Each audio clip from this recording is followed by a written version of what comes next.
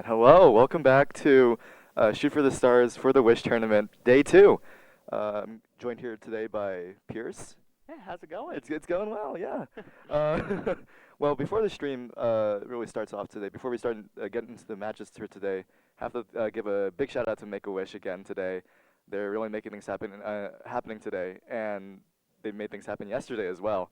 But also to all of our donators who have donated thus far. We're already a tenth of the way to our $6,000 donation goal. $6,000 could fund a life-changing gaming computer wish for a child. It really goes a long way. You know, even if we don't hit that goal, every single penny that's been donated so far is really important and really means a lot. So thank you. Thank you to everyone that has donated so far. We look forward to actually being able to get into our matches today. We had some exciting stuff that we saw yesterday and some exciting stuff planned for you guys today. But like David said over here, we have a lot to look forward to with Make-A-Wish, and we'd like to thank everyone and every person that's shown up today so far. Yeah, no, it's been a blast being able to be here, being able to cast for this. But let's go ahead and look at the bracket here. Got some interesting matches up here today. Yeah, we have FAU that's actually taken over this topside bracket so far. We saw a good start of the games from Poyo, but unfortunately they did fall short to B Sports. And I don't know, man. I do see UGA especially going forward to fight off FAU, and especially in this upper side bracket. Mm-hmm, yeah, absolutely. But what about that redemption bracket? You know, they're still in the winning. You know, I mean, well, they're still in the running actually. You know, it could be. You never know. They might make it to bracket 9 here, to match 9, and whoever wins match 7. Yeah. It's really, anybody could still make it here. Yeah, it's anybody's game, Mm-hmm. but at the end of the day, this is all for a good cause, and it all means that these kids have a really good shot at getting the wish that they need. Mm-hmm, yeah. So, more about Make-A-Wish. We could probably actually go ahead and show a video, actually, that showcases something really good about Make-A-Wish. So how about we do that now? I like that plan. It is Wish Day finally for NBA 2K and Make-A-Wish. We're here at the motion capture facility in Petaluma. William Floyd's wish is going to come true today. We're so excited to have him. Our entire staff is being geeked out. We're going to put him in the mocap suit and we're going to put him into the game. We can't wait to get started. The first step is hitting the NBA player treatment. He is getting scanned in the Pixel Gun rig. It's part of the process of getting in the game. We went in there and I looked at the different cameras and I did different poses, different smiles, faces, took a picture with Ronnie and family pictures.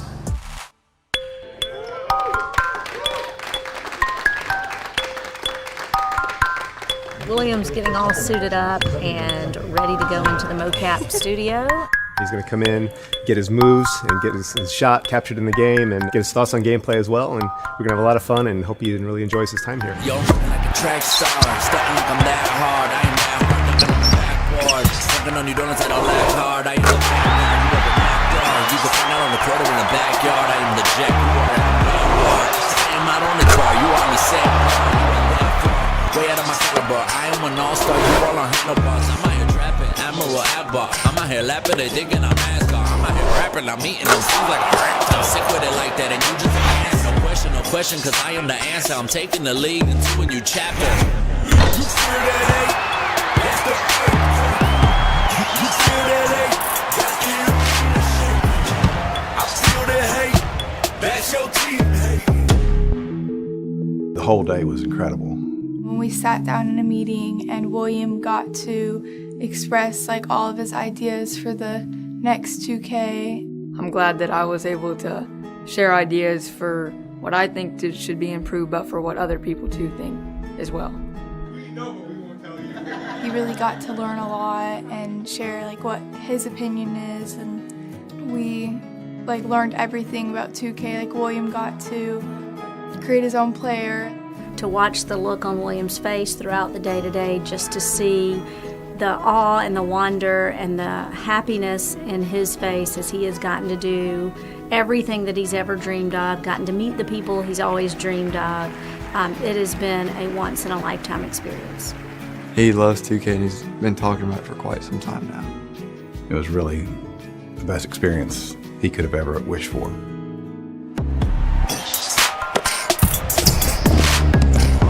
I got the stadium shaking. I got the stadium shaking.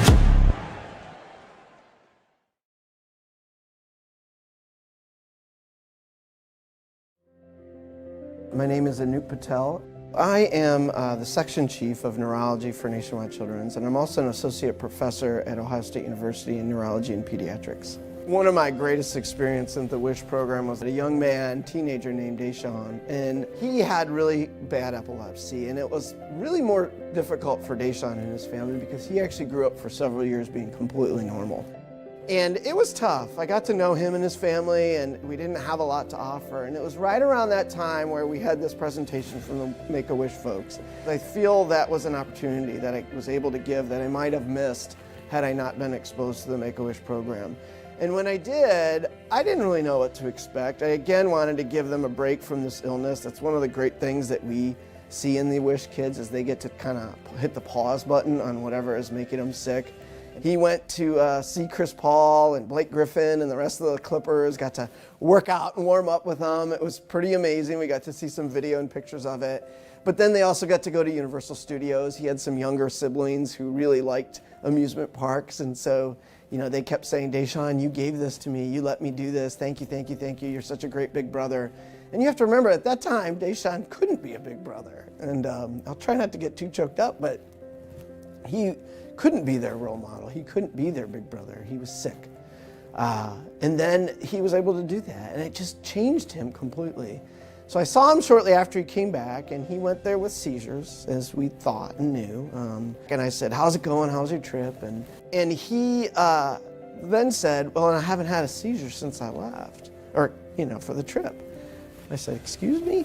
And I looked at his mom, and I said, is that true? And she's like, couldn't wait to tell you. He had not had a seizure. That was over 3 years ago, and he has still had no seizures since then.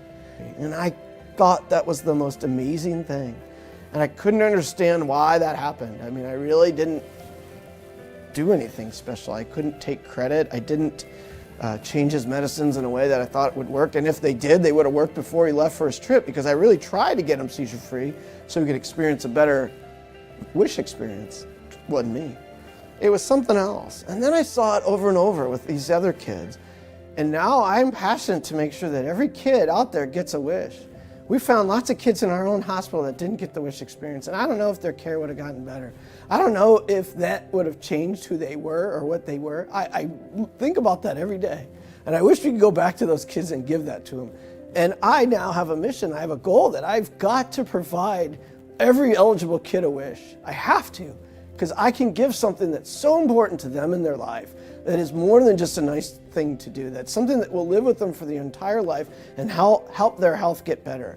And if that's my goal as a physician, is to help my children get better and be cured, or at least lessen the burden of their illness, then darn it, I have to do that. But I can't do it without donations. I can't do it without the money that's given to the organization. I can't do it without the ability and the funding to provide a WISH. You can change a life for the rest of their life. You can improve the quality of their life.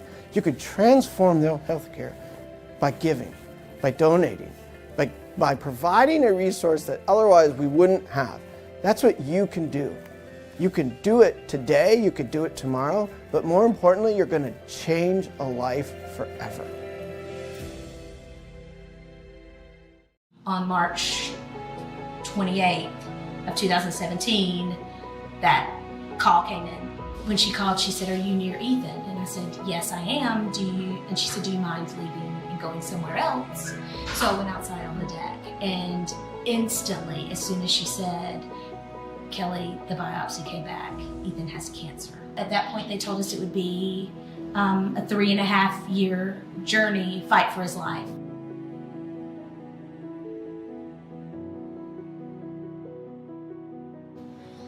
The hardest part of treatment was probably all of the side effects I had to go through. I got like nausea, I lost my feelings in my hands and feet, I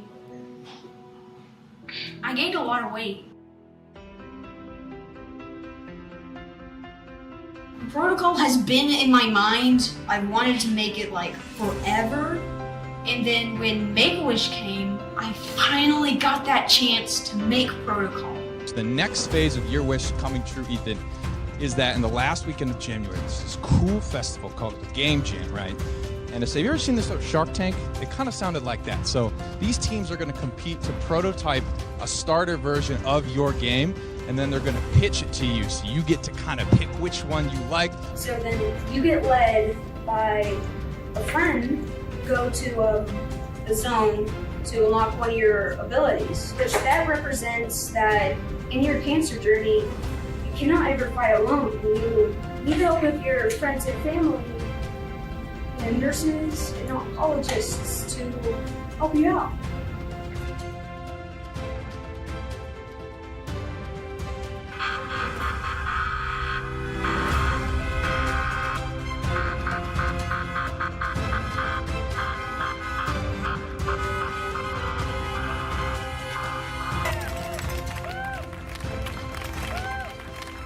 Down the hatch.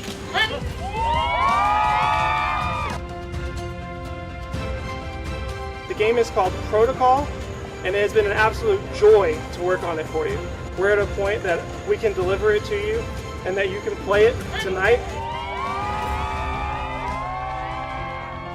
We've taken Ethan's art and turned it into a three-dimensional third-person parkour game. The whole underlying premise of the game has to do with getting support from people around you and drawing power from those that are there to help you.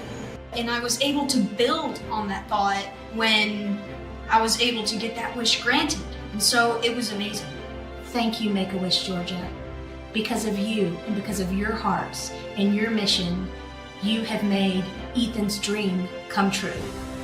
You have given him joy as he waited for this wish to come true, and you have allowed him the opportunity to share his vision and his gift with so many more kids. And we could not have done it, and he could not have done it without you.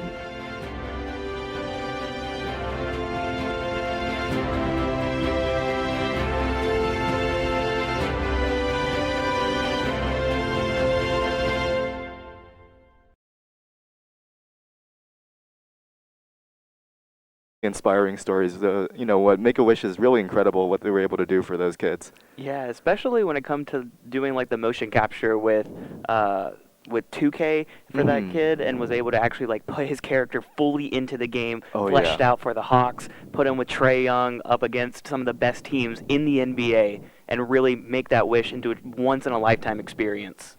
You know, speaking of wishes, I think I'm wishing for us to get into the action here pretty soon.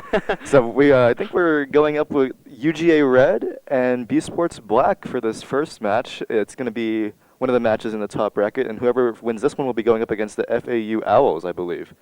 So it's going to be an interesting match. Looks like we're heading up to Pearl here for map 1.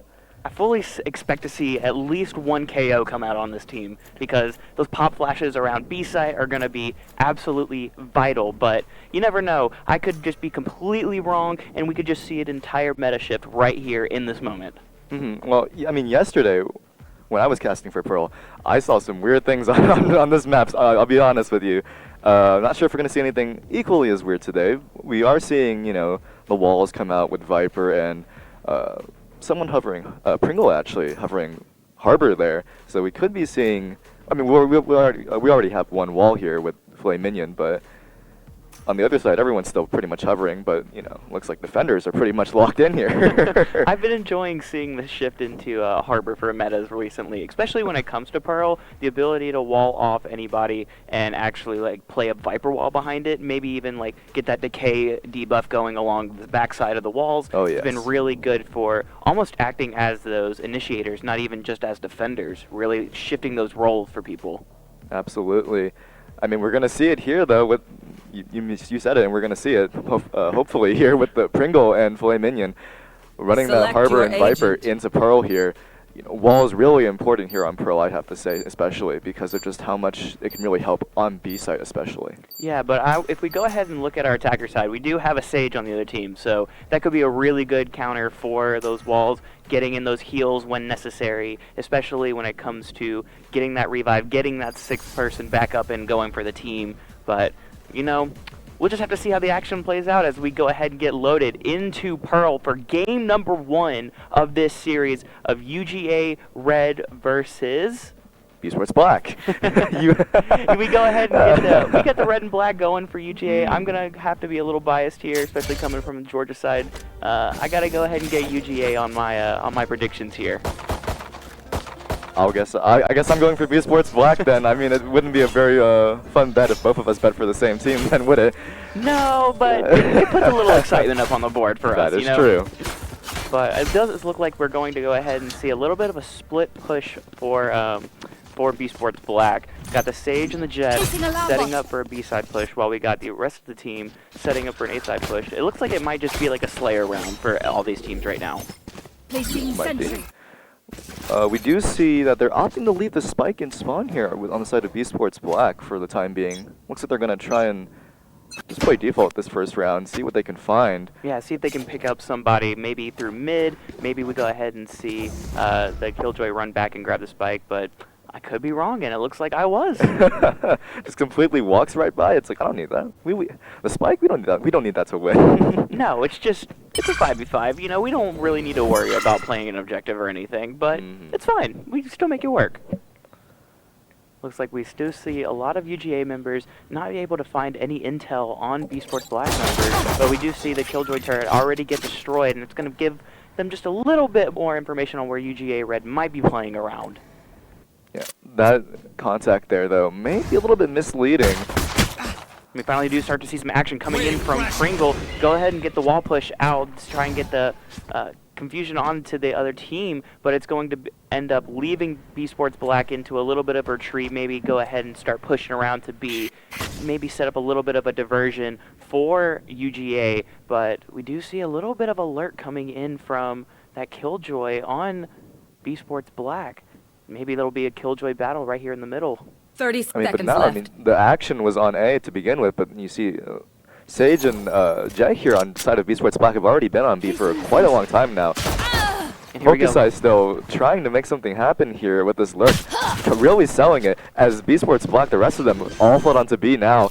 Only 10 seconds left basically to get the spike down, but they will get it down because it's basically free here. Yeah, UGA just left it wide open as all members start sitting on upper B side, but it is going to be a little bit of a temp push from UGA. All members of B Sports Black sitting around the corners, knowing that someone's behind this box, but unfortunately they don't know 3 members are sitting behind that stage wall, ready to go, able to get a trade-off, and it's going to be Silent who gets 2. They're going to go ahead and start and get the defuse down, but they do know where those pings are coming from. A lot of the action going down here. UGA Red are able to get out the other members, and UGA Red does win this first round, gets the pistol round in, and sets themselves up for a good start of the game. Absolutely. B Sports Black looking like they had a bit of a plan there. They did manage to get the spike down, but ultimately here, UGA Red managing to get that retake in, with especially these walls. I think it was really important there at the end for UGA Red. The Harbor wall, the Viper wall. I think Viper put the wall there initially on B for the first round, so being able to have that there for that retake was really important in letting them, twist the odds in their favor. Yeah, even with the Harbor wall coming up or the Harbor orb coming up for UGA Red, B Sports Black were still able to capitalize on that and still get off some really interesting plays because of that ping system, being able to ping the bomb through that and still see where that bomb is, gets those shots in, and it does slow down UGA just a little bit from that defuse process, but UGA had just a really good set of aim tracking when it came to that crosshair placement.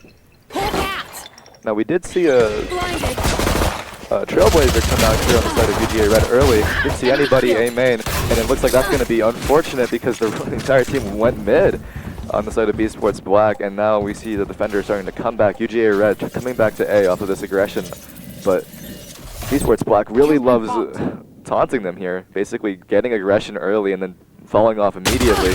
Roka trying to peek here, but UGA Doyle Spike down You see a lot of B Sports Black actually low on health here. UGA still leading in the health department, as well as still getting the trades that they want without losing out on too many players, as B Sports Black is forced to retreat through mid onto 30 B seconds side left. but Filet is ready for it, One ready to enemy get a remaining. shot onto Spike two down, members, and he gets the three-piece with the stinger. Go ahead and just wrap it up, present it like a present for him. I mean, a very clean buy round there from UGA Red. But now, most of them are probably going to be bonusing here for this third round. While, meanwhile, B Sports Black, hopefully, we'll see. But looks like most of them will be buying here. So it could shift in their favor here. Yeah, we do see a lot of members of UGA Red still sticking with the Spectre, still sticking with the Stinger, still ready for any kind of attempt that B Sports Black comes up, but they have a full team of rifles. They're ready to go, get some range on them, get some better shots, maybe even play just a little bit more passively onto B Sports Black, knowing that they probably have those rifles ready. Oh, absolutely, and you can see it here. I mean, B Sports Black know that they have this advantage here. They're running it up B long, and the aggression is here. Filet Minion sitting back in Hall, trying to throw some mollies out here, see if they can find something. Fire will be returned though, and they do get a little bit tagged. Pringle able to pick up one, but Roka knows somebody's back there. They know that at least a lot of the members down there, they don't know that he's up there. He's biding his time, waiting for him, letting his teammates Spike create a down, distraction. B. But we do see the great crosshair placement, the great patience coming in from Roka. Oh my gosh, able to get the flick on behind him for the third member, knowing that the last member is still backing up from hallways, at least backing up still into B. Bot coming back. Good play from B Sports. I mean, yeah, despite the fact that they were able to, you know, Roka was able to get 3 there, I think really shifts it in their favor here. Otherwise, it would have seemed very lost. It would have just been Hokusai here all alone with 1v4, but now it's a 2v1 for B Sports Black. They've already rotated over, but do they know? On the side of UGA Red, that Viper, Filet Minion, coming behind from A main. I don't think they do. Hokusai now taking the area, but An amazing attempt potentially coming in from Filet, knowing that someone could be there. He got the peek, he knows the information's there, so know that he's going to probably be backing up back into sight and is going to actually have an ability to push here. But we don't know at the time on the spike, he might not even be able to make it, might be just playing his life at this point. Would not be a bad decision. Looks like they were able to upgrade a gun there. Has a Vandal now, which could be powerful here, but looks like they're just going to be looking for exits here as falls off and saves. Filet Minion saving it to the next round. This Vandal could be important for UGA Red, actually. Even though it's a win here, yes, for the attackers on the side of B Sports Black. Oh, this is a much better trajectory. There are a lot of guns now missing from B Sports Black. Only 2 players left there at the end. UGA Red managing to trade up a Vandal there, despite having a lot of their players fall, but that was their bonus round, so they still have money here. I'm thinking this might go the way of UGA Red for this 4th round here. I don't know. I might have to disagree with you. I'm a big fan of UGA. Don't get me wrong. However, B Sports Black, they were able to bring 2 rifles into this round. They were able to save that econ just a little bit. However, it's not all about econ. It's about playing together, playing these corners together, making sure something can come to work. Just like that Silent did with that jet. You may be right. Out of charges. I'm looking at it now, and well, UGA Red's now down a player. That first one's going to be really important. The Tasmanian Tiger there from coming out, hitting UGA Doyle. Oh, but UGA Doyle manages to get one back, but does get traded out by Hertz. Pringletastic trading back. The red's coming out from Silent. Last player standing. Who's alive now? It's a full fledge back. UGA had this round starting off, but B Sports Black was able to capitalize on all the little mistakes that UGA was making, getting that resin and getting that extra chance in. Getting that 6-man up and really showing how dominant of a performance they can have in this round. Now it's just left with the Greed here. Roka with this back angle here on NCT. Up heaven now. Greed. Position exposed and will get found out by Hokusai. Hokusai had a really good read on that. They knew somebody that was around that site, waiting for that push, waiting for that chance to defuse. Can I get However, this? they got that. They tried to get the full flash in, but Hokusai was already ready for that, but planned that out and fully remembered, hey, I can just turn around, get rid of that flash, and then I'm fine. That As long as I shoot better. Or even if I don't. I still have my teammates here. It's only one person, as long as we all stick together. And I think that's what they were trying to do there, you know. We had a lot of angles there that held by different people that Greed had to eventually clear out if they wanted to stand any chance of winning the round there. I have to give it out for the UGA Red Sky player because they were still fully concussed when they were starting off this battle, and it kind of worked out in their favor. Still, though, showing that Spike down, they can do attacker it, they can do spawn. their plays even better. They can still get those flashes when they need to, and still be the better Sky in this situation. Where Doyle is, one gets traded out, but the Viper's pit now on the Spike actually. I would say that's a really good play. They know that the Spike is there. They know that someone is going to be lurking around that. Question is, how much time is still left on that? It's a whole minute here. Boy Minion has to sit here, getting closed in from both sides. Did they get outside of the ult? No, it doesn't look like that. It looks like that ult came down just at the right time, and one of the UGA players was, or one of the B Sports Black players was sitting on the back side of the stairs, ready for when that came down, so they could crossfire and get that read I on think the so player. too, but I think what happened there is that Filet Minion dropped the ult by themselves. They were still sitting inside of it. It should have been fueled up, but I guess they closed it to try and surprise the B Sports Black, but it just ended up not really working out in their favor. I guess it's a very strange play. Yeah, it was, especially considering that there was a wall also going through it. Maybe the decay or the actual venom tick was actually degrading really fast, so maybe it fully ran out and that dropped all of the abilities. So that's my best guess, but it's fine. B Sports Black put another one up on the board, and they know that someone is lurking in B site as the ult comes out from Sky. The flash is also coming out, all fully ready, knowing that the ult is coming through. They know this is a full B push. It's about to be a 5v5 battle for this site. The wall goes up. Both walls go up. Oh, we saw this yesterday on Pearl as well for our first match. Filet Minion gets out there, finds first, but gets traded out by Dylan. Roka going through, finding KC there, and a 3v4. Again, UGA Red having a very slight numbers disadvantage here, like they've been having the past few rounds, but the Harbor ult, I think, goes up here. The will force members of these Black to reposition a little bit. Trades going back and forth here. Pringletastic finding one, gets traded out. Greed is there as well. This gets pushed into a 2v2 as well, and 30 B Sports seconds Black left. weren't able to actually get the spike down. They're probably UGA is probably anticipating this site switch and are already ready for this mid fight, ready for any kind of angles that B Sports Black are trying to push through when it comes to getting A main or getting A long. Absolutely, but so little time left on the clock. Almost less than 10 seconds 10 now. seconds B-Sports left. Black are running it up here on A, trying to make something happen, but Greed's watching. But he managed to make it past. Geo just sticking it down here. Focusite, making sure it's not dead, but Greed comes in, and he's greedy, all right. Gets two to clear it out. That puts UGA right back on the board.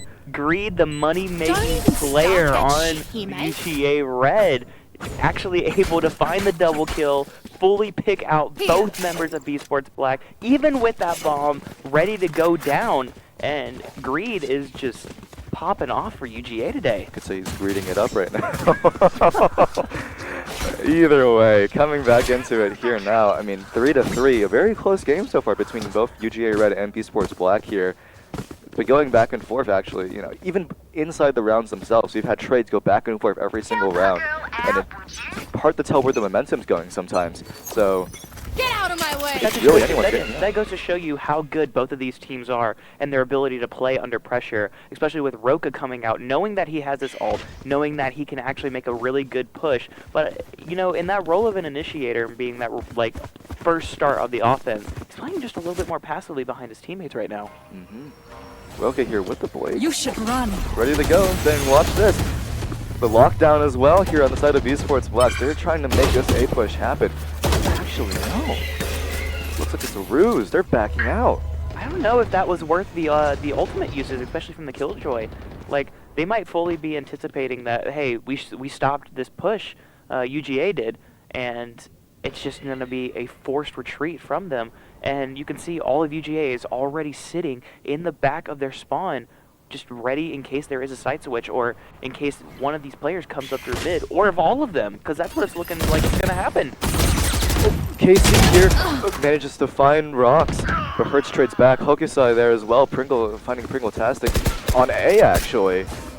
This Killjoy alert coming out strong here. 30 seconds KC left. did go down with that as well, so we saw both Blade Storms come out in that fight. One and enemy we do remaining. see Greed already picking up 2. He was traded out from Silent, and Boss coming Filet back. was able to actually get the kill onto Silent. We have 18 seconds left in this round. Boss is Killjoy screen being the down. only one alive on B Sports Black, and it is going to be maybe a forced retreat, especially when it comes down to the 10 last 10 seconds seconds. left.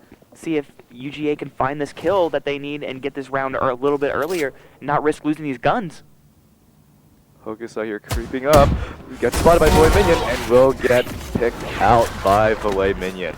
UGA picking up the next round of this first half, and it is proving that this is such a dominant performance when it comes to these team pushes for UGA Red. They're fully expecting all these 5-man pushes, and it's working out in their favor so much. I mean, absolutely. I mean, you see how little time that B Sports Black has at the end of every single one of these rounds. Whether they get the spike down or not, they have so little time to work with to get this spike down because they're playing so, I guess, passive here because they're kind of forced to. They have this 5-man lead that they want to try and just bomb rush through, but UGA Red here is just sitting. They put the lockdown, to try and force UGA Red off, but it just seems like these 5-man pushes are getting shut down by UGA Red here a little bit. Despite that, even though that they're getting pushed out pretty early, we do see a little bit of a trade-off coming from UGA and B Sports, one member of each team going down, and it is going to be another Blade Storm push coming out from KC, ready for any kind of B Sports Black initiation, but we do see another member of UGA fall, and another member of B Sports Black pick back up as they're fully back up to their 5-man. That's going to be really important here, especially considering that Greed back here isn't able to connect the shots. Now it's a 2v5 here on the side of UGA Red. If you're them, you're not feeling comfortable right now. KC misses both all the knives and the shorty shots as Roka swings out, finds him. Boy, Minion stuck between a rock and a hard place. That was just good team shotting right there. They were good on trade-outs right there. That res coming up, really turning the numbers towards their advantage there on the side of B Sports Black. 4 for 4 here on both sides. Yeah, it's just been every other round, basically. Despite UGA really coming out with that early performance and still able to get that 2-1 lead, we have seen a back and forth pretty much every single round since then, whether it be these dominant A-side pushes coming in from B Sports Black, or these amazing defense strategies and these good cross shots coming in from UGA Red. They're just fully set up. It really is just anyone's game here, and it really just depends. Hokusai here, though, opting for this really far lurk play on B. Rest of his team going A main. Wave crashing. We do see the wave push coming out, and that's not going to tag off the dog for B Sports Black, and it's just not going to work out. And they're going to... UGA Red is actually going to stall B Sports Black here on A side just a little bit. But it could end up working in their favor. Again, look on that B side of the map. We do see Hokusai there, just slowly creeping up. I think UGA knows that someone's there. I think they're fully ready for it. I think so too, but if they're not, if the timing is right, it could end up swinging in B-Sports Black favor. Pringle does find Sillen though. Roka tries to make it on the site.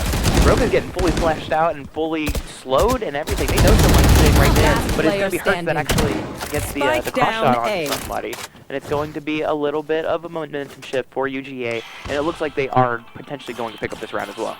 Hokusai playing a little bit of a game there in the meantime. Trying to get the spike. Oh, does find Greed.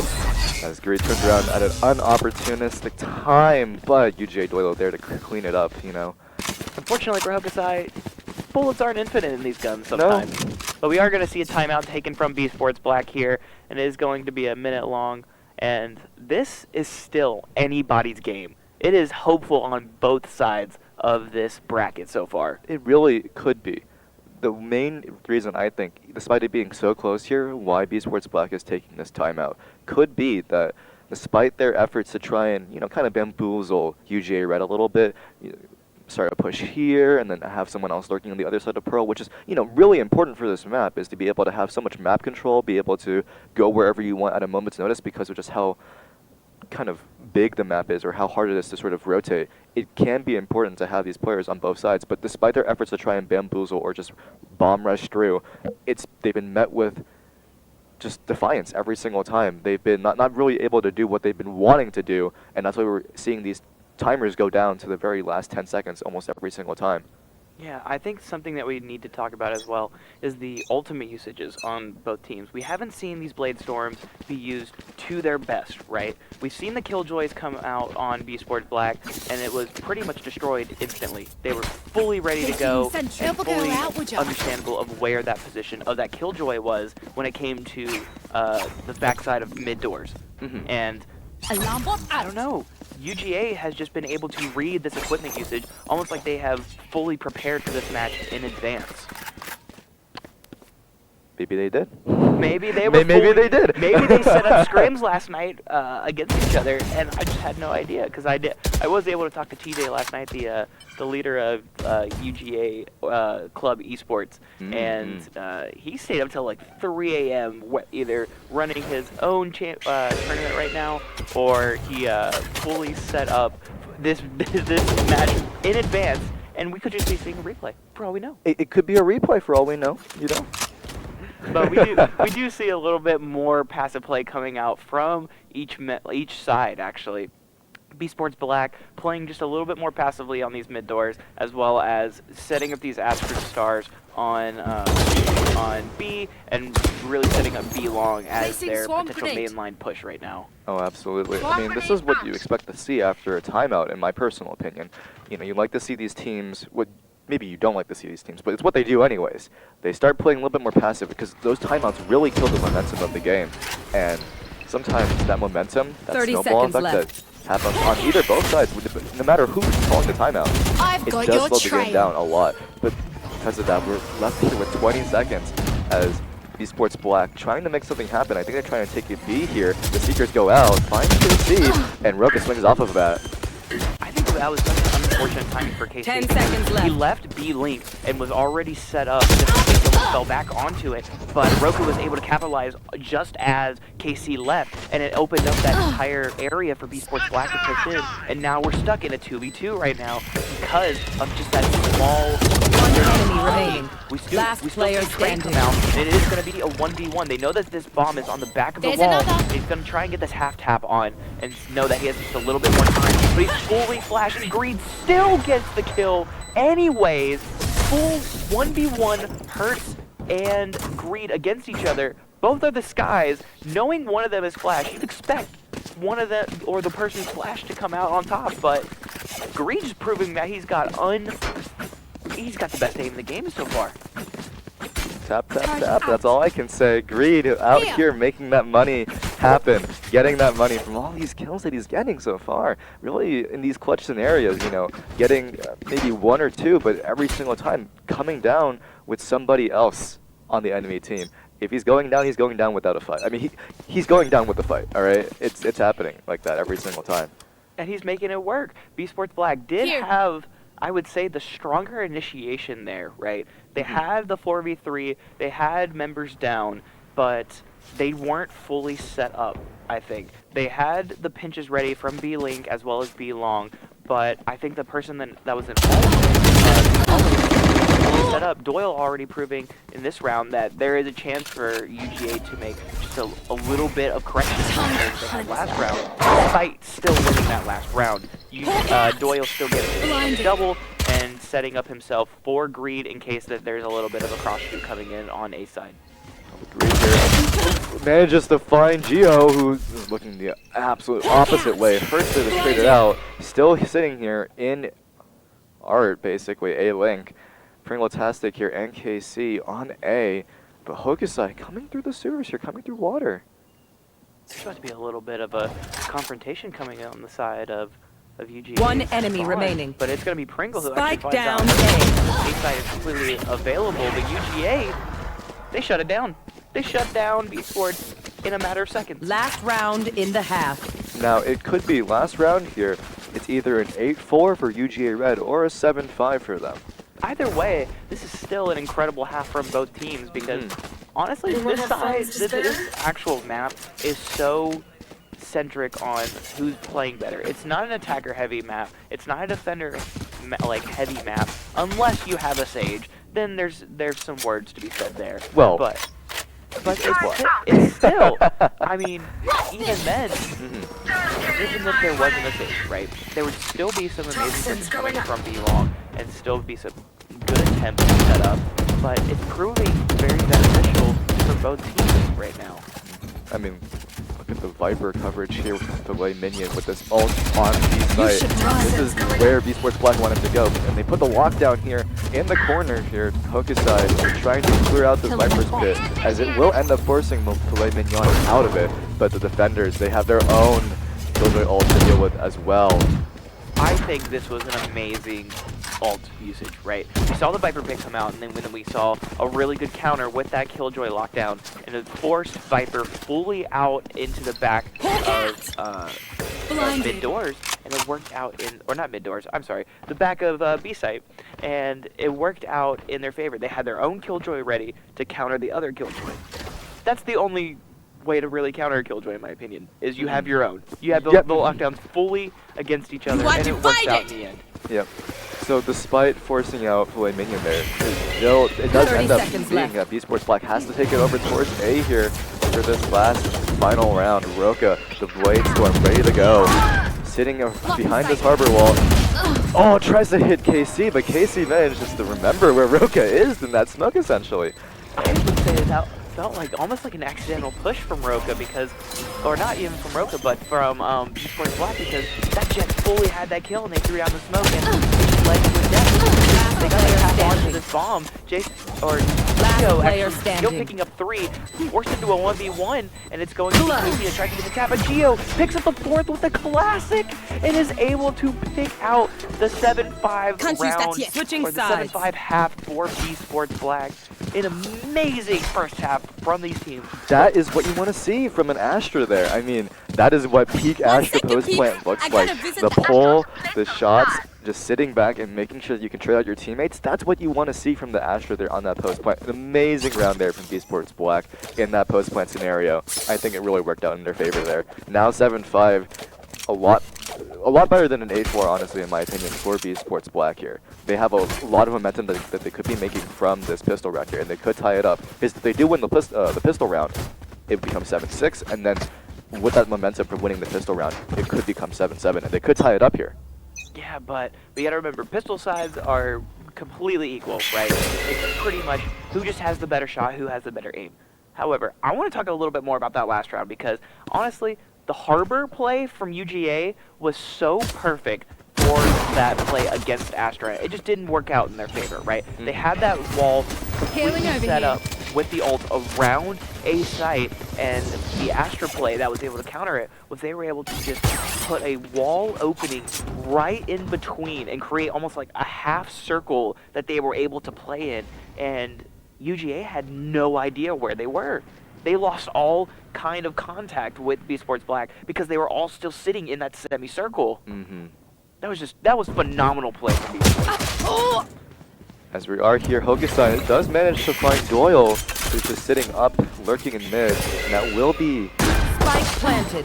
KJ now gone, but UGA forced into a really a very bad situation right now. They're all forced back into B long and having to give up the position, but it's going to be down to B Sports Black. They already lost their Sage. They can't wall off the bomb, so it's going to be just a full-on push. What is this crosshair coming in from Hokusai? Is this the first time we're seeing this? No, well, actually, it might be.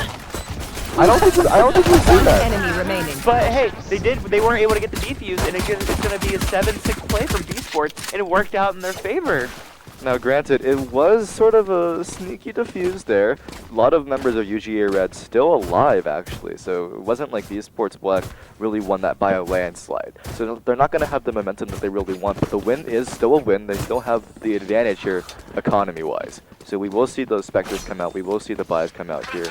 Not on every single member of the team, but a good amount of them. Oh, there we go. Never mind. Gio and Roka managing to buy those Spectres a little bit last second there, but the Spectres do come out, and we will see Roka take a little bit of aggression here, actually, up A main to get this orb. This is what I want to see from Roka. This is what you want to do if you're an initiator. You want to play those orbs, try and get your Blade Storm as early as possible. I really do think that as well, because, I mean, look, Roka's sitting up here, has the support of Geo on KC, and isn't figured out just yet. Oh, Geo here managing to clean up the rest as they're all focused on Roka. This is the dual combo here. I don't think they expected them to actually have SMGs. They fully expected the pistol, like the full team to have pistols, but UGA might be losing their bonus round because of this. A lot of shots cut, a lot of good connecting shots coming in from Roka, and it's going to force out the Harbor to back up just a little bit into the Viper. Flash out, but Primo is going to go down. Roka fully cleaning up all of UGA Red in this round, turning this game back 7-7. That's, like I said, the momentum from that pistol round can really make a difference. Esports Black managing to get that one round on the board, so they're now 7-6 with UGA Red in favor. Now it's 7-7, both sides. Esports Black, that crazy combo with Geo and Roka up on A main. Roka getting that early aggression, managing to get that first pick, and now with UGA Red trying to trade all of them out, Geo just came up and said, hey, I'm here too. I can trade out some people too.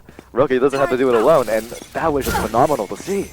Yeah, I have to say, Roka and Geo are proving that they are definitely my favorite right now. Working out, but that was a good dog push coming in from Greed. It's going to lead into a little bit of a push from UGA, but the wall is going to slow them down from Silent on this push.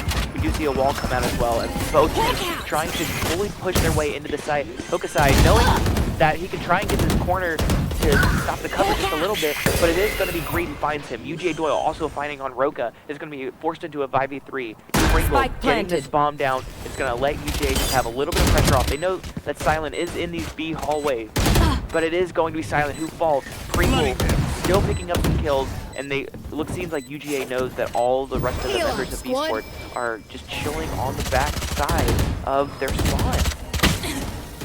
Not much you can do here. Stingers is their bonus round, so they're taking these Stingers and Spectres that they had last round and trying to do something. Hurt saying no, please, anything. Flashes out of the smoke for anything here. Finds Greed, can't quite hit the transfer. Filet Minion getting that trade back. Only one member of UGA Red actually standing, actually not standing anymore actually.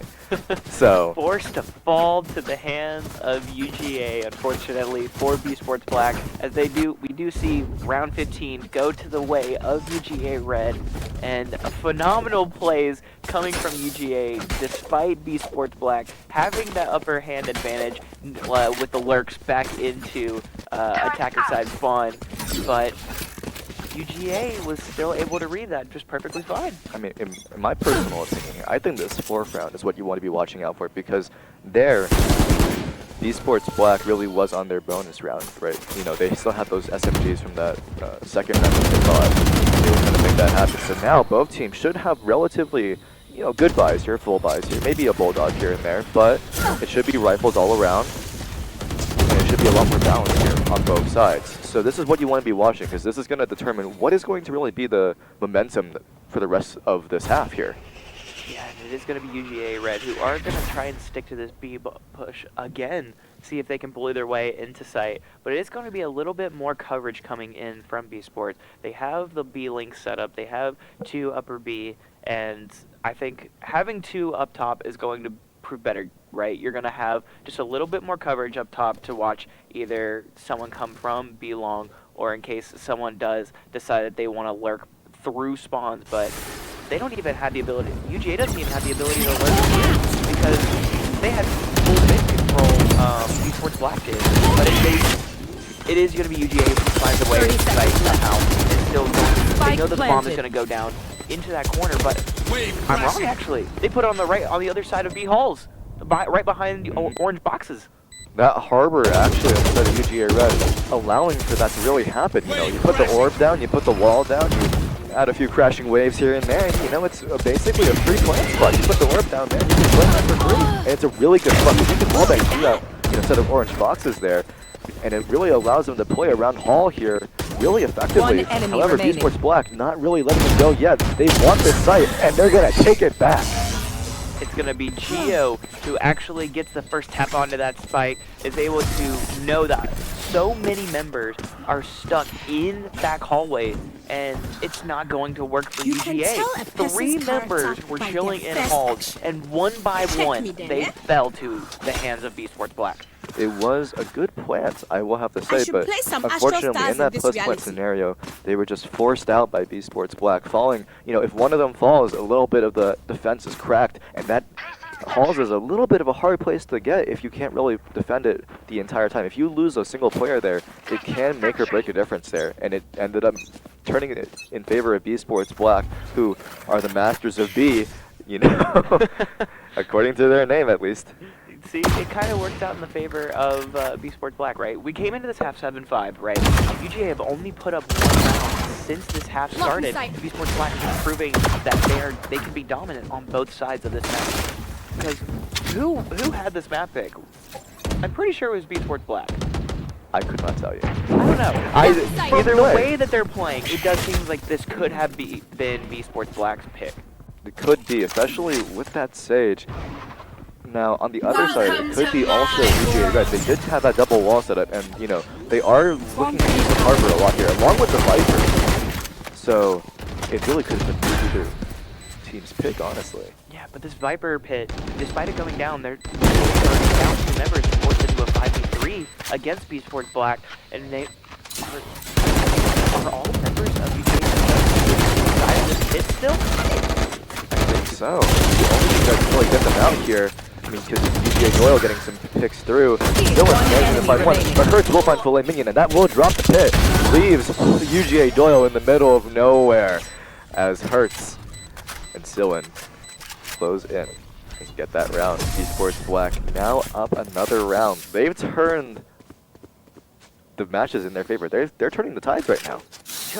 You know, we'd expect the Harbor to be turning the tides right now, but that's not the case right now. The wall pushes, or at least the slows that are coming out from Harbor, just haven't been up to the par that B Sports Black is playing at, right? We're seeing a lot of the walls come in onto any kind of push stop for A, but I would like to see maybe playing into that B tunnel roll and at least closing off some of that mid, because I feel like B Sports Black, they have this mid control better than UGA Red has had it for this entire game. Absolutely. I mean, you see UGA Red, actually no, I think they're trying to prove that wrong. They're moving up mid right now. B Sports Black kind of letting it go for free. Yeah, unfortunately, Roka he got dinged and he was left down to 10 health, but UGA Red was able to lose out on a member there and be forced into a 5v4 yet again. First member of UGA down almost at the start of each round. It's unfortunate. B Sports Black, again, Hokusai just slowly waddling up B. Manages to find 1 sitting in B shop who's just a little bit too late there. Unfortunate. But now UGA Red stuck in a pretty hard position to play here. They have this orb to work with. They're trying to make it work up B link here. Hokusai is sort of sitting back though in spawn. It's just these two, Filet Minion and I believe it's Roka. Turret out. Yeah, Hertz unfortunately forced to back up just a little bit, but it's gonna be Killjoy lurking on the back of Spike B side. down mid. It's gonna give me just a little 30 bit more seconds hope left. for B Sports Black and just playing their position just a little bit better than UGA right now, because this Killjoy does not want to die for some reason. This Killjoy is holding on for dear life on the back of B site the entire time while all these fights are going on. I mean, I think it really does make a difference though. 10 seconds left. Look at what KC has to try and clear out here. The spike left in mid-connector isn't trying to find a pick or anything, but Hokusai there, sitting in that position, like you said, it does make a difference. It does deny the entire site. Hokusai can just sit there the entire time, make sure all the gadgets are inside of his range, and it's okay.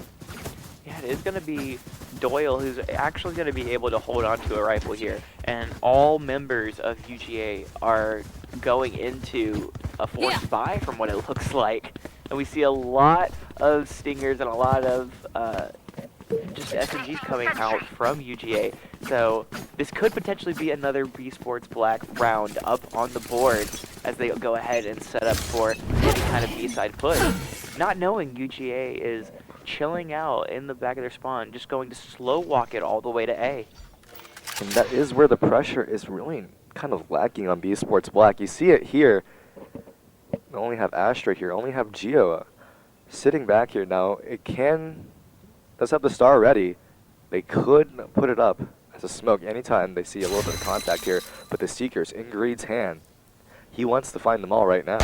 Yeah, so Astra does know that they're all coming in. They know this is going to be a full push as all members of B Sports Black get ready to retreat to A. It is going to be the harbor wall that does come out on A, and it is going to be Greed picks up one. It is going to be a trade for each other as well. Full fight for A. It is going to be B Sports Black forced back into sight to try and get this retake.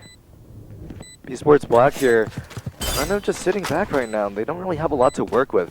The entirety of UGA Red playing this post plant from A main. They're trying to make something happen here. I think it kind of worked out in their favor because now they got the attacker killjoy down. It's going to stall out on time just a little bit, and it is going to be Roka still going to get the tap out. He does get the half tap. Okay, it is going to be B Sports Black as well that get the wall down. It's going to play their position just a little bit more.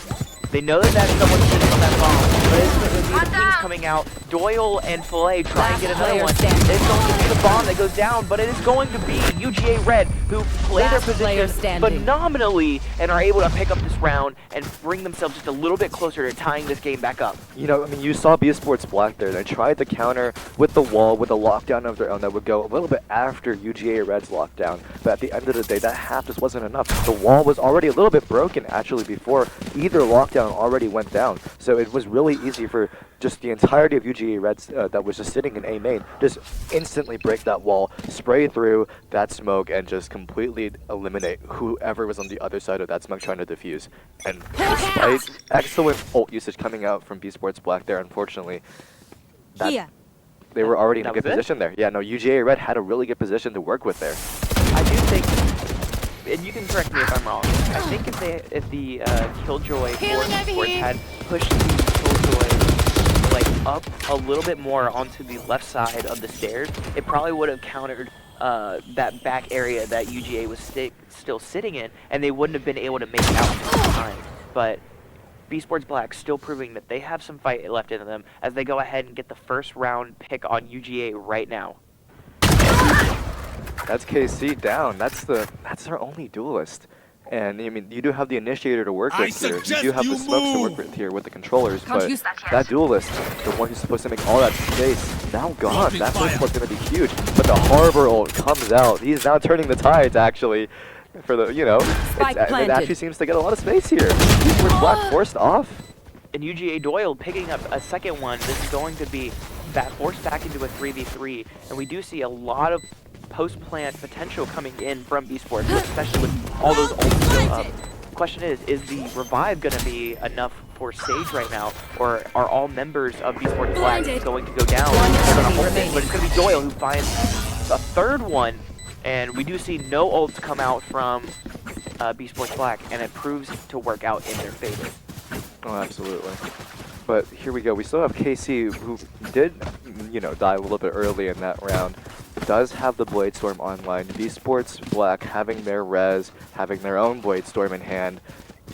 Both going, you know, either way really here. You know, well, it depends on the usage, of course, but that res is something you have to watch out for if you're a member of UGA Red right now. You have to be aware that wherever Sage is, you can't really expect people to be dead for very long. Any kind of slow or any kind of way to stop momentum is definitely going to be the best Sage play that they can have right now. I would completely expect maybe the revive to come out, but we do see the Bladestorm come out ready for B Sports Black, and it is going to be sitting, trying to find a pick, and it is going to be a pick. UGA is going to go ahead and fall. They're going to lose out on their harbor, lose out on that slow push that they potentially had. Absolutely. Doyle here gets flashed with a little bit of information for B Sports Black, but I think it's going to be a little bit misleading as that flash, although it did hit somebody, the rest of UGA Red's now kind of lurking towards B-Link right now. Focusai, though, firing a few warning shots. Notice that there's someone on the other side of the door. Only has the Sheriff. The equipment goes off. Roka and KC getting Bladestorm kills of their own. They're going to keep those Bladestorms up for the rest of their team. Sillin, knows he has a res here, has to sit back, gets tapped really hard. heals up a little bit here, but that Sage healing, that self-healing from Sage, ever since it's gotten nerfed, it really isn't much. It isn't that viable as much as it used to be. I kind of miss the ability to heal your other teammates and being forced to not have to get that self-heal. Roga getting a nice double right there, cleaning up on UGA Red. Let's see if he can pull out the ace. They might just call out his location, knowing that he's home. They're like, hey, here, come get the kill, he's fully flashed. Oh, but it's going to be Hurts who gets the kill, and it is going to be B-Sports Black who are going to get the defuse, pull up to a 11th round win, up on the board. They're only 2 rounds away. Start that shit here, mate. It wasn't necessarily an ace, but Roka there. Still a 4K though on their side. They pick up 2 or 3 kills with the blades. They had 2 with the blades. 2 with the blades from 1 early and then 1 more like in mid somewhere, I think. And then they got 2 more just by lurking up B main.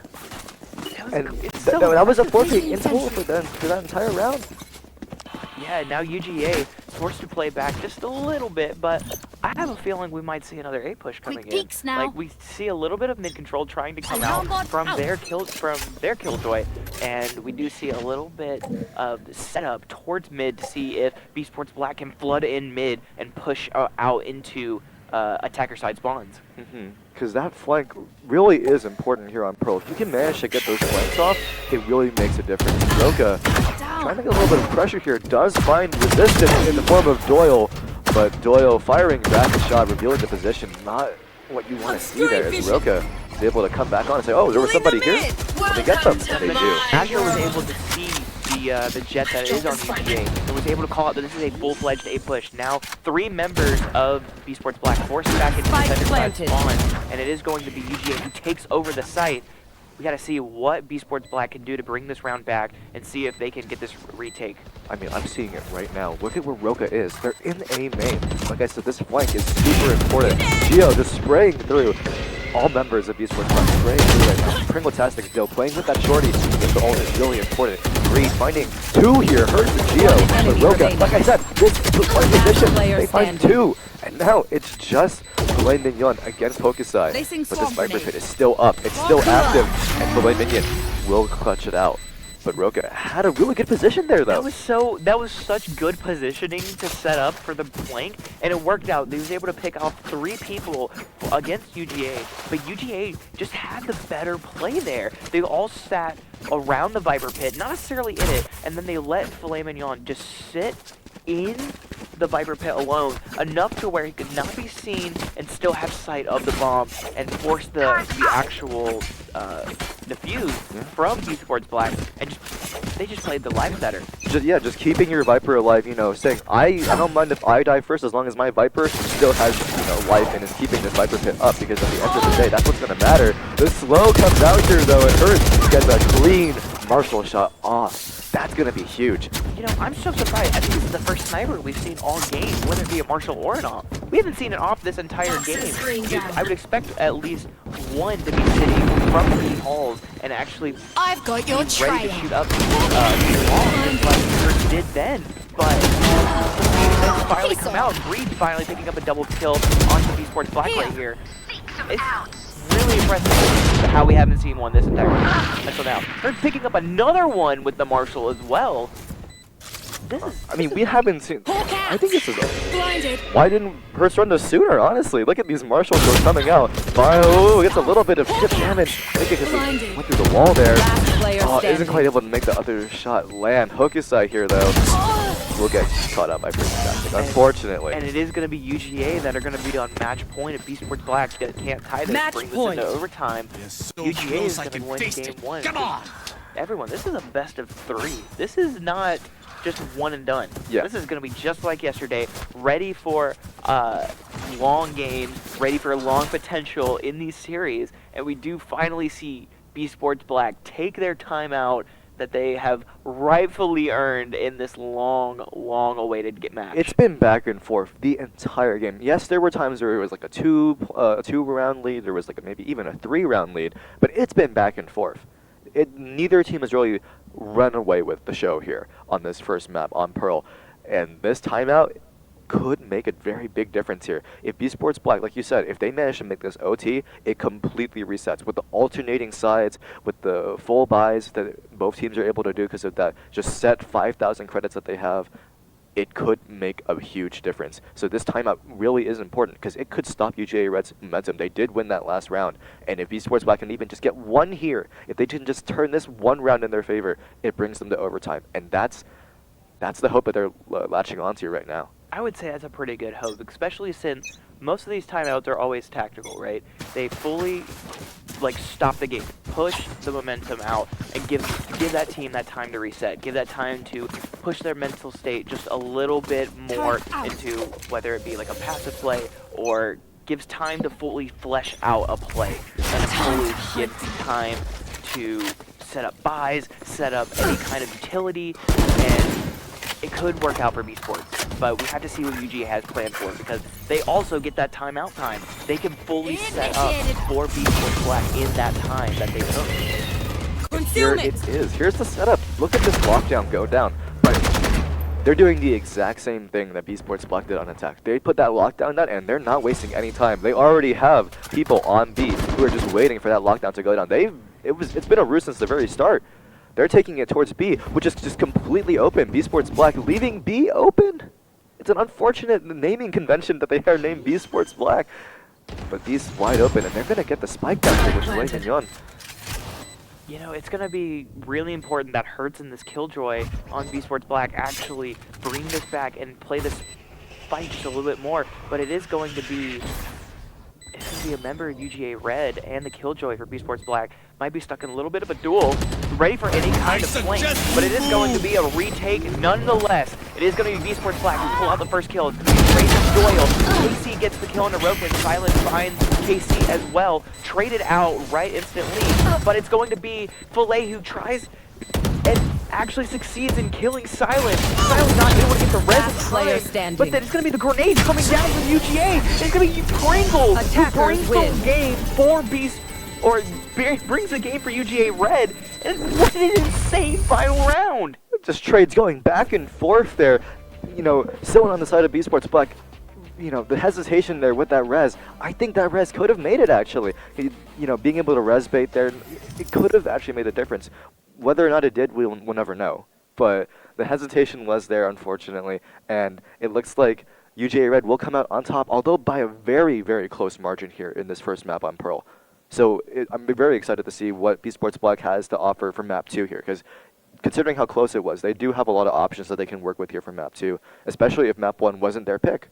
Yeah, I do think, though, especially when it came to that stage play, right? We saw the little hesitation with the animation and starting that res, but I think maybe what B Sports could have done just a little bit better in that situation was back up just a little bit, take their time, and try and play someone on the res, knowing that they would go down, and just play the position just a little bit better. Mm-hmm.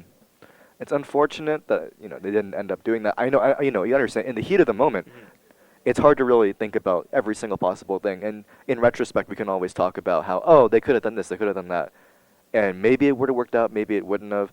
But, you know, in the heat of the moment, everything is flashing by, especially since it's, you know, it's make or break here. It's match point. You either get into OT right now, or you end up losing. Mm-hmm. So that pressure can really get to a player's mind right there, and I think it got into Sillen's mind there, unfortunately. I think it did as well, and UGA proved that despite that tactical timeout that they took right at the very end of that last round, UGA Red just took their time just a little bit more. Mm-hmm. They bided their time with that Killjoy, knowing that was probably going to be placed down, seeing that they actually placed it down, and still took their time and didn't necessarily rush to B. They slow walked just a little bit just to not make as much noise in case someone was lurking in mid, which someone was. We had Hertz lurking in mid for B Sports Black, and they weren't able to actually find anyone and weren't able to call it out that UGA was fully rotating around. Mm-hmm. You know, being able to sit there and just be like, hey, here, there's somebody here, is super important.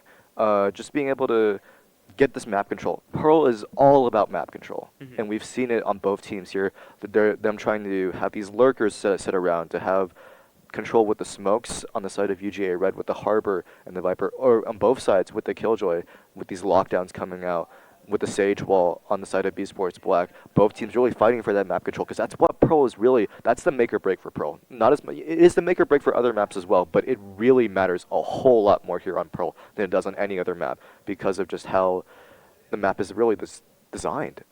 Yeah. However, it doesn't matter anymore because UGA took that game. They're up 1-0 in this series, and they are ready to go for Map 2. I will be interested to see who we see picked in Map 2, and I do want to see especially what this map pick is going to be. Because UGA is very versatile when it comes to a lot of their map picks, whether it's Ascent or Bind, or whether it be any kind of potential that they can put forward in this and in this series early. Yeah. So I do think that we are going to throw it over to a break here. Actually, never mind. We're getting right into the action. Never mind. And it's Get ready to go. Ascent. We're on Ascent. Yeah.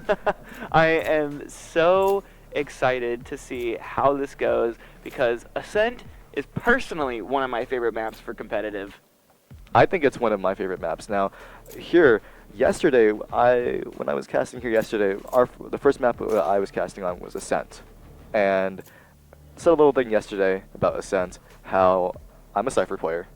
I love Ascent so much. It is mostly a Killjoy map. That's what you like to see with the Sentinel here in meta, whether or not, even outside of the meta, it's just Killjoy overshadows Cypher so much on this map. But Cypher, this is still a Cypher playground. And unfortunately, we won't be seeing any of that. We will see the KJ come out because of just how strong she is on B site in particular. You can just shut down the entire site. And it's so annoying. Now, I don't know what this is on the defender side. I just saw that right now. You were laughing at something, and I wasn't quite sure until I looked at the screen, and I saw 5 Yorus being hovered. Of course, I don't think they're actually going to play this roulette here. It would be a big shock to me if... But I think that's also why they were setting up the alternate picks, just in case. We couldn't see it come out in the last 5 seconds. Yeah, there we go. No, there's the instant locks from everybody. But it's looking to be about as expected, right? You have a Sova on each team. You have a KO ready for pop flashes around corners, whether it be from showers or whether it be from backside of B. But this is probably the most expected comp you could put in this map. Yep. You know, both teams almost having a completely ditto comp here, but Roka on that jet still. Meanwhile, KC opting to swap off of that jet that they were playing on Pearl and now playing Raze instead, which is interesting to me. I wonder if they have any sort of specific maybe. I know that on Ascent in particular, you can have a lot more freedom when it comes to maybe satchels, especially on A, because you can get on that generator, or maybe you can go off the generator, or you can go off the boxes and just zoom into A main. The showstopper is really important here because Ascent has a lot of closed spaces that you can sort of fire a showstopper down, and it really just shuts down an entire team at times if you play it right. So I think the Raze pick is interesting, but it's up to UGA Red if they want to make it work here, as opposed to what we saw from KC on that jet. Maybe they weren't happy with the performance despite, UGA Red actually winning that match, but maybe they thought, KC could do a little bit better here with Raze. I do think we're going to see a lot of aggression come out from both of these teams, especially in these earlier rounds when it comes to what these teams can offer. As we see a lot of paranoia go ahead and come out from UGA Red, trying to get this orb early on, and it is going to be a full-fledged B site push for UGA. Hokusai able to call out where these members are just a little bit. One chilling in the shed on UGA Red, but shots are going to come in from Silent. Second one as well. See if he can get a little bit of chip damage onto UGA, but it's going to be nobody. They know Hertz is going to be lurking in the back of their spawn. Like, it's going to be UGA set up just to watch that spawn as well. He's going to be able to get the collateral as well. What is that? That's just a little bit of error in B-Sports Black, but it's going to be UGA who also lose a member. B-Sports Black can easily bring this back into their favor. Hokusai able to try and get another pick onto Greed, but Greed's going to get the scan out, know exactly where everyone is. It's going to be Filet Minion who's going to get another kill for UGA. A little bit of error coming out and the pick on that one. Greed still playing his life. What is this round? Still able to find the kill that they needed together as a team, and it is going to be UGA who almost lose that round due to a little bit of errors from both sides, respectively. UGA playing it just a little bit cleaner. I think so. I mean, no, this is what you see like on Ascent, though. When both teams have these Sovas, you really are missing out if you don't have a Sova on Ascent, just because of how long the map's been out. All these Sovas, the walls here are paper thin. If you don't have recon darts, if you don't have these pings going up, if you're not shooting through these walls, if you're not shooting through these smokes that you can do, Ascent is really a Sova playground. I said it was a Cypher playground, but it is especially even more a Sova playground. You can shoot these recons in such incredible spots, like on the cannon on A, or just, you know, even just on a random wall on A, and you still get so much coverage with those recon darts. And not to mention, they've been nerfed to where they only, like, do direct contact onto one surface now. You can't do these bounces outside of the map or outside of these ridiculous areas in order to put recon darts onto sites, basically, from your spawn. Yeah. So it's interesting to see what these teams can use to counteract that, especially UGA finding two members enemy remaining. trying to find another one in ready to go, but it's going to be Greed, and it is going to be the Rays from KC who find more members of Beast Boy Black, and you UGA always for work another to round. lift our spirits. It's just a stellar performance here coming out from UGA Red. I mean, they're really trailblazing their way right now through all of this, and it's really just a complete show-stopping experience. We don't even have a showstopper out here on the side of UGA Red yet. They haven't built up the ult. It's only been 2 rounds in, but it's already been a show-stopping performance so far. They've just been able to get so much coverage, just bomb rushing in. This Raze, I think, making a lot more space, you know, with the satchels, I think, in particular, but Greed on the Sova, I think the recon darts are really making it possible for KC to really just have this confidence to go in and at least get come away with one. It's going to be a lot of members who are fully flashed, and it's going to be the Killjoy that's still alive for Beast Sports Black, despite knowing that somebody is waiting to go, but it is going to be Beast Sports that are forced to get that defuse yet again. UGA still pushing out their momentum a little bit. It is going to be Geo who picks up Pringle, gets a little cheeky pick onto him, and it is going to be Greed playing that wall just a little bit more. They know someone's probably sitting there as they are able to pick up just a little bit more damage onto Greed. Geo still going to come back into this fight. Greed is going to fall to Geo. Geo knowing that some members are still going to be in the back of this. They don't know there's going to be one enemy remaining. There's just at least, it's an entire team call. Beast Sports Black just fully fleshed out that entire site within a matter of like 20 seconds. This is a complete turnaround.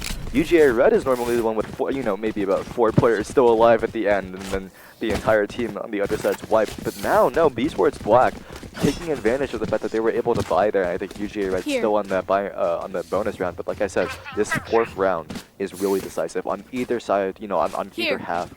Now both teams are buying up. They have these rifles to work with, and it really just goes either way here.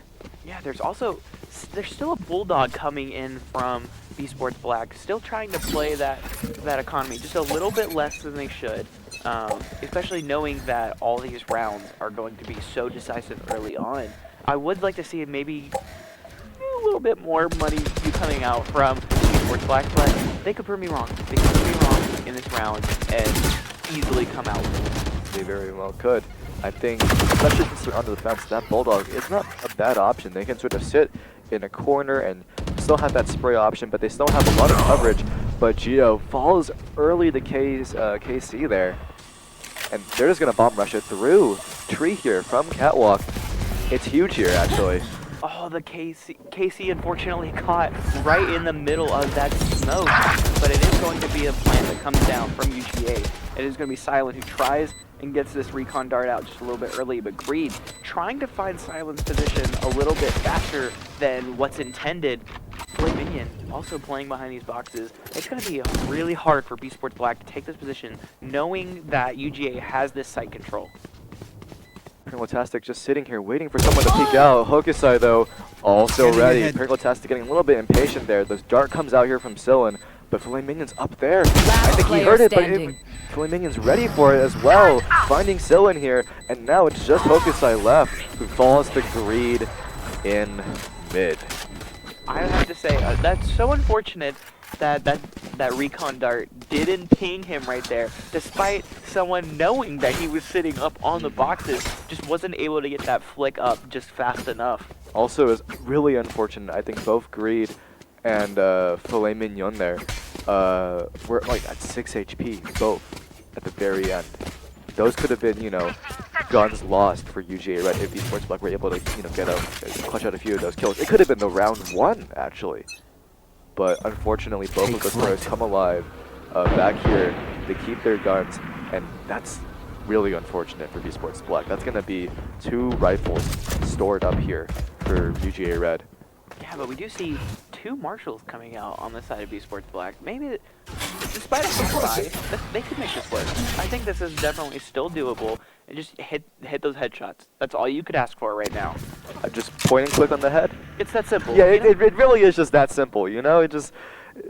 It's a point and click adventure game. You just gotta find the right things to click on. You know, that's coming from that's silver in the game. I definitely have the best experience of getting those almost like a point and click adventure. I mean, well, look at what Roka's doing. That point and click right there through the smoke on the Pringle-tastic there will be unfortunate for UGA Red here. They're down a player in comparison to V-Sports Black. V-Sports Black having 4, UGA Red having 3, but UGA Red does manage to find contact. Will manage to find space here on A, and the spike does go down.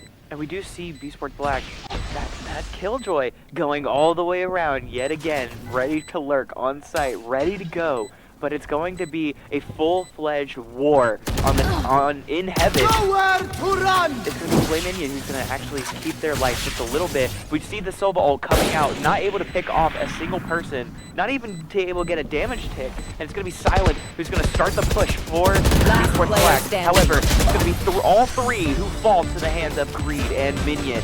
And UGA pick up another round, proving that they definitely have this attacking side round. UGA Red, I mean, just such a strong performance coming out from them right now. It's just incredible to watch right now, honestly.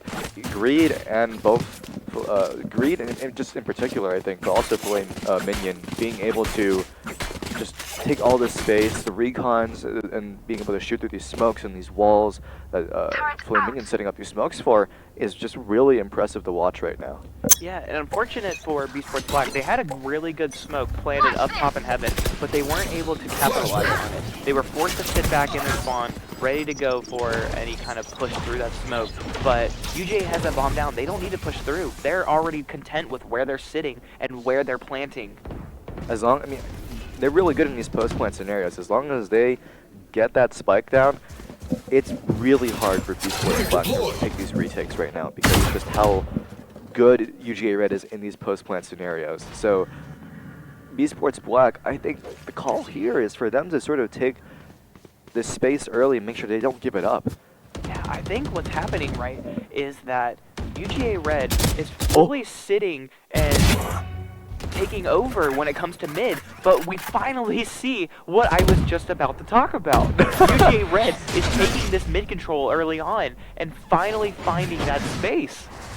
V-Sports Black with Geo just coming through and taking out 2 members of UGA Red at the space. Last player standing. Roka here as well. Now Filet Minion stuck here on Catwalk. Can't really get out the tree. 30 Never seconds mind, left. has the teleport, manages to run through, but 27 HP. All members of V-Sports Black hot on the trail. Filet Minion knowing that they have to find something here, but it's unfortunately not going to happen as a flawless round now comes out here from V-Sports Black. They're coming back here. That is exactly what they needed. They finally stopped UGA, put them in their tracks just to stop their momentum a little bit, and it's exactly what we were going to talk about. V-Sports Black took position early on and were finally able to shut down Courtyard and Catwalk. They were fully prepared for if someone was going to go through trees and set up into the back of site, and they were fully fledged out in tree and in Courtyard early on. It played out for their position so nicely. This mid control is really important here, I think, because UGA Red's been abusing this for a few rounds now, actually, because they have this mid area to work with, but now this flank here with V-Sports Black from Geo made that round happen. But it's going to be V-Sports Black to find 2 picks, or get 2 deaths early on, UGA is forced into another circumstance where they're 2 men up. Yeah, and that's going to be... Those first bloods are really important here because now UGA Red can really just go wherever they want. They know that the B Sports Black defense is now completely shut down, basically. They have so many holes in their walls. The knife comes through, but Gio's holding from 3, and it's going to slow down this push here, but Spike does go down on the side of Generator. Spike that Killjoy turret was so good coming out. One enemy remaining. But it's not enough as UGA are forced into the site and Gio is forced back up into heaven, ready to go for any kind of fight. I have a feeling they're already going to have someone set up on the top of heaven for UGA Red, but it's not going to be enough. But Gio, proving me wrong, they know, Pringle-tastic, no, he's right there. He's going to try and get the shots early on. Gio, who unfortunately is going to fall to Pringle. A lot of good positioning playing coming from Pringle? Apparently, I just don't know how to speak. Pringle. I love, I mean, okay, well, Pringles are a good, chip, and there's a lot of chip damage coming out there, Hey, Pringle was pinging, so Pingle as well. Pingle, yeah, no, okay, yeah. It's a double. Honestly, we should ask Pringle to change her name to Pingle. Okay, I think that's an objectively better name. Just ping where they are. KJ's her is actually pinging where they are basically. You have a little bit of a direction from that. I think it works out. Either way, here we're gonna see UGA Red a very strong lead here as Doyle gets another pick here. And it's gonna These first bloods are so important. Look at this. Greed and Pringle teasing each other with who can get a kill early on first, and it's working out in their favor. I mean, it absolutely is. We do see trade go back onto KC there, but B Sports Black is still down a player. But never mind. No, they still are. Okay, Green. Gio finds Doyle, but Green comes back, trades it out, saying, I don't want to trade this. I don't want to trade this out. We need to have we still need to have a player advantage here to work with.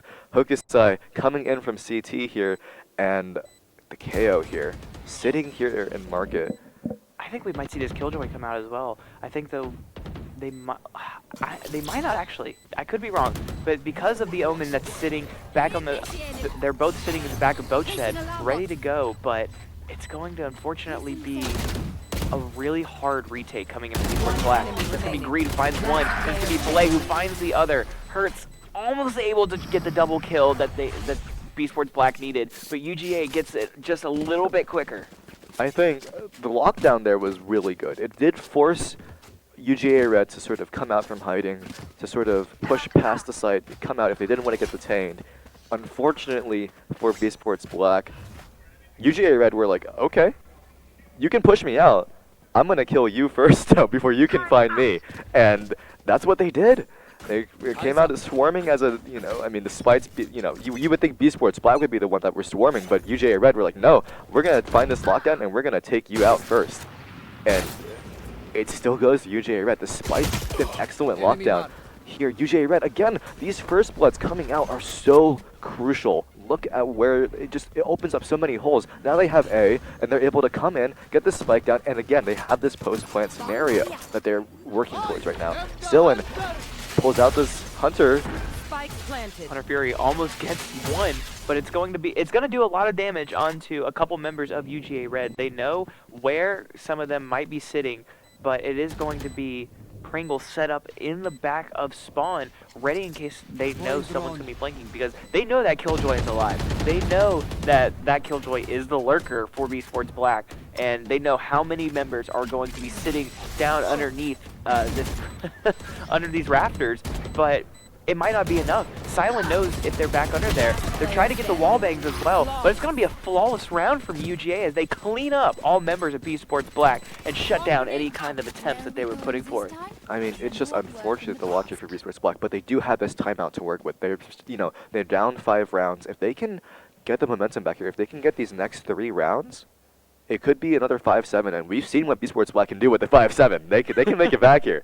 They definitely proven that they can come back from something that could be so detrimental and force the overtime, or force something close to an overtime, and still give UGA a good run for their money. So I mean, this timeout could, help them come out on top here. It could twist the tides in their favor, could turn the tables be turned, and eventually, I think we might see B Sports Black come out with something that they're more happy with, I think, at the very least. If not, obviously they can't tie it out now. They can't make it 6-6. But 7-5 is still not bad for you to be going into here if you're on the side of B Sports Black. Not to mention, I don't know if they have the economy for this, right? They've lost these couple rounds in a row, and they are forced into using just a little bit because we are going to see 2 classics come out, and we are going to see a Sheriff buy as well. Oh, never mind. I could be wrong.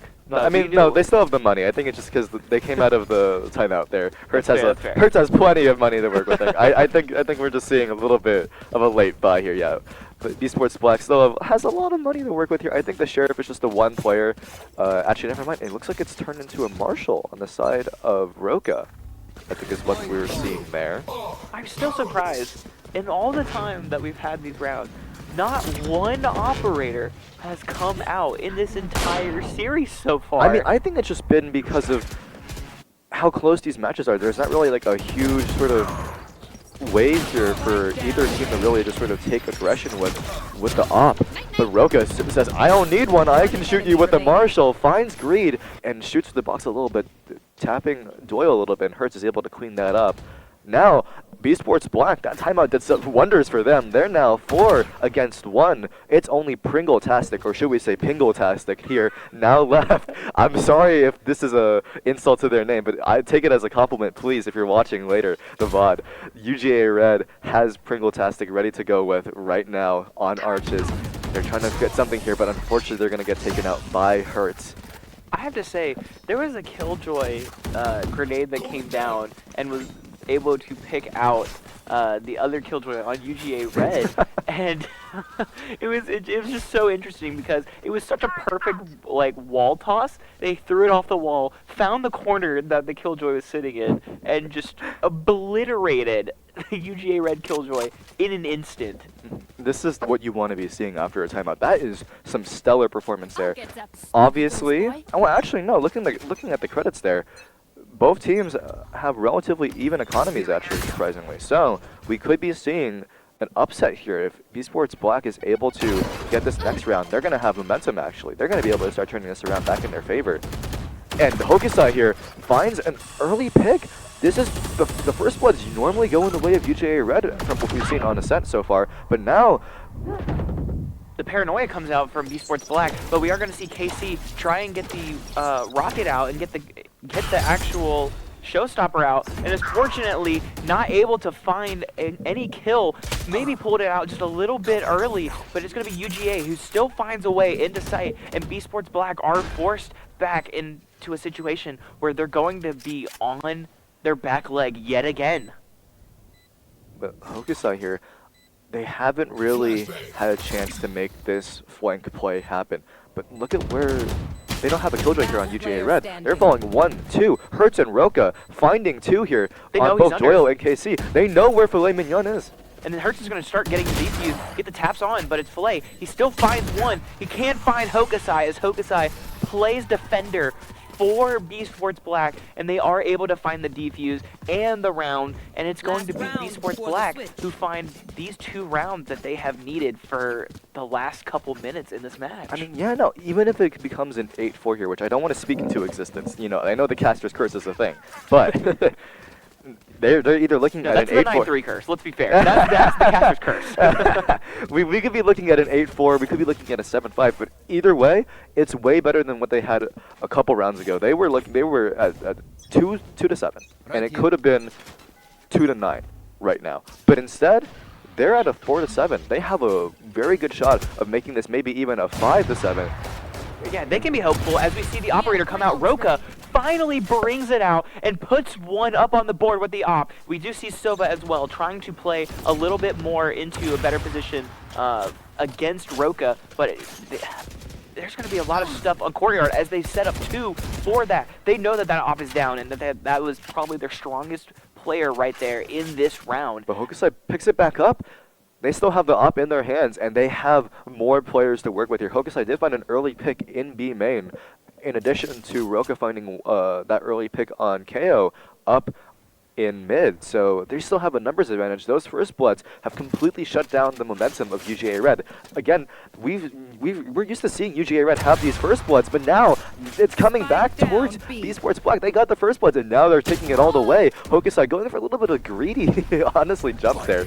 But it doesn't matter. Esports Black still has a player up. That op is lost, though, and could be in the hands of UGA Red here, though. It doesn't look like it necessarily right now. Maybe towards the end of the round if they can't pick this up early on. But it is still going to be a 3v2 for B-Sports Black. They still have a very strong chance of winning this. We see a full teleport onto site coming in from Geo. Knowing where they are, they're going to go ahead and back out of it just to use that for the intel. Greed picking up a little bit of chip damage onto one of the members of B-Sports Black. It's going to be a full-fledged war right here for this site. Two members of B-Sports Black go ahead and find one member of UGA Red. B-Sports Black, no, Greed is in the back of Spawn, and it's going to be Hertz who finds it, and it's going to be B-Sports Black who pick up this retake and this round and force this first half into 7-5. That's really the peak performance. This is the peak definition of what a timeout really can do. B-Sports Black were on their last leg. They had 2 rounds won, and they were not doing that well, I'll be honest with you. But now, their performance has completely shifted. They've shifted the momentum back in their favor, and now, after, now they have a swap. So the momentum's gone, but they have things to work with here. They have rounds to work with. They've made that round differential back up. I would say that could be their momentum shift. So yes. The momentum might not be gone because they have picked up 3 in a row, and they could still keep that train going. Because I don't know if you saw, but Gio and Hertz were giving each other a little kiss at the end of that round. They knew the power of friendship was on their side. I think this team has really just come back together. I think they've found a little bit of hope there in that timeout. They were able to utilize it fully, and this is just, like I said, it's the peak definition of what you want to see from a timeout. It is just the team coming back together, able to completely turn it around, focus on what they need to focus on, and just eliminate any of their sort of flaws that they were working on earlier, that they had earlier. And we're all about finding hope here. Oh, absolutely. For Make-A-Wish and for this game. Because this is all about inspiring gameplay and inspiring people out there. Oh, absolutely. This is what we're trying to do here. This is the main goal at the end of the day. I mean, we're here to watch some Valorant. We're here to, enjoy some Valorant, but at the end of the day, it's for the kids. Yeah, absolutely. It's all about raising hope and raising money for Make-A-Wish and making something happen that deserves to happen. Going back into the round, we do see a little bit of a stall here, actually, yeah. Yeah, we see a little bit of a slower push coming in from B-Sports Black, playing completely opposite of the way UGA did in these early rounds. But that also could just be because they want to play these pistol rounds just a little bit slower and try and guarantee the win. Especially as B-Sports Black get this first kill early on and finally find their way into mid to pick up just a little bit more control. Now Filet Minion will swap out the classic there off of the Cage's dead body, unfortunately. Does find the ghost. And that may make a difference here, but Esports Black now flooding the site. Have to get this spike down. Less than 10 seconds, but they will manage to find it. Roka does find KC, and the spike goes down. This is really big for B-Sports Black. You said that momentum's still there. It very much is still there. But it's a flawless. And Hokusai found 4 in that round, so I wouldn't even doubt that they can actually pick up a rifle this round as well. I would fully expect as much buy potential coming in from B-Sports Black, and it's exactly what I said. It's exactly what I would expect as Hokusai was able to properly buy out a rifle for Geo and putting Geo on that Phantom. That is a very, very big buy, and it is extremely, extremely confident. That's the confidence. I think that timeout gave them so much confidence. You can see it in the way they're playing right now. They have so much more synergy. They're betting on A, actually. I mean, look at UGA Red, actually. They're betting on A. Yeah, and this is really weird to me. They're fully set up, they're fully set up for this A push, but they don't know that B-Sports Black are sitting, waiting for a good bomb opportunity and waiting for UGA Red to use this utility and waste their potential on A, so that B-Sports Black can have an entire B site utility fully set up. I think as soon as we see this Killjoy get a little bit more information on the positioning of B, we'll probably see this bomb rotate through courtyard and rotate through mid-market into the B site. I mean, look at where Hokusai is right now. They're just sort of walking around B, having a stroll. There's no one there to really do anything. And Hertz, yeah, like you said, it's coming up through mid now, coming through market, and they're going to take it towards B. UGA Red just still was sitting on A. They have no idea how long this is finally taking. And now they are all finally in push. And it's going to be a little bit of mid-control coming in from members of UGA Red as they go ahead and start flooding around site. The door came down, so they were forced to use just a little bit of utility, and it's going to be UGA Doyle who might be vulnerable. They know where two of these members are, and Sova darts are coming out left and right. Roka able to find one with the Marshall onto Doyle, but able to find two onto KC. Still able to get the pick early on. It's going to be a full-on eco round, or a bonus round for members of B Sports Black. They still had all of those SMGs, and still loving life right now. I mean, yeah, no. I think UGA Red had, you know, it being their eco round, they had, I think, all classics there. They full saved it, and they were just betting on A, you know, for B Sports Black to just come bomb rushing in, and for them to shut it down, just hold the entirety of A down with a bunch of classics and get, at least, you know, get a few picks. Maybe trade up some guns here based off the, you know, the SMGs. But unfortunately, B Sports Black had other plans. They took it B. Yeah, that Phantom from Geo came in clutch, just as we said, ready to go for any kind of change-ups from UGA's plans, and I just don't think that they were prepared. I don't think they knew the potential that B Sports Black had in that round. I think UGA Red made a gamble. I think they made a bet. They bet on A, and their gamble didn't work. They lost. Yeah. They bet their money on Red, and it turned to black. They lost the Cosmic 50-50, unfortunately. But now, B Sports Black saying, well, I mean, they were all hooked up on A last time. Why don't we take it this time? Surely they won't do it again. And it looks like they didn't. They're taking it in now. A few members here, but Roka manages to find Doyle. That's a trade back there. Manages to pick up the Phantom. That's a huge trade up there. Because now they have a little bit more range to work with here. Can we talk about how impressive that swing was from Roka? That was such a wide swing that worked out and wasn't able to follow that crosshair. But UGA Red is actually able to find 3 members of B Sports Black and was able to finally capitalize on something that could have gone completely wrong, and it entirely went in their favor that time. I mean, that's still that 3rd round though. Now here, going into this 4th round, like I said, 4th round of any half is where you start to see really just both teams playing equally. You don't have any advantages economy-wise. This is what's going to make or break the economy for like the rest of the game. It's going to set the momentum. It's going to set who's in the lead. And, you know, B Sports Black, they could tie it up here, but if UGA Red starts to get a little bit more momentum here off of that last round, it could be really bad. B Sports Black does have a bye here, so does UGA Red. It should be fairly equal on both sides, but only time will tell who comes out on top in this 4th round of the half. Yeah, B Sports Black still have a Phantom on their side as well. And I don't know about you. I want to hear your opinion. Vandal or Phantom? Vandal. Yeah. Okay. So you're not like a Shroud player who's no, like, I don't absolutely love the Phantom over the Vandal. No. I like being able to just tap and, you know, not have to worry about hitting them for 140 in the head from like 50 meters away, okay? That's fair. Hey, that's exactly what happened last game with Geo, or with Roku, who's unfortunately got that 140 last time and got that dink. Couldn't get that kill, though. Unfortunately, yes. But it is going to be a lot of sitting and waiting, I think, especially as we go later into these rounds, right? We do see that coming in from UGA as Red, as if they are able to get a pick early on and force B Sports Black just to play it a little bit calmer, a little bit softer, and we do see a little bit more utility coming out from UGA. That's going to be a little bit more spread out across the map. I did see a little bit of a funky, for lack of a better word, funky Silver Dart from B Sports Black at the beginning there. But this lockdown is going to change some things here, actually. And it is going to be, the spike going down on B. However, he's the only one on site, and all the members of UGA are already pushing onto site. A little bit of a split decision coming in with Hertz also using the ult. It's going to be all members trying to get that kill onto Roka, who's trying to get. Last player He standing. wasn't able to get the updraft and get the kill. He updrafted but couldn't get high enough there. Hitting a little piece of geometry, I think, on the window, and It pushed him back. It pushed him back, yeah.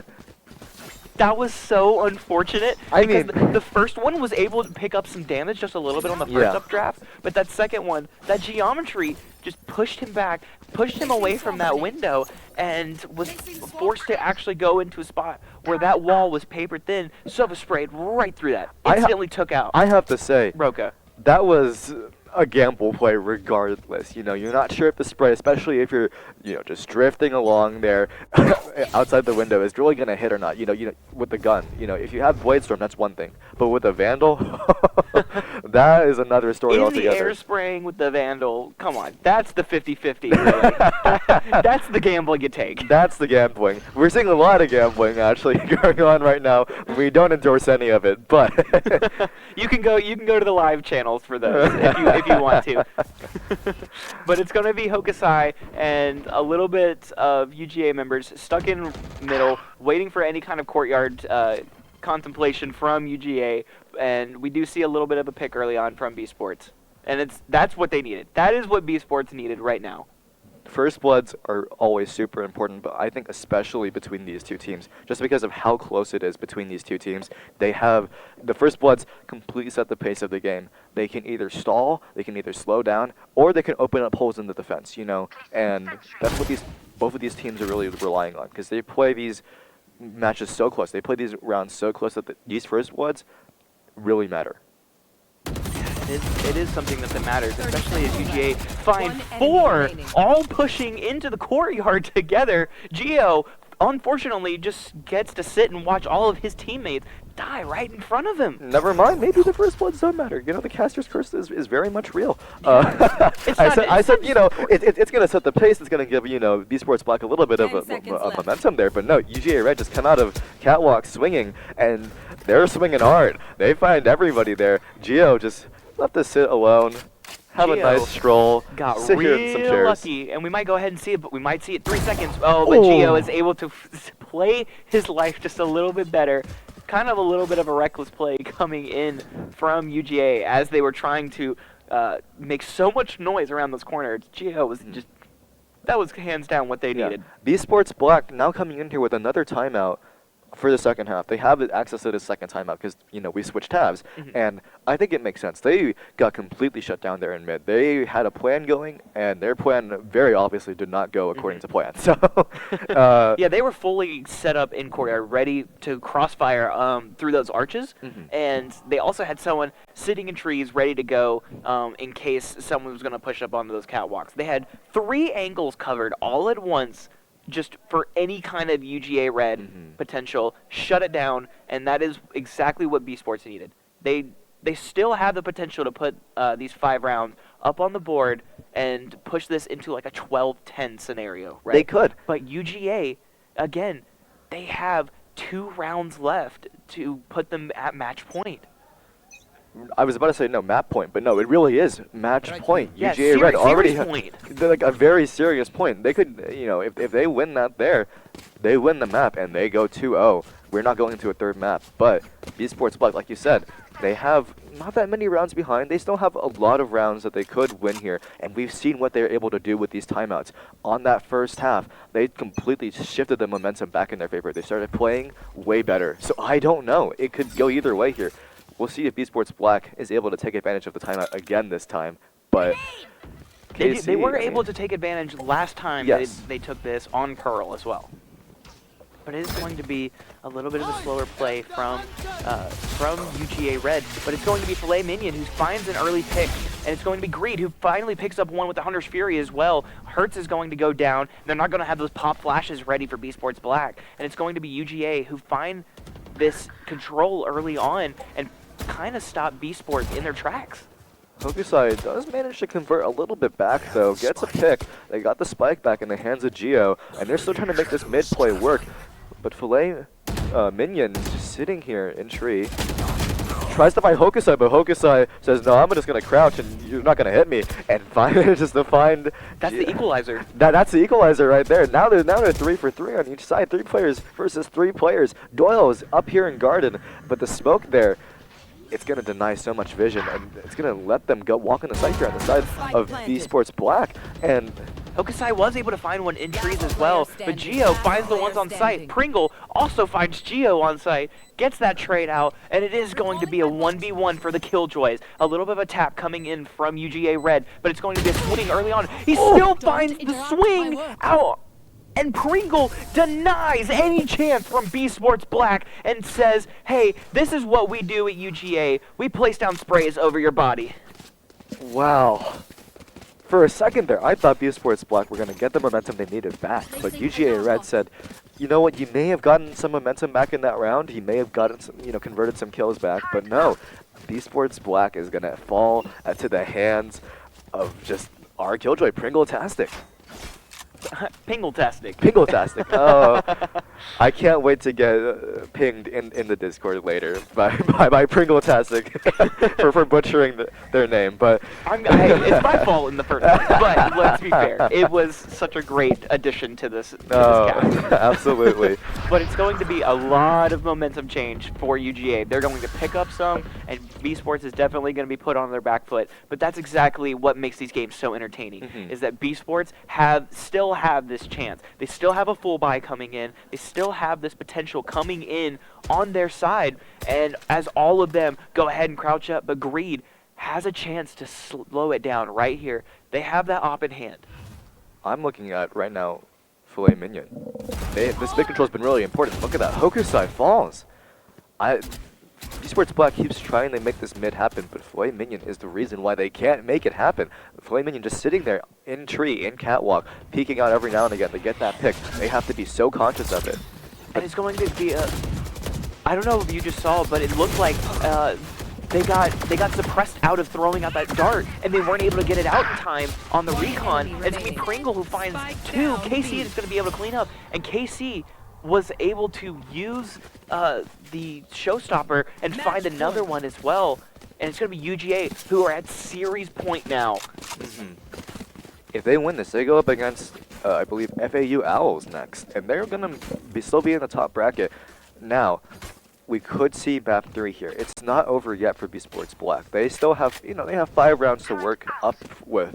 Yeah, they are forced into a force buy, but that hasn't stopped anyone in Valorant at any point. No. Any gun can be lethal, and as long as you can find a headshot early on, it could be the elimination that's needed. But it's going to be a full stop on B Sports Black as they find 3 on UGA Red, force them into a really terrible circumstance. UGA is forced into A site, and they see all those members on A site, but it's going. I'm surprised B Sports Black didn't actually retreat to B, knowing that they had the man advantage. Greed is still able to find one with the operator, and it's going to be both members of UGA Red up on top of Raptors. The bot is the bot's going to come out. It's not going to find anybody. They get it. They get the kills early on. They know that he's there, but what is this round? B Sports Black come back just so easily. UGA Red completely fumbled there, I have to say.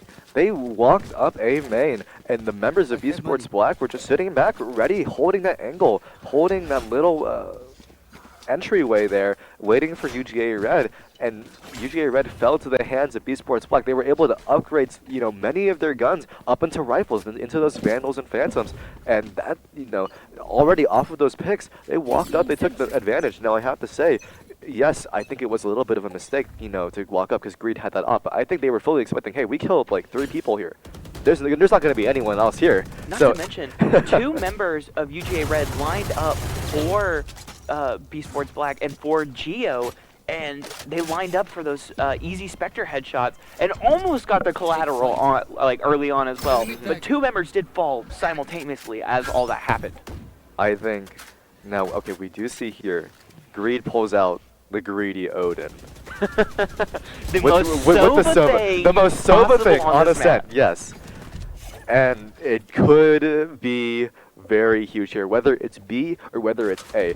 Playing B here, being able to spray down B main is really important. Or being also able to sit up in heaven with the Odin, get a recon dart out, and spam through that wall up on heaven is also really good. So the Odin in Sova's hands here, in Greed's hands, is so powerful. It could finally put a stop to this match here, but B-Sports Black is still in it. Time is ticking though, but they still have all their members, but they need to make a decision now. Yeah, and it's going to look like a bunch of them are going to be fleshed out in the courtyard and try and play a little bit more for this control. But the Sova's not going to pick out Hokusai. Greed is going to go into the corner and start setting up on like any kind of orb push. But it's going to be Pringle who starts off this engagement. It's going to be Pringle who finds two. One with the turret as well. Flay with a third one as well. Oh my gosh, UGA forced. It's going to be B-Sports Black. Hokusai doesn't. He's not going to have a chance. He's not going to have a chance to get the bomb down or anything. There's no time. And it's going to be UGA. UGA win the game. Just like that. Yeah, I mean, finds the picks there, but no time to actually really make anything happen. They're not going to throw bodies at him forever, unfortunately. So I think there should have been a little bit more of a gamble on to be there.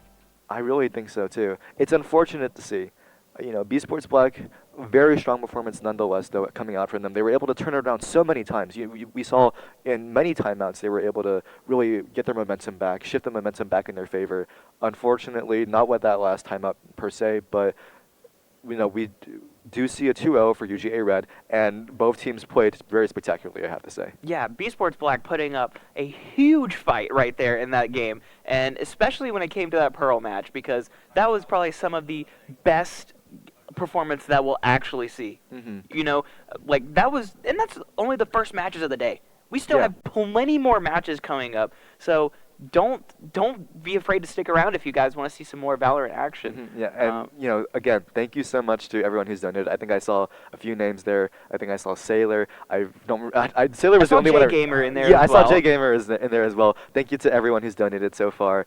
I think we've made it past the $700 mark now because of those. So I think we were past $750. $750. So we're getting up there actually. So thank you so much. $757. Yeah, there it is. Every single penny matters actually. So we should be very specific. $757.94. Thank you so much for all of your donations thus far. It really goes a long way. Hope is the best medicine for kids in need, and that's what we're trying to do here at Shoot for the Stars for Make-A-Wish. Not to mention, if you guys still want to donate, do not be afraid to. We'll probably still have our donation link in this bottom corner for you guys. Like he said, any penny counts.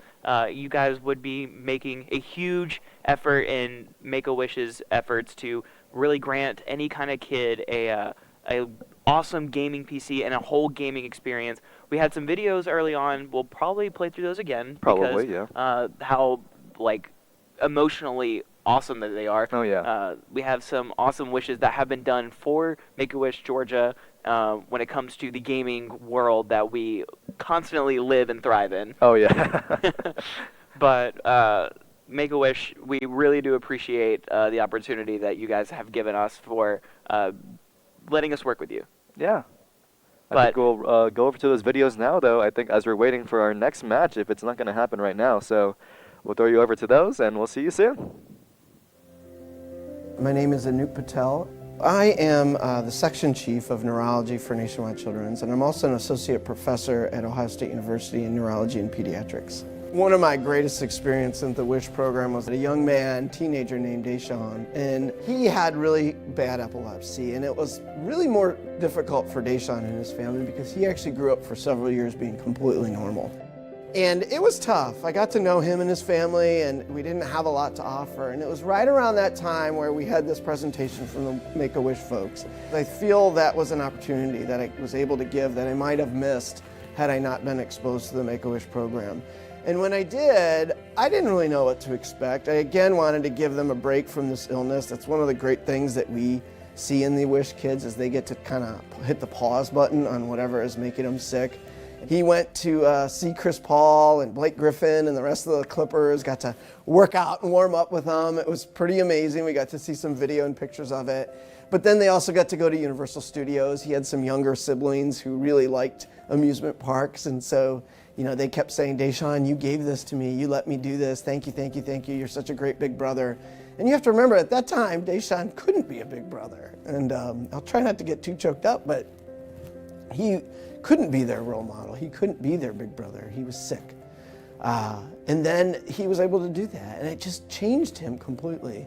So I saw him shortly after he came back, and he went there with seizures, as we thought and knew. And I said, how's it going? How's your trip? And he then said, well, I haven't had a seizure since I left, or, for the trip. I said, excuse me? And I looked at his mom, and I said, is that true? And she's like, couldn't wait to tell you. He had not had a seizure. That was over 3 years ago, and he has still had no seizures since then. And I thought that was the most amazing thing.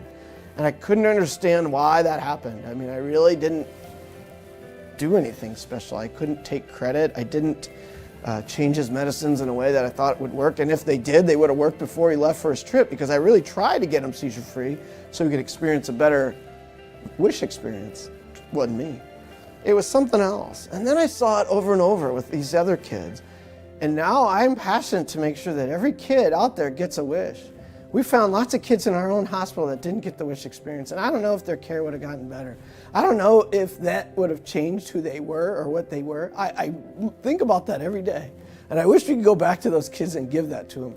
And I now have a mission, I have a goal that I've got to provide every eligible kid a wish. I have to, because I can give something that's so important to them in their life that is more than just a nice thing to do. That's something that will live with them for the entire life and help their health get better. And if that's my goal as a physician, is to help my children get better and be cured, or at least lessen the burden of their illness, then darn it, I have to do that. But I can't do it without donations. I can't do it without the money that's given to the organization. I can't do it without the ability and the funding to provide a wish. You can change a life for the rest of their life. You can improve the quality of their life. You can transform their health care by giving, by donating, by providing a resource that otherwise we wouldn't have. That's what you can do. You can do it today, you could do it tomorrow, but more importantly, you're going to change a life forever.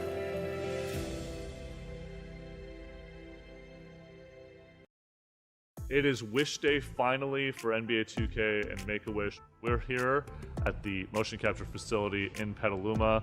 William Floyd's wish is going to come true today. We're so excited to have him. Our entire staff is being geeked out. We're going to put him in the mocap suit and we're going to put him into the game. We can't wait to get started.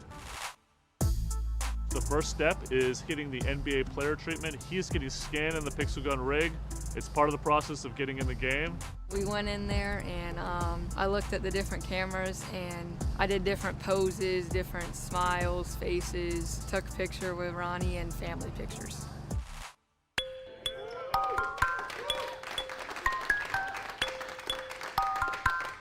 William's getting all suited up and ready to go into the mocap studio. He's going to come in, get his moves, and get his shot captured in the game, and get his thoughts on gameplay as well. And we're going to have a lot of fun, and hope he really enjoys his time here. Yo, like a track star, stunting like I'm that hard. I ain't that hard, looking backwards. Sucking on you donuts, I don't lack hard. I ain't the bad you ever knocked on. You can find out on the court or in the backyard. I am the jack, you are at the backyard. I am out on the car, you are on the set. Way out of my caliber, I am an all-star, you all on handlebars. I'm out here trapping, Admiral Akbar. I'm out here lapping, they thinking I'm NASCAR. I'm out here rapping, I'm eating them seems like a rap. I'm sick with it like that, and you just answer. No question, cause I am the answer. I'm taking the lead into a new chapter. You feel that hate? That's the you feel that hate? That's the I feel that hate. That's your team. The whole day was incredible.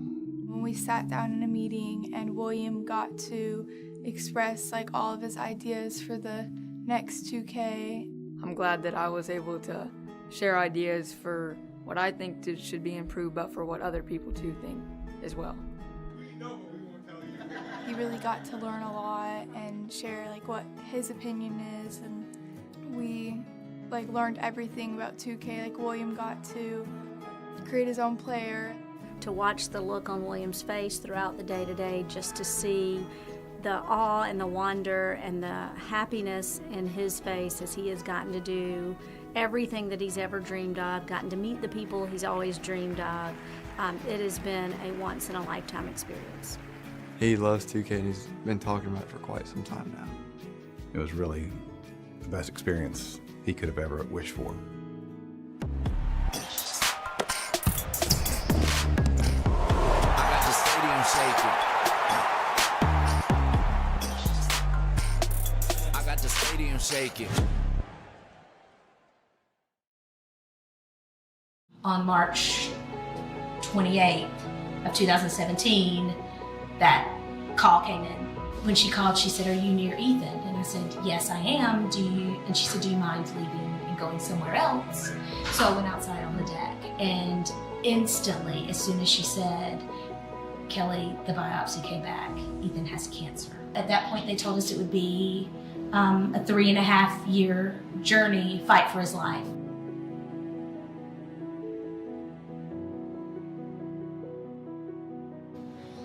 The hardest part of treatment was probably all of the side effects I had to go through. I got like nausea, I lost my feelings in my hands and feet, I gained a lot of weight. The protocol has been in my mind. I wanted to make it like forever. And then when Make-A-Wish came, I finally got that chance to make protocol. The next phase of Your Wish coming true, Ethan, is that in the last weekend of January, there's this cool festival called the Game Jam, right?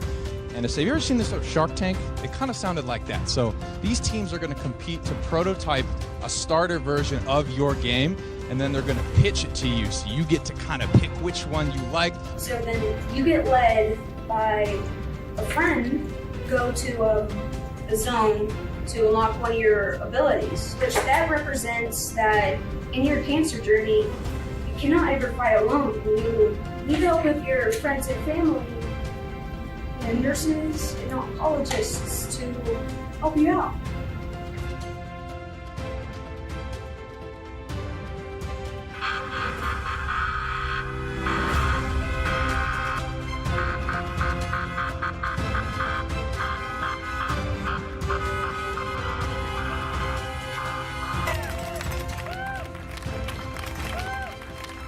Down the hatch.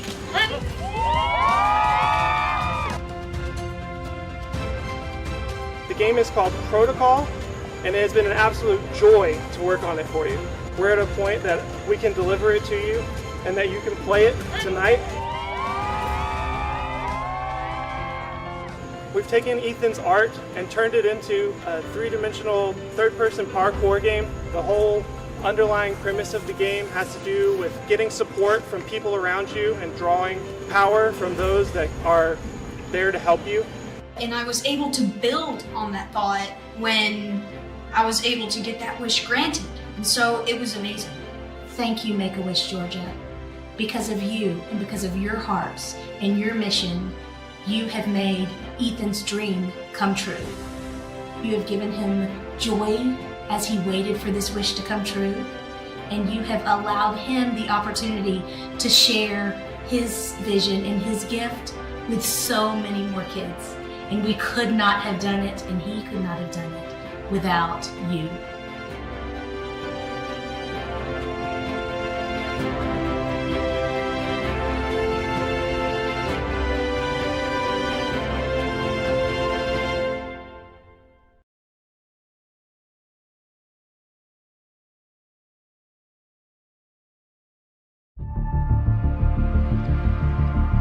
One of Uncle Charles' gadgets turned on last night. Which one? The compass machine. He was about to discover that aliens existed. If we follow it, we might find something, like an alien spaceship. I'm going to prove that Uncle Charles isn't just a crazy drunk. Believing in this alien BS is not right. You guys are not gonna find an alien spaceship.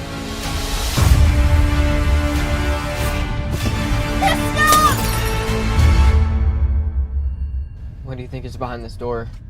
Uncle Charles. Certain death.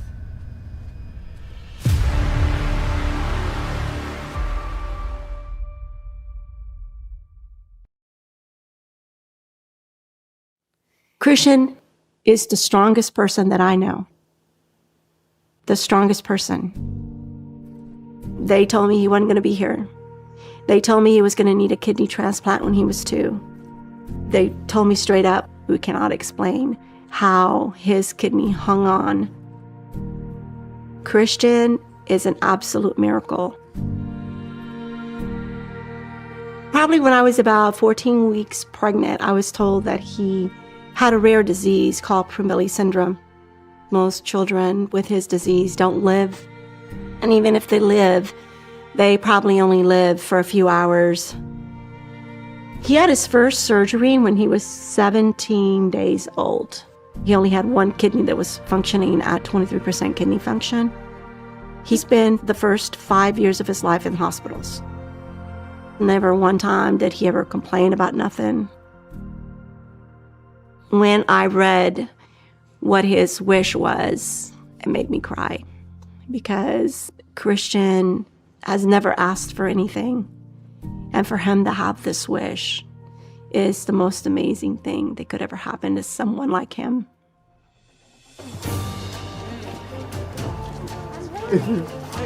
Oh my God! Happy birthday! You're from Budgie! How's it going? Hi! It's so good to meet you. So good to meet you too. I'm so excited to be here. Bungie's in my house. I was starting to freak out a little bit. You're from Budgie too! How are you? Christian had a very unique and very, very special wish. He wished to be immortalized in Destiny. And more than having him immortalized, he wished for his dog, Artemis, to be immortalized. Destiny to me isn't just a game. It's taught me a lot of stuff. I remember my first trials match with my first friends. I remember my first raid. I remember my first dungeon. I remember all this stuff, and it's because of the people I met along the way. And I feel like no other game besides Destiny has been able to replicate that. It taught me through the community that there's a lot of good people out there. For us to receive a wish that was so meaningful, we knew that we had to knock it out of the park. We came up with this concept of creating an emote of Artemis, of Christian's dog, in-game. Very excited. This is really... The other thing that we really wanted to bring in was the telling of Christian's story in a Destiny-themed way.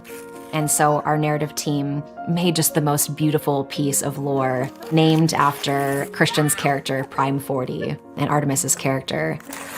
Oh my God! Artemis trotted over to him and whined. Prime 40 knelt and scratched him behind his ears.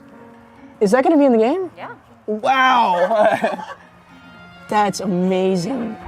There's so many stories out there where dogs just pull people from like their deepest, darkest places. To have that reflected in the lore and have that reflected in the world is almost like, that's what dogs should stand for. They get you through the first day and they prepare you for the next one. I'm very happy. You know, it's so special to see a Wish Kid's special day. He's been through so much, and Destiny has provided him so much through some of the darkest days for him. Oh my gosh. Say hi, everyone. Hi, how's it going? When he was talking to the development team, that was a highlight for him. I worked with the team to write the lore tab story. I thank you so much for that. I am so, no, seriously, thank you so much for that. I absolutely enjoyed that. That was everything I'd hoped for and more.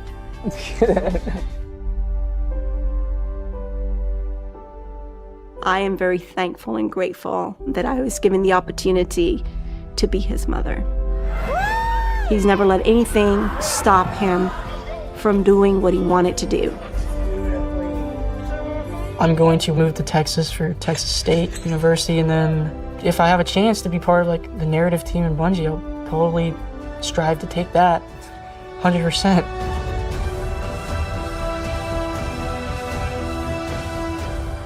Seeing him in there now, it's like exactly what I wanted. I feel like it's good to give that importance that dogs are more than what they appear to be. I couldn't really want anything else, to be honest with you. Good boy.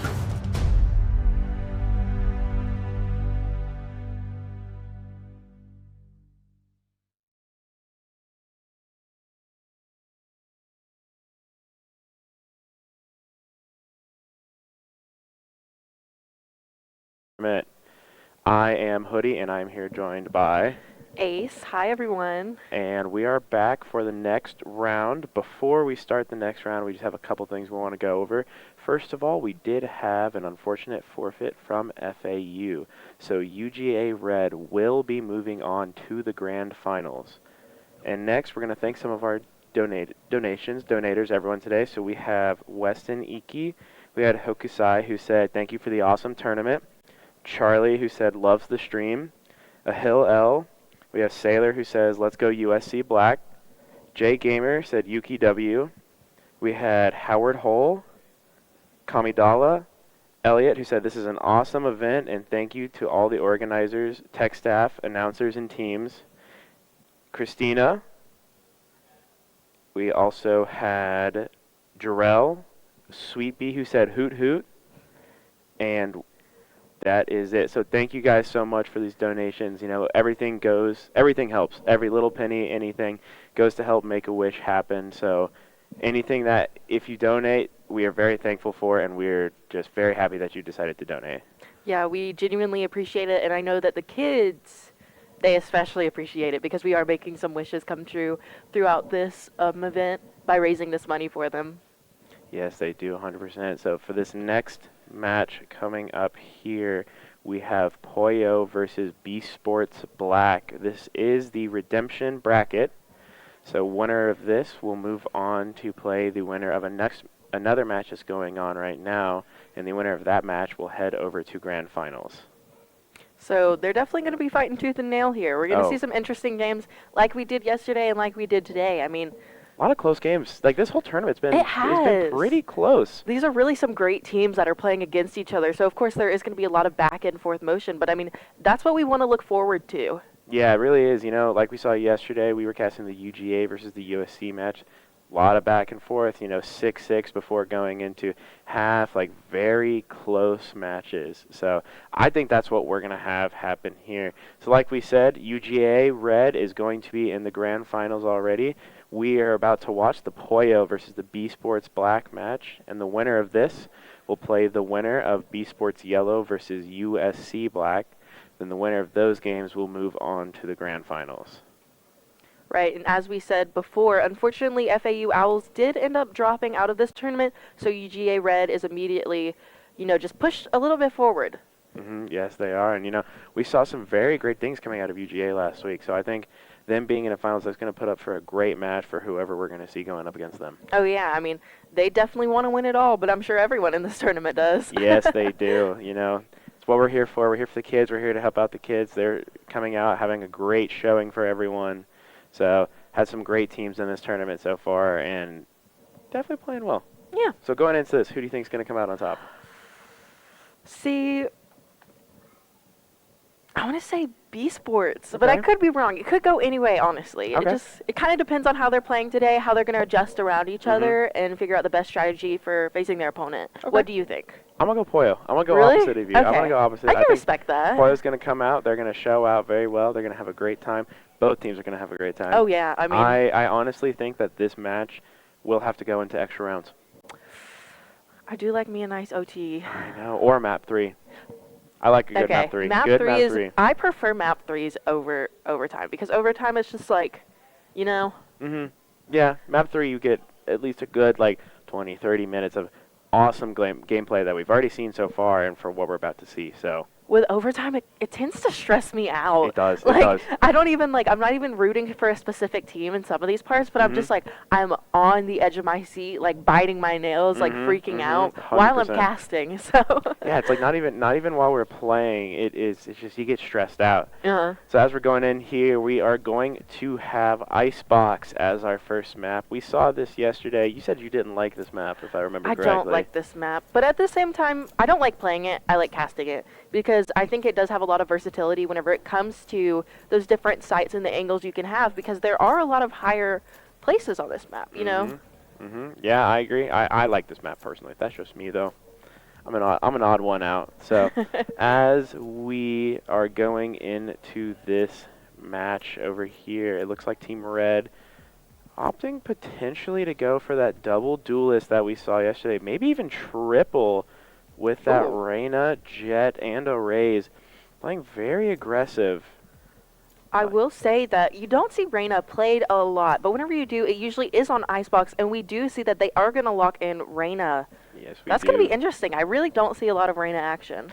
Reyna, yeah, you don't see a lot of Reyna action, but Reyna's very good when you can play her well. She has her blinds. She's able to, you know, kind of dodge around when she uses her little fade ability. Like, there's a lot of things you can do as Reyna, and as we're taking a look here, they decided to go for that double duelist, so we could see a more aggressive play style coming out here compared to the other side where we've only got that Jet out, and we see a pretty typical comp for Icebox. You got the Viper, the Sova, the Killjoy, the Jet, and the Sage. Kind of a controlling type play style. You can be a little bit aggressive, but especially when you're on defense, you kind of can set up, you can get it how you want, and you're going to control that and just make them push up to you. Right. Now, one thing I will say is whenever we look at a map like Icebox, yes, we do see a little bit of smokes coming through, such as Viper as well as Jet, but I mean, you usually don't see characters like Brimstone or Astra played because, I mean, there's just so many angles that you have to clear, especially on a site like A site. It just kind of gets in the mix, but something like that Viper wall is going to be monumental whenever it comes to separating these sites and confusing the enemy team just a little bit. Yes, it will. And as we see, Poyo is going to be on the attacking side first. Looks like they're going for a stack over on the A side. We still have about 20 seconds left in this buy phase, so anything could change up. But on the side of B Sports Black, we have Viper who's sitting over there on that B side, playing up pretty close to the wall at the start with everyone else 3 on A, 1 in mid. Poyo still doing what they want to do. Jalihu right here, going for that Sova arrow. Gonna get it off the start. We see that's a pretty typical angle on that Sova arrow. So, well, you'll see it most of the time when people are doing it. But Rogue gonna get the pick off first on the pillow pants. Silent taking some shots out, but Lihu taking out 2. A flurry of kills coming on the side of Poyo. Right now, it is a 3v3 situation as the tides are evening out here. Right now, we see a wallbang coming in from Hertz, but Julie's able to get the trade out. Yeah, they are down to a 1v2 situation. Geo coming from behind is going to have to be careful here on the side of Poyo. Picks up the Sheriff, though. We saw a lot of good plays with that Sheriff yesterday, so we'll see what can happen here. Going to have a peek off. Both are going to miss their shots. So throwing that sonar arrow up. Still has to be careful, though. And the pick will go off. B Sports Black going to take that first point right there, and Hokusai was going to get a 3K off of that. I was going to say that flank coming in from the Viper really could have been good there. They decided to play it a little bit more slow so that the KJ was actually able to get the pick and finish out the round. Yeah, that was great. Very well played. I really liked what they were doing there, so I like that flank a lot. Right. Now going into this next round, once again, it looks like Poyo is going to be leaning towards this A site. I mean, B Sports Black is going to adjust around that and have 2 players in mid and just 1 on B. So I'm sure that they're expecting a little bit of pressure coming out here. Right now, we see that there's a Marshall online possibly. Unless Marshall I'm on round crazy. 2. Great. I might be seeing things. We do see a lot of Spectres set out immediately now. Hokusai is going to go ahead and get on top of Rafters using that wall, but unfortunately falls there. Oh, the Guardian! Able to get 3 picks with that. Wow. That Guardian gameplay right there. Puppy picking up a 3rd. It is now a 2v1. Geo going to have to push back in and retake site. Got to be careful, though. There still is a Viper and is that Jet. Puppy already getting a 3K so far. Geo does have those snake bites ready to be able to use. Has both of those available. Gonna go ahead and get the 1 down. That's the Marshall dropping on the side of Poyo, but a Thrifty coming through from Puppy. 4K for Puppy. Puppy played it very well this round. We did see that Guardian come out on the sides of B Sports Black from Roka, but unfortunately just ended up falling and is going into the hands of Puppy. So we're going to see what's going to happen here with it. Evie did get picked off at the end there, but was able to help out Puppy a little bit, get that round win, and it is now tied at 1-1. Poyo doing the same thing once again, stacking up that A side. But B Sports Black, they're stacking up B side. I don't think that they realize this. And Poyo almost potentially is going to be able to just run straight on in, even though there is a Killjoy setup. So they do have to be careful here. The thing is, all this utility coming out is immediately alerting B Sports Black that something is happening on this A site, so they're going to rotate as quickly as possible. It does give Poyo a bit of time just to get that spike down and get their surroundings on this point. We see Gio coming in with a shorty. This could be dangerous for the Viper that's sitting opposite of that wall. Yes, we do. Still has to be careful here. Poyo did get in, did get the plant down, so B Sports Black gonna have to play the retake here. Gotta be careful though. Puppy sitting up top, using that Guardian to kill. Pillow Pants is going to take out Cyclone, but Gio will pick off Puppy. Down to a 4v1. Roka is going to drop, had that Marshall, but was not able to use it. Poyo taking that second round. I really liked what Poyo did there. They went in, they were aggressive, and they got set up very fast. They had that Sage wall that was blocking off mid, the Viper wall as well. Bunch of smokes out, and they were just covering all of their angles. I really think that B Sports Black is going to adjust around that play style because, as we saw before, they kind of went towards the B site more and decided to defend that whenever, in reality, Poyo just decided to do a full rush onto A. Now it looks like B Sports Black has adjusted around that and decided to go more spread out throughout this map. Now we do see Roka with those jet knives as well as a Sheriff. That's a pretty nasty combination. It really is, but the same thing that happened last time. Poyo pushing onto B site with only one person for B Sports Blacks, but they are starting to rotate. Hokusai spamming through that mid lane, trying to pick off someone if they can. Roka rotating very fast with the knives. Might going to be able to pick off, but gets picked off by Eevee. Has to be careful here as they're running in. Puppy dropping low. Pillow Pants is going to pick off Hokusai. It's down to a 5v2. Poyo has 2 ults, but hurts. And Gio picking off 2 once more. Poyo will get the plant down, and Eevee will pick off Gio. Has that Sage and that Sova left. Let's see what's going to be able to happen with here. Sova able to use Silent, as we're seeing here, using the sonar arrow, try and getting as much information as they can. Has to be careful though, that's Eevee sitting there watching. Hurts coming from the top, picking off Puppy, using that heal down to a 2v1. Both of Poyo defenders sitting over there behind Yellow. Gonna try to wall it off as they are gonna stick the plant. Let's see what happens. Unfortunately, I think they were just peeking a tiny bit off from the side of the wall. Did get picked off, and Poyo is going to take that point, going to a 3-1 lead. And coming into this next round with 3 ultimates compared to the 0 from the B Sports Black, but they're close. Hurts and Gio very close. Hokusai is only 2 off, so they're getting close. Poyo also, though, is close to all 5 of their ultimates, so they got to be careful with that. I was going to say, another great round coming in from Poyo, and as we look right now, the economy is... There's definitely a difference between the two. B Sports Black definitely struggling a little bit. We see their jet playing aggressively, but unfortunately it doesn't work out in their favor, as Pillow Pants is immediately able to get 3 off the back. Wow, what a quick round there. That was like 5 seconds. Right, I mean, that's where that Reyna comes in. As we said before, we don't see her in play a lot, but whenever we do, we see those swift plays coming in, getting that sight, using those blinds, getting that dismiss out, and, I mean, fragging. Now, that's also dangerous whenever you have the combination of Jet as well, who has that dash, so you're able to get in, get that pick, and then immediately dash out. Yes, they are. That blind was very helpful there. The Jet on the side of B Sports Black did try to push up, but I think they got blinded and weren't able to fully figure out where they were. I'm sure they were absolutely caught off guard with how quickly that Poyo decided to move on to that site. Yes, they were doing once again, pushing up onto this A site. Silent holding up from the top, just trying to get a head tap if they can, and is going to pick off 1.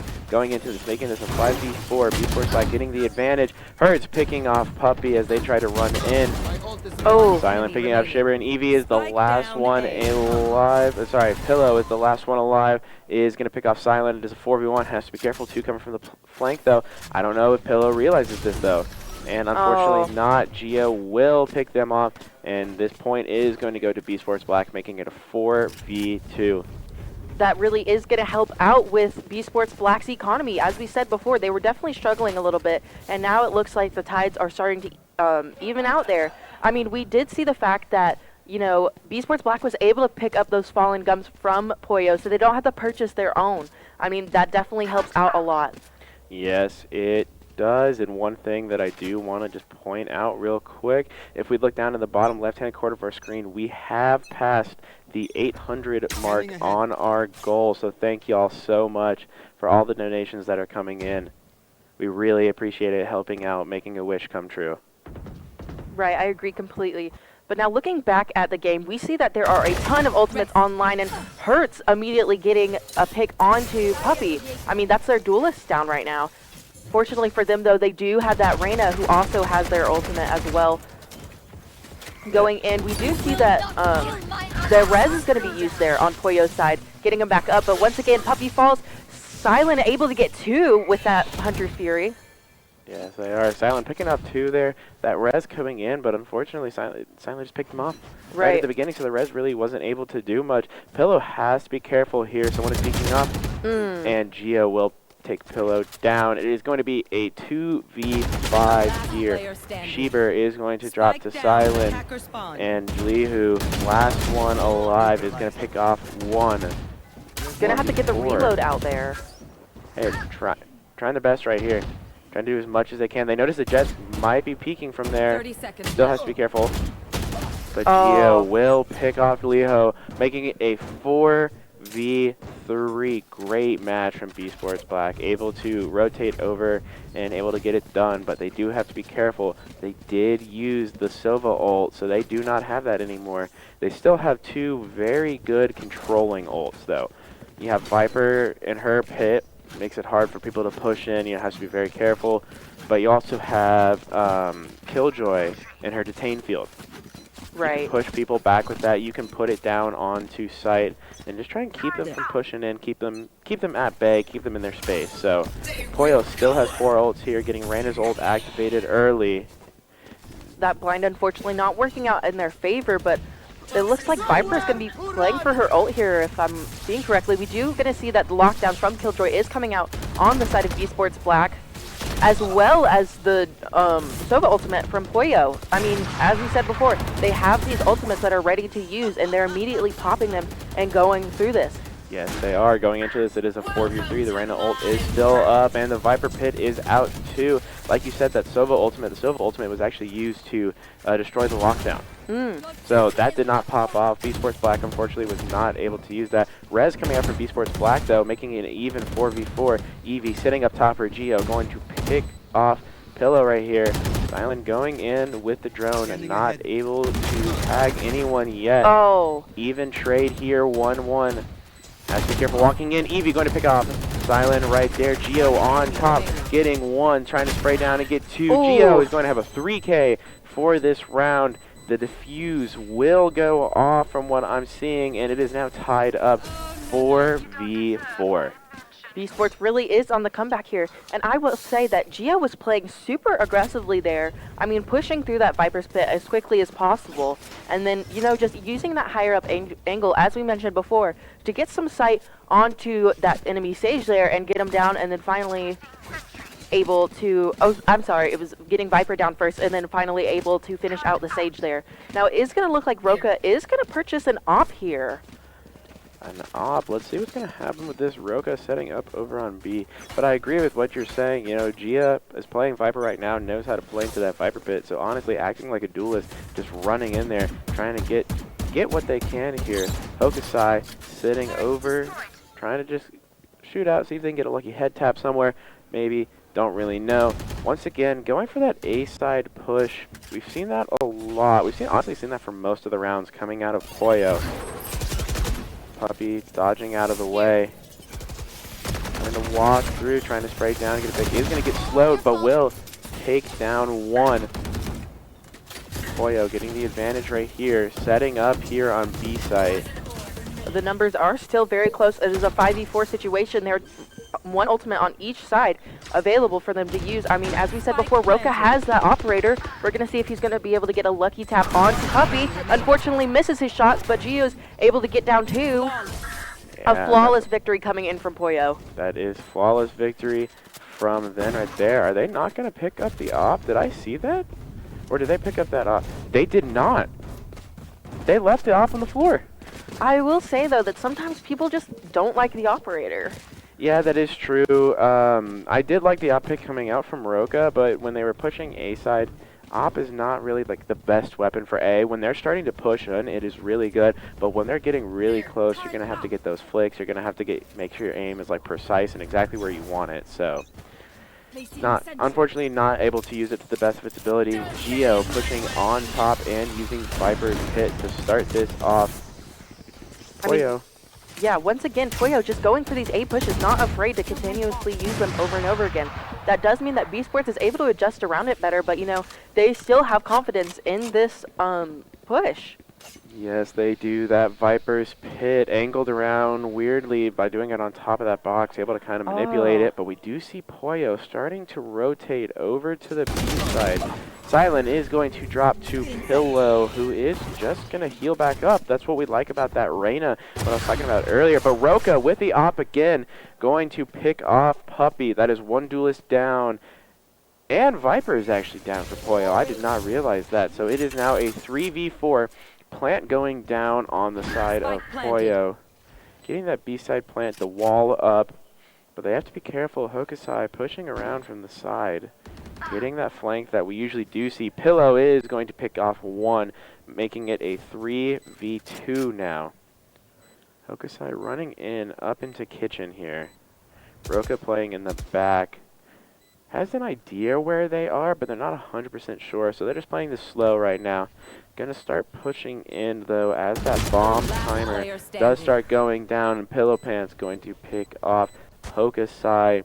Roka, last one alive, everyone running away, and it looks like this bomb will go off. Poyo getting the point, but Roka will be keeping that operator.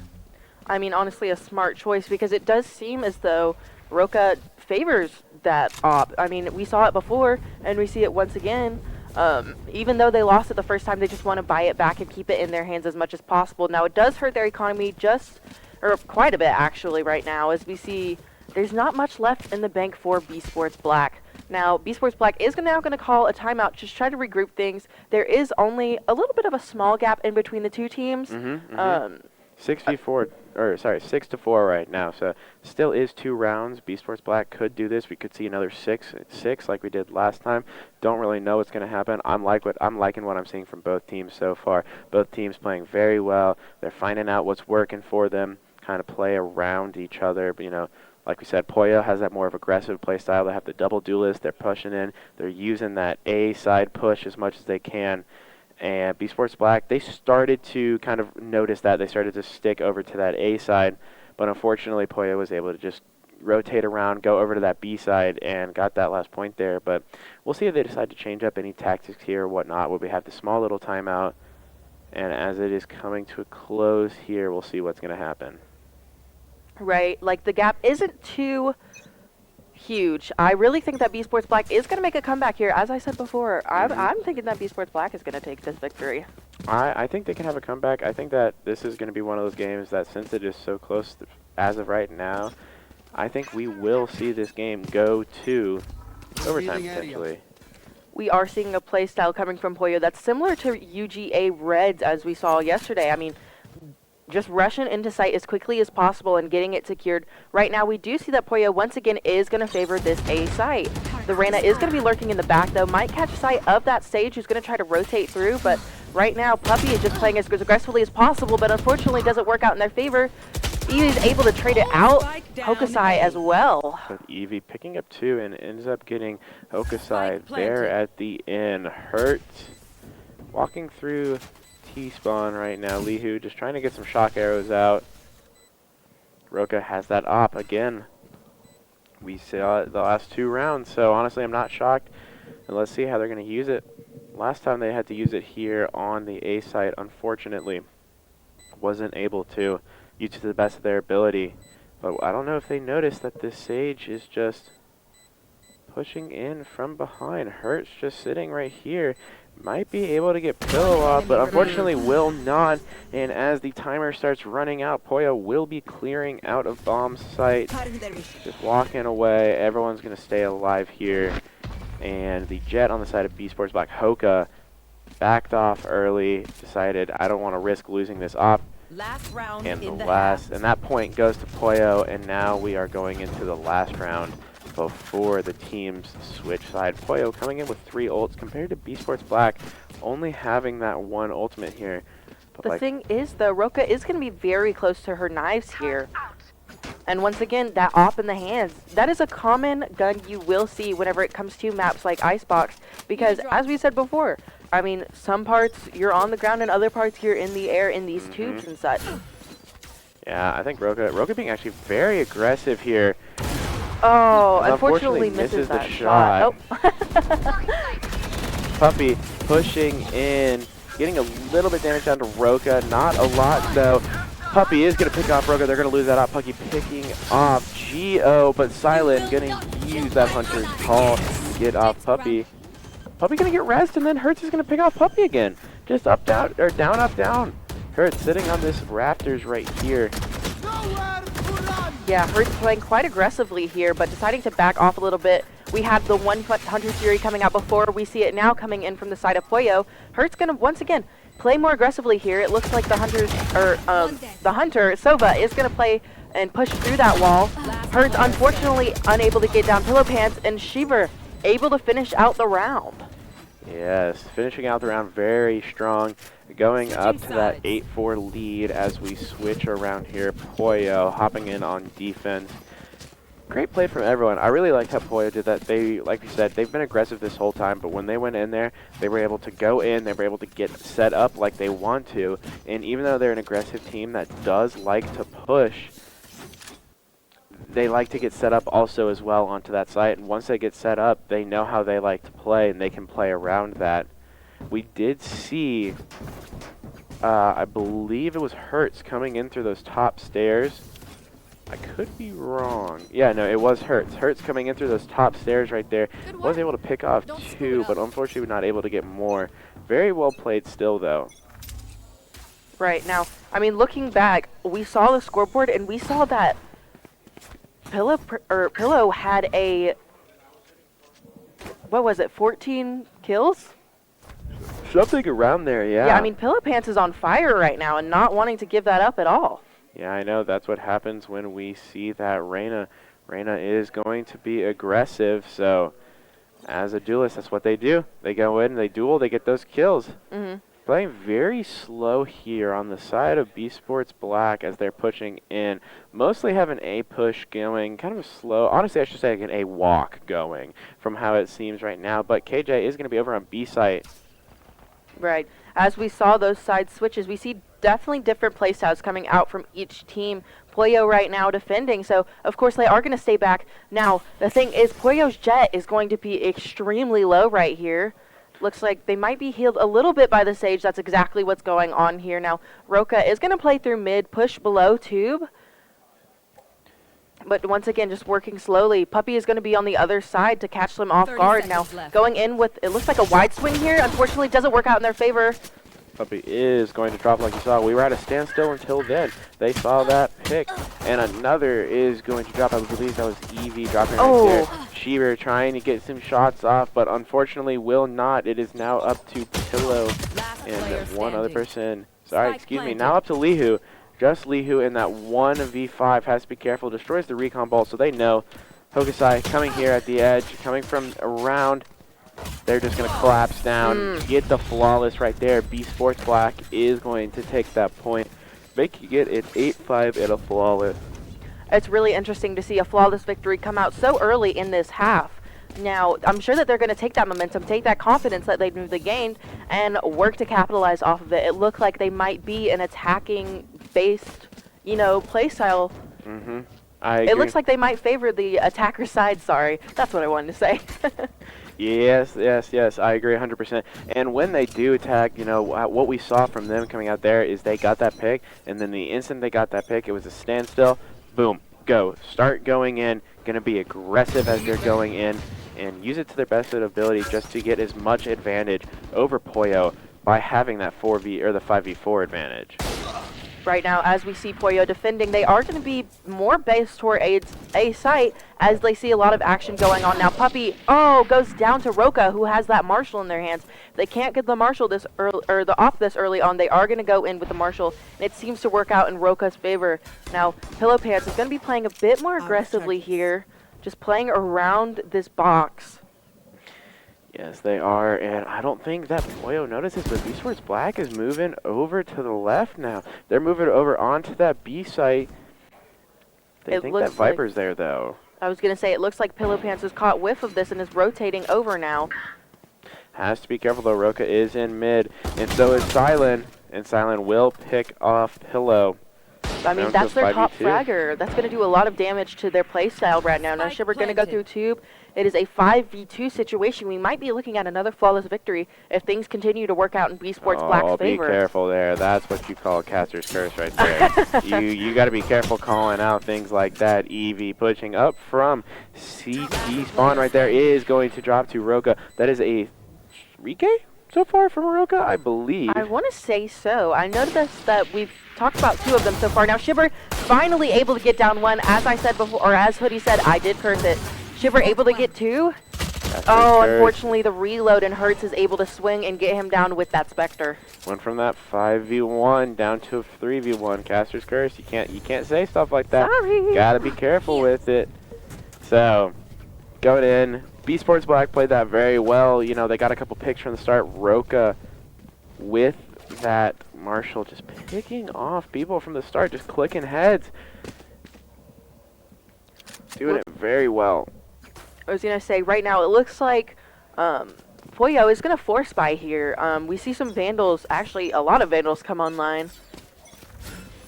Yeah, we're having that 4 Vandals plus a Sheriff from Lihu, I believe is what I saw. Has to be careful, pulling out that sonar arrow and will not be able to pick up. They are being aggressive, running down through mid. Lihu did drop down to a 5v4. Puppy has to be careful. Puppy will also drop. Geo picking off Pillow. B Sports Black is currently on fire right now, but Shiver once again coming back from the dead and getting that pick like we saw last round. Shiver really helped make some damage that last round, and once again is going to do that. Now Hokusai coming in with the Sheriff. And Eevee getting off Roca. Spike planted. Planting over on A site. It is a 3v2. Have to watch out through mid. Silent is using his drone, kind of just see out where they are. They hear exactly where Sheber is. So they know that they have 1, potentially 2 running up through there. And Hokusai getting a pick from far, missing shots. Let's see what happens. And then Hertz comes in, cleans up, helps Hokusai there, gets the 3K for this round. This has been 3 wins in a row for B Sports Black.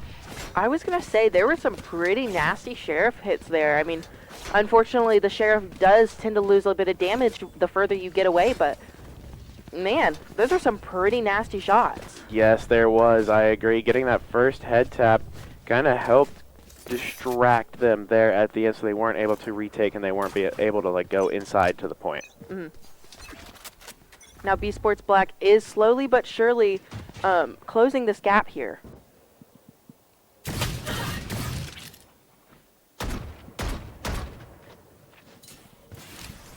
Here we go once again. Pollo playing towards or around this map here.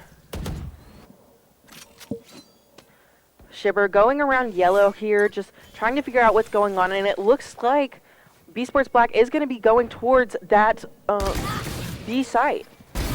Train harder. That is a pick coming out. Roca gonna get Puppy, but Sheber is gonna get Hokusai, or I believe that was right. Gonna get Hokusai, but Hokusai is gonna get back up. Roca getting Sheber. There at the end is down to a 4v2 in the favor of B Sports Black. It is a, as you said, 4v2 situation, but Sova on the side of Pollo is going to be very low right now. Pollo not at full health either, and finally the Sova falls. Pollo's Pillow Pants was left alone, but once again goes down. B Sports Black definitely looks like they're more comfortable when it comes to attacking. Yes, they do. I agree. Getting 4 wins in a row. That is insane. playing this very well, being aggressive when they have to, kind of holding back when they need to, and they're doing everything right to go 4 rounds in a row. 1 flawless round as well, starting off this half as flawless, so...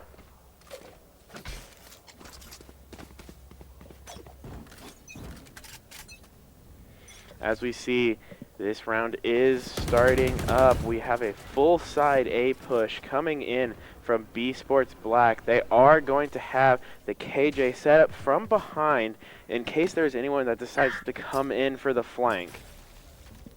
Pillow Pants holding this angle here, catches sight of Hokusai there. Hokusai goes ahead and puts this lockdown online. Pillow Pants shoots out there and gives away their position, forcing them to rotate just a little bit around. Hokusai once again waiting for this lockdown to finish, you know, calibrating. Going ahead and throwing down that nade to catch that corner there, making sure that no one is hiding because the lockdown wasn't able to reach it. A great strategy coming out from there. Now Hertz is going to go ahead and get on top of this wall. Oh. Pillow Pants is going to pick up 1, 2. Lihu picking up another, but Roka and Gio are going to pick off 2, making this a 3v2. EV sitting there at the top. A res coming out from the side of Poyo, but Gio is going to get EV. Still a 3v2 here. Has to be careful. Leo will drop. Liu, here's where they are. Roka with 9 health only. Still has to be careful. We'll see what's going to happen. Are they going to be able to clutch this up with that 9 health? Yeah, Roka's very low here. I mean, Spike isn't planted either. Yeah, that is big. There's 13 seconds, 12 seconds left on the clock. 10 seconds left. Be Go careful. for some- Sheeber's just sitting right there. They know that they're there. Sheeber will get the pick off, and that is the first win for Poyo on this half. 4 wins in a row for B Sports Black, but Poyo eventually ends up winning this round. B Sports Black has to be careful. They had momentum. They had everything going right there. But then Poyo got the win. Poyo got that round win. So is that going to stop their momentum? Is that going to stop what they had? Or are they going to be able to push back past that and use it to their advantage? I don't think that they're going to let this phase them too much. I mean, they were on a 4-round win streak, and I know that they had that confidence. They're just thinking now, how are they going to be able to regroup and adjust around this? Pillow Pants playing pretty aggressively here, but gets smoked off due to the Viper. Hokusai looks like they might come face-to-face eventually here. Yeah, it's looking like it so far. They have 1 on the side of Poyo going to A, 1 on the side looking over towards B. It is silent. He's going to be droning it out and didn't see anyone, but kind of going for a little bit of a mid push so far. Hokusai has to be careful walking in through this Viper right here, but Sheeber's there. Sheeber's not going to notice, and Hokusai going to take down the Sage, making it a 4v5 already for B Sports. We saw the last time this happened, that first pick, they started moving in, they started going and getting aggressive, and were able to win the round. So it looks like they're doing something a little bit different here, though. Still being slow about it, still being careful. Lihu walking across, not knowing that there's 3 members of Poyo on the other side of that smoke right there. As we careful, Roka pushing up through that wall. Lihu shooting a shock arrow, but unfortunately will fall down to a 5v3. Puppy knows there's people coming in through mid. Not going to be able to pick anyone up. Roka with another. Pillow Pants picking off Roka though, but Pillow Pants is going to drop to Hertz. Eevee on the 1v4, picking up 1 onto Hertz. Still be careful though. Looks like they're running over to that B site from what I'm seeing. Looks like they're going to plant and just play around here. I think Eevee's starting to notice that though, and Eevee is going to start rotating potentially. Still has to be careful though when walking through CT spawn. Never know who's going to be hiding there. Actually going to be walking through T spawn. So walking the long way, which that is potentially hurtful for them. You know, that bomb has a certain amount of, the spike, excuse me, has a certain amount of time on it. So if they're not able to get in and get that defuse, might not be able to win this round. Silent watching right here as Eevee's poking out. Both of them miss a shot. Unfortunately, no one is going to drop down there yet. I was going to say, it's quite interesting the way that, you know, Gio just decided to plant the spike in the open here. Usually you want to put it close to a wall, but, you know, they just wanted to get it down as quickly as possible. They weren't really concerned. They know that they do have the numbers advantage, and Eevee's going to go in, get a 1 pick onto Cillian. Unfortunately, though, unable to even tap the bomb as it goes off, bringing us 9-9 now. Yes, but good pick there from Eevee there at the end. Just trying to get them to Spend those credits. Spend the money. Excuse me. Sorry about that. Use those credits. Spend that money. Getting that pick there. Yes, they were going to win the round already. But when you do get that pick, like we said, that helps them out. That makes them use more credits. Not going to be able to get any econ out or do anything like that. Coming into this next round, Roka looks like just going with the classic because they do have the ultimate. But it looks like that is the only one doing that. Pillow Pants going in with a Stinger, which, you know, is a very tricky gun. Sometimes it really works, sometimes not so much. It just kind of depends on what site you're playing and how you're deciding to use that gun. Right now we see Roka playing towards B, playing aggressive. I mean, as they are the duelists, they are going to be in those front lines. Yes, they right are. now we do see that Hoka is going to be playing up through, Hokusai, sorry, is going to be playing up through tube. Might come face to face with the enemy Sova there as Sillin pushes up, unfortunately unable to get the pick onto Puppy as Puppy is too fast. It just gets him down. Immediately they're going to decide to capitalize off of that. Puppy getting another pick there. Hurts and Geo able to get their pick as well. Down to a 3v3 even on both sides here. Poyo does have 2 ultimates. Hokusai is going to pick one off, but Lihu will pick Hokusai, dropping it down to 2v2. Puppy does have the knives here, and we do have the Hunter's Call that Lihu could use. A site push coming in here, using the Viper's Pit. Has to be careful, pulling out Hunter's Call, maybe trying to see if they can hit anyone through there. Unfortunately, will not. Still has to be careful though. Hertz is down to half health right now. Not able to catch anyone there with that Hunter's Fury, and right now we see Puppy being aggressive, using that right there. Oh, that scan coming out and catching both of them. Hertz trying to go around, Puppy gets down Geo, but Hertz is able to get the trade. Right now it's a 1v1 situation. Lihu does have full health. I'm not sure if Lihu has any armor or not, but Lihu does know where Hertz is. The heal is going to be coming out, but it's a slow heal. It's not like an instant. And as we see, pushing down up to 20 health, Lihu is going to push in and pick off Hertz. And it looks like they are going to be able to get the defuse. Poyo 10-9 right here. Very close. Have a little bit of spray coming in. Lihu winning that round for them. These teams really don't want to give up anything to each other. I mean, it's this back and forth motion in this half. I mean, we did see that Poyo is a little bit more, you know, I don't know, that last half definitely was in Poyo's favor, but now that B Sports Black is attacking, they are going to be able to adjust better and play more of an aggressive play style. Yes, they are, and coming in here, I point this out a lot. I'm going to keep pointing it out a lot. 3 ults on the side of Poyo, 2 ults on the side of B Sports Black, matching those Jet ults, but Poyo does have the Viper's Pit and does have Reyna's ult. Splitting up here, 2 or 3 going over to that A side, 2 going on to that B side. Kind of taking their time. Hokusai getting a little bit aggressive, but Pillow and Eevee have a cross angle on each other. Eevee doesn't notice that Hokusai is right underneath them. Getting very close to being noticed though. Eevee notices finally, is going to be able to pick off one after they do pick off Pillow. Eevee picking off Hertz as well, making this a 2-kill round so far for Eevee. Great picks there. Definitely a slow start to the round, but now we see a flurry of kills coming out. I mean, it's a 5v3 situation, and both teams have 2 ultimates ready to use. Both teams have those jet knives, which are very dangerous. I'm not sure if they're exactly going to go for it, though. You want to save those whenever you don't have as good of a gun. You want to save it for whenever your economy is struggling a little bit, but right now, they might do it just to get these numbers down. Yes, they are. Roka is going to head tap. I believe that's Puppy going down to 26 health, but it's the Phantom. Cannot one-shot unless you're up nice and close. And Roka will push off and get Puppy down to a 3v3. Lihu dropping down to Geo. Making this a 3v2. Poyo going to have to play that retake, have to play to take that side back. But as we see, B Sports Black is playing more like around the back side, around where yellow is. And it looks like Geo is going on a little bit of a flank here.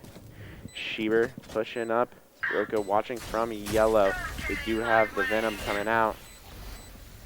And Viper's Pit is coming through, but Hunter's Call. They do get half.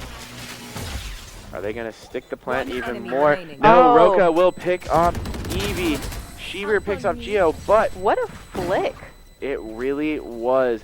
Unfortunately, after Eevee did end up falling, that Viper's Pit disappeared. Schieber not able to use it to their advantage, not able to use it and get that LOS cover out, and did end up falling and losing that round. As we are going into this, we can see a Bucky coming out on the side of Poyo. Yeah. On the Sova. Sova, I feel like you don't see Bucky played a lot. You really don't, but once again, I mean, Poyo's struggling a little bit with their economy here. They're just trying to like find the scraps that they can and trying to capitalize off of it as much as they can. Now, it is going to be smart that the person playing with the Bucky is going to be on this A site where there's a lot more close corners so that they can maximize their damage as much as possible here. Yes, it is. As they are watching this close angles, 3 people from B Sports Black are starting to push up. Gotta be careful here. Something is... Looks like something is happening. Not sure what is going on. Having a little bit of some technical difficulties here, I guess, folks. But as we can see, we're still going through. Oh, it looks like we had a disconnect. Disconnect and a reconnect. That is interesting. Don't see that a lot, but it happens. Not sure what is happening, but it looks like B Sports Black pushing over to that B side. Roka is going to pick off Puppy. Eevee sitting back here with that Sheriff. Clearly, it looks like Poyo went for more of a save round rather than a full buy. Saving up for that next round potentially is what I'm thinking. Now going in, it looks like Roka is going to be on top there. Oh, unfortunately, Roka is able to get the pick onto Eevee's. Eevee's really trying to capitalize off of Roka being in that open, but a flawless victory coming in from B Sports Black, just taking that round. Wow, 2 flawlesses in 1 half.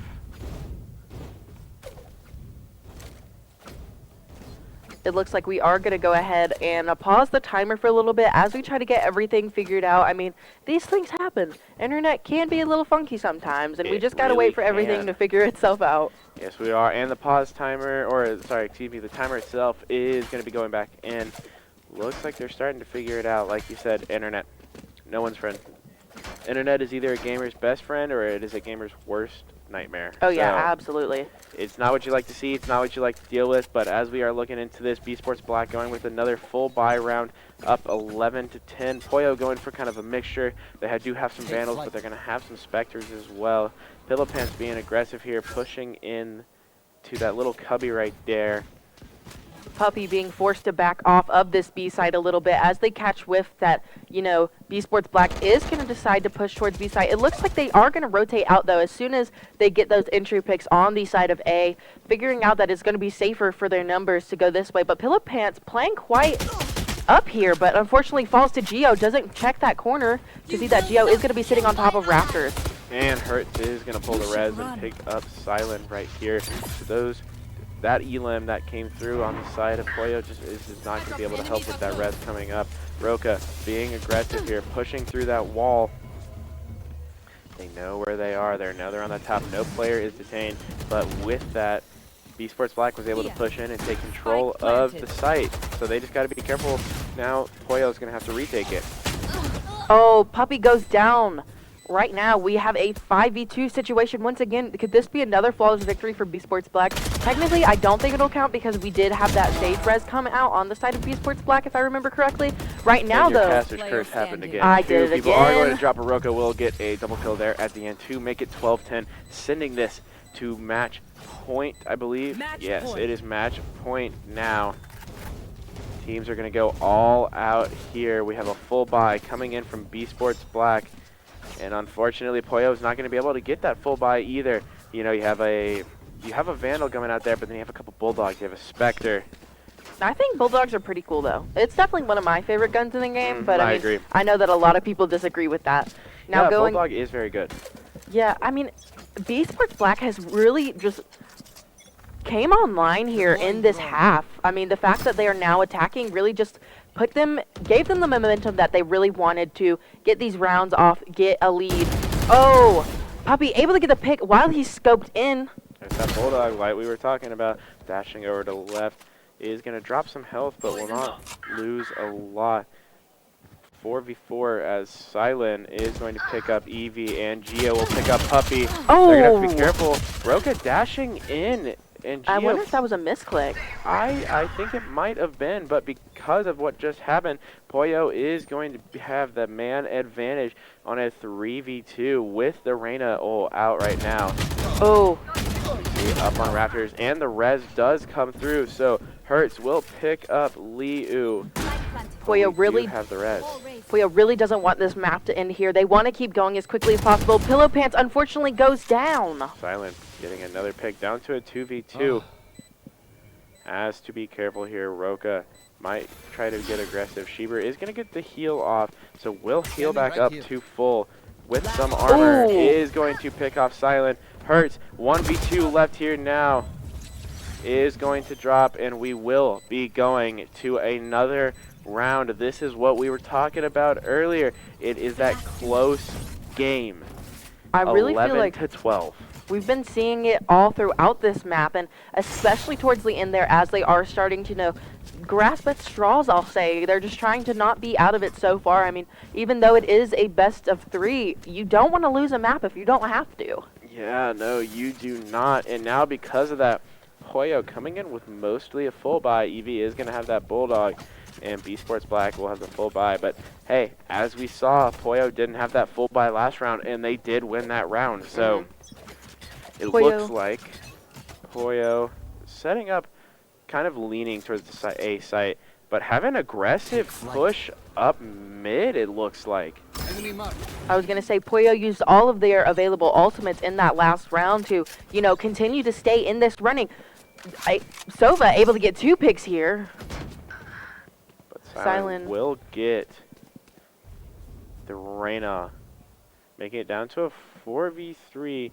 2 ults still on the side of B Sports Black. And Hertz picking up another, picking off Puppy. Gonna make it an even 3v3. Oh. Are we gonna have a run down the middle I was battle gonna say, right it here? looks like we're gonna face off in mid here. Walls off, able to Picking get up one, able to get the two, second. spray Disgusting. transfer. Wow. 3v1 here. 3K for Hertz so far. Are we gonna see another Thrifty? What do you think? I'm not exactly sure. I mean, the thing is, B Sports has the numbers, and if they win this round, the map will be finished. They get this spike planted. Oh, I'm not exactly sure. Now, we have seen a lot of great plays coming from EVs. We're going to see if they're able to keep up this momentum. Yes, we will. They do have that long range coming back from CT spawn with the Bulldog. Is going to be able to do long range, especially while aiming in. But does have to be careful and Hurts picking off EVs. That first map is going to be going to B Sports Black. It is now 1-0 in the series. B Sports over Pollo. Great match. That was an amazing match that we saw from B Sports Black and from Pollo as well. That was so close, a 13-11. Yeah. That's only a 2-point match difference right there. I mean, there was a lot going on in that map. I mean, that's back and forth motions, but can we talk about how Hertz really clutched that round? Yeah, Hertz there at the end running in. Like we said, that running down middle compared to the other two on Pollo. Got the spray transfer as well. Get from one head to the other. Able to just make them take that round there, get it down to a 1v3, picks off Evie at the end, and will take that first point over there. And I got to say, props to B Sports Black, especially after just playing a series against UGA Red and coming into this and having such a great showing off of that. I mean, they really showed what they got. Yes, Both teams did excellent jobs. I'm really looking forward to the next map, and I really think we are going to go into a map 3 the way that this game just went. I think it's going to be that back and forth motion. I mean, B Sports really, really brought it back that last half. They did. I mean, they started that half at 8-4 and ended up, it was 12-10 at the start of it. And it looks like, as we're looking right quick here, folks, USC Black versus B Sports Yellow. USC Black did come out on top and will be moving on to the last round of the redemption bracket. Whoever is the winner of Pollo versus B Sports Black will move on to play USC Black. And then the winner of that will move on to play UGA Red in the grand finals. I think there's going to be Well, I got to do a little math here. I think there's going to be like 4 maps before we see the grand final. So you're going to have, no, 5 actually. You're going to have 2 more maps here. You're going to have 3 maps going through the next one. And I think it's going to be a 3-map rest of the day. Honestly, great teams that are still playing in this tournament as of right now. Just play well together. All the teams are playing well together, and they're going to play great against each other too. So it's so interesting to see the different play styles coming out from each of these teams and how they're able to adjust going from map to map, from side to side, able to just switch it up as much as they possibly can to try to throw off their opposers. I mean, we saw that Poyo was super, super aggressive, like the playstyle that UGA Red was showing before. So if they do face off, I think it's just going to be fast rounds. I agree. So don't know what's going to happen until you get into the game. That's true. You can't tell from the start, especially with how close this match just was, sending it only to a 2-point win. Like, I don't know what's going to happen here, and I don't think I can give a prediction. I was going to say we can make as many predictions as we want to, but, I mean, they might not be true. Yeah, that is so true. And I just remind everyone and say thank you so much for all the donations we have been getting. We are up to $867.94. This is going to help make someone's wish come true. So, guys, thank you so much for all the donations we're getting. Yes, every little penny counts. We appreciate it so much. And like I said before, the kids sure do. Oh, yes, they do. They're probably enjoying watching this right now, and it's just been great. Yeah. It has been great. That's the only way that's been able to just describe this weekend as a whole is it has been great. Yeah. I mean, awesome games. And that's really, yeah. Not only are we doing something for charity, we're watching good games while we're at it. We so really I really can't. We're winning. We are. We can't complain. Yeah. that is how you gotta say it. Is we're winning. We're watching great games. We're helping out. You know, that's all there is to it. Right. That's really all you can say. I'm so excited to see another map come through from B Sports Black and Poyo. I mean, once again, we didn't go into overtime though. And you were wanting to see that. You are right. We did not. So I don't know. Maybe this one. I will give a prediction. Oh, okay. Okay. I am going to go once again with Poyo on this one.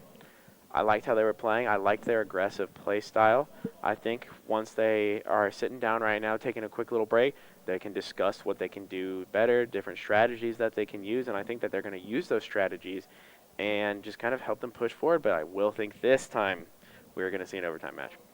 Okay. I'm down for it as long as you are. I'm down for it. I don't see why not. Triple it's a great overtime? Game.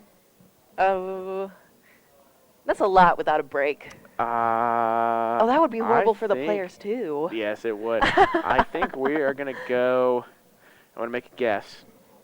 This is a very long shot guess. We are going to go to 20 rounds. Oh. Like on each side, each team having 20 rounds of wins. Each side? Mm-hmm. Really? Yes. I'm going to call it right here, right now. We are going to have the most insane overtime we have ever seen. Let's break the world record today. I would love to see that, honestly. Let's do it. Why not? I might have to tap out, though, and call in another caster if we go to 20. I don't know. I think we can do it. We probably could. We could do it. Yeah. It's a great game, so why not? That's true. I would feel horrible for the players, honestly, because you know. I would too. I wouldn't want to be sitting as an esports player. I don't want to sit there sitting there for an hour and a half plus just playing one single game, going back and forth and back and forth. But when you have such great teams, this is what happens. I mean, also, I'm sure they're still willing to play. Oh, willing to play as long as they want to. I mean, they play this game for a reason. It's probably because they like it. No, really? Really? I don't know. Who knows? I don't know. But as we are coming close here, folks, we are going to be going into the next match soon. Once again, I didn't grab your prediction. What was your prediction? I'm going to say double overtime. Double overtime? What team? B Sports. B Sports? All right, so we are divided once again. I got to stick with B Sports. I said it before. I got to say it again. I can't change up on them. I respect that. So, who knows? It's going to be a great match, though. Yeah. I'm excited for this match. I really am excited. After seeing how great that first match was, this match will just be even crazier, I think. I think we're going to see a lot of great things coming out from both sides. Both teams are going to be talking strategies on what they can do to improve and different things like that. So, you never know. Like, you never know what's going to happen. You don't. I say that a lot, but you never know. Oh, is this gonna be the first? This is gonna be the first time you and I've casted Bind together. It will be. I haven't seen Bind played in a while. I'm not gonna lie. Yeah. Well, isn't it out of the competitive queue? It might be. Oh yeah, because they just patched it, and now there's like a little vent. Haha. Sorry. I want to say it's B site. I'm not sure, honestly. I saw a little change, but the little vent confused me. But I think it'll be cool for lineups. Yeah, it can, and as we see Poyo come in with his first picks, running once again with that double duelist, gonna have the Jet and gonna have the Raze. Locking it in immediately. Puppy likes that Raze. That's what Puppies likes playing. They're doing well. Pillow gonna come out on that Sage, and are we gonna get? We do have a Breach. Are we gonna get the Brimstone as well? I really like Brimstone on this map. I really haven't seen Breach played a lot, but I think it. You know, his little, what is it called? His shock? It's like a shockwave that he has. Yeah, I think that'll be really cool, especially on that A site where there's a lot of, like, close corners. You're able to just trap someone in there and then, you know, get a little bit of damage done with that aftershock. That's what it's called. Aftershock. Yep. Yep, that makes sense. And we are just waiting agent. here. 10 seconds left to see what Sheber is going to pick. Looks like everyone's taking their time. Well, not everyone. Sheber's taking their time, and it looks like they're going to be forced to lock in. Looks like, I believe, yep, Brimstone. There we go. And there we go. We got Raze, Brimstone, Sova, Killjoy, and Sky. So, like we saw last time, we have the one duelist coming over on the side of B Sports Black, and the double duelist once again coming over on the Poyo side.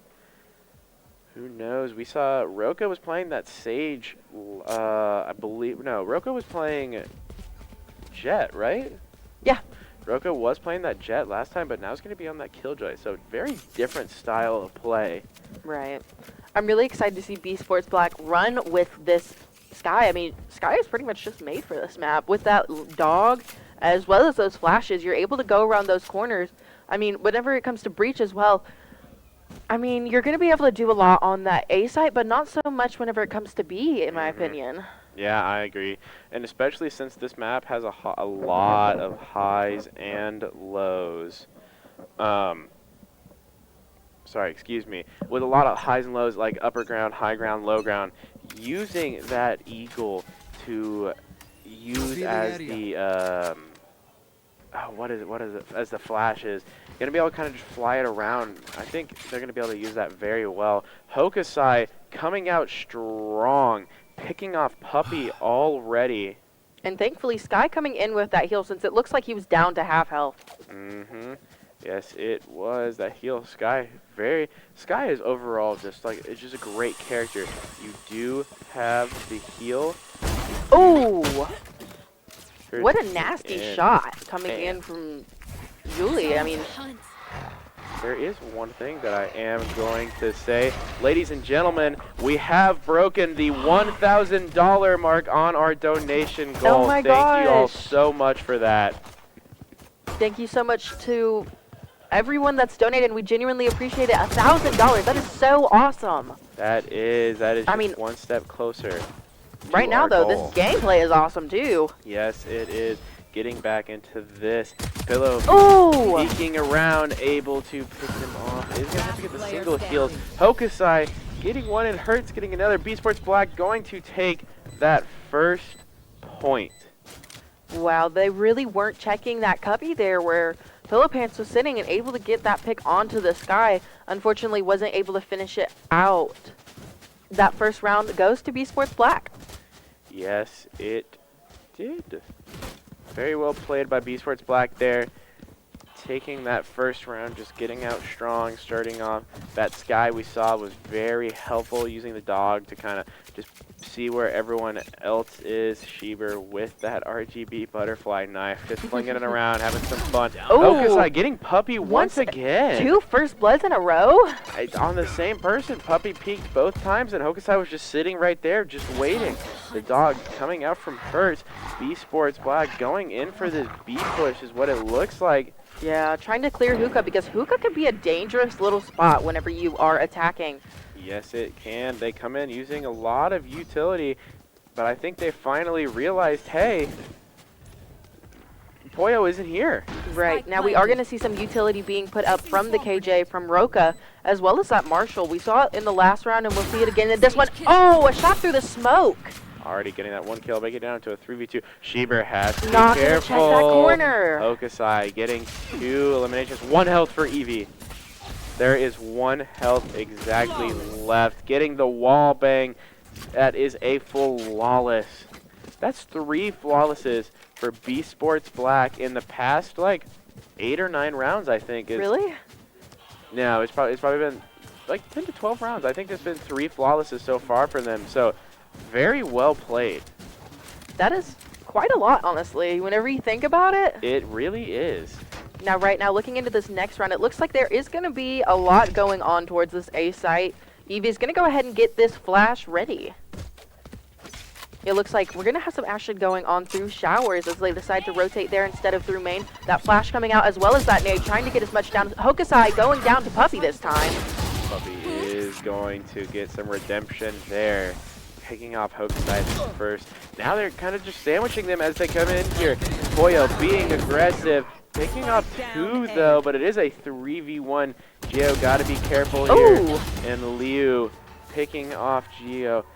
Man, Puppy got redemption there. Yeah, you know, got first revenge. 2 rounds was picked off by Hokusai, but at the beginning of this round, being aggressive once again, pushed in and was able to get the elimination out and sandwiches them.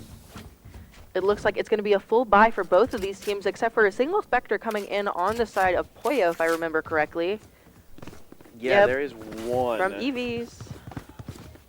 Are they going to do the same thing again? Try and sandwich B Sports Black over into showers.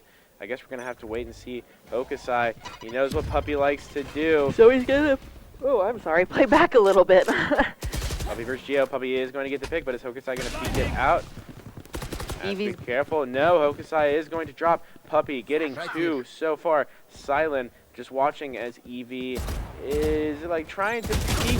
Going to get 1, but unfortunately will not be able to get Silent. Oh! I don't even know what happened there. Anyways, Pollo brings it back to a tie. 2v2 situation right now. Yes, they do. I just saw people diving in. I saw people doing just crazy things. Triple swing. Then round was over. So, this is crazy. Puppy, is Puppy going to do what they did for the past 4 rounds?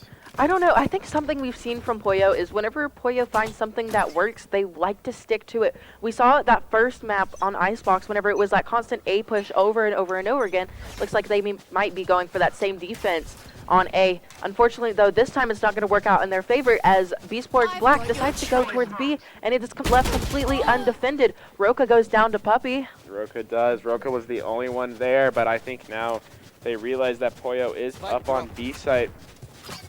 Excuse me, and Pollo going to be able to just set up how they want. Esports Black going, being careful still, but starting to push up. Hokusai getting a flame nade out there, just trying to block off Hookah as much as they can. Lihu throwing that nade and not going to be able to get anyone with it. Oh, Puppy swinging this corner and what's going to happen here? Hokusai able to get it down. Puppy is down for the count. Yes, it is. Down to a 4v3. B Sports Blacks now has the man advantage. Geo pushing right here. Liu will die, but Pillipants will pick off Geo as well. Hurts down to 5 health. Has to be careful with this 3 frenzy. bullets. I think they know. No one is down yet. Oh! The ult is coming out from Brimstone, though. Gonna hold off some time, and it looks like B Sports everyone Black is gonna drop to the bomb, though. That was a lot there. I mean, that ultimate, I really wasn't expecting it, but it does make sense considering the fact that they were almost at the defuse. Yeah, it does. That's one of the things that you like seeing coming out of a Brimstone, using that ult, kind of planning and then sitting, I don't want to say far away, but sitting back, just waiting and listening for that little beep that you hear when they start defusing, sending down that ult. But unfortunately, everyone did fall to the spike exploding, so coming in here, B Sports Black is going to have a full buy compared to Poyo, who is going to have more of an econ round, Spectres, things like that, not really any Vandals or Phantoms. Right now, Eevee's getting ready to go ahead and flash out. Hokusai is going to be sitting here. Oh! Puppey drops down and gets shut down immediately by Hokusai. That's the knives out. Unfortunately, weren't able to do much with that. Shiver is able to get one, but wow, there was a lot going on Shiver there. and Liu were able to get 2 there. B Sports Black is going to be dropping down to a 3v4, unfortunately for them, but they do have the ultimates coming in here. Pillow Pants gonna go ahead, and it looks like they might swing here, but oh, Hurts! Hurts was able to push in. Silent picking up another 3v2 in the favor. And Silent going for the 3K with the spray transfer. They lined up directly for him to get those headshots in. That was crazy. That round just kept turning around and around, starting off B Sports Black picking off Puppey, but then Poyo picking off 2 more there, giving them advantage, and it was just back and forth and kill and kill and kill, and then B Sports Black did end up taking over and getting that round point, making it 4-2-2. Wow. That's that. Wow. The thing is, Poyo really doesn't want for them to get too much of a gap, and considering the fact that B Sports Black already has 1 map above them. Yeah. Roka sitting in this corner with the judge. I wonder if, you know, anyone is going to decide to push that angle there. Silent does have their ultimate ready after getting those 3 picks in that last round. Yes, they do. 2 ults on the side of B Sports Black compared to 1 on the side of Poyo. If I'm not mistaken, both Raze and Jet used their ults last round, as we saw towards the beginning. Sheber going to use those smokes, smoking off B long as B Sports Black likes to push in. But unfortunately, Roka is going to drop here. B Sports Black man down, TP'd over to A. And pushing in hard and fast. Puppey is sitting right here. Is going to fall to Silent, though. Silent sitting out. And Geo using the showstopper, picking off Pillow as well. It is now in the favor of B Sports Black. Liu running in and is going to get a kill with Judge, but Hurts will pick Liu off and trade them out. Hurts getting up another. That is going to be 2 for Hurts so far. Sheber has this Judge just sitting here. Has to be careful. Spike has been planted. They know where Sheber is, so. The thing is, are they going to swing off of it, or are they going to wait for them to, or Sheber to come to them? Geo right here with the advantage, since they do have that rifle. And Sheber falls, bringing another round to B Sports Black. I mean, that gap is widening, and Poyo has to do something to stop it, and they have to do something as quickly as humanly possible.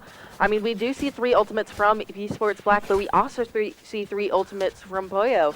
Now, the thing is, I really enjoy Sky's ultimate. Even though it usually isn't able to concuss the people, it definitely gives them a lot of information, and that is exactly what B Sports wants to do, you know? Yes, it does. It is going to give a lot of information. It looks like we're going to be using that right from off the bat. Start, trying to figure out where 3 people are, seeing if there's 3 on A side, if there's more on B side. Don't really know. Puppey is going to get an early pick onto Hoka, being aggressive here, pushing in, getting a 2nd kill. That is 2 so far. Silent getting Shockwave and getting ulted as well. Oh, but Hurts and Silent. Silent was able to get that pick while they were stunned. Now, Sheber is going to be sitting on the opposite side of that wall. Will Hurts notice that? Hurts sends out the dog and does get that intel. Probably going to spike this off. Using the ultimate, actually, to cut this sight line off, cut this out, maybe push them up into mid over to the hookah area, or are they going to push around? But Geo, does Geo have spike going on to B site? Oh, Raze is flying right now as Silent gets the pick, though. Pillow Pants getting the res onto Puppey here. That's their duelist back online. Geo, unfortunately, will fall. It is down to a 1v2. Pillow Pants is going to get Silent, and that round will go to Poyo. That was crazy. So much util. Yeah, really. We looked up, and all we saw was just Silent running through the air on that Raze. And it was just like, what is happening right now? Yeah, that was a lot to take in. And then I think it was actually smart that they did decide to ult there and, you know, try to get down. I want to say they were trying to get down I don't remember. I apologize. Yeah, I agree. I did like that Sage Res there. Without that Sage Res, it would have been a 1v1 towards the end. You know, more of using that Sage Res as a, hey, we want to win this round. This is going to be almost like a win condition for us, as we have that extra person. More of a safety net as well. Just having that extra person there in case someone does push and does get a pick, they're able to trade them out. I agree completely. Now, Puppy is going to be going through T-Spawn here. Hokusai might be running into some people here on this site. The Skydog going to go through to get some intel to make sure that everything's good. It looks like the Skydog didn't catch sight of them coming through this way. Yeah, I don't think so. I don't think they realized Pillow Pants. Well, potentially we see Silent getting the kill onto Pillow, but Puppy is going to pick up someone else. But Hokusai getting Puppy. Hokusai immediately going to rotate out. Hurts in Liu. Liu just comes flying in and does get a pick off of that Judge, but Hertz is going to trade them out. Hokusai coming in. Oh, they were lined up perfectly for him, but thankfully Sheber turned around just in time to see what was going on. A 2v2 situation right now. Hertz once again going to send out this flash. Looks like Sheber's going to go ahead and throw out some more smokes. Just trying to, you know, split off this map as much as possible. And Hertz able to get down one. Eevees is left alone on site, alive. And then he falls. Yeah, Stevie falling there, and that point going to B Sports Black once again, going up to 6-3 as we have I think it's 3 more rounds coming in here on this half. Just what? Flying raises. That's all we're seeing right now is raises just flying through the sky with those Judges, and it's working out. I think that's... They're definitely using those blast packs to their advantage. I need to learn how to do that. It's what needs to happen. It throws people off guard and gives them the perfect opportunity to get onto that site, as well as get those picks, since everyone is so disoriented by seeing a character fly through the sky. Yes, it does. Oh no, we have a full flank coming out on the side of Poyo. Puppy running in with those knives early. Gio gonna throw that nade. Puppy's gonna fall to Roka. Oh. Didn't realize Roka was right there. Oh. The flash going out of Roka's still gonna get the kill, but doesn't realize that Liu is gonna push in with the Judge, picking up that Phantom now. Hokusai running on the long flank as well. Has to be careful as he gets closer. All of Poyo running in through Hookah, but now B Sports Black is set up over on B site. They're playing this. They have the Brimstone ultimate. That's what they're playing for right now. The nade did quite a bit of damage to Silent there as they are forced to retreat. Now, right now, the Hunter's Fury is going to be put online. Hertz is just it going to be able to get the pick? Oh my gosh. The Hunter's Fury didn't. I think the Hunter's Fury was just a little bit too tall, and unfortunately was not able to get the Poyo defender who was who was defusing the bomb. I thought they were going to use the Brimstone ult there. Right. Fortunately, I mean, that Brimstone was smoked off, so they weren't able to see exactly where the spike was. Yeah, great play by Poyo there, using that utility, using those smokes to the best of their advantage. But now, they have no ult right now. Going into this next round, B Sports still has the Detainment Zone and the Skyfall, or whatever, I forget the name of it, for Brimstone. Puppy doing the usual, being aggressive here. It looks like all of Poyo is being aggressive, but Hokusai coming in from this other side here. This I don't know if they realize. So fast. I don't think that they realize this, and they're just straight up pushing up. Oh, this is going to be perfect for Hokusai here, I think. Hokusai is getting close to peeking them. They are in Hookah. Oh my gosh, that trigger... Eevees turns around at the last second. I was going to say that trigger control could really come in handy there, but unfortunately he didn't even get the chance to do that. Now, the attacker Killjoy's lockdown is going to be put online here, and they're all in Hookah. Puppy's going to be so low, and Roka is just able to get the flick there onto it, trying to destroy that attacker Killjoy's ultimate as quickly as possible, but one player does get unable detained. Eevees get detained. Down to a 3v1. Pillow Pants is going to get scouted out. Roka getting a 4K this round, taking out Pillow for that point of the round, and just wow.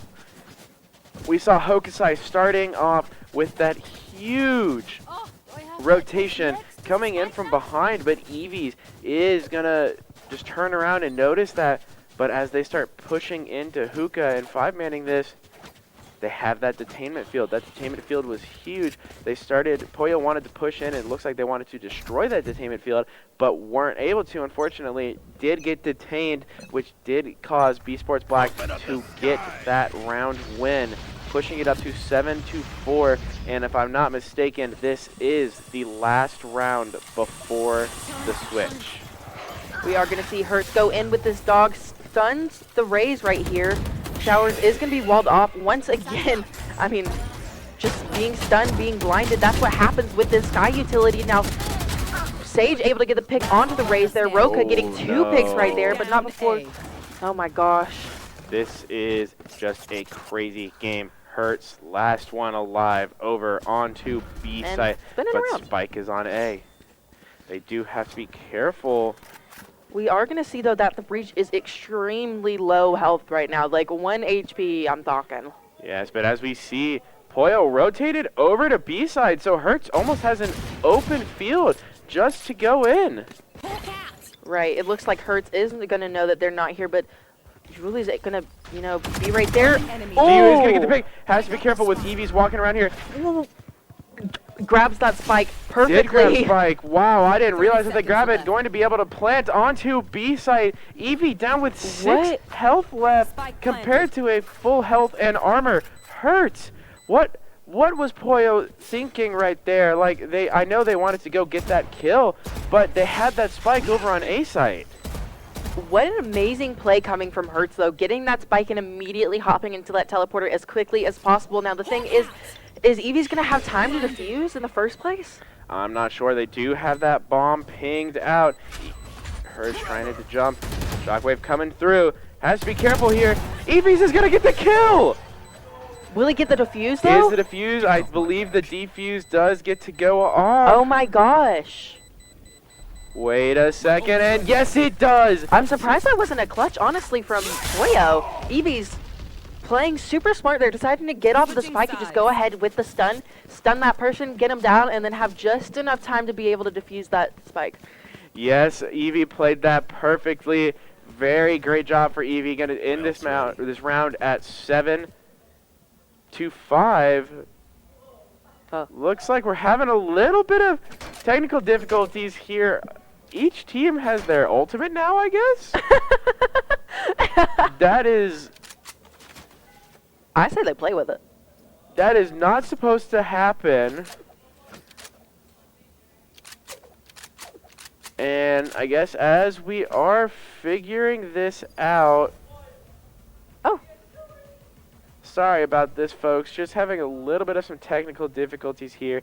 It was 7-5 on B Sports Black. We did see Eevee's. There we go. We're back. Round does get restarted right there. It is still 7-5. No ultimate abilities for everyone. Just how the game is supposed to be played. Imagine how that game would have gone first round in the half and all ultimates. They would absolutely, I feel as though they would go feral with that. Oh, they 100% would. You would see at least half of those ultimates coming out on that first round. There is no shot about it. Coming into this, Poyo having mostly classics, but Puppy, their top kill leader there with that Sheriff. B Sports Black is going to have kind of a mixture of things. You see some frenzies, you see a couple ghosts, you do see a classic. So Eevee's starting off strong. Roka playing right here at TP. I believe Roka is trying to go through the TP. It looks like they might immediately go on to that, you know, right across hookah there. But the thing is, it looks like Poyo's going to be aiming to go for this A site. Oh, yes, that's they right. Are. Unfortunate for Roka there, as they are going to be forced to rotate back. Yes, the one player on Poyo is going to drop. Silent picking up 2 there. It is down to a 5v3. Oh, Puppy with the Sheriff, though. Gio walking in is going to get 1. Is going to drop 3v2. Has to be careful, though. Hurts running around with that dog. You do have the killjoy going from behind. Oh! Wow. It is down to a 3v1, but Puppy with that Sheriff is going to get the 1 tap as we see if it's going to happen again, and no, it is not. Hokusai is going to pick off Puppy, sending it up to 8-5 here. Wow. Those were some great picks coming in. I mean, they all gathered momentum for each team there, and a lot of headshots. Yeah, we saw Puppy using that Sheriff. I believe Puppy got 3, if I'm not mistaken, and it was 2 headshots and 1 body shot. So, craziness coming from that. Hokusai is going to get that lineup here. Hurts kind of confused, but, you know, I'm your teammate. I'm going to go with it, I guess. Right, now we are going to be going into this next round. Once again, it looks like Pollo is going to go towards A. I think they're just going to stick with a site. They're going to choose a site and stick with it like they did in the last map. Yes, I agree. As we see Puppy already being aggressive, So aggressive going into here. Lance right now. Once again, but those Gio flying. is going to have the judge I was gonna say, raises in their judges. I don't understand why they like it so much, but I guess they do. So I was going to say there was another flying raise going through the air. Liu coming out with the shorty. Honestly, I should just say raises and their shotguns in general. Liu gonna miss the shot. The reload. And unfortunately will fall, but Pillow Panda will take off Gio. Silent picking off Pillow. Player standing. Silent picking off Eevees as well. Down to a 1v2. Huge pick off from Shiber, but Hokusai picking out. They have to be careful though. Those flames are still right there. It is early enough though that the spike can be diffused with enough time, getting that half diffuse on each side. 9-5 in favor of B Sports Black right now. Right. I mean, B Sports Black does have this advantage, and Pollo's going to fight tooth and nail to try to stop it. I mean, B Sports Black only needs one more map to close out this series for them, and then they'll be moving on to face UGA Red. Am I correct? No, they'll be moving on to face USC Black in the last match of the redemption bracket. To then, whoever wins is going to go face UGA Red. I'm getting a little bit ahead of myself. I'm ready for the finals. I am, man. I am too. These have been such great games. I can't imagine how great the finals is going to be with whoever's in there. But Roka sitting here with the judge. Oh, are they going to know that he's there? They're They not. don't. That's one. That's Three. two. That is three coming out for Roka with that judge. A 3K picking up Eevee. Yilu. 19 health, though.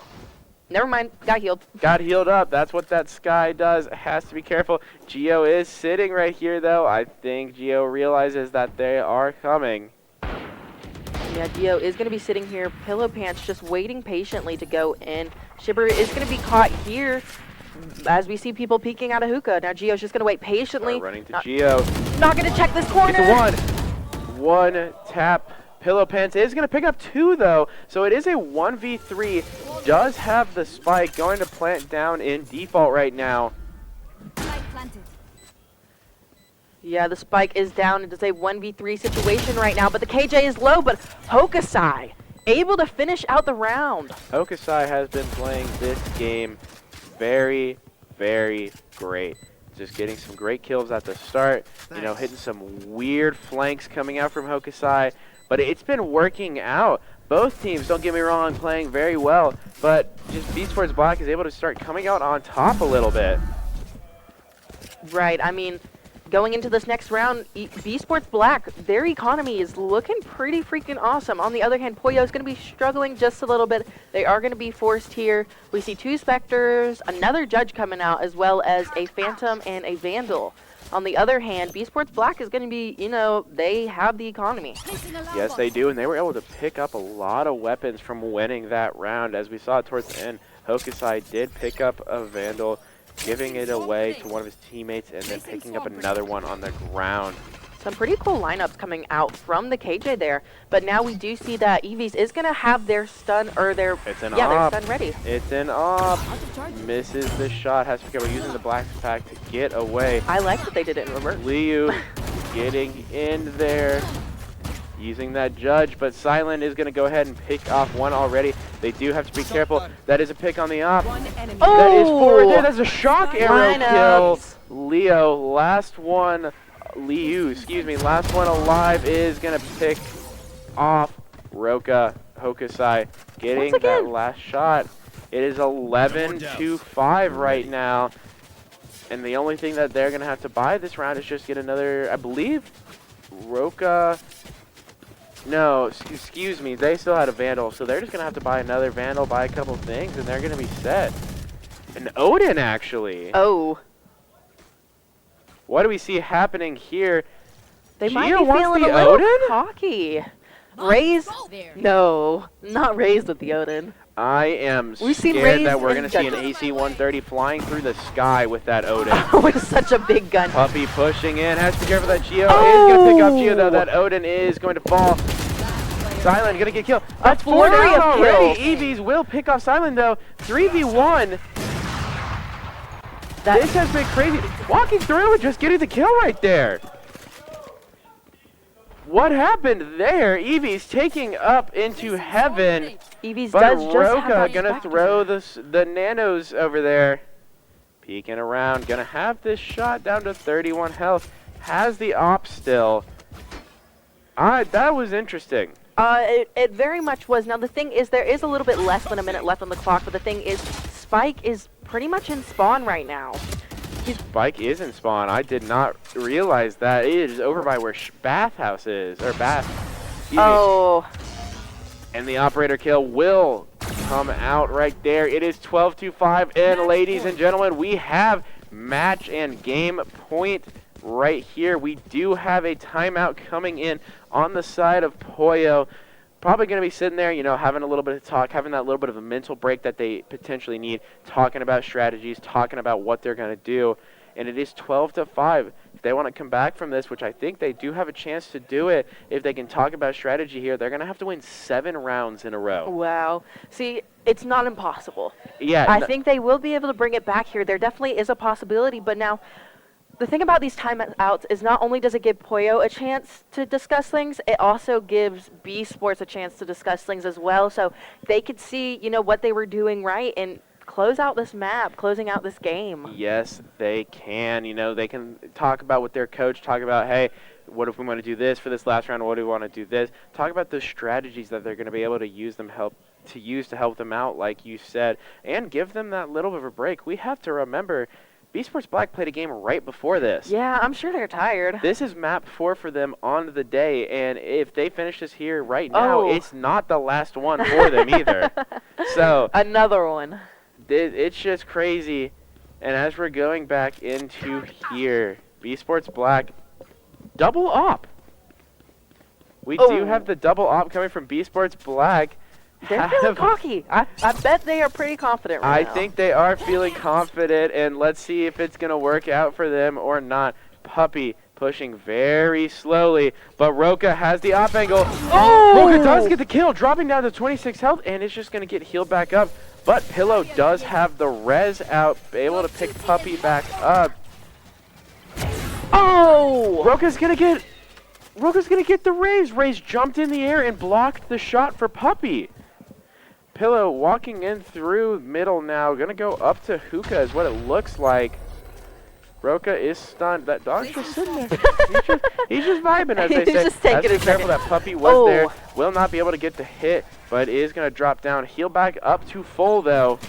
Roka forced to fall back there with that operator just a little bit as they were stunned, but that doesn't stop him from getting another pick. Shiver was able to get that pick onto Roka, though. Hertz and Geo able to get a pick. We got that showstopper coming in. It is down to a 4v1 right now. Ladies and gentlemen, with that final elimination right there, B Sports Black is your winner of this round, or this match. Will be moving on in the Redemption Bracket Finals. Against USC Black, I believe. Great plays coming out from both teams right here. You know, B Sports Black was just able to pull it out a little bit more than Poyo was, but Poyo played great this tournament as a whole. They put up a fight today, especially in that first map going 13-11. You didn't know who was going to win. So close. It really was so close. You cannot count them out of anything. They played great today, and we're so thankful that they came and that they played in this tournament with us. So. Great game so far, but we still have a couple more matches. Oh yeah, we are not done. While we're saying thank you to Poyo, thank you to our donators once again. We genuinely appreciate it so much. Y'all guys are awesome. Let's keep it up. We do have a goal of 6,000. And we did during that last game breach our $1,000 mark. So that is so awesome to hear. I mean, anything is helpful. Like we said before, anything, we're going to help make a wish come true. So that's what we're here for. We're here for the kids. That's what we're doing this right now for. So. All right, I agree completely. Now, this next match, another interesting face-off. It will be. All these games are so awesome. They are, and you know, like we saw yesterday, USC Black, they put up a fight against you. They did put up a fight against UGA, so we're going to see what happens for here. They are going to give B Sports a little bit of a break. That is 2 matches in a row as they're going into their 3rd match. So once again, thank you everyone for tuning in so far. We have some more amazing matches for you, and we're just going to watch some videos right here before we do have our redemption bracket finals. My name is Anoop Patel. I am the section chief of neurology for Nationwide Children's, and I'm also an associate professor at Ohio State University in neurology and pediatrics. One of my greatest experiences in the WISH program was a young man, teenager named Deshaun, and he had really bad epilepsy, and it was really more difficult for Deshaun and his family because he actually grew up for several years being completely normal. And it was tough. I got to know him and his family, and we didn't have a lot to offer. And it was right around that time where we had this presentation from the Make-A-Wish folks. I feel that was an opportunity that I was able to give that I might have missed had I not been exposed to the Make-A-Wish program. And when I did, I didn't really know what to expect. I again wanted to give them a break from this illness. That's one of the great things that we see in the WISH kids is they get to kind of hit the pause button on whatever is making them sick. He went to see Chris Paul and Blake Griffin and the rest of the Clippers, got to work out and warm up with them. It was pretty amazing. We got to see some video and pictures of it. But then they also got to go to Universal Studios. He had some younger siblings who really liked amusement parks. And so, you know, they kept saying, Deshaun, you gave this to me. You let me do this. Thank you, thank you, thank you. You're such a great big brother. And you have to remember at that time, Deshaun couldn't be a big brother. And I'll try not to get too choked up, but he couldn't be their role model. He couldn't be their big brother. He was sick. And then he was able to do that, and it just changed him completely. So I saw him shortly after he came back, and he went there with seizures, as we thought and knew. And I said, how's it going? How's your trip? And he then said, well, I haven't had a seizure since I left, or, you know, for the trip. I said, excuse me? And I looked at his mom, and I said, is that true? And she's like, couldn't wait to tell you. He had not had a seizure. That was over 3 years ago, and he has still had no seizures since then. And I thought that was the most amazing thing. And I couldn't understand why that happened. I mean, I really didn't do anything special. I couldn't take credit. I didn't change his medicines in a way that I thought would work. And if they did, they would have worked before he left for his trip, because I really tried to get him seizure-free so he could experience a better WISH experience. It wasn't me. It was something else. And then I saw it over and over with these other kids. And now I'm passionate to make sure that every kid out there gets a WISH. We found lots of kids in our own hospital that didn't get the WISH experience, and I don't know if their care would have gotten better. I don't know if that would have changed who they were or what they were. I think about that every day. And I wish we could go back to those kids and give that to them. And I now have a mission, I have a goal that I've got to provide every eligible kid a WISH. I have to. Because I can give something that's so important to them in their life that is more than just a nice thing to do. That's something that will live with them for the entire life and help their health get better. And if that's my goal as a physician, is to help my children get better and be cured, or at least lessen the burden of their illness, then darn it, I have to do that. But I can't do it without donations. I can't do it without the money that's given to the organization. I can't do it without the ability and the funding to provide a WISH. You can change a life for the rest of their life. You can improve the quality of their life. You can transform their health care by giving, by donating, by providing a resource that otherwise we wouldn't have. That's what you can do. You can do it today, you could do it tomorrow, but more importantly, you're going to change a life forever.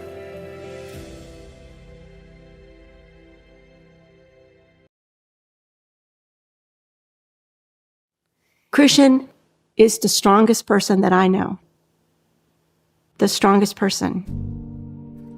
They told me he wasn't going to be here. They told me he was going to need a kidney transplant when he was 2. They told me straight up, we cannot explain how his kidney hung on. Christian is an absolute miracle. Probably when I was about 14 weeks pregnant, I was told that he had a rare disease called Prader-Willi syndrome. Most children with his disease don't live. And even if they live, They probably only lived for a few hours. He had his first surgery when he was 17 days old. He only had one kidney that was functioning at 23% kidney function. He spent the first 5 years of his life in hospitals. Never one time did he ever complain about nothing. When I read what his wish was, it made me cry, because Christian has never asked for anything. And for him to have this wish is the most amazing thing that could ever happen to someone like him.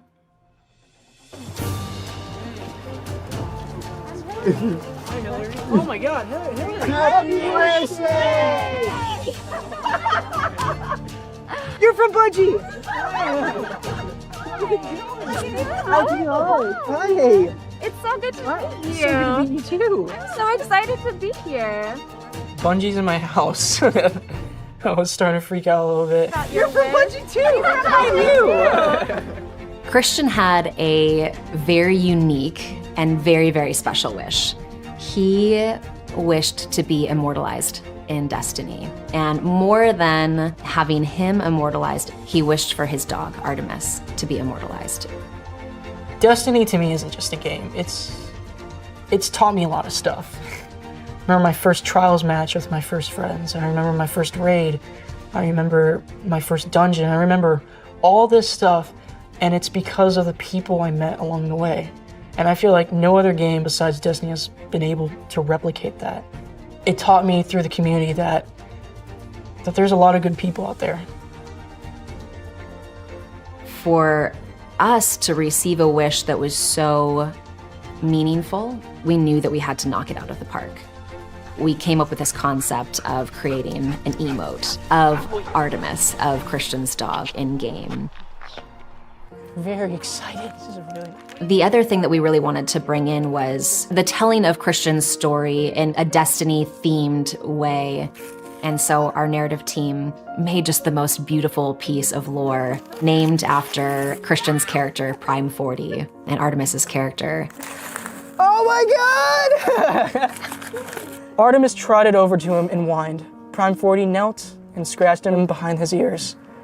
Is that gonna be in the game? Yeah. Wow! That's amazing. There's so many stories out there where dogs just pull people from like their deepest, darkest places. To have that reflected in the lore and have that reflected in the world is almost like, that's what dogs should stand for. They get you through the first day and they prepare you for the next one. I'm very happy. You know, it's so special to see a Wish Kid's special day. He's been through so much, and Destiny has provided him so much through some of the darkest days for him. Oh my gosh. Say hi, everyone. Hi, how's it going? When he was talking to the development team, that was a highlight for him. I worked with the team to write the lore tab story. I thank you so much for that. I am so, no, seriously, thank you so much for that. I absolutely enjoyed that. That was everything I'd hoped for and more.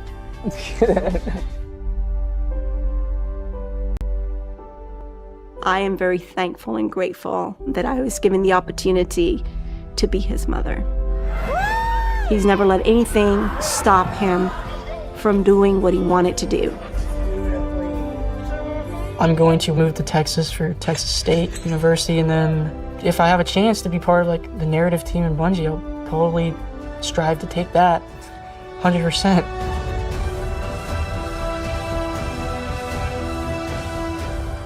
Seeing him in there now, it's like exactly what I wanted. I feel like it's good to give that importance that dogs are more than what they appear to be. I couldn't really want anything else, to be honest with you.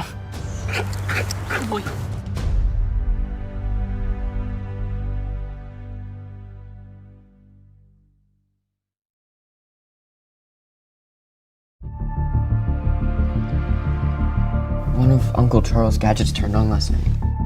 Which one? The compass machine. He was about to discover that aliens existed. If we follow it, we might find something, like an alien spaceship. I'm going to prove that Uncle Charles isn't just a crazy drunk. Believing in this alien BS is not right. You guys are not gonna find an alien spaceship.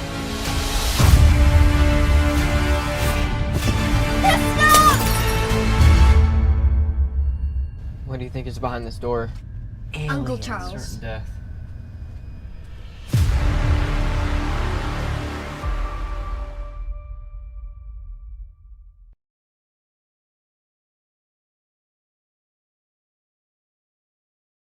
On March 28th of 2017, that call came in. When she called, she said, "Are you near Ethan?" And I said, "Yes, I am. And she said, "Do you mind leaving and going somewhere else?"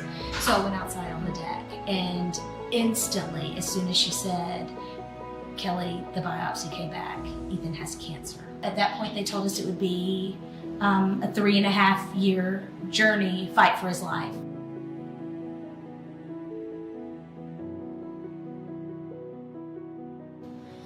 The hardest part of treatment was probably all of the side effects I had to go through. I got like nausea, I lost my feelings in my hands and feet, I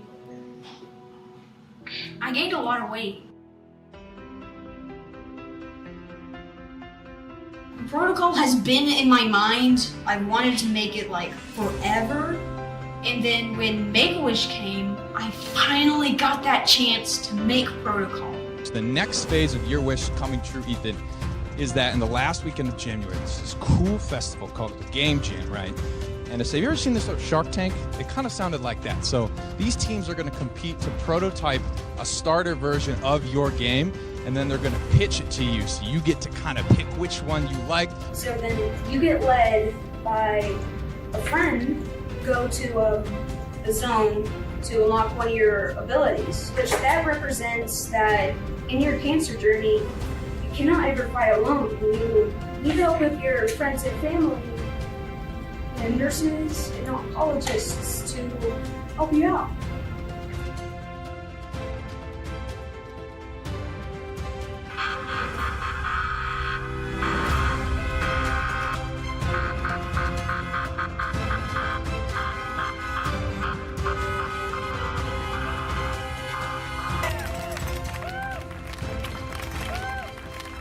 Down the hatch.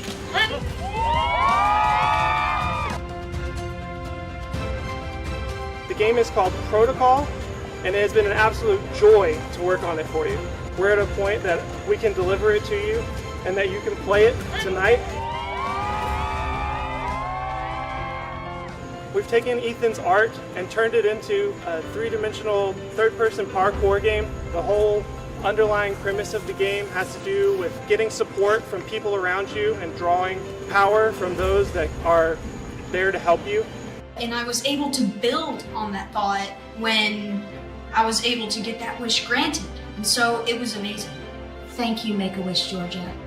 Because of you and because of your hearts and your mission, you have made Ethan's dream come true. You have given him joy as he waited for this wish to come true, and you have allowed him the opportunity to share his vision and his gift with so many more kids.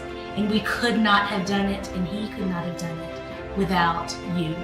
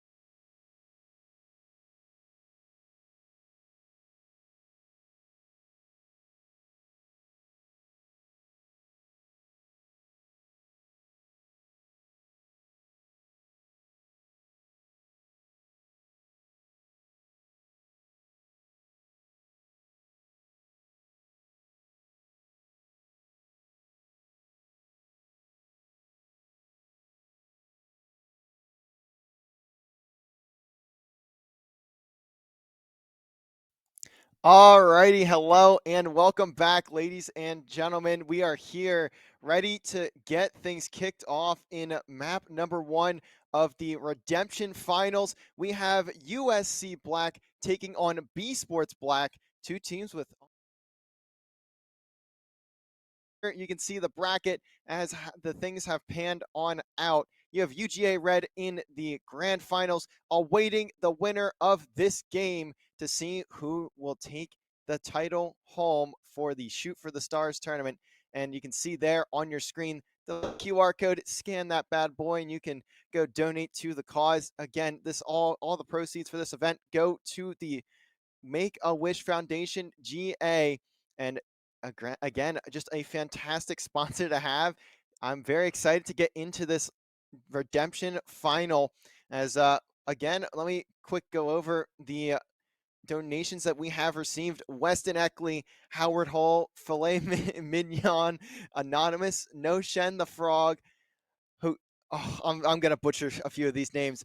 Charlie, a Hill L, Sailor, J Gamer, another Anonymous, and Hokusai. Thank you all for the donations. We are continuing to raise so much money. We're already over $1,000.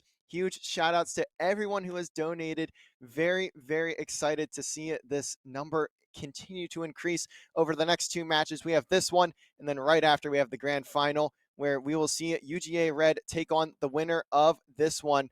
But map number 1 going to be Haven. We saw USC Black play this as the deciding map in their last series where they took on B Sports Yellow. So they're taking on another B Sports team. This time it's B Sports Black, and kicking things off on Haven here on the Agent Select. We'll likely see these two teams look to go at each other. As I'm excited to get through this series. We saw Ithaca in that first series against B Sports Yellow have a tear, especially on map number 3 on the jet from that operator over towards C main. We'll see if that decides to go down once again. And we can see Jabo there kind of flopping through some picks. Was the I believe was the Smokes player last time around, but we Sid Sama picking it up this time on the Omen. Again, Haven is a major map when it comes to Omen. Just loving to have that ability to duel. The Paranoia is able to toss this into any single corner you want. Check some quick spaces while you can. But we'll have to see how these two, or how this agent plays out. Sama on the Omen, Ithaca on the Jet. The only two locked in, but you can see everyone else selected on somebody. They're just letting that time dwindle down, seeing how they want to talk things over for the map. But Noel finally locking in, going to be on the breach. Already seeing a very standard comp for what you choose your agent. And the next two will get picked up. Sailor on the Killjoy and Jabo on the Sova. This is pretty much the exact comp you'll see on this map a lot of the time. Sometimes you'll see that Killjoy taken out for the Cypher, but really you can pick either or. And 5 of the players of I believe that's B Sports Black just picking every agent at the exact same time, not wanting to accidentally have to go into a restart. But either way, we will now get on into the map. I'm excited. These two comps very, very similar. Only main differences is that we'll see 2 of those Sentinel players. We'll see actually 2 initiators on the side of B Sports Black. They're going to have that Sova and the KO to work with. Very excited for this one. We are getting into our Redemption Bracket Finals. Again, scan the QR code on your screen. When we load into the map, at least it'll be on your screen. Scan that QR code if you want to donate to the cause. Again, a fantastic cause. We're already over $1,000. Certainly would love to have even more go to Make-A-Wish, Georgia. But we will get on into map number 1 here. It'll be B Sports Black starting out on the defense and USC Black starting out on the attack. This is a bit of an attack side map, but we saw things go back and forth when USC took on B Sports Yellow. We'll have to see if that is a similar story here. As finally, we've loaded on in. We're ready to get things kicked on off. We'll start things off here on the side of B Sports Black, looking to make their presence known over at the A site. Sorry, USC Black. I messed that one up already. But USC Black over towards the A site on the attacking half. Curious to see how they go about this push. Looking like they're going to stack over towards that A main half. Likely going to send one through short. Also, something to note, when USC played this map earlier, they ended up taking up the Phoenix as their main duelist, but we're just going to see a Jet here. And already, it's a very slow push. Although, we might see Sillin make himself known. Actually decides to back away window. We're going to see two players from USC Black go towards that middle of the map. Although, it'll be Sid Sama all the way by himself. Going to run into Silent. Not going to have a full engagement just yet, but on the pinch is Roka. Roka, though, not going to connect with the shot. Sid Sama gets the turn and burn. Only 5 HP to his name. Deleted. But he still has his life. Trades are coming through. Japo not able to clean up Hertz, and Hertz gets a double. Pulling things back into the side for B Sports Black. Spike is down. It's going to have to be a retake. Noel and Sailor both at 100 HP. B Sports trying to figure out how they want to go about this attack. Silent gonna be the entry man. One Neo enemy remaining. here as well, and it'll be a 2v1. enemy remaining. Playing the trades effectively, but Sailor almost makes it happen. Geo gonna get there just in time. Managed to get the trade and get the defuse, and it'll be round number 1 going on over to B Sports Black. Did give up that ace site pretty quickly, but ultimately it'll be the mid play that gives them the most presence and really gives them the entry into the round, isolating those last 2 players on the A site and managing to retake from there. Had the numbers advantage, and when you have that advantage, makes things that much easier to control. Now heading into round number 2, we're gonna see things switch on up. Now they're gonna look over, USC Black gonna look over to that C site, seeing if they can get something done in garage, but it'll be Silent. They're gonna make things happen. Teleport from Sid Sama, and Silent trying to back away. Managed to take out Sid Sama, has to reload though. So the trade comes in. It's now a storm onto the C site. Roka trying to stay alive. Neil picking things up in garage. Now the push having to come out onto a rotation, but can they even get out in time? Mid. Hokusai finds one. Makes it a 2v4. They're going to remaining. take this fight, actually. USC trying to take the fight out mid, but it'll be a team ace coming in from B Sports. Now, going into the bonus, we're going to see those weapons come into the hands of USC Black. So, definitely favored to take this round. They're going to have a lot to work with. Yes. They're going to be able to buy a lot of the utility that can gain them entry into any of these sites. You may see them look to rotate back over to A. We don't see a lot of teams that tend to favor that B site. It's just you have to get a lot of map control in order for that to happen. And when you look at the A and C sites, it's not quite as the case.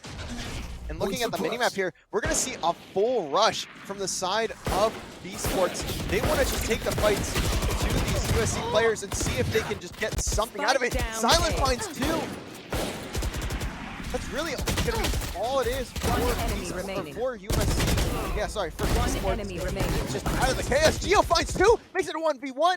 The wall spam gonna at least do some damage, but Geo, I don't know how, but pops a double. And it's all come to a screeching halt. Ithaca rotating around, has the Phantom in hand.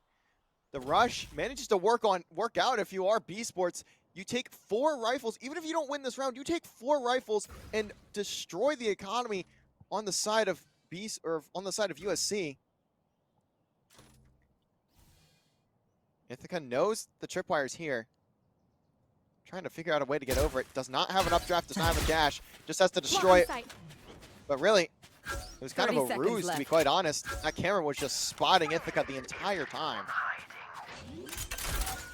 Now the ultimate comes out, knows exactly where Ithaca is. Spike planted. Spike still goes down. That second ping comes in.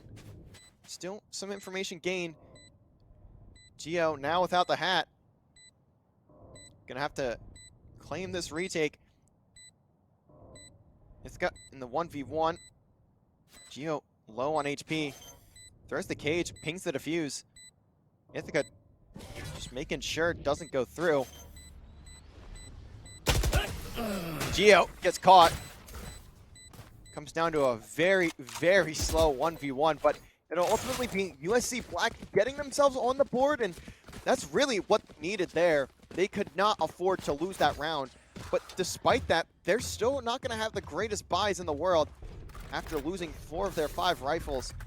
And on the other side of it, B-Sports have exactly what they want, or almost exactly what they want. Maybe not quite everything, but certainly their Christmas list starting to get filled here as we head into round number 4. Geo 5-1, Ithaca 5-2. Already seeing big duels coming out. Again, we're going to see a split push here from USC Black. Look at Hokusai. Look at how pushed up he is. Might be able to catch Sitsama in the other direction. Spots the weapon, and that's the blood. Throws the paranoia out. He's on Omen, so he can just get away. Ithaca at least finds a trade, but how much is that going to do? What it looks like, it'll open up the entirety of the B site. There's no one there in esports, and they're just going to try and rotate out, but Roka managing to pick out Null. We're going to hear that Hunter scream come out. Enemy remaining. But it's not going to matter. Geo and Silent I is going to find the kills. And again, down to Ithaca for USC. He was the man of the hour for USC in that B Sports Yellow series, but can he do the same against B Sports Black? Left alone in a 1v3. A couple players weak. 30 seconds left. Spike not in a good spot. Has a Blade Storm, but I can't imagine it gets popped here. May just look to see if these players get a bit overzealous, see if they look to get into the site by themselves, but likely we'll see them play very disciplined. It's exactly what you need in this situation. 10 seconds No left. time remaining, and B Sports Black doing exactly what they need to make sure that they win this round, forcing Ithaca to engage, and that engagement will just not come. Defenders win the round, and B Sports Black still holding a lead. Ithaca, though, gets a little bit of a consolation. Takes out Omen through that smoke. And now it'll be a full buy for USC, finally getting back on their feet. But again, if they lose this round, that could be another disaster for their economy. They cannot afford to drop more than 2 back-to-back here. Geo still putting on a show, but Ithaca trying to do the same. Here we go, full A rush. Silence gonna get his drone stunned, so he knows something's going down. But Hokusai finds the first blood onto Ithaca. A massive blood. He has really been the catalyst for this whole roster, and taking him down so early is going to be a major pick. Sailor at least gets the trade, but not before the rotation comes in. And look at Roka, push up so aggressively. Takes out J-Bo, Null. A trade in. So 3v3, and these players have to find a site to go to. Hurt's already here, maybe expecting the C push. Just gonna play it all the way behind the crates. Will Sitsama be expecting this play? And is the trigger discipline good enough for Hurts? He might be a massive spoiler. Does he get checked? He doesn't. Sitsama gets caught planting the spike. The trigger discipline. There goes Sitsama. Ultimate pop. No utility able to come in. Flash through, but he's not going to hit the 30 shots. seconds left. Damage gets down. One Noel has enemy to go remaining. plant.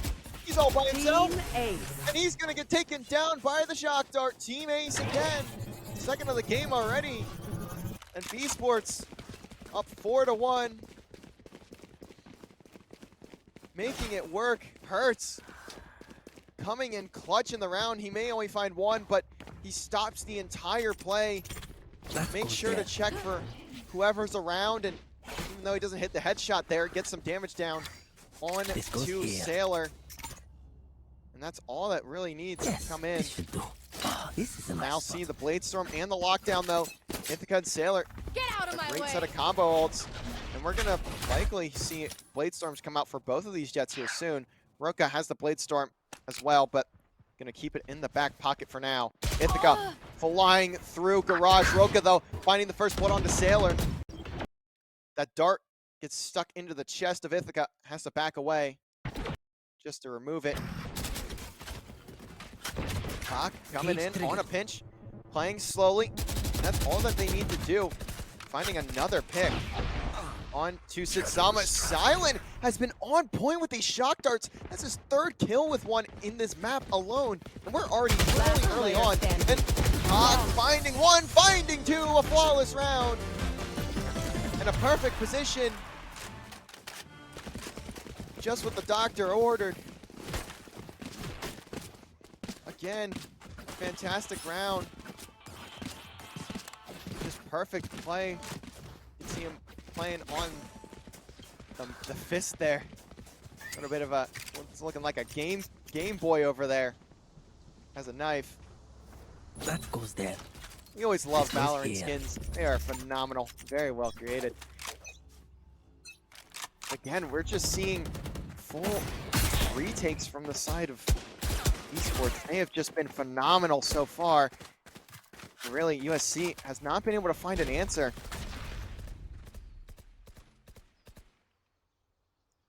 Everyone just individually performing. Look at this spot from Hertz, by the way.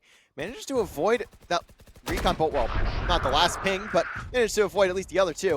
Ithaca pushes all the way up through main.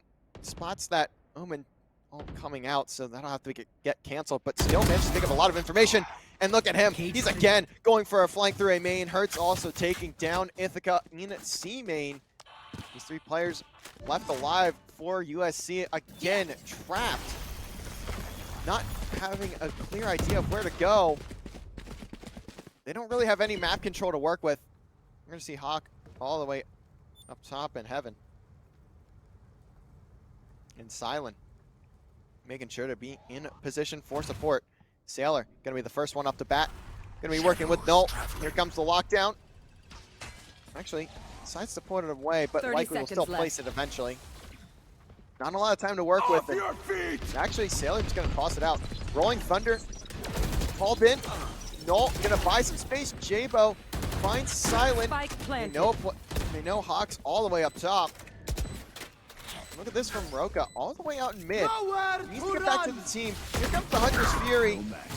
Null gonna take down Hawk up top, and now there's full map control for the side of USC. This may be very well be a round for them to take, as they've backed down the three on esports into main. They're gonna have to start storming onto the site.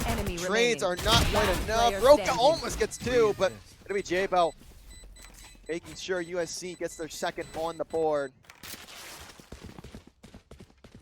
So they're at least still making sure they keep themselves in it. And again, we can see a flurry of rounds come in for either side, really. Yes, this should do. We can still end this half at 6-6. We'll have to see a resurgence from USC, but we saw how well they performed in that B Sports Yellow Series. So definitely nothing out of the picture just yet. And B Sports also just coming off of a series win against Poyo.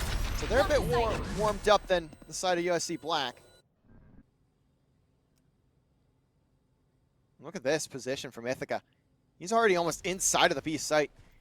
He can updraft as well. Hertz at least gets the nade out, but is he gonna get away? No, he will not. Ithaca flies up. Look at him continuing to want to take fights. He wants to find every single kill he can. Not going to be expecting it, but still gets the flick. Makes it a 4v4. Gonna have to retake onto the B site. Jabo lurking on the flank, making sure nothing cuckoo crazy comes out from this push. Could have the information we would. He would know that that's not quite the case. And Silent playing off the paranoia. Roka gets one with the op. No, finds the first though. Makes that two. Player standing. It's all down to Jabo in a perfect position. And knows exactly where the spike is, but Roka hits the shot.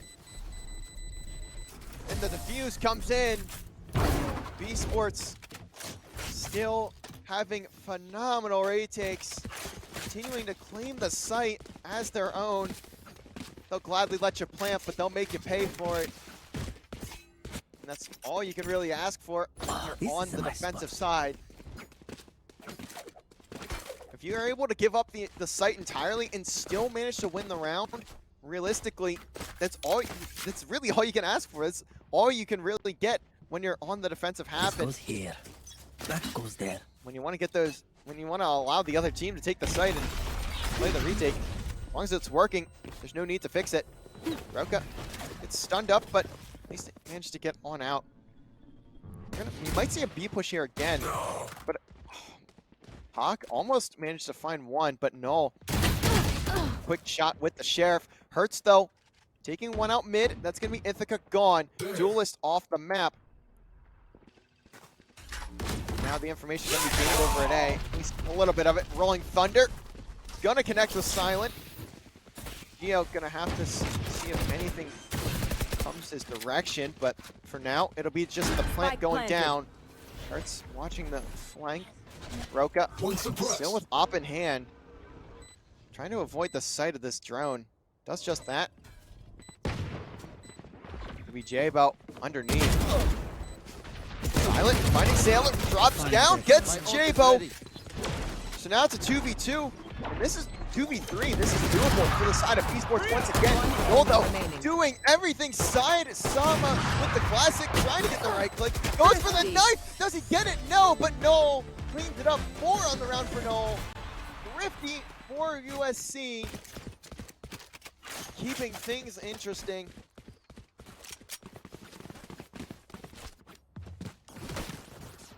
Round number 10, and things looking up for USC.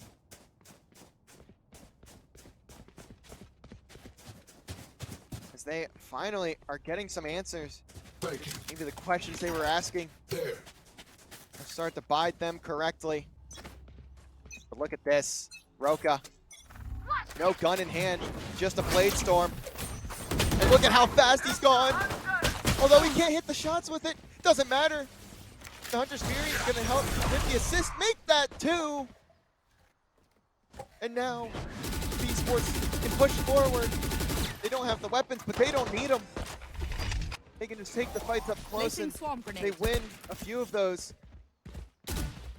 USC stuck in their spawns, trying to get something, but Roka finds that operator lying on the floor.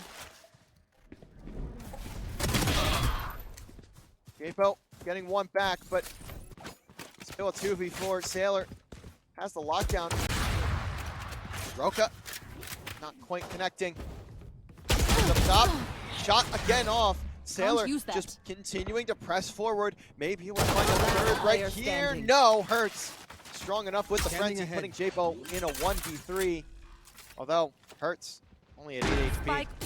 Jabo tries to get something, but the only thing that'll come in is the spike plant defuse. Gonna be called for Geo. That's again a great retake from B Sports. They just fly straight at USC Black. They're not worried about what weapons they have. They're worried about if USC can win the fights when they're up close, and Thrifty. They bet on themselves. I'll try to be even more again next time. It'll be this hard. time in the hands of B Sports. I find them. I kill them. 7-3 scoreline. They will claim the half, but we still got 2 more rounds to go. Can they extend their lead, or will we see it decrease by the hand of USC? The first bloods really are what are bringing this team down, this USC team down a lot, as they're not winning many of these opening fights, and that's what's giving them, that's what's forcing them to back down and not be able to claim much space around the map whatsoever. As already players of USC getting detected by that recon bolt. Again, the information game being won by the side of B Sports. Roka holding this angle with the op. East side Sama pulls the trigger just a hair too early. That Sama escapes. Life and full HP. Right So now here. come on the Silent. Who's on site. Smoke's getting tossed, but Ithaca again falling early. Silent. Crosshair placement is clean. Now looking to readjust. Again, first blood going the way of B Sports, and that cannot continue happening, especially if you're on the attack looking to make an entry onto the site. Silent spots J-Bo, trying to get something out of it, but again, the shoulder peaks just going to keep coming through. No, at least takes out Geo, but the ultimate pops from Hertz, so there's no abilities that can be used right now on this B site. Silent falls. Hertz gets down, so this round should be going the way of USC. They get the spike down to get B control. Roka and Hawk, the last two left alive. They have either side covered, but the entire site filled with USC players, and Noel gonna make sure that presence is known. Roka also getting pinged with that drone dart, and Roka just gonna save the op. Again, another round to USC. Shot from Roka's off. And that's a bit of a whiff, but ultimately the op will continue to change hands. Last Sama round picks that in up. the half. Shirley gonna toss it over to Ithaca. Maybe even keeps it for himself, but not 100% sure how the trade will go down there. Roka though, again, with the last round in the half being this one, they can just purchase whatever they like and make sure that all their credits are used. Drain the bank accounts as they need. They're gonna go for a full A rush this time around. Hertz with a Marshall, trying to get the head off of Hertz, but or the head off of, I believe that was Hawk, but will not come through. Oh, it takes down Hawk. Hertz managing to avoid the Rolling Thunder and gets the head of Noel. Great shot, great reposition from Hertz. Pushing onto the site. Roka also has an operator, so two snipers in the hands of esports. Enemy tag. Gonna have to get aggressive though with these weapons. Sailor hiding down low. Roka making sure that this round gets mixing. Ithaca though trying to get these players out of top, and he will not all by himself. Now it's down to J-Bo. Has the Hunter's Fury to work with, but he's gonna need a 1v4. This is not gonna come easy. Takes down Hertz. Has to take out the weapon. Hits the headshot onto Geo. Roka though, watching with the op. Knows the exact position to watch. An 8-4 half. Great defensive hold. Switching sides. Esports. They will head into their attacking side with a 4-round lead. This is exactly what you would be asking for if you're a fan of B Sports. Black here in the chat. A stellar performance so far from Silent and GL. 15-8 from Silent, 11-6 from GL. But the whole team really contributing. And seeing 9 total assists from Hertz. Even Hawk might be -1, but still making sure he's getting the assist column into his hands as well. But maybe the defense is where we see USC shine. We'll have to find out as J-Bo, the one on C. All right, backing as far away as possible. Has that turret there for the information. Gonna toss out a recon dart just to make sure that his suspicions are confirmed, which they are. See, fights going down on the B site. No, put down to 12 HP. Sailor though, picking up the first blood. Hawk finding one, finding two. Huge kills for Hawk on the B site. Gonna get traded out. The rest of his team all the way back in spawn. Geo gonna be holding a window to B, but ultimately has the ability to rotate with his team, and that's exactly what we'll see come through. The noise being made. Roka, again the entry man, has the spike in hand though. Has to be careful. Doesn't want to fall here. And actually gonna plant this in a very atypical spot. Has to fight Ithaca, and that's not gonna go. can't escape my nightmare. Or USC Black gonna get on the board here. Taking the pistol. Not gonna allow B Sports to walk on to that A site too easily. And this is the exact resurgence that is needed for USC Black if they want to take this map and head into map number 2 up 1-0.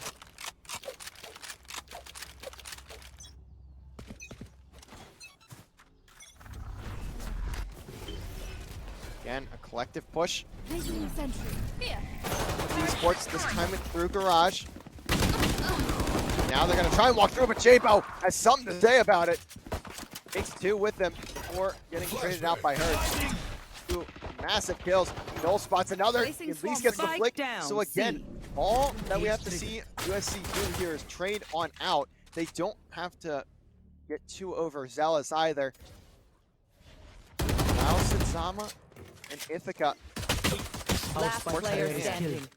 Or sorry, allow Geo and Hurts to force their hand. Already it's going to be down to Geo, who is in fact going to fall. USC putting a couple together. Now into the bonus. B Sports going to look to get back into the groove.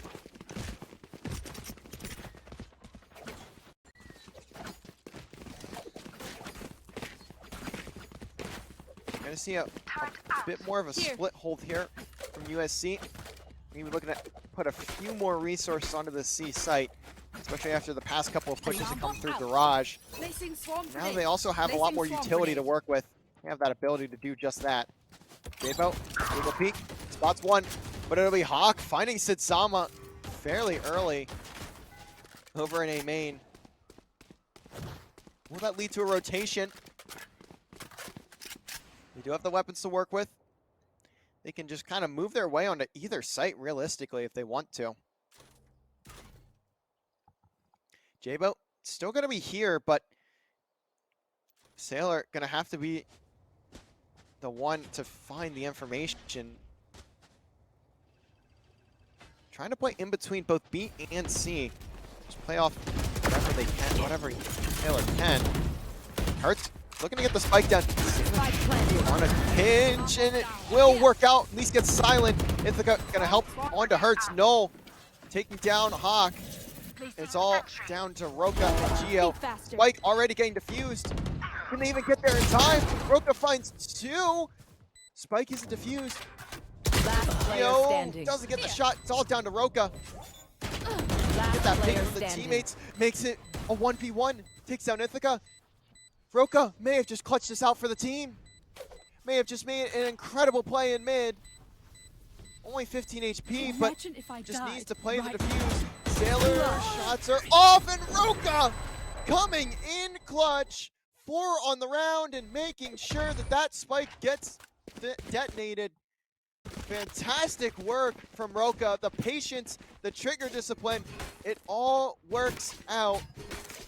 And we'll see B Sports finally get back on the board in the second half. Tough one for USC Black to swallow. They get the spike down. They find every kill they want, but it's Roka coming up in the clutch. Now has the Blade Storm in hand to go with it. They're going to play through this A site. The knife going to detect Nolan Ithaca. They have to reposition. They cannot use their abilities for just a couple seconds, and that's going to force them to back down. Ult Orb getting grabbed. Hawk finds Ithaca. Roka starting to push through. We're going to see Hurts pop the overload. And he's going to look to get that spike down. Again, looking for a bit more unconventional position to make that defuse that much harder. B Sports in a good spot to put their 10th on the board. Silent just playing off the drone info. Cage comes in up top. Roka playing the first close corner. We do have the info on his position. Paranoia. Teleport comes out, but Roka can see it. Roka can find 2. Has a 3rd in front. Maybe be able to find the 4th if he looks up top, but no, gonna let the teammates pick it on up. No, though, Gets a double, still 1v3, not enough time. Nolan picking up kills left and right, but not gonna do just enough. Roka finds the third. Does Roka get out in time before that spike detonation gets to him? He does. A couple rifles kept in the hands of B Sports Black. And now the ultimates, though, faring to the side of USC. They'll have the Rolling Thunder, the Blade Storm, and the teleport from Sitsama to work with.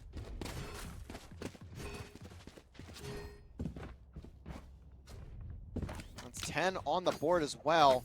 Just 3 away from putting themselves a map away from going to that grand final. There's still a lot of Valorant to be played, and we're going to see dueling Blade Storms from Ithaca and Roka. And Ithaca gonna slam the head off of Roka. Blocking sight. It's a clean shot to the head of Roka. That's the only ultimate in the hands of B Sports down. Here. Ithaca looking to make a play out through Garage too. May be able to spot Geo, but gets hit by the ping. Hawk gonna take down Sid Zama. And now A control. Over to B Sports on the push. Though, still with the Blade Storm. Take down these players at the click of a button, but doesn't look in the close corner. There he goes. And Hawk finds 3. Glides through. Cover going Finds out. 3, make that 4 on the round. Jabo all the way back in CT. Not a single chance to get this one done. And he'll get the ace as well. Hawk playing so carefully. Finds 3 in A main and takes down the last. Gets the ace. Could have been the first ace of the tournament, honestly. I haven't quite seen every match, so that may be false information, but still phenomenal to see. Love seeing aces come on through. And he has just been storming in this map. Going toe-to-toe with his own teammate, Roka. At 17 and 11, both apiece. Hawk gonna have the advantage in the assist department, though. We're gonna hear Odin spams from, I think, both teams, honestly, or at least through GL. Look at this, a duel with Ithaca. And Hawk trying to get their teams the first blood, but it'll be Jabo, the one to get it. Trade there over in C main. Altorp getting grabbed for Silent, one off the Hunter's Fury. And it's very split from this B Sports roster. Seeing where they can go. Silent at least has the drone to work with. May look to use that here, see if there's anyone on the site. Does the corner that Sid Sama is in get checked? No. So they may just walk onto the C site without knowledge of Sid Sama's position, but one bot triggered. Friend gets triggered as well. Sailor holding his own. Just a bit of a delay here for the side of 30 seconds esports. left. Not quite sure on how they want to take this, but it's looking like they'll start making their moves over at A. Sailor. No, only one on the site, but certainly going to see all of that come in and all the utility come in and make the call. Another swarm going out. 10 seconds Can't left. do much damage, but now with very little time left, if they can just get this player off the plant, they might be able to win this round, but the ultimate lead goes down. Now it's going to be a retake, and the fights are not going their way. Although almost flicks onto the third. Although it's not good enough. B Sports Black. Match point. 1 round away from taking the map.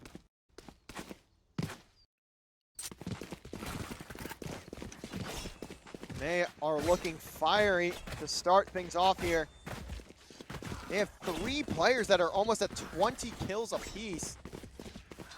Again, it's a collective team effort. Even the players with slightly lower KDs are contributing in the assist department. The team KDA certainly through the roof right now. Hawk teleports close. Ithaca Probably expecting it. Looks like Ithaca maybe aware here. Taylor and Ithaca working through, but it'll be a trade again. The name of the game here. Roka takes out Sitsama.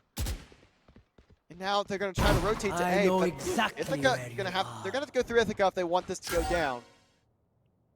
Locations being revealed. Comes the second ping.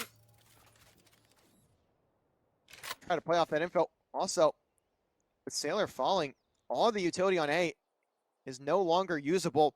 So it's going to be down to Ithaca and the pure dueling ability. Geo finds Null. That's just going to make it that much harder. But here comes Ithaca. Almost gets two. Going to leave it all to J-Bo. Spike planted. 1v3. Geo on the other side of this wall. Going to close it out. Attackers a 13-6 scoreline. And B Sports Black going up to 1-0 in the series. Just teamwork all around. The trades effective, the utility effective, everything going their way. Hawk 20 and 13. Even put 10 assists on the board. Roka 19 and 12, putting 6 on the board for the assist column. And Silent 16-13. Everyone from the side of B Sports Black finding a way to get themselves involved and contribute to the team. And that's what's going to give them map number 1. And now USC on the back foot. They're going to be able to pick this map at least. And they'll be able to pick the side, or the side of B Sports will be able to pick the side to go off to start this map. But we'll have to see what they go for here. They won Pearl against B Sports Yellow. So I believe we may see that come in. But actually, no, I think they lost Pearl. I believe they won Haven, and I forget the other map. I casted this match like an hour ago, and I already forget the map set. But also, I see in the chat, it was not the first ace, but it was pretty close to it. It was the second ace. Apologies for that. But again, I also haven't been able to watch every series, so close, but no cigar there. It looks like we might have a little bit of a break here before we get into map number 2. But again, be sure to hit that link below if you want to donate to the cause. Again, this all goes to the Make-A-Wish Foundation in Georgia, a great, great cause to benefit. And we are already, as I had said earlier, over $1,000. Thank you so much to everyone who's donated so far. We are at $1,024, a huge, huge total already, but certainly we'd love to see it be more than that. But during that match, I believe we got a couple more donations in, may have just been one, but regardless, thank you to everyone who has donated today, yesterday, and throughout however long this event has been going. Looks like Rob was the one to donate in that map. So again, thank you very, very much to Rob for that donation. But we will be back here in just a couple minutes as we get ready to get into map number 2. But we will have a bit of a break. So we'll be back when we're ready to get things kicked off on map number 2. My name is Anu Patel. I am the section chief of neurology for Nationwide Children's, and I'm also an associate professor at Ohio State University in neurology and pediatrics. One of my greatest experiences in the WISH program was a young man, teenager named Deshaun, and he had really bad epilepsy, and it was really more difficult for Deshaun and his family because he actually grew up for several years being completely normal. And it was tough. I got to know him and his family, and we didn't have a lot to offer. And it was right around that time where we had this presentation from the Make-A-Wish folks. I feel that was an opportunity that I was able to give that I might have missed had I not been exposed to the Make-A-Wish program. And when I did, I didn't really know what to expect. I again wanted to give them a break from this illness. That's one of the great things that we see in the WISH kids is they get to kind of hit the pause button on whatever is making them sick. He went to see Chris Paul and Blake Griffin and the rest of the Clippers, got to work out and warm up with them. It was pretty amazing. We got to see some video and pictures of it. But then they also got to go to Universal Studios. He had some younger siblings who really liked amusement parks. And so, you know, they kept saying, Deshaun, you gave this to me. You let me do this. Thank you, thank you, thank you. You're such a great big brother. And you have to remember at that time, Deshaun couldn't be a big brother. And I'll try not to get too choked up, but he couldn't be their role model. He couldn't be their big brother. He was sick. And then he was able to do that, and it just changed him completely. So I saw him shortly after he came back, and he went there with seizures, as we thought and knew. And I said, how's it going? How's your trip? And he then said, well, I haven't had a seizure since I left, or, for the trip. I said, excuse me? And I looked at his mom, and I said, is that true? And she's like, couldn't wait to tell you. He had not had a seizure. That was over 3 years ago, and he has still had no seizures since then. And I thought that was the most amazing thing. And I couldn't understand why that happened. I mean, I really didn't do anything special. I couldn't take credit. I didn't change his medicines in a way that I thought would work. And if they did, they would have worked before he left for his trip, because I really tried to get him seizure-free so he could experience a better wish experience. It wasn't me. It was something else. And then I saw it over and over with these other kids. And now I'm passionate to make sure that every kid out there gets a wish. We found lots of kids in our own hospital that didn't get the wish experience, and I don't know if their care would have gotten better. I don't know if that would have changed who they were or what they were. I think about that every day, and I wish we could go back to those kids and give that to them. And I now have a mission, I have a goal that I've got to provide every eligible kid a wish. I have to, because I can give something that's so important to them in their life, that is more than just a nice thing to do. That's something that will live with them for the entire life and help their health get better.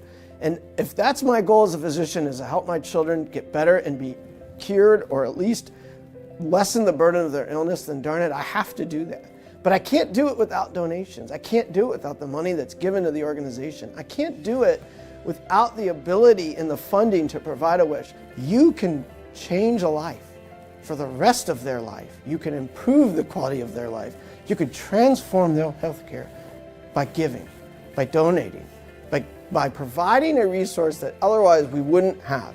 That's what you can do. You can do it today, you could do it tomorrow, but more importantly, you're going to change a life forever.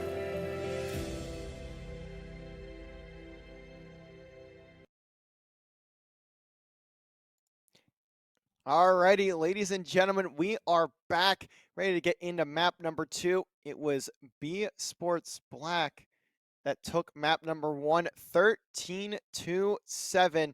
A great start for B Sports. They looked very, very clean in map number 1. We are headed on over to Split, a map that we don't see played a ton of, but we do see it every so often, and this is one of those rare occasions where we do get to see it. Very excited to get into it. I don't get to see a lot of Split, especially because the team that I am a commentator for, Lebanon Valley College, unfortunately, they hate this map. They despise it, so they ban it pretty much every series. But we get to see it here. We'll have USC Black starting off on the defense, and B Sports Black starting off on the attack. Let's get on into it. Agents already being picked up here for both sides. So currently some players hovering over what they want to go for. Likely just want to get some extra time in between the map to talk about what they can do, how they want to go about this attack, how they want to go about this defense, all of that sort of stuff. But we're likely going to see all 10 of these agents get picked up for both these teams. So I'll start talking about them. Last map, we saw Hawk go off on the Omen, but obviously not a great pickup for the Smokes player on Split, so it'll be an Astra. Roka going to take up the Raze this time around. Saw him have great plays with Jet, but Raze a bit more of a better pick for this map. That Rocket just makes so much use, especially with all the smaller corners. And those blast packs, you can get so much space. You can create so much spacing on your own with that sort of deal. And then for the Initiator, we'll see a Sky come out from Hertz. Then we'll see Silent pick up the Sage. Geo on the Cypher. Two very important agents here as well. On the other side of it, we'll see a Cypher from Sailor, and Ithaca going to be playing the Sage. Interestingly enough, Ithaca was the duelist last map. The role going to change as Jabo is the one to pick up the Raze, the duelist part there. Sidsama gonna be on the KO, and Null with the Brimstone. Not an insanely common Smokes pick on this map, but there's a lot of Smokes players you can pick up. I've seen Viper, I've seen Astra, I've seen Brim. Pretty much anyone that's not Omen is really suitable for this map. Omen just doesn't quite have the utility you'd get out of many other agents here. But regardless, we are now into round 1 of map number 2. As B Sports Black looking to close out the series here. USC looking to at least force a decider. Remember, winner goes to the grand final against UGA Red. The one that loses this match will be placed in 3rd for the event. Let's get things kicked on off here, starting with the attack for B Sports. It's a nice spot. They will be going over towards that middle of the map. It's integral to get mid control to start off most of these rounds, especially if you want to have possession of either site. There. As Null just trying to hold off for now. Ithaca is here as well, can wall off this entire walkway. So you see already smokes and Molly's being tossed down, so delaying the push to begin with. Geo over on the A side of the map may get into an engagement here with Sid Zama, but on the other side, over towards mid, it'll be Ithaca drawing first blood. That will be Silent down. Now the nade, gonna get tossed out. Tries to catch Ithaca in that corner, but not quite gonna be able to do that. A big split here right now. No pun intended for B Sports on this attack. Grenade. Still trying to figure out how they want to go and get into this B site. It's going to be a tough one though. You have Jabo down low. You have Ithaca up top. Although Ithaca's starting to get pushed, has a lot to work with, and Geo going to pick up Ithaca. 30 seconds but left. Null on site finds 2. Going to put it down to Hertz and Hawk. 2 of the stars on last map. For B Sports, they're at least gonna get this spike down. Spike planted. But Hawk gonna have to watch over and has a lot to One get enemy done. remaining. As it's all down to him now. Concealment. Tosses down the smoke, gets the kill on his sail, gets caught reloading. But no way! Finds all 4! How has he just done that? Lines him up and takes him down. There is no way I've just seen Hawk pull that off. What looked like almost a perilous situation.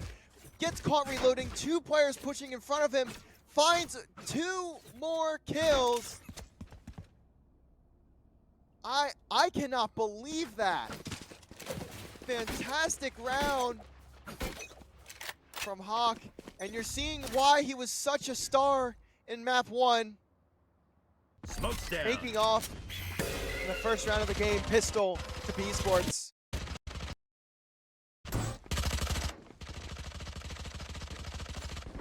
Again, they're going to look to get that mid control.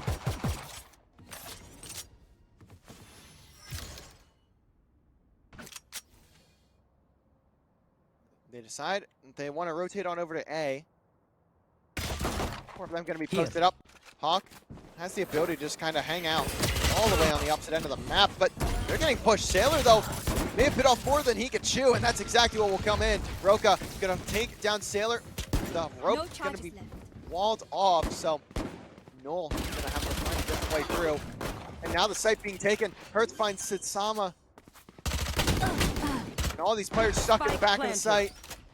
Last player standing. Island, Roka combining to put it all down to Null. Nade flies in, but really, it's not going to find its way to Null. He's trying to go on a pinch, but sees that Cypher trap right in front of him. Fire. Not going to be needed. It's a flawless round number. Okay, like I'm done playing nice with old Yankee boy.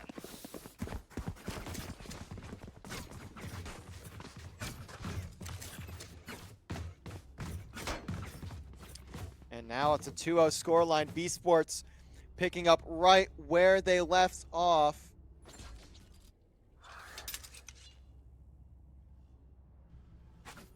They are just looking fiery to get things started off on map 2. Here.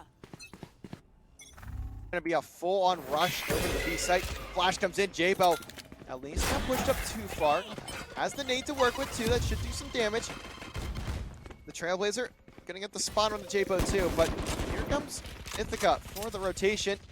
Tosses a wall up, and that may just deny the attack here for B Sports.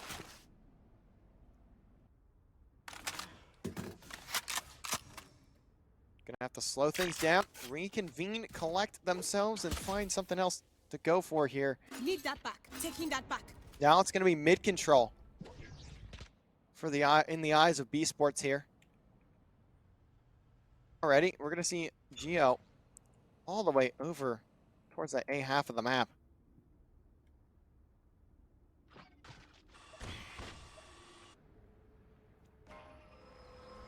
Hawk throwing down some stars over at B. But again, still a very strong rotation coming out from. They don't have a lot of time left. They're gonna have to just 30 seconds push themselves left. onto the site. Ithaca spots the camera, so he's gonna be tucked away in the corner. Silent at least finds one, but Sailor trades it out. And look at that, Ithaca playing it patiently, finds two, reaps the benefits. And now there's 0 time One remaining. enemy remaining. It'll be a round for USC Black again, making sure to take that bonus round. That's exactly what they need. Just trying to keep themselves in it. They don't want to go down too far early on. We saw what happened last map when that was the occurrence. That goes there. This goes here. And again, we're going to see that A default come in for B Sports. They may look to just rush on through again. I've got your trail. It'll be the Seekers coming out. Silent. That gets spotted, but J-Bow not really at an angle to take him down. So the Seeker's going to guide the way for B Sports. They're just going to keep on moving until they see those Seekers get taken down. Bomb buddy out. Null could also play spoiler here in just a little bit if Roka isn't careful. Mid control though, gained. So now a lot of map positioning available for B Sports. And you can see Hawk taking down the lone player on the B site. Sid Sama gonna have to back off. I believe that You are trail divided. does spot him. Cosmic Divider. Now here comes the play. But actually, the A play is just a ruse. Noah's the only one here on road, trying to do as much as he can. Finds two. Spike down Silent A. shuts it down, but again, this could have been a free B plant, but in the end, it'll be an A plant. And Hawk managed to get one while rotating out. There's the plant. Ithaca and Sid all the way up top. Gonna start making their way around the back. Take down Hawk. Heal comes through. 2v2. Geo and Silent in the back of the site. One playing elbow, one playing behind the scoreboard. But look at this camera from GL. Knows exactly what's coming to him. Last player Knows exactly standing. when to call the push, and Silent One gonna enemy get remaining. one. Sid Sama makes it a 1v1, but Geo again just playing the contact, playing the trade. Perfect camera from GL. Bites hard. It's all the information he needs. Close out the round for B Sports Black. I should probably We're seeing play some very stars in the clinical astral rotations plane. right now coming in from B Sports Black. They are managing to take every advantage that they can in the information game. And it's really all starting with Geo here. The man has been finding every single camera placement. This dude's been studying his lineups for sure. As he's been giving out all the calls off of these cameras. Sailor, maybe looking to make a play himself. Marshall, oh, but Roka, too quick. Takes the head off of Sailor. Now, J-Boat gonna have to just wait for the rest of the squad. Geo holding mid. Does no with his teammate. No, Ithaca. Not gonna expect it. Geo still holding strong in mid. That is a great position to have. They need to clear out this player in mid before they can make a play. They do that, but Geo's still going to be alive. Look at this on the pinch, though. Sid Sama can play spoiler, but he's going to have to start going. Hits the tripwire, and now the flank's going to be sought out. He's all by himself anyways. Sid Sama pinched on in. could not make a play after hitting that tripwire and being put to the last one alive. But this is just so much fun. B Sports again having a phenomenal attack.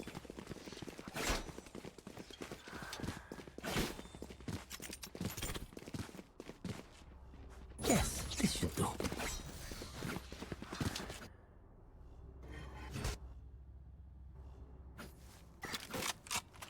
Now into round number 6 here. We're gonna see a full A stack outside of Hawk over at A. Again, that mid control is very, very integral to this map. Camera, perfect placement. I know exactly where you and now the information coming in, the ultimate, they're certainly gonna know that they can just plant straight onto A. They're still challenging the gunfights, but they don't really need to, and that's kind of back. Roka though, Satchel out. still making sure that everyone Satchel out. being taken care of. Comes a slow orb, and now this is going to be a very, very tough retake. If it's even possible from Ithaca, Sailor, and Sid Sama. But coming out from Sailor, though, for the trading uplinks. Going to give info to both of these teams. Sid Sama takes down Roka, but it's looking like it'll be a save. There's just not enough time left, and after the chaos, that middle round, not going to be quite enough. Silent, maybe just trying to get an exit, but we Sid Sama picking up that kill. Last player Taylor standing. not able to do much on the other side, but Sid Sama at least able to get out with a rifle. If I power down, restart me. You leave me for scrap, I'll kill you.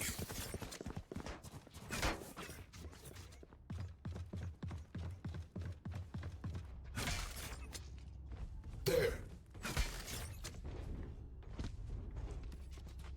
And again, B Sports just storming onto A.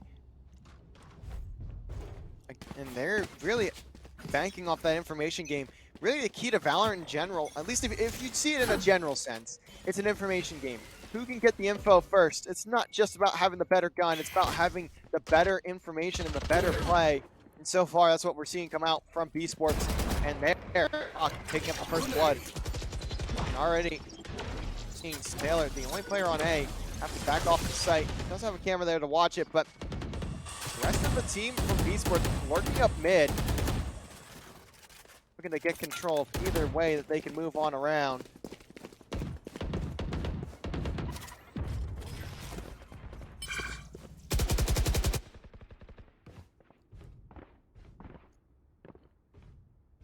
We're going to see side of B Sports start making their way to A. J-Bo is here. Going to look to find at least a couple. Divide it. Cosmic Divider again coming through. Here comes Roka with the ultimate. J-Bo gets taken down. Doesn't even need to use it on him, but likely will spot Sailor. Does a little 360 after just to make sure it looks a bit nicer. As it's all down to null, 1v5. B Sports looking clinical on this map. Their takes have just been perfect. And no, trying to rotate out, but gonna spot Hawk, at least takes him down. But not enough time to get all the trades or all the kills and the fuse with it, so Null just gonna save this Phantom. See if anyone rotates onto his way, but that's not gonna happen. As they all rotate over to that CT side of the map. One player that's close by is Roka, but not have enough time as they spot each other, but shots are not quite there. Now looking at the ult economy, I mean, USC Black at least in a position to put down a couple of ultimates together. They'll have that overload from Sid Sama. They'll have the orbital strike for Null. Ithaca has the res and J-Belt with the rocket. And on the opposite end of it, Silent, the only player with an ult, or even close to one for B Sports. Actually, Hertz is 2 off, but Silent has his available. Their resurrection, Ithaca almost getting popped early. One player you don't want falling. especially with that res in hand. Camera, Sailor. Gonna at least get some info. On the shoulder of Geo. Hawk. Making sure to just back away. Ithaca up top. Gonna start having some pressure put his way. Goes down the wall for now and repositions. Null coming on a pinch too. Managed to take out Silent. Gets out with 11 HP. It's pinches from everyone on USC. Will Geo be expecting this double? No. Finally, Strat's looking solid from the side of USC Black. Finally getting things together here.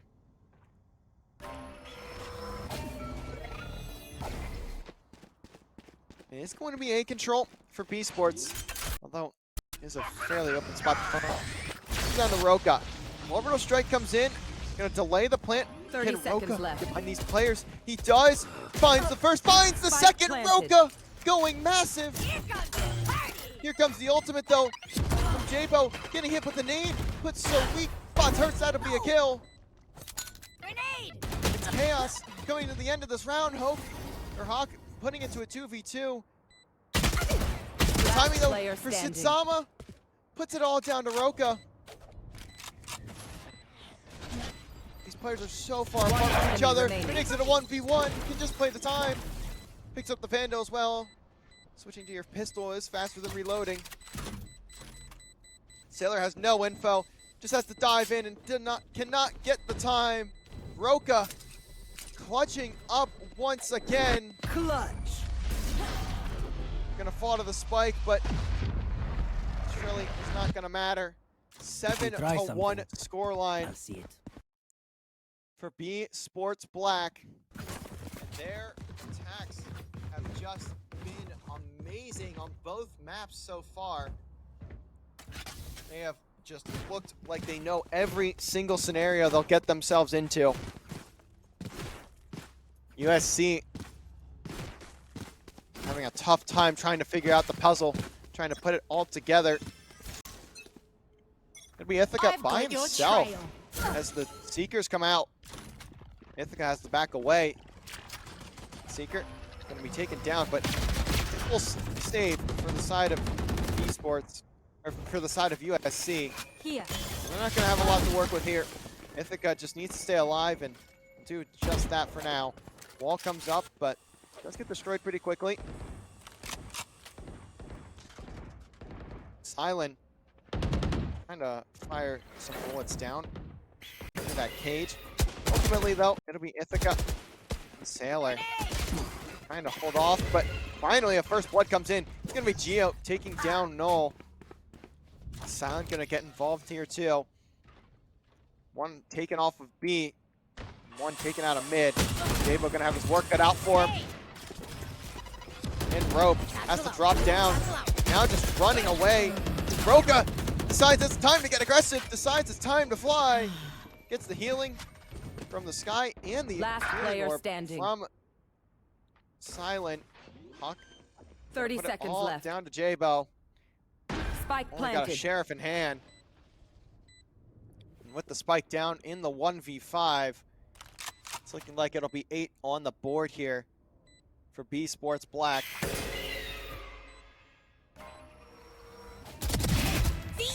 Jabo at least managed to pick up a Phantom. Picks up a kill. Satchel's out almost. Gets the slide. Gets the cha-cha slide onto Geo, but won't be quite enough. They want to dance? And again, B Sports just continuing to take rounds.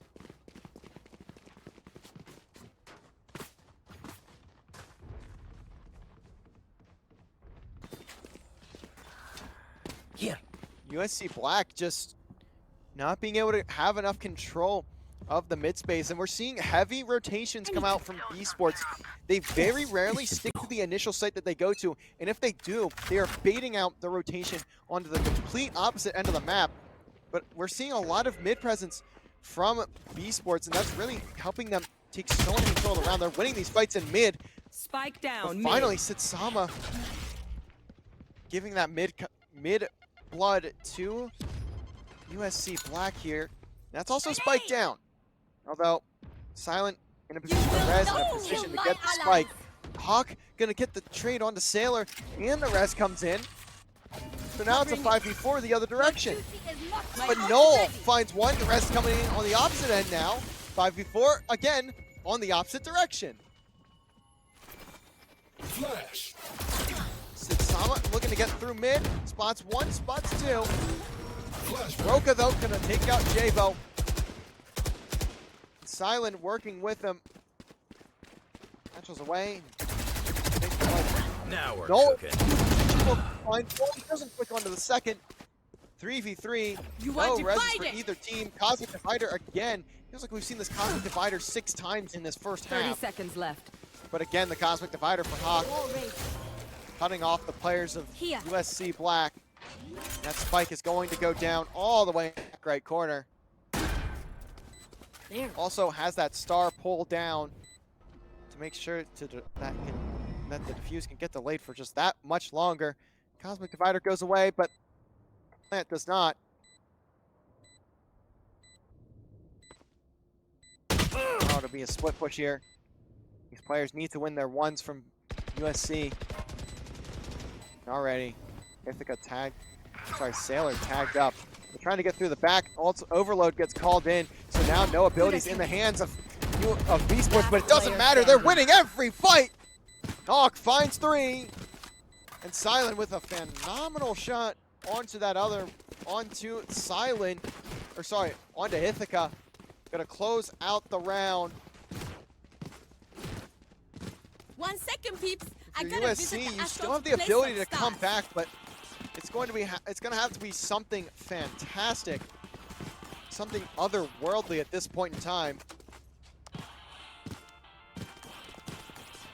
Just 2 rounds left in the first half, and it's really been all B Sports. Sitsama tossing down the knife. No detection. But Hawk does not care. Again, finding a first blood. This man is 14-7. His first blood percentage has to be absurd. Sitsama sitting in the first corner, doesn't hit the shots, he's gonna get detected. And every single player on B Sports finding a kill. Leaves it all down to Sailor, and he's all the way on A, getting detected by every single bolt that could go in his chest.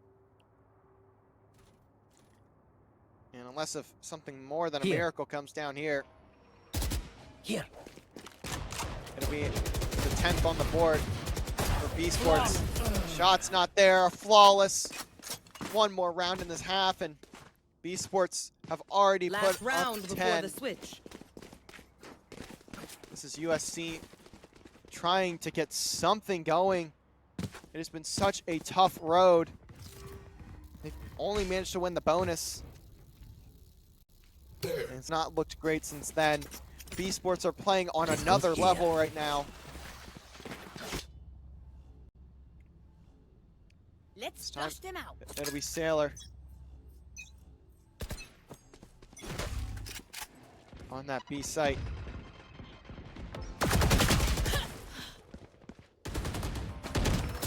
Jabo takes down Hertz.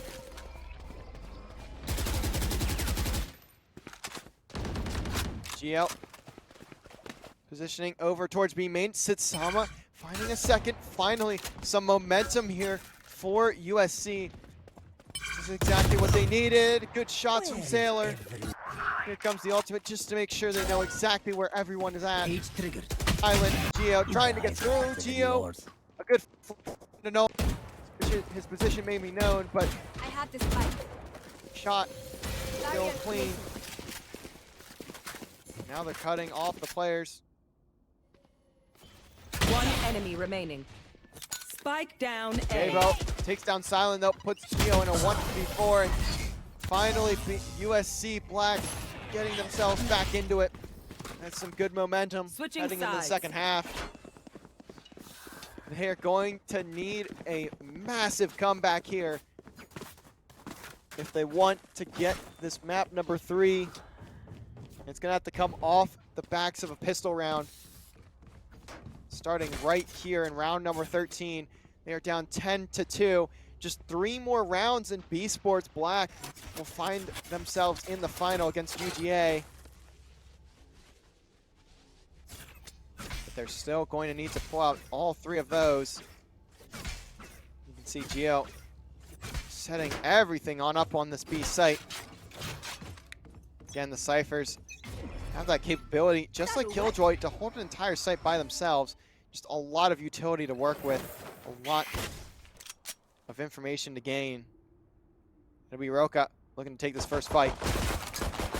Just has to toss out a nade, get some damage down, and they're actually going to chase him, but that's not a great idea. No, going to get punished for it by the nade. The heal comes in. Sitsama has Spike, but is very close with Roka. Going to spot Silent and Roka. Actually, no, will not spot them. Knife does get destroyed to smoke. And now it's just going to be a full fight for both of these teams. Sitsama, Sailor taking 2. And now they're going to look to rotate over to B. They have connector control, and they're going to start to take advantage of it. It'll be Roka looking to take someone down with him. Finds Ithaca. Manages to get away, has another name. This could be disastrous. And look at this, they just chase him down. It's exactly what they need to get done. And again, they're starting to rotate once more. Hurts. Gio. 30 seconds left. Into this rotation. 30 seconds remain, but that's plenty of time to get onto A and get that spike down. It'll be Sitsama getting it planted. Gio, Hurts, looking to get together. Trailblazer Last player standing. popped out, and it's all down to Hurts. Still inside of the Trailblazer. Just trying to make a play, but realistically, there's not really enough time, and Sailor will make sure to fly on out for that kill. 10-3, finally, USC showing signs of life. Starting to bring themselves back into it. There's a big round to win, though. They can start snowballing, especially after taking that pistol. The pistol is really where everything starts in either half of it. You can wipe away the score. If you can win the pistol, you can start winning the entire half. Oh, this is a nice spot.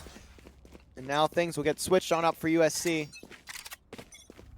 They're going to go all the way over to that A site.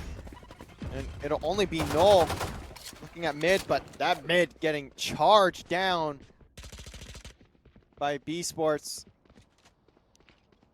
What is the timing here for Null? Roka, going to hear a lot of audio playing right next to this door.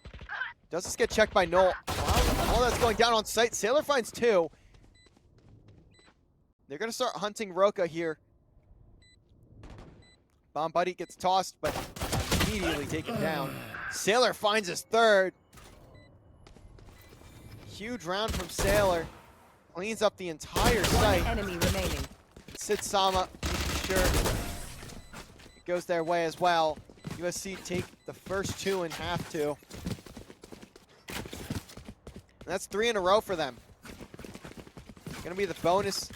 If they can manage to take this bonus, that would be a massive step for momentum and a massive step in completing this comeback.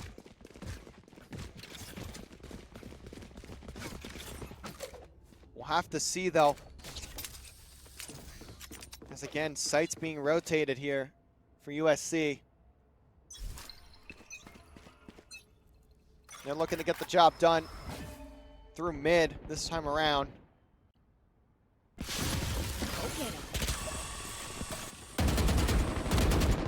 Silent.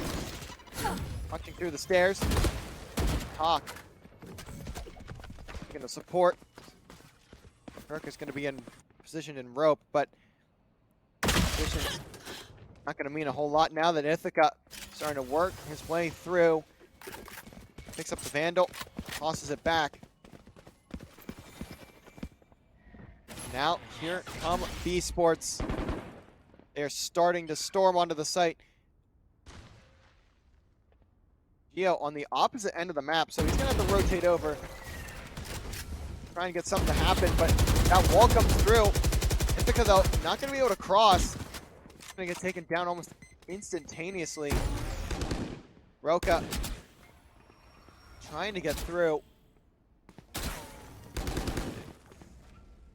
Backs away.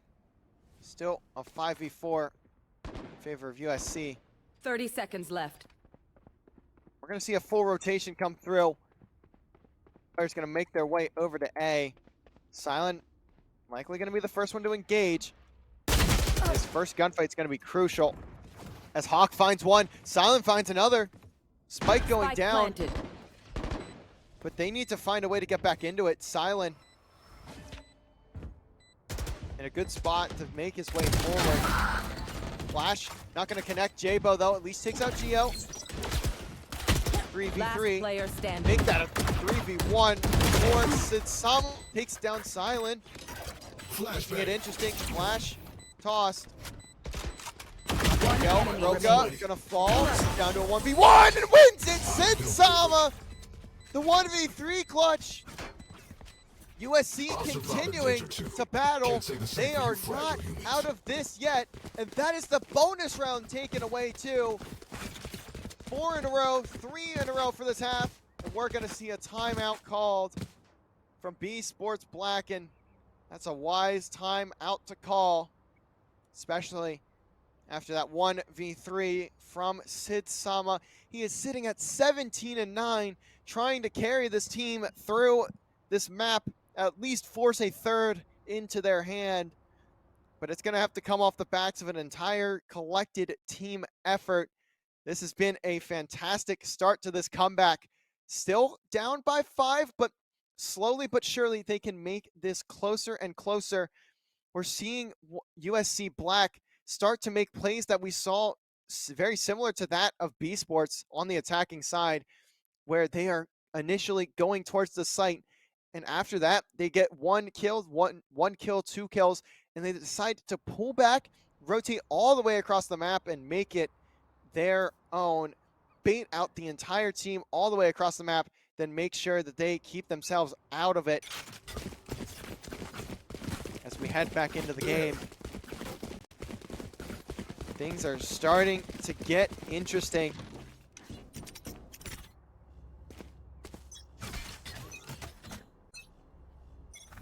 As we'll see USC again with a weapon advantage. Looking to go towards that A site, gets spotted by the cam. So that's going to be called in for B Sports. Geo only with a frenzy. Might be able to get something done though. Finds one, gets traded out. Does his job, at least stalls the push and takes down one with him. Trailblazer spots a couple, flash hits. They can't really capitalize off of it. Null waiting for Hawk here. Should be a kill for Hawk, or for Null, and exactly what will go in. Plant down, and 2v4 retake for Silent and Hertz.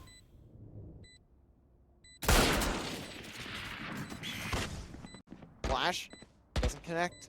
Silent trying to get through. Hertz loses the flash. Blind connects onto Sid Sama. Sid is tucked away. A nice little corner. Time ticking away. USC looking good. Silent finds Sid. There's not going to be enough time. Makes it all down to Hertz. And Hertz just trying to find some exit kills. Only going to get one, though, before falling to the spike. And that will be another round on the board. The timeout. The timeout buff not going to go through just yet. And this is getting a bit scary if you're side of B Sports Black. You had a, I believe, 10-2 lead going into the second half, and now it's only 6-10, although they still have a lot of buffer. So it's not disaster at this current moment in time.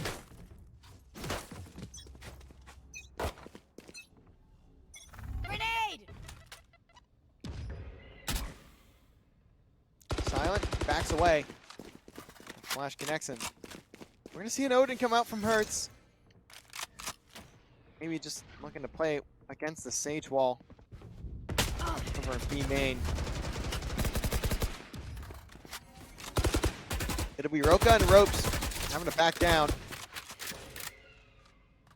Off. Pushed up in stairs. Gonna be a slow, methodical attack here again for USC. They don't want to make a misstep. Spots Sama, and here comes Roka. Can Roka find anything? Yes! There goes Sid. The shot is connected. The shot connects. Roka still playing his life too, and rope. That's all Roka needs to do. Just stall out for time. The push still being very delayed for USC, and now they're backing. Now Roka has to back down. Gets pushed out. 30 seconds left. It'll be down to Hawk to find something. Like he caught an astral form, and he does. I know Another exactly. trade comes in from Silent. Ultimate. Awesome help. Sailor. Rez coming in for Ithaca. Actually, no. Decides to pull it away. Roka still in a flank. Falls though to Silent. Last player Sorry, standing. falls to Ithaca. Silent Spike makes it down B. a 3v1, and that will be the clean up. Silent with 4 on the round.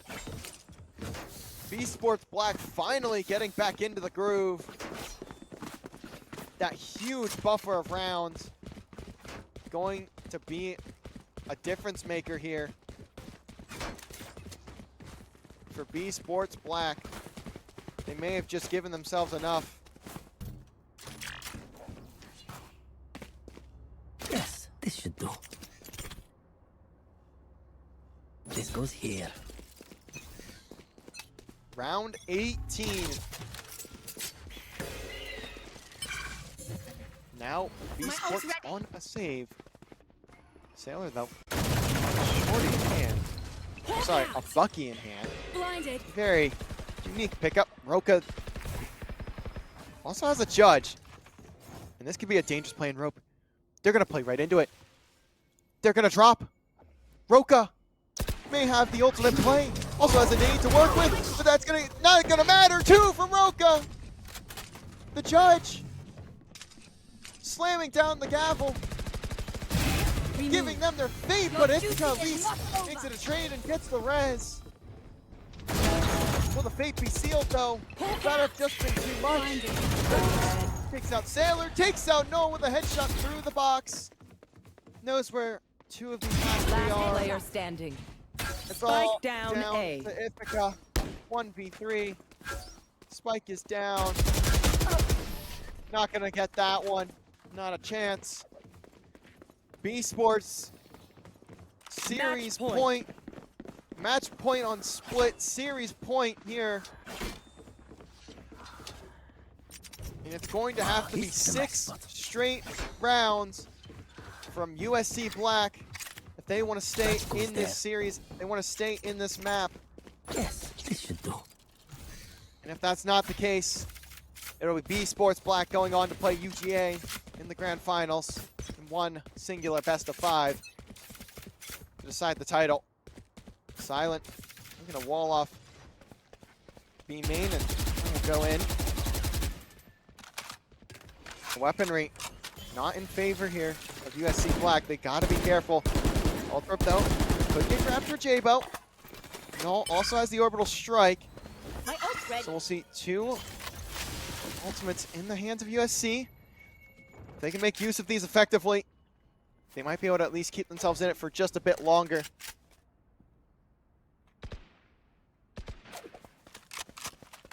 Hurts. Silent. 2 on B. Load the spike all the way over at A. Cage What do we see from Geo? Cage has come out. Camera destroyed. Seekers finding some locations. But it's going to be a very long travel for the Seekers. They want to get to the other side of the map. Sitsama also going to open things up onto Roka. So now, almost full A control. It's going to come down to Geo here. 30 seconds left. How much does Geo get? 30 seconds remain. Geo maybe in a good setup here. Ultimate coming out from J-Bo. Off gonna fall, but still Geo Geo in a fantastic spot. Spike Silent down making A. sure his presence is known. There's not much time left. seconds They left. have to get the spike planted. Jacob gets to it in Player time. standing. No, he One does not. enemy remaining. That will be it. Roka stays alive, puts down the satch just to make Defenders sure. And it will be B Sports Black taking map number 2, taking the series. They looked clinical on their attack and split, and that will propel them to a major win there. Fantastic work from the side of B Sports Black to take map number 2 and take the series in a 2-0 fashion. And really, they looked clean the entire way through, even after dropping a few there on the start of that second half. It'll be B Sports Black and UGA Red in the grand finals of this tournament. That will be taking in just a little bit.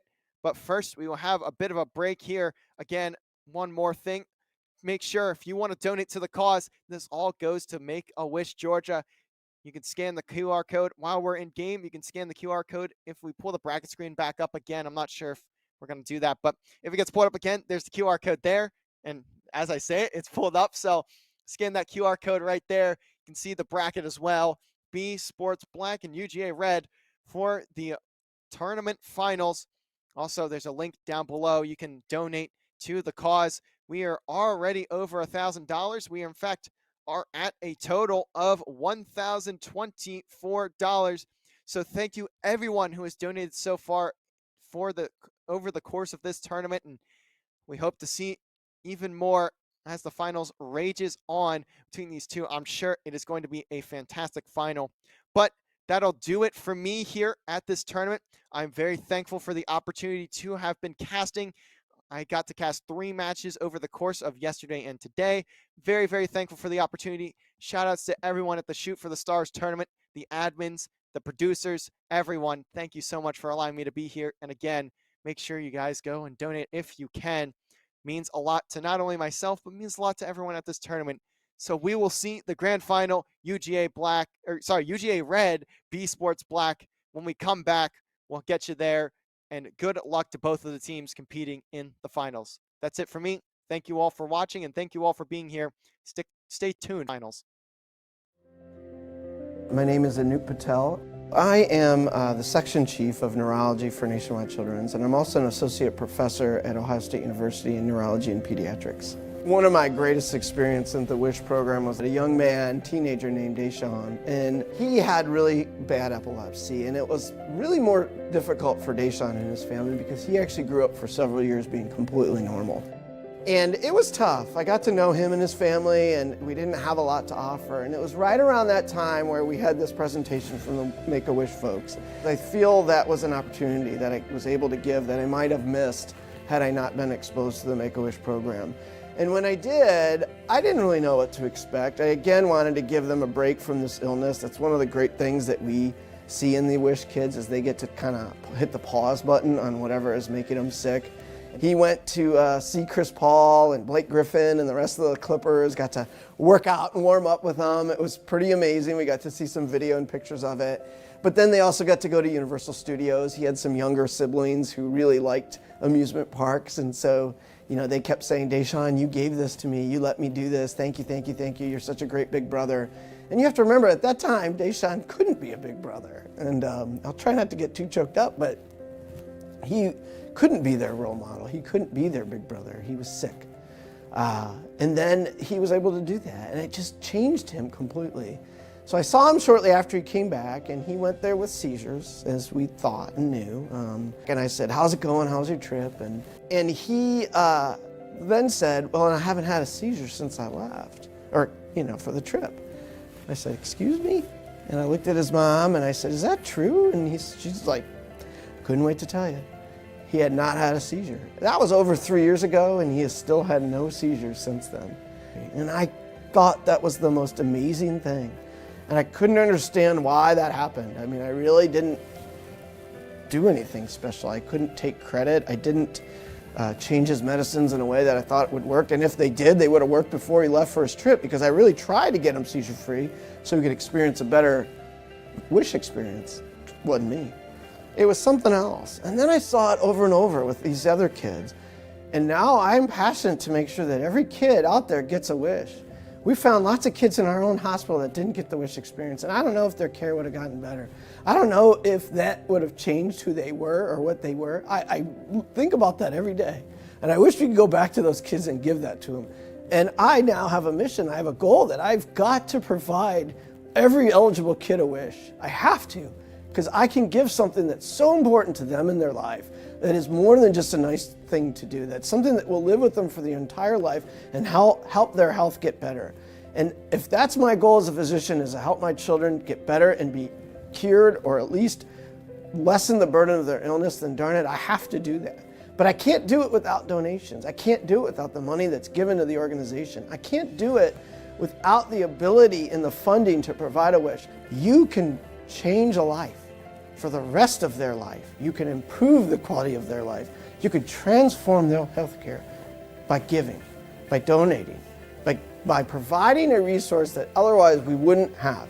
That's what you can do. You can do it today, you could do it tomorrow, but more importantly, you're going to change a life forever.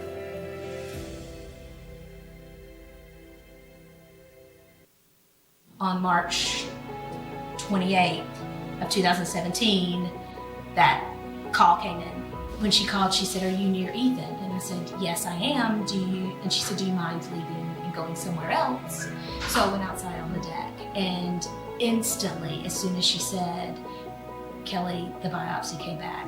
Ethan has cancer." At that point, they told us it would be a 3.5-year journey, fight for his life.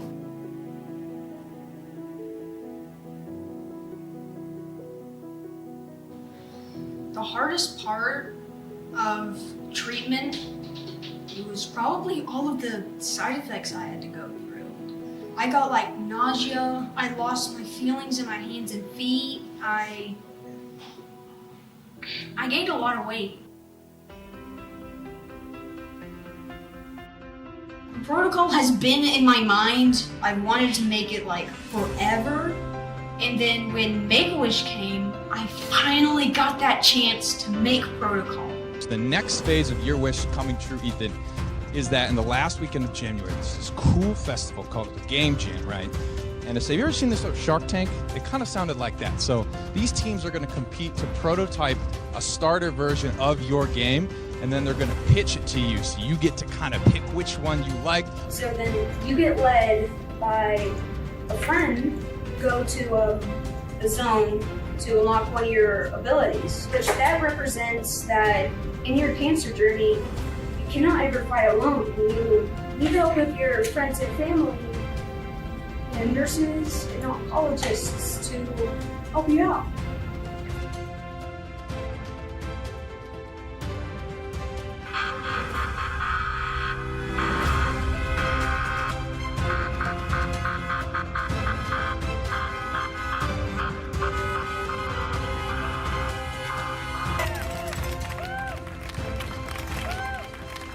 Down the hatch.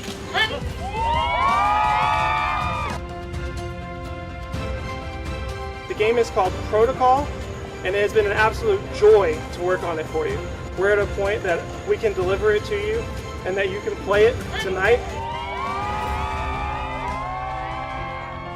We've taken Ethan's art and turned it into a 3-dimensional third-person parkour game. The whole underlying premise of the game has to do with getting support from people around you and drawing power from those that are there to help you.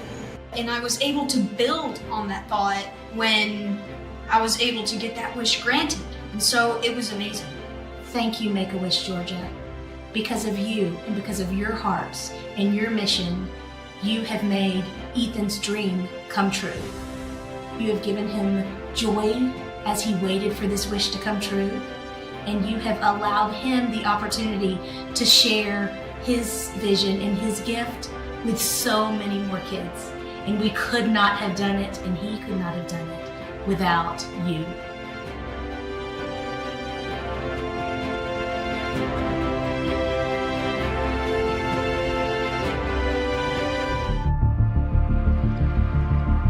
One of Uncle Charles' gadgets turned on last night. Which one? The compass machine. He was about to discover that aliens existed. If we follow it, we might find something, like an alien spaceship. I'm going to prove that Uncle Charles isn't just a crazy drunk. Believing in this alien BS is not right. You guys are not gonna find an alien spaceship.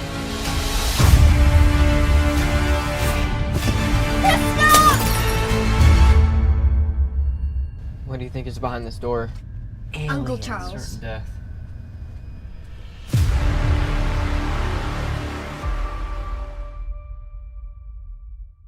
It is Wish Day finally for NBA 2K and Make-A-Wish. We're here at the motion capture facility in Petaluma. William Floyd's wish is going to come true today. We're so excited to have him. Our entire staff is being geeked out. We're going to put him in the mocap suit and we're going to put him into the game. We can't wait to get started. The first step is getting the NBA player treatment. He's getting scanned in the Pixel Gun rig. It's part of the process of getting in the game. We went in there and I looked at the different cameras and I did different poses, different smiles, faces, took a picture with Ronnie and family pictures.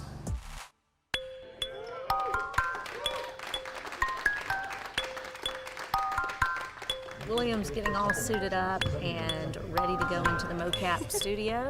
He's going to come in, get his moves, and get his shot captured in the game, and get his thoughts on gameplay as well. And we're going to have a lot of fun, and hope he really enjoys his time here. Yo, like a track star, stunting like I'm that hard. I am that hard, backwards. Stepping on your donuts, I don't laugh hard. I am the backyard, you are the backdoor. You can find out on the quarter in the backyard. I am the jack, you are at the backyard. I am out on the car, you are on the set. Way out of my caliber, I am an all-star, you all on handlebars. I'm out here trapping, Admiral Akbar. I'm out here lapping, they thinking I'm NASCAR. I'm out here rapping, I'm eating them foods like a rat. I'm sick with it like that, and you just answer. No question, cause I am the answer. I'm taking the lead into a new chapter. You feel that hate? That's the you feel that hate? That's the I feel that hate. That's your team hate.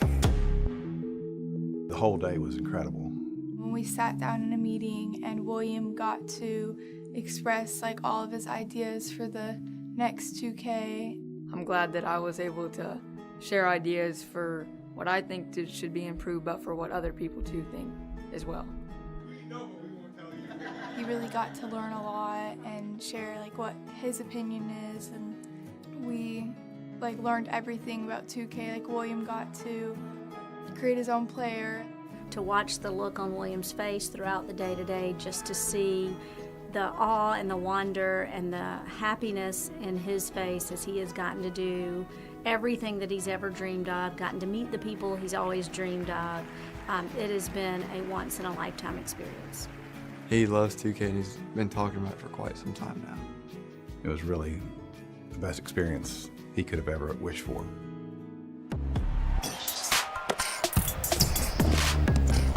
I got the stadium shaking.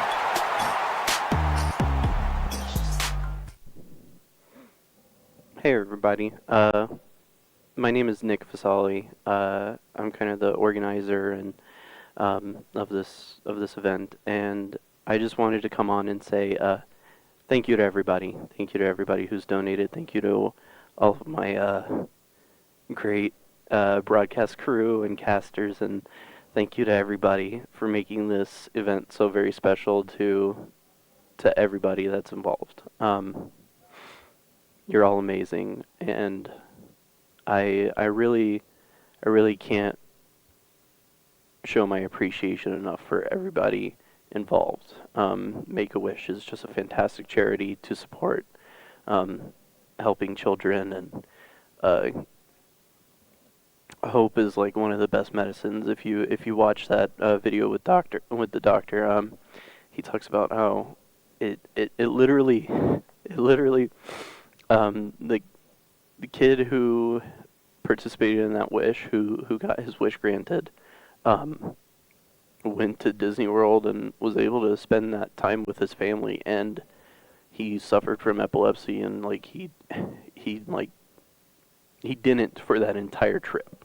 If you hear that doctor talk, he talks about how the kid just he didn't, and that's kind of the power of this charity and the power of their movement. And I just want to say thank you to everybody involved. I did want to talk about like the little dog that you see running across the screen every so often. I really feel like Helios kind of embodies this charity because we're always striving to shoot for the stars, and I wanted to create him in this little or have him created in this little animation to kind of represent that. You'll see him running across, chasing after that comet, chasing after that star, and that's kind of what we're always going to be doing. We're always going to be chasing after the star of making wishes, improving the lives of anybody. And I really want to thank you all for donating and thank you all for participating. But yeah, I'm going to bring it over to my 3 casters. We're going to have a 3-caster final. Thank you to SCAD for participating. Thank you to USC. Thank you to FAU. Thank you to Pollo, which is an amalgamation of different schools and players from different schools. They're all friends, and they were telling me about it. Thank you, everybody. UGA, USC, SCAD has 2 teams, so there's that. FAU, Pollo. Thank you so very much for playing. Thank you to all of my casters and broadcast crew and everybody, and thank you all. Thank you all. You'll see one more video, and we'll get into the finals. Thank you.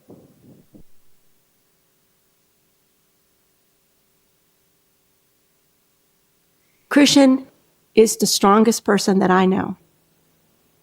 The strongest person. They told me he wasn't going to be here. They told me he was going to need a kidney transplant when he was 2. They told me straight up, we cannot explain how his kidney hung on. Christian is an absolute miracle. Probably when I was about 14 weeks pregnant, I was told that he had a rare disease called Prader-Willi syndrome. Most children with his disease don't live. And even if they live, they probably only live for a few hours. He had his first surgery when he was 17 days old. He only had 1 kidney that was functioning at 23% kidney function. He spent the first 5 years of his life in hospitals. Never one time did he ever complain about nothing. When I read what his wish was, it made me cry, because Christian has never asked for anything. And for him to have this wish is the most amazing thing that could ever happen to someone like him.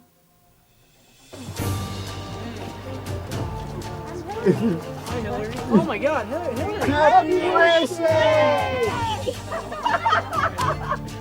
You're from Budgie! Hi! It's so good to meet you. So good to meet you too. I'm so excited to be here. Bungie's in my house. I was starting to freak out a little bit. You're from Bungie too! I knew! Christian had a very unique and very, very special wish. He wished to be immortalized in Destiny. And more than having him immortalized, he wished for his dog, Artemis, to be immortalized. Destiny to me isn't just a game. It's taught me a lot of stuff. I remember my first trials match with my first friends. I remember my first raid. I remember my first dungeon. I remember all this stuff, and it's because of the people I met along the way. And I feel like no other game besides Destiny has been able to replicate that. It taught me through the community that there's a lot of good people out there. For us to receive a wish that was so meaningful, we knew that we had to knock it out of the park. We came up with this concept of creating an emote of Artemis, of Christian's dog, in-game. Very excited. This is really... The other thing that we really wanted to bring in was the telling of Christian's story in a Destiny-themed way. And so our narrative team made just the most beautiful piece of lore named after Christian's character, Prime 40, and Artemis's character. Oh my God! Artemis trotted over to him and whined. Prime 40 knelt and scratched him behind his ears. Is that gonna be in the game? Yeah. Wow! That's amazing. There's so many stories out there where dogs just pull people from like their deepest, darkest places. To have that reflected in the lore and have that reflected in the world is almost like, that's what dogs should stand for. They get you through the first day and they prepare you for the next one. I'm very happy. You know, it's so special to see a Wish kid's special day. He's been through so much, and Destiny has provided him so much through some of the darkest days for him. Oh my gosh. Say hi, everyone. Hi, how's it going? When he was talking to the development team, that was a highlight for him. I worked with the team to write the lore tab story. I thank you so much for that. No, seriously, thank you so much for that. I absolutely enjoyed that. That was everything I'd hoped for and more.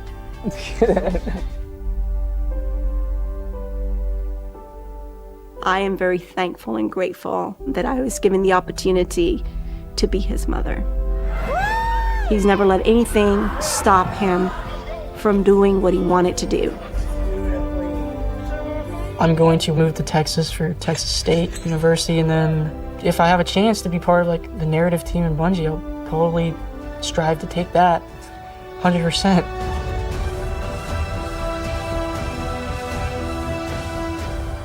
Seeing him in there now, it's like exactly what I wanted. I feel like it's good to give that importance that dogs are more than what they appear to be. I couldn't really want anything else, to be honest with you. Good boy.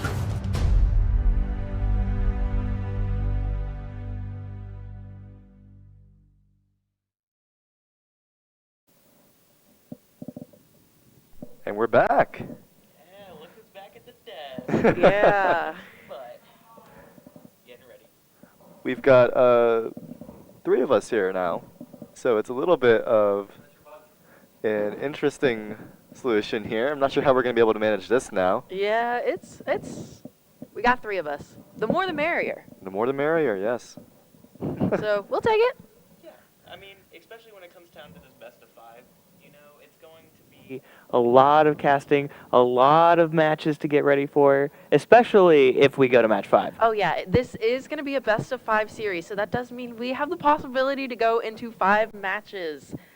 That's a lot of rounds. That is a lot. But you know what? It's for charity, so I'm willing. I'm sure these teams are too. I guarantee we'll probably see at least 1 game of overtime, Oh, yeah. if not 2 at max. Well, Hoodie and I were betting earlier, like, how many overtimes are we going to see? Like, how many maps would we go to? And were your predictions right in that? Hoodie guessed that we would see 20 points on the board for 1 team. I think that's a world record. We unfortunately didn't get to see that today, but I'm sure that it will come true another day. Well, we gotta go ahead and talk about like who do we have in our grand finals. We've seen a lot of rounds come out from UGA Red, but we have seen a huge redemption come for B Sports Black, the team from SCAD down in Savannah. And we go ahead and take a look here as we look at our bracket. B Sports Black actually did already fight against UGA Red and lost in that top bracket, and were put down into that redemption bracket. So give me a little bit of synopsis of like what they've had to go through to get up here and to fight against UGA Red here in the grand finals yet again. Well, I mean, you can see it there. They went up against Poyo, managed to beat Poyo, and then went up against just very recently. I think it was our last match that we just did on this stream. B Sports Black versus USC Black won that one, and now they're back up against UGA Red again for the grand finals. Turntables, honestly, like it's the redemption arc. That's exactly what's happening here. We have the redemption bracket, and now they're able to face off the same team that took them down. So now that they've faced these other teams and learned the different strategies, I'm sure that they'll be able to adjust better to UGA Red. Oh, easily, hands down. I definitely think UGA Red has a lot of competition coming for him, especially since I don't think UGA Red has played as many matches as B Sports Black have played. But it's not up to us to figure out who's going to win. It's going to be up to these two teams to see what they can put forward as we go ahead and get into game number 1 here on Icebox. Now, guys, I fully expect to see Vipers out on both teams, but, you know, so far it's not looking like it. Maybe there will probably be a Sage pick. Maybe it'll be a little bit of... you might see a little bit of Sova come out on one team, but, you know, it's fine. It's fine. No, I do want to point something out here, actually. We've seen it before. We've seen them do it here before. USC, no, actually, no, B Sports, sorry. B Sports Black here, I think they did it earlier today as well with the 5-man Yoru hover there. Oh my gosh, that's so I think it was terrifying. also on Icebox as well, which I think is fitting, considering I think the map and, like, lore-wise, I think the map and character have some connection, but... Yeah, I mean, Yoru is a scary agent to see in general. I definitely think if they were to pick the Yoru, right, they would probably play under those, yellow box sitting on the back of B site, and then probably just teleport around willy-nilly and really mess up the Viper that Filet would be playing. But we are seeing a little bit of a similar comp that we have seen come out from B Sports, whether it be from the Jet and the Viper playing off of each other with Geo and Roka, but we also are going to see a little bit more of Sova coming out from Silent to try and match up against Doyle. Right, we do see that Doyle locked in the Sova, so that's some intel right there, as well as the Killjoy. I mean, she does alert with her turrets as well as her nano swarms, so that'll be quite interesting to see. We do have a Sage, of course. You expect to see that on Icebox because those walls can really help you out a lot. Yeah, when you're comboing those Viper and Sage walls together, not only do you block the visibility, but you are able to get such nice plants off on sites that otherwise you might be a little bit more exposed planning otherwise in Icebox. But I do want to point out we do have mirror comps here, so it's going to come down to who's going to be able to use their team more effectively than the other. There is no real agent advantage here because they're both running the exact same agents, you know? Oh, it's going to be a fair fight, is what it's sounding like. Exactly. I'm really excited to see how this exactly goes. I mean, what are y'all's opinions on Icebox?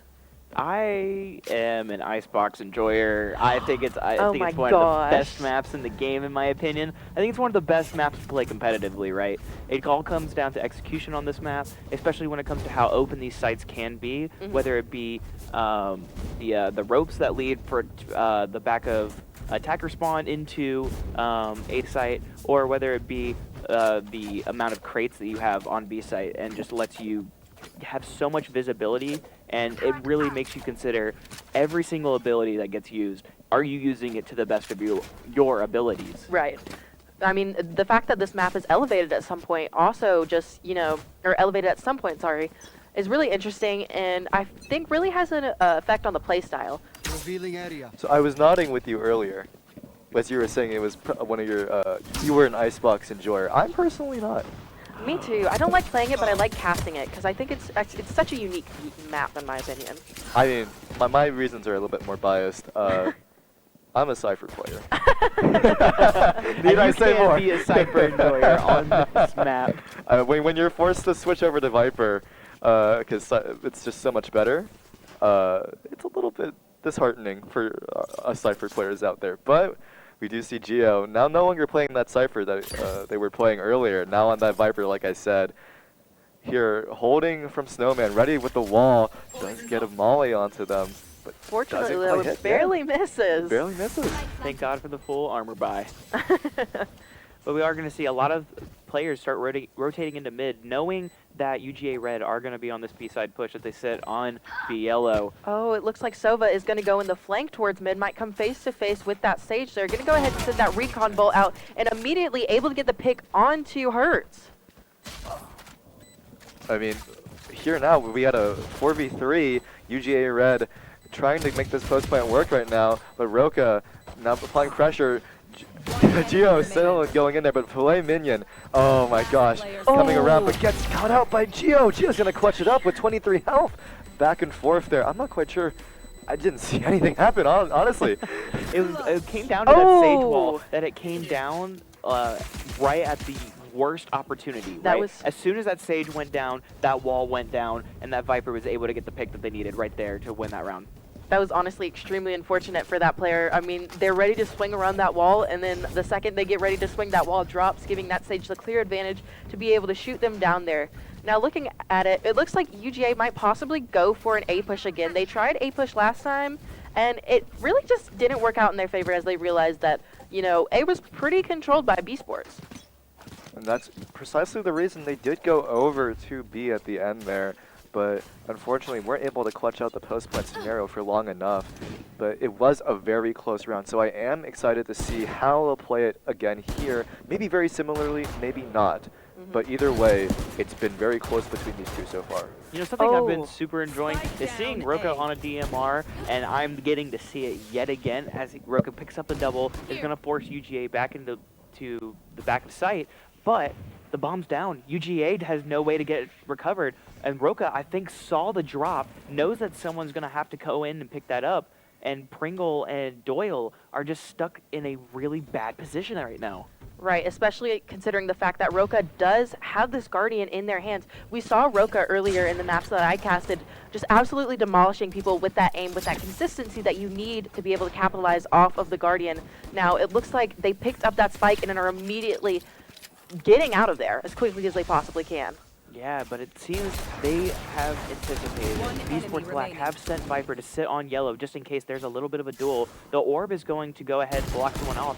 Geo has the better weapon here, but the question is which person has the better aim, and it's going to be Geo at the end of the day. It's a flawless round there from B Sports. Again, to be expected though, because they did win that first pistol. They did have the money to work with. Here, I'm looking to see it more in UGA's favor because now B Sports is probably going to be bonusing those weapons. They're going to be bonusing the Spectres, the Bulldogs, the Guardians that they had. UGA now pulling out the Vandal, the Phantom maybe even, but certainly all ARs all around. It's going to be those full buys coming out, so we're going to see it go way more towards their favor. Yeah, and we probably will see a little bit more of a B push setup because they have that range, because they have that ability to look down sights, long lane people, and maybe even wait them out.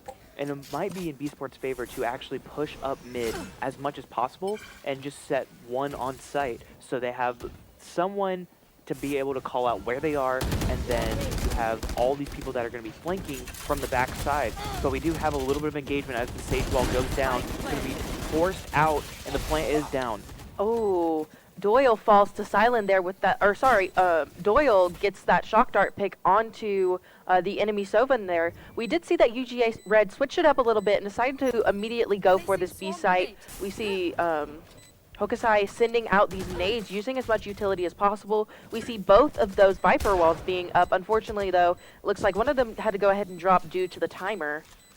It's the most Viper thing to wait out another Viper wall and just have them cross-section with each other. But Hokusai putting the Bulldog to work against the Bulldogs. Hurts able to pick up the 3 as well. Sage players come into play. Do they have time here, actually? Oh. They don't. Oh, UGA got around there.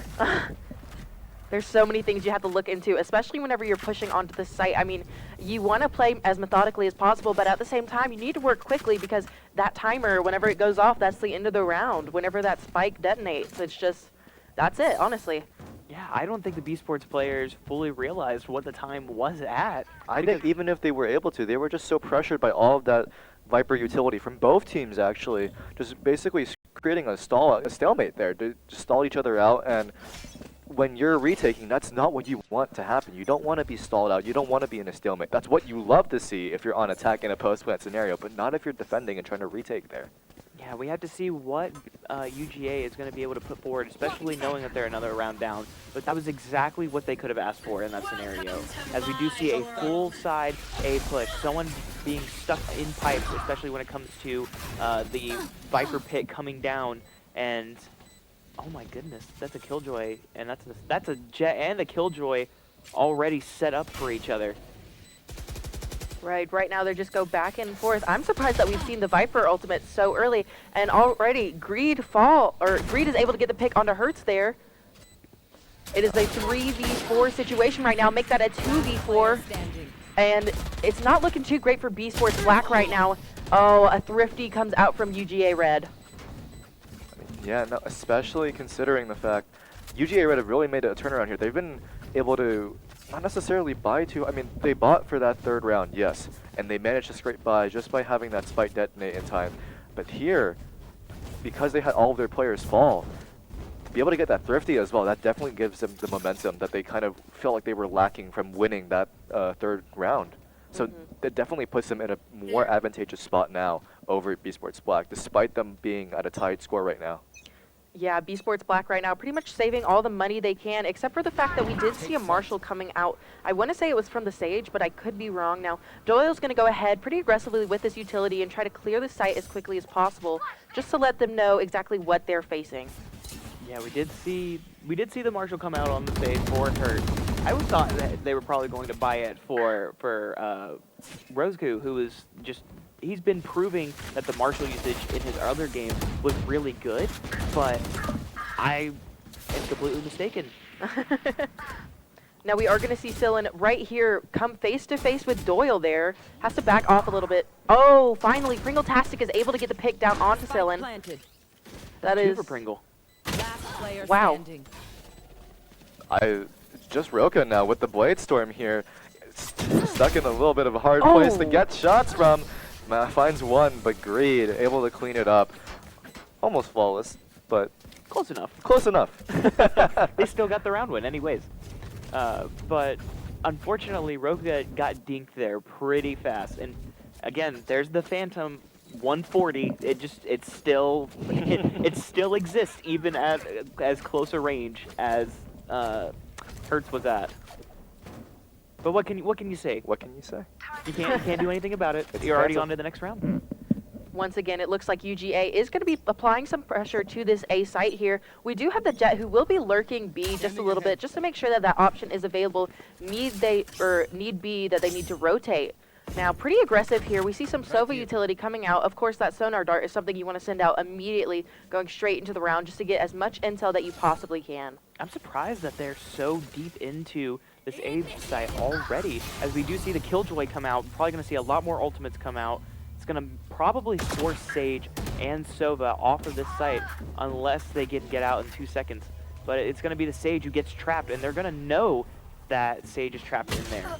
It does feel like bait though, because greeting up there, trying to get the one player who was detained. The ball is the Sillin who got out in time. I think it was tactical actually. Yeah, and we do see both of the Hunter's Furies come out, but only one was able to get just a tag, nothing more, nothing less. Yeah, it was immediately whenever they were starting to plant spike. So I think they did have to end up backing off there, which gave them a little bit of time, but unfortunately the spike did get planted. Right now we see Geo get the pick onto Filet Minion. Yeah, and then Sova's going to go ahead and throw out his recon drone, get the pick onto somebody, know that they're there, but it's going to be Doyle who picks up 3 in this round, 2 just off of that clean double right there at the very end. What a great plant spot right there. The spike in perfect view for Doyle to be able to just sit and nest and just wait for them to show up. Right. It gave them the perfect time to be able to get that plant down, since they knew that that A site was them. They had it. It was in their hands, so they could go ahead and put that plant in such a weird position that's open to them so that they're able to just swing off of the top of rope. Yeah, I don't even think they were pinging where the spike was when those Hunter Furies came out, other than just like trying to get intel where the players were more than anything. And it definitely was a good idea in practice, right? But I think if they were able to at least keep that Sage on site and actually get that ping out early, they would have definitely knew where that position was early on. Right. Now we are going to go into a little bit of a timeout here. I'm sure that these teams are regrouping. If I remember correctly, that timeout was called by B Sports. It was. Yes. Because, I mean, UGA does have a little bit of a lead right now, but I don't think it's anything that B Sports can't come back from. No. But of course, definitely it's there to stop the this timeout's here to stop the momentum. Hertz calling this is just trying to stop UGA from getting any more momentum than they already have right now. And we'll see if it works. Yeah, I will say it is a very early timeout. I would expect it to be more in the mid game, especially as the rounds get a little bit closer, because we did see a lot of the times it was like 7-4 when that timeout was called, or maybe even like 6-5. It was like towards those very end of the half rounds. but we'll see what happens out of that timeout more than anything. Let the players play the game. We're just here to observe. Right, going in. We see a lot of aggression coming from B Sports there. They decide to regroup, and using that timeout to say, hey, let's get in there as quickly as possible, they decide to go through mid. Now, right now we see Greed wall up there, but unfortunately falls off the wall, unable to get any shots onto Roka there. Yeah, and it is going to be Sofa who was lurking in the back for UGA Red and was able to pick off a member of B Sports, not knowing though that a second person is sitting in the back. It is going to be the B Sports Black Viper who's going to be sitting on the back of site, trying to at least get a pick off early, but Filet Minion still proving that he's ready to dice up these players. Get out of my way.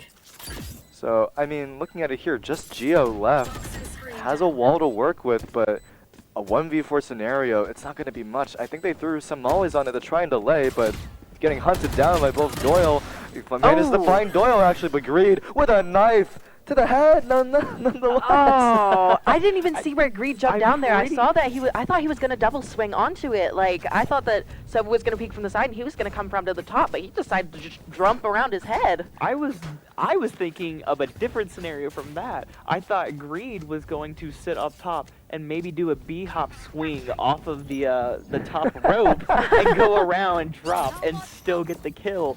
But that was still, I didn't even notice the actual player highlight jump over him either. Right, no, I didn't either. I just, I saw Greed up there, and then the next moment, he was gone.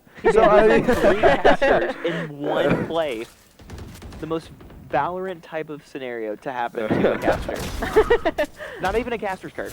No, not even. We didn't say anything. Oh, Greed immediately getting this first blood into the round after getting that knife there, getting a second as well, another headshot. He is just aiming for heads today, honestly. Oh, unfortunately though, he turns around right at the wrong moment and gives Hertz, that ability to just knock him down. However, every kill has pretty much been traded out, with B Sports Black only being down by 1, but they do have a bunch of damage onto the Killjoy, and it is going to be the Sage who does find another member of UGA Red. UGA Red still has a Blade Storm to work in hand, but I don't think that's going to get used in this round, and it's going to put them in just a little bit of a bad circumstance as Filet sets up and gets ready to defend this spike plant. I was going to say, I mean, they do have that Sage res there, and they're immediately going to use it just to even out those numbers a little bit.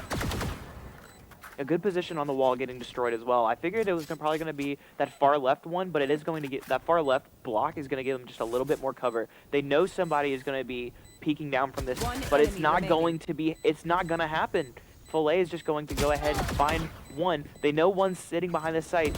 The question is, can they find the other one? No, it's going to be Pringle who looks from the top and sprays down the Sage. It's a ring around the rosy right there. One up top, and then they're just barely avoiding each other's views there. Sometimes I wish, I know we can see them through the walls, but sometimes sometimes I wish the other players could see them through the walls too, because it's just sometimes so frustrating from an observing perspective to just see players that could just shoot each other right there and then if they just knew where each other were, but they're just not aware enough. They are just evading each other so perfectly. I don't know if you saw this clip on Twitter at one point of when 2 people were playing Counter-Strike and it was a pro match, and there was a wall separating both of them, right? One person, there was this connector hallway, right? There was a wall that jetted out from one of the sides, and on one side of the wall was a player. On the other side of the wall was the other team's player, and they proceeded to look in cross directions the entire time, waiting for someone, and it never happened. And then one of them just lurked out, didn't even know that they were there. I'm sure it was a jump scare. Oh, Brown Blaze is able to get the pick onto Roka here, giving us the first blood of a round. I mean, they're moving quite slowly here compared to what we've been seeing in these past rounds. But Greed checking corners, getting ready to pop the Sage wall. It's going to get them onto site, but that's a terrible roll. Geo was fully set up, taking advantage of that opening. Is going to see if he can get the third pick, but that bomb is probably still going to have to go down in that corner if they actually want a chance of getting this round win. See, the thing is, Filet Minion has their ultimate ability ready, and as soon as I say that, they decide to pop it here. Oh, Pringle-tastic, just getting the lineup on them right there, just able to mow them down one by one. But Filet is going to go down off of the decay on the ground from the molly. Oh, that's heartbreaking. How unfortunate there. It's going to be UGA who get another round up on the board. Filet Minion really proving that they're going to take that top spot MVP potentially this game. Potentially. I mean, you know how important Viper is for a map like Icebox. There's a reason why you're doing yourself a disservice. You're doing your team a disservice if you don't run Viper on this map. She's just so powerful as an agent. Each ability, the pit, the wall, everything just makes it so much easier to get site control on both sides. So to see it here being used in the hands of Filet Minion is no surprise to me like this. And it's even more impressive that even after the Viper nerf that came out where her decay time was completely like rendered useless for people that were walking into it, it worked out in their favor. However, B-Sports Black just pushed them all the way off of site, just like that. Oh! And Hokusai was fully ready for any kind of push, and now UGA is going to be forced to sit and spawn, try and figure out what they want to do, maybe even bamboozle everyone to come back, but they were able to get a member back up, and it's going to be turned back into a 5v4, still in the favor of B-Sports Black right now, especially when it comes to time. Right, I was going to say, B-Sports Black is applying the pressure and making UGA run around as much as they can. Now, Roka is going to be sitting right here underneath rafters. Now, I wonder if he heard Filet Minion right there, as they weren't really cutting noise. It kind of just depends on who catches who first. They have no idea. Finally, they see it, and they are able to get Filet, or they're able to get Roka down. That was almost terrible, but I think that was also good to show that that should have been a moment that Roka actually took it down. He saw two, he was kind of baiting, waiting for a third, but he should have taken two. Right, that's where the thing is, like, trigger control is sometimes great and sometimes it just doesn't always work out in your favor. Now, right now, Brown Blaze is on the spike. Silent gonna go ahead and use his ultimate, or no, sorry, that's Doyle's ultimate. Player standing. But it's going to be Hertz and Hokusai who pick up two and force UGA Doyle into a really bad 1v3, and they take full advantage of the numbers and go ahead and get another one up on the board, bringing this 7-3. I mean, we've seen since that timeout that B-Sports Black is really causing UGA Red to struggle a little bit more. I mean, having more, like, less time left on the clock, sorry, at the end of the round is something we've seen these past couple rounds. That timeout really helped them. But it also seems that it might have helped out UGA Red just a little bit more. They've been tanking through rounds, whether it be their economy that's just improving and improving, and it's getting really bad to the point where B-Sports Black is having to fetch for crumbs when it comes to their loadouts right now. But it definitely is still doable. Geo popping an early Viper's pit here down B main. It's going to completely shut down that as even an option for UGA Red, as already Brown Blaze falling there. And they're all going to be forced up through tunnels, and it's going to be 1v1, or it's going to be a 1-for-1 trade right now. And all members of UGA Red, knowing that this is available to them now, they have entire access to both sites, and it's going to be an entire B rush from the remaining members of UGA Red. I mean, what an interesting Viper ult there. I will say you commonly don't see it on an entrance there. You usually see it on site. We go ahead and see Sillen using his ultimate, able to tag Filet Minion just a little bit, but not doing a ton of damage there. That's armor gone, though. That's so important, especially now he can't even evade a headshot. Oh, that's very true. Now, looking at it right now, Roka's 1 point away from their ultimate, but will they catch sight of Doyle there? They swing that corner and able to get Doyle down before he's able to deal any damage at all.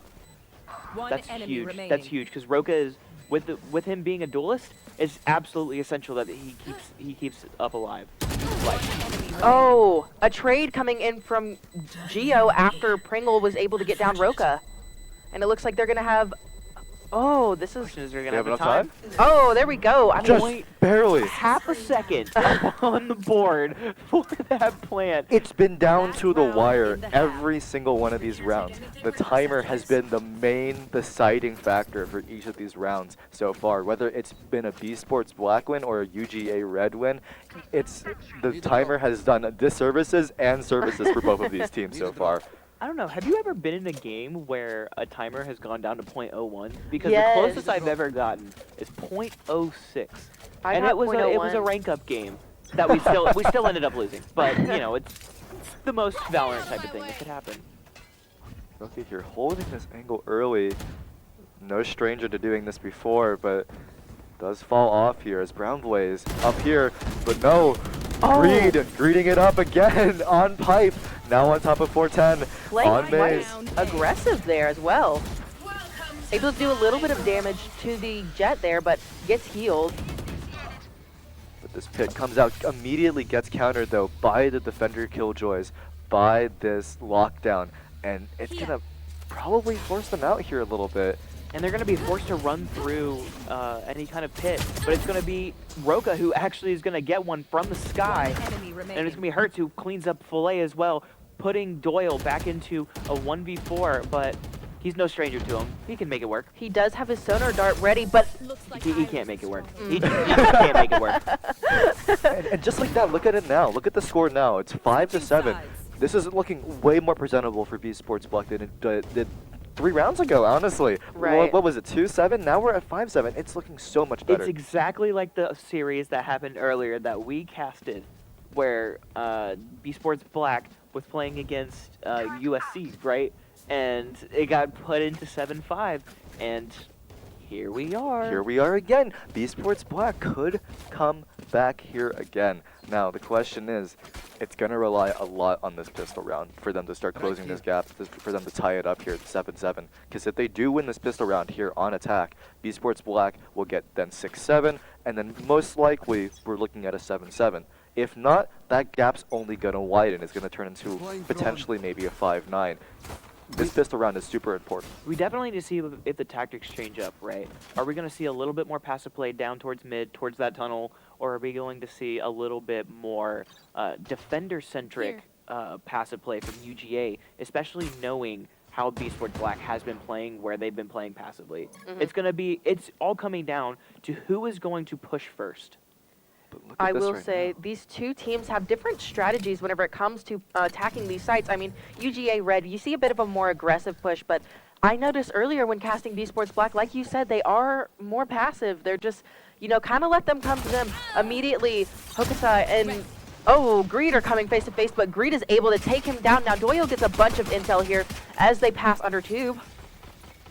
They were able to get a bunch of damage off onto Roka early on as well. And so it is going to be UGA Red who are looking just a little bit healthier, a little bit tankier here. And Bomba is going to go down, setting up for any kind of walls and any kind of Viper pushes. I mean, the way it looks like right now is that UGA Red is applying the pressure. They're applying the heat. B Sports Black, they're forced back behind yellow, behind main, as the entire brute force of UGA Red is now coming through. They've put the wall down. Brown Boy is coming through with 2. Does get traded up by Geo, but Pringletastic coming back here as well. The defenders being able to defuse behind the wall, and they're going to clean up everyone else after. That's a pistol round in the books, starting off our second half here. That play from the Sage on UGA Red, who was sitting behind the wall, they had to have known where they were sitting because they were peeking out from the top of B main, and they tried to look down to see if they could catch even a pixel of the Sage that was sticking out, and they were hid behind that wall so perfectly that their character model wasn't even peeking out at all. It's a wonderful Sage wall. Also there, Brown Boy is able to sort of, you know, provide some cover fire there for the section that did get broken away and not letting them come through. But Doyle coming here, Brown Boys as well. It's a slaughter. Oh my gosh, that is something that you love to see, but you hate to see at the same time because it's so unfortunate. A flawless victory for UGA Red. There was so much damage given out to that Sova too. It's exactly what I was saying. Unfortunately for B Sports Black, but the gap has only just widened more, and you know, if things continue this way, I'm expecting to see a timeout here sometime soon again from B Sports Black as they try and make their way back here. But hope isn't lost. I mean, it's still reasonable here. They now have these guns to work with. They now have bought up. It's reasonable that they can come back here, especially since UGA Red is on their bonus round. This round might be in the books, but I say that, but Pringletastic has an opt-out. Oh, Lord. Funny enough, though, I don't think B Sports Black can pull a timeout. They were the ones that actually had a timeout in the first half. So UGA Red still has theirs. They're up 9-5. There's no reason for them to use it, especially if they get a momentum shift going. Right. Could they not do it? I thought it refreshed every Does have. it? I think it does. I remember seeing earlier that B Sports Block, I think, did back-to-back, one in the first half, one in the second half, 2 timeouts on one of our games that we casted, actually. So yes, you are right on that one. So we may see it here, especially since that first blood already Killjoy gone Down. in A main. Yeah, that was an op shot from Pringle. I mean, dangerous with that op right now. Holding this angle once again, waiting for someone to peek him. Now, the question is, are they going to wide swing? And it looks like Roka might come face to face with him in just a little bit. I have a feeling they know that someone might have an op. The question is, that was a really good smoke. They definitely knew that they would probably be peeking that angle. So that was completely set up. And I don't know about you guys, I think I learned how to properly 30 seconds left. not even like a couple weeks ago. I can't.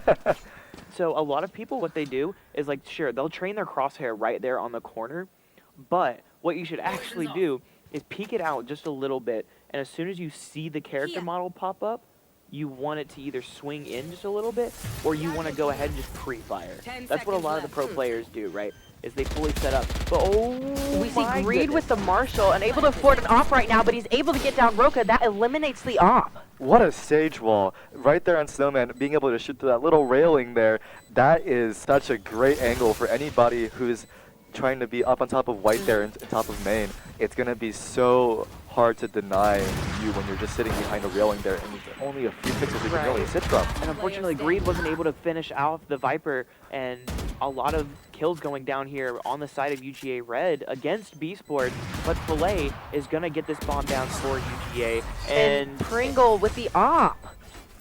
That op. That op, man. It's a big disruptor. I definitely don't think B Sports Black was expecting an op. I mean, certainly not with the Killjoy coming out there. Just expecting, you know, maybe a Marshall. You know, nothing more.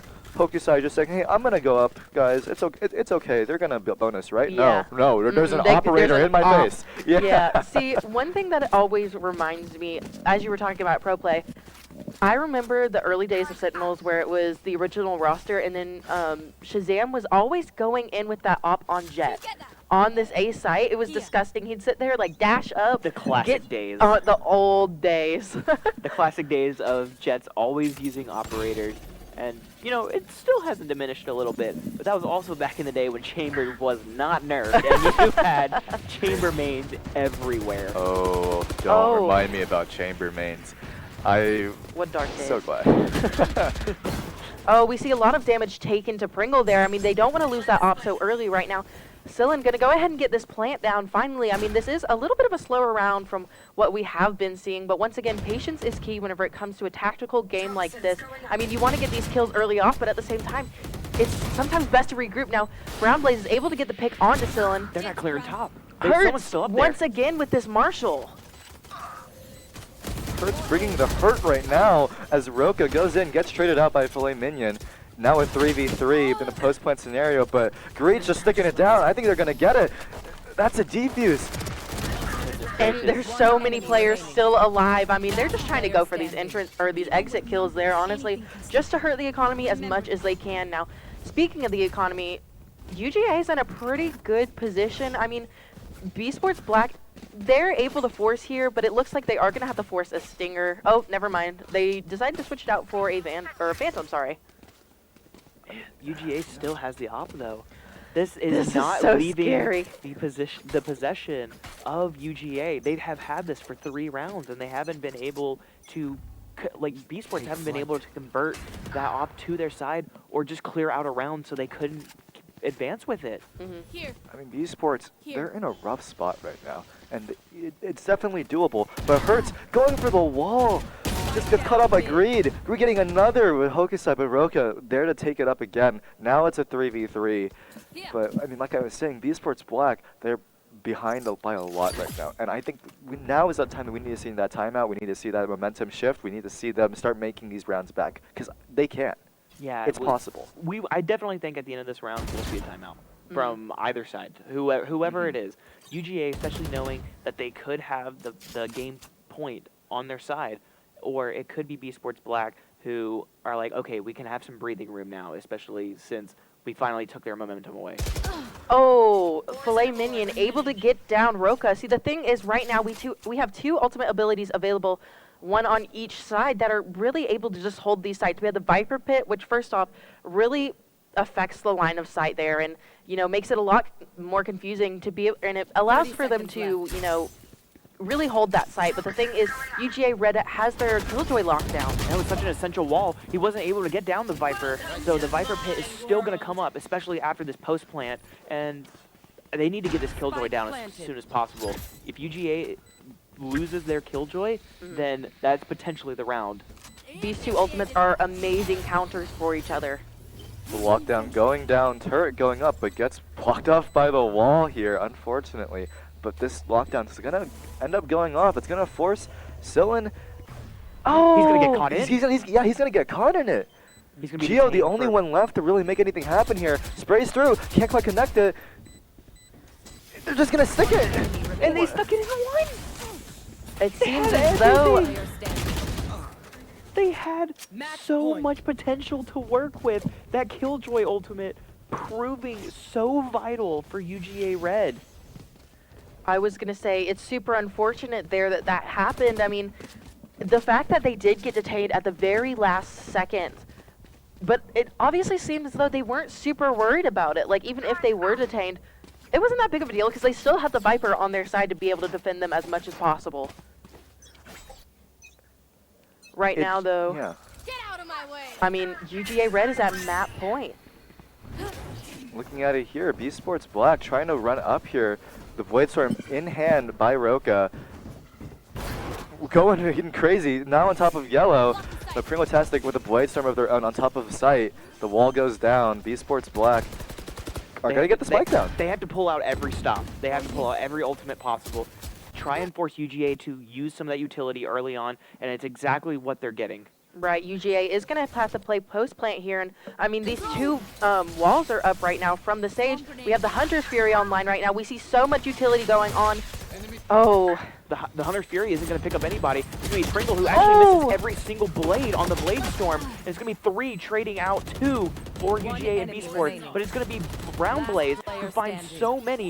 It is going to be forced into a 1v1. But Filet Minion is going to win the game for UGA Red and put the game 1-0 for the series. Yeah, that's map 1 for our grand final here. That's map 1 towards UGA Red. Icebox now 1 for UGA Red, but keep in mind, I don't think we mentioned this at the beginning, but this is a best of 5.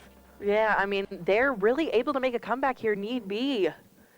It's exactly what we could ask for as casters. But it's exactly the scenario that UGA wants. Right. They want to end this as quick as possible because they know if B Sports gets rolling, they get rolling. See, the thing is, B Sports has already played 3 entire matches today. Series today, yeah. yes. I think it's 4 actually. Is it? I don't know. They have so many. They have been playing for like 5 hours straight. This is their 4th one. You're right. I think this is their 4th one. Either way, 3 or 4, it's still been a lot. Right. So yeah, UGA has had time to cool off, especially, and watch this redemption bracket actually tumble forward just a little bit more. But I mean, now that we have some downtime, I do think we should talk about all of our lovely donators. Thank them so much. I think we can go through. We saw those numbers go up. We saw those numbers go up. I think why don't we just go ahead and go through every single donator? I think for the final match. It's finals. It's finals. Yeah. Thank you to Weston. Thank you to Suzanne and Grandpa Bill. Thank you to Zach. I noticed a little bit of reaction there. Zach saying Omen is the best controller with a little smiley face there. I'm gonna butcher this. Verks. Rob saying great job this weekend. Thank you for thanks for all of your hard work. No, thank you for donating. Howard we can't Hole. do this without you. Howard Hole saying average Eve enjoyer in chat. We do like Eve. We do Eve. Yeah. Filet Minion, thank you. Anonymous, again, okay, and for all the anonymous donators out there, thank you as well. You don't have to show your name, but it still means a lot. Right. I'm not gonna shout out me. You shout out me. Notion the Frog, that's you. Yep, cool. Thank you. A couple of the players from this tournament have actually been donating as well. Yes. Yeah, y'all y'all are Hokusai. awesome. We've had who was it? Who was the other one that was on USC that donated? I saw it. I don't I don't know. There have been, like I said, there's been a couple players that have been donating, and we Mhm. appreciate you guys as well. I think it was Sailor. It was Sailor. Yeah. Yes. So Sailor as well. Charlie, who came by earlier in production. Let's see, who else? I'm gonna butcher this one too. Ahil, Sailor, like we mentioned And earlier. Hill's on production too. So Oh you're getting yelled gosh! at, too. Oh no! Oh, I'm butchering everything today. Okay. J Gamer, another anonymous, a big anonymous actually. That's a 150 right there. I think Oh. that, yeah, Oh, no. man. Gotta Thank love you. him. Another one from Howard Hole. Actually, this is Howard Hole has donated twice. I think so. Yeah. Wow. Okay. Thank you so much. Kamidala, Elliot, Christina, Gerald Hurst, and FAU Sweet Bee. Thank you again and again and again. I don't. Oh, there are more here. Another. Actually, no. This is Weston again. It's the same one. Yeah. Anonymous with a. Is that an owl? It's a little picture of an owl. I guess it's. It must be a KSU person. I guess. They have to be a KSU fan. And an anonymous $10 saying, "You guys got this." I think that goes to everyone here, all the teams, all the casters, my lovely co-casters, everyone in production over there, all the teams that are playing today, every single one of the players, and every single one of our donators. Thank you for allowing us to make this event happen, for donating, for supporting, even if you're just watching. But every single contribution that this event happening is just Yeah. so great. It's awesome. Yeah. You love to see it. I mean, Make-A-Wish is such an amazing organization, such an amazing charity. Like, I'm happy that we're able to do something like this. It really means a lot. Like, every single penny counts. And so thank y'all, everyone who's watched the stream, who's donated. Like, we genuinely appreciate all of it. Yeah. But we still have more matches. We do have more matches. matches. So if y'all want to keep donating, I mean, I guess. I mean, yeah, we have passed the $1,000 mark, but we could pass the $1,200 mark right now. yeah. $1,179 right now. Actually, completely broke even there. At no cents on the dollar there. Yeah, I was gonna say earlier we had cents. Yeah, like, it was earlier we some had cents, weird. yeah. I think it was like 50 something, and then it was Yeah. there was like 79 or something. It's all over the place. I think it's funny that people donate odd numbers. I don't know. It just makes me smile because I'm like, that is so random, but I appreciate it. We are going to go ahead and get loaded into our second map, being Pearl. And, guys, I hate Pearl. Sure. Why do we hate? No, I hate your map. You hate mine. This is a lovely map. I love this map I so think much. design-wise, it looks absolutely gorgeous. Oh yeah, I it's think a beautiful map. We can all agree on that. I'm talking about gameplay. gameplay-wise, maybe I'm just not a Harbor enjoyer yet. I think once I actually learn to play Harbor effectively, I'll enjoy it more, especially since that meta is shifting over more.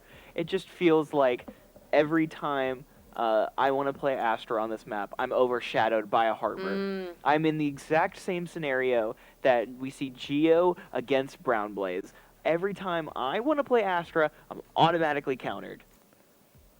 Well, I mean, we're seeing that here. Filet Minion, I think, hovered Astra for a little bit, but it goes right back to that Viper. I think they're going to end up doing that double controller setup right here. Only opting for the one Sentinel here, as opposed to over on the side of B Sports with the double Sentinel coming out here, which is still viable. Don't get me wrong. Yeah, it's not as viable as the last patch when you had Viper and gosh, why am I blanking? Well, you had Viper and you usually had another Sentinel ready to go, but it felt so vital to have that Viper on your team, especially on a map like Pearl, where all those A-side pushes, where everyone's going to be crowded around the ramp for A, or whether it be like the A stairs, that Viper pit is just so essential, and the attacking side is going to have to deal with that now. Yeah. I mean, going in, we see that both teams have decided to go in with Jet once more. I mean, it is kind of a favorite. Once again, it's going to be Roka and Pringle on Jet. I think Roka's Jet main. Yeah. I don't know if you guys can tell, but I think Roka is a Jet main. I mean, something tells me.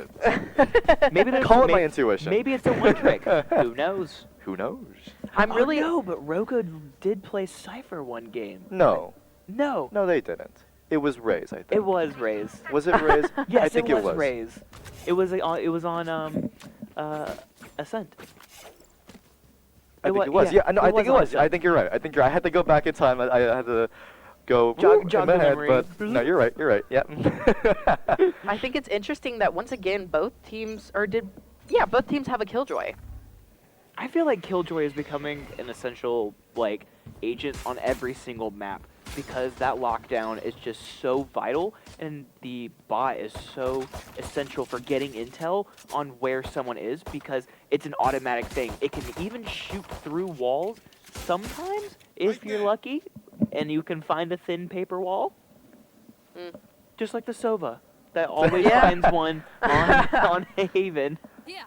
It's a rare occurrence, but I mean, we'll see if we see it here. Both teams opting for that Killjoy. Like you said, Killjoy is such a strong pick here because of that turret. So maybe we'll see it. We haven't seen one, I think, the entire time because it's so rare. But since you brought it up, and you may speak it into existence, we'll see. Right. We do see a lot of utility usage coming out from mid through mid doors, or whether it be from connector. There's going to be a lot of headshots given to esports Black, and they go ahead and drop a couple people. UGA forced down to only 2 members left, and are going to be stuck on the side of defenders. I was going to say there was a bunch of action going on in mid, and that's usually not something you see on this map. I mean, I feel like a lot of people tend to forget that mid does exist. But right now, I mean, Sports Black is taking advantage of it as they decide to rotate and finally commit over to A. Geo trying to get the plant in, but waits for that Sage wall to go up. 13 seconds left on the clock, and the spike has been planted. Pringle's able to get 1 pick with that frenzy, then immediately dash off, getting a second as well, makes that a third. See if we do see Geo actually finally end the terror that was Pringle in that moment. But Filet knows that Geo is over there. Geo gets a couple shots in. This is looking real bad for whoever has to play this right now. But it's going to be Geo that falls, unfortunately, to 2 shots from Filet Minion. And it's going to be UGA who take round 1, despite being up, or despite being down in a 2v4. Yeah. That's the impressive thing right there. Pringle putting a lot of work in there for those last few ones. It was a 2v4, then it turned into a 1v1 all of a sudden.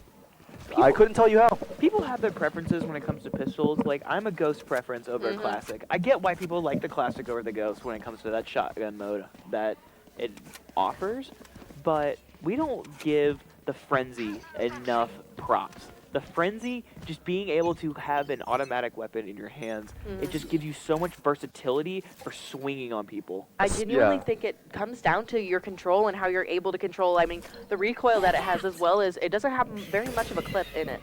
Now, Hokusai is going to go through doors here onto B connector. I mean, they might come face-to-face with Brown Blaze. It kind of depends on who's wanting to commit. Now, it looks like B Sports might actually be favoring A site once again, playing a little bit aggressive here. Doyle's pushed up, not even hiding behind that box there. But he was unable to see that there was a triple swing into Art and not able to fully calculate how many people were coming at him all at once. But look at it now. That's very big for B Sports because now they have a Spectre in their hands. This is their save round. They have a Spectre in their hands. That could make a lot of momentum here for B Sports as they're now trying to take it into this mid-connector area, just trying to see where they can take it. A, B, which one's more free? So I don't think they caught the leg of the jet that was Sewers. Oh, Hokusai is able to get down Brown Blaze. That might be another Spectre in their hand, if I'm correct. And Roka goes down as well. That's going to be a third weapon. It's going to be a full-on Guardian. And Roka has proven so many times that the Guardian is absolutely the best save round weapon. Two players now left on the side of UGA Red here. And B Sports, it's looking like it might be a thrifty here. All players still alive, all fully healed up. With new weapons in their hands that they didn't even buy. They took it from the people they killed.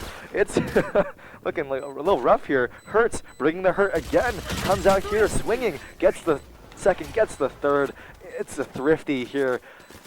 That's a huge upset. That is a absolutely noticeable upset because UGA is going to be forced back to pistols. It really just shows people that even if you don't buy, you can still win the round.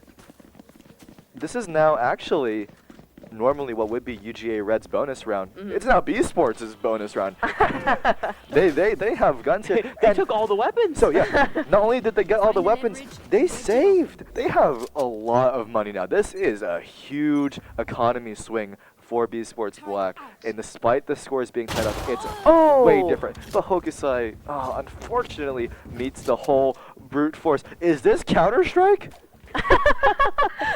This is Dust 2. This has become Dust 2 when it comes to the ability to peek through doors and know that somebody's there. No, UGA Red are just running it up. They're rushing on defense all together with these pistols in hand. Yeah, they're not even crouch walking. They're just fully going. I've never seen that in Valorant. I've only seen that in Counter-Strike. See, the thing is, Roka right now he passed through UGA Doyle, or Doyle passed through him and didn't even notice that each other was there. Unfortunately, he wasn't able to, let the rest of his team know that, hey, there's an enemy on site that could take you down. So B Sports Black loses another player.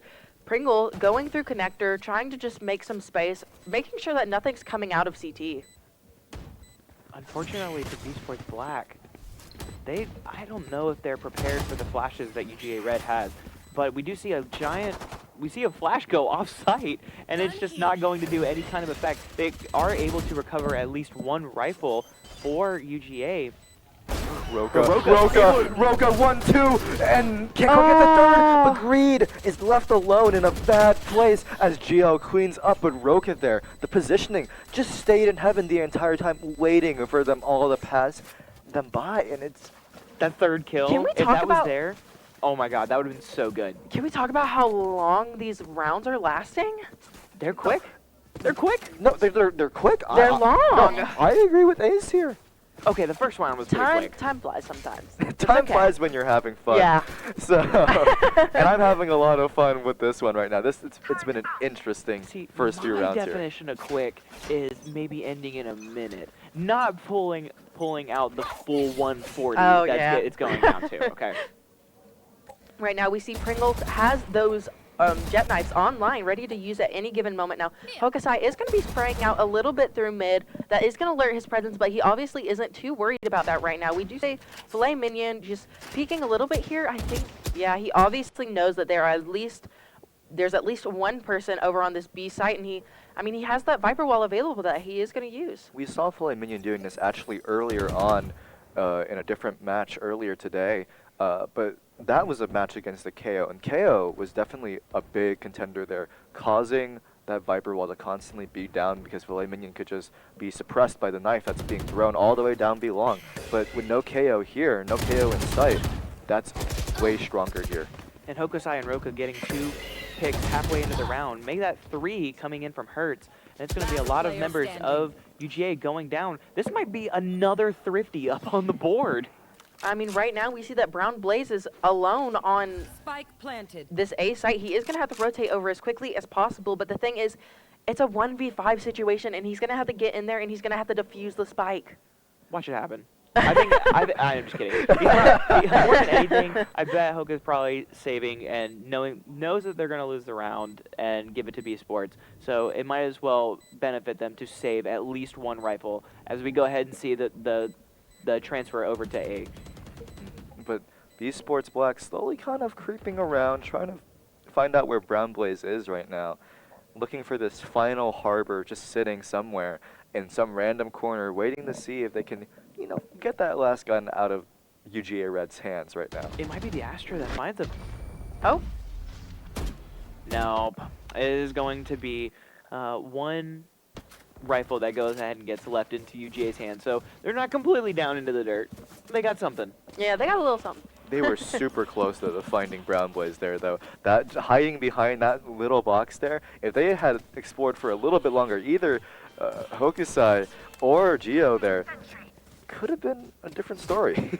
Yeah, I keep getting distracted by that skin. The new melee? Yeah, it's so cool. We were actually talking about this in production earlier, but that skin, it costs a lot. Oh, it yeah. costs a lot. I thought the katana was bad.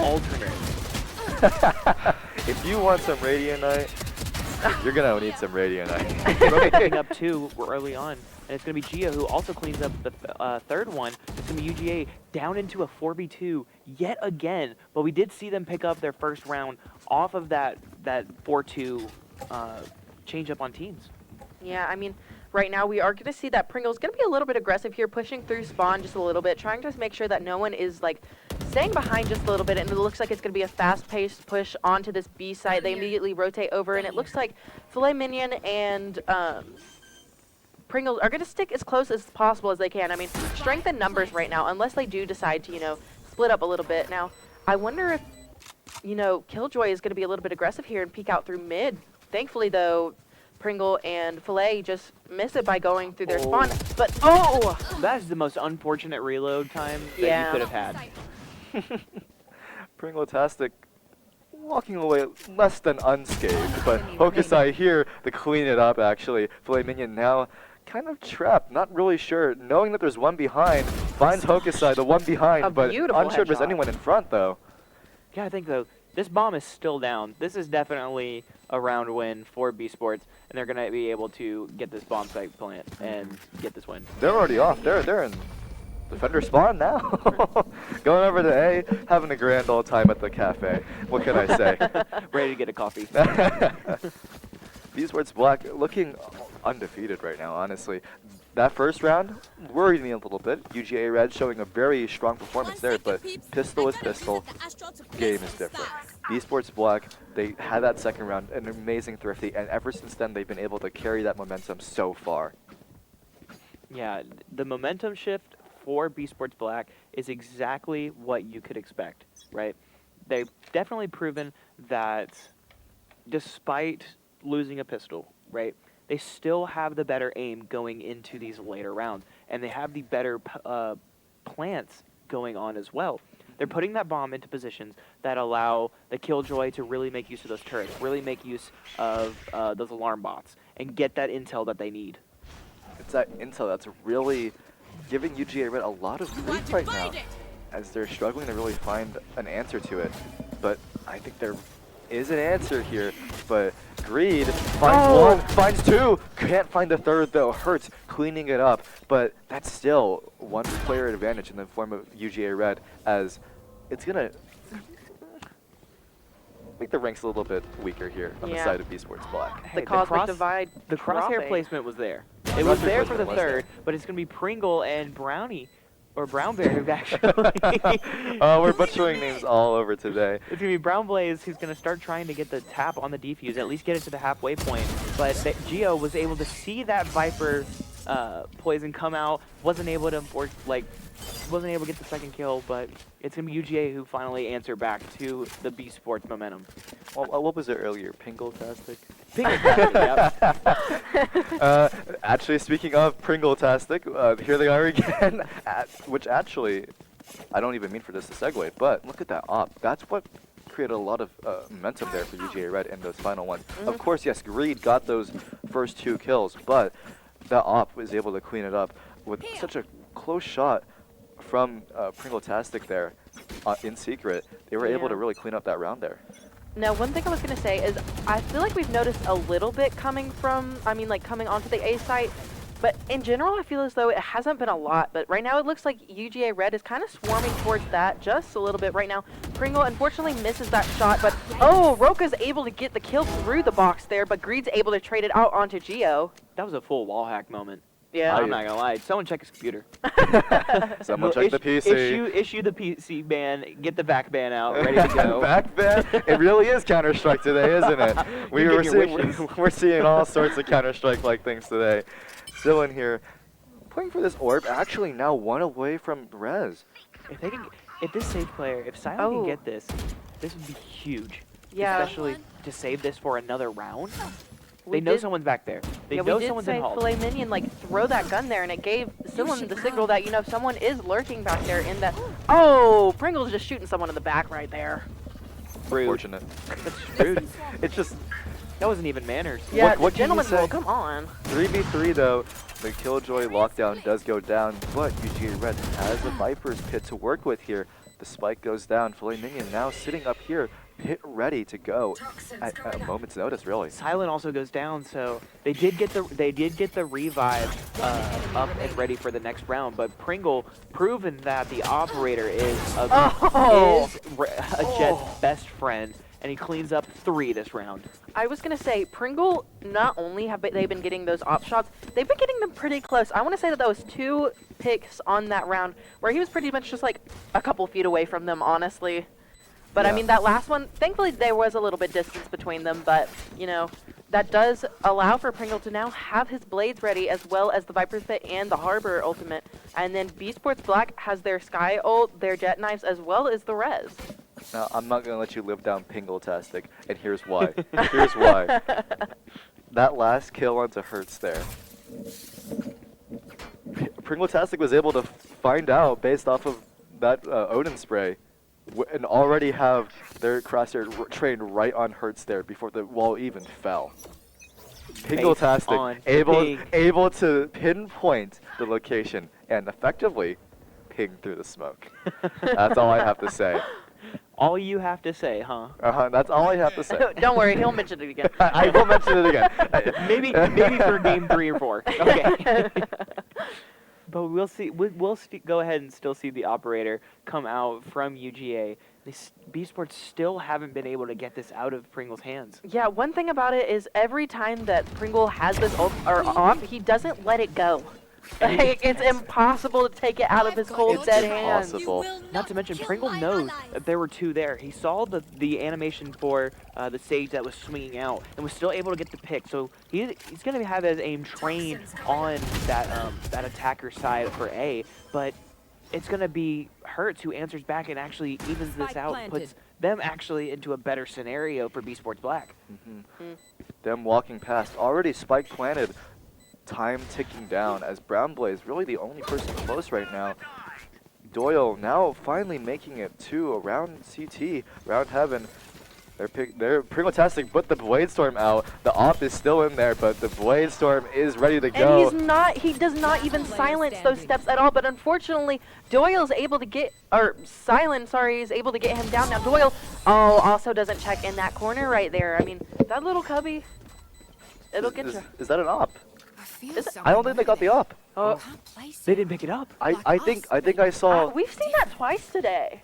Or this is my second time seeing Yeah, no, it, they didn't get the op. Sillin was going for the op back there. I saw it back there. That Ion operator back there. I saw the white back there. I know that's the gun that Pringle-tastic had. But despite that, we saw Silent go for it and just barely miss.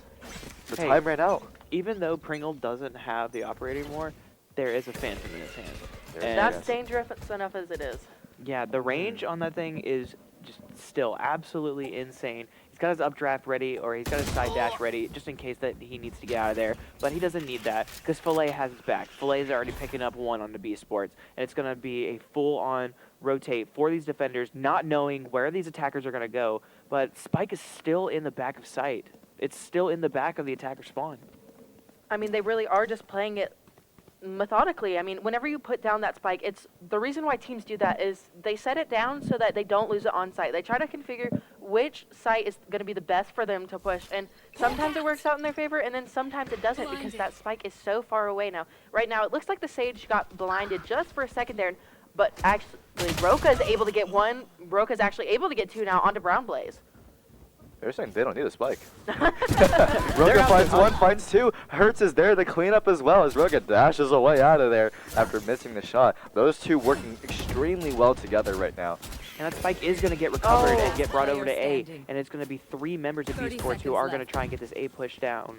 Or this A plant down. Just Filet Minion now, stuck around water right now. It looks like he is going to be moving through flowers, and that spike goes down. They are going to have to watch these corners, but it looks like though they're backing up. Oh, okay. They're backing up to be able to, you know, play it from angles. They want to watch art. They want to watch for a flank or anything like that. I don't think they know that Roka's up there on the boxes. I don't think they do. I don't even think Roka knows that the person is on site. I don't think they're aware of each other. This is another moment where, you know, sometimes you just wish you could see people through walls in games.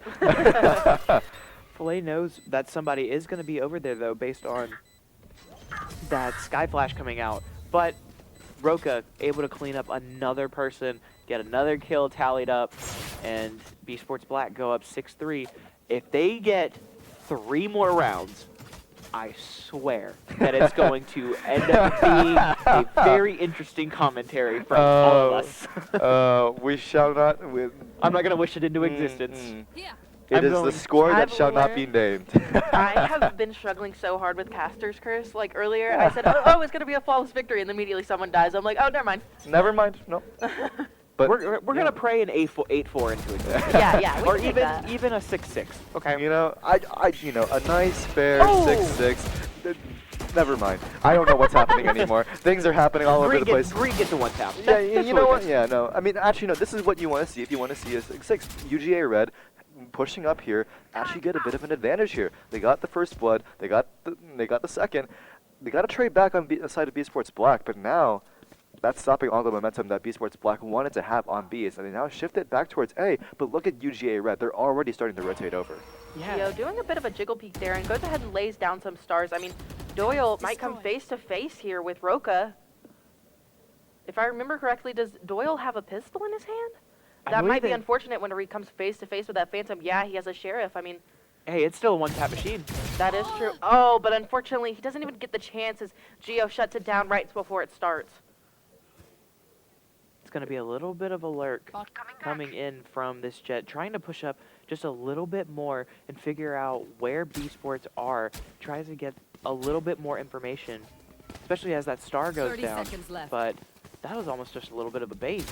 They picked up that star and moved it back instantly. Right now, Greed is going to be sitting in this quarter, waiting for someone to push onto this B site, waiting patiently. I don't think he's rotated at all through this round, and 15 seconds are left on the clock.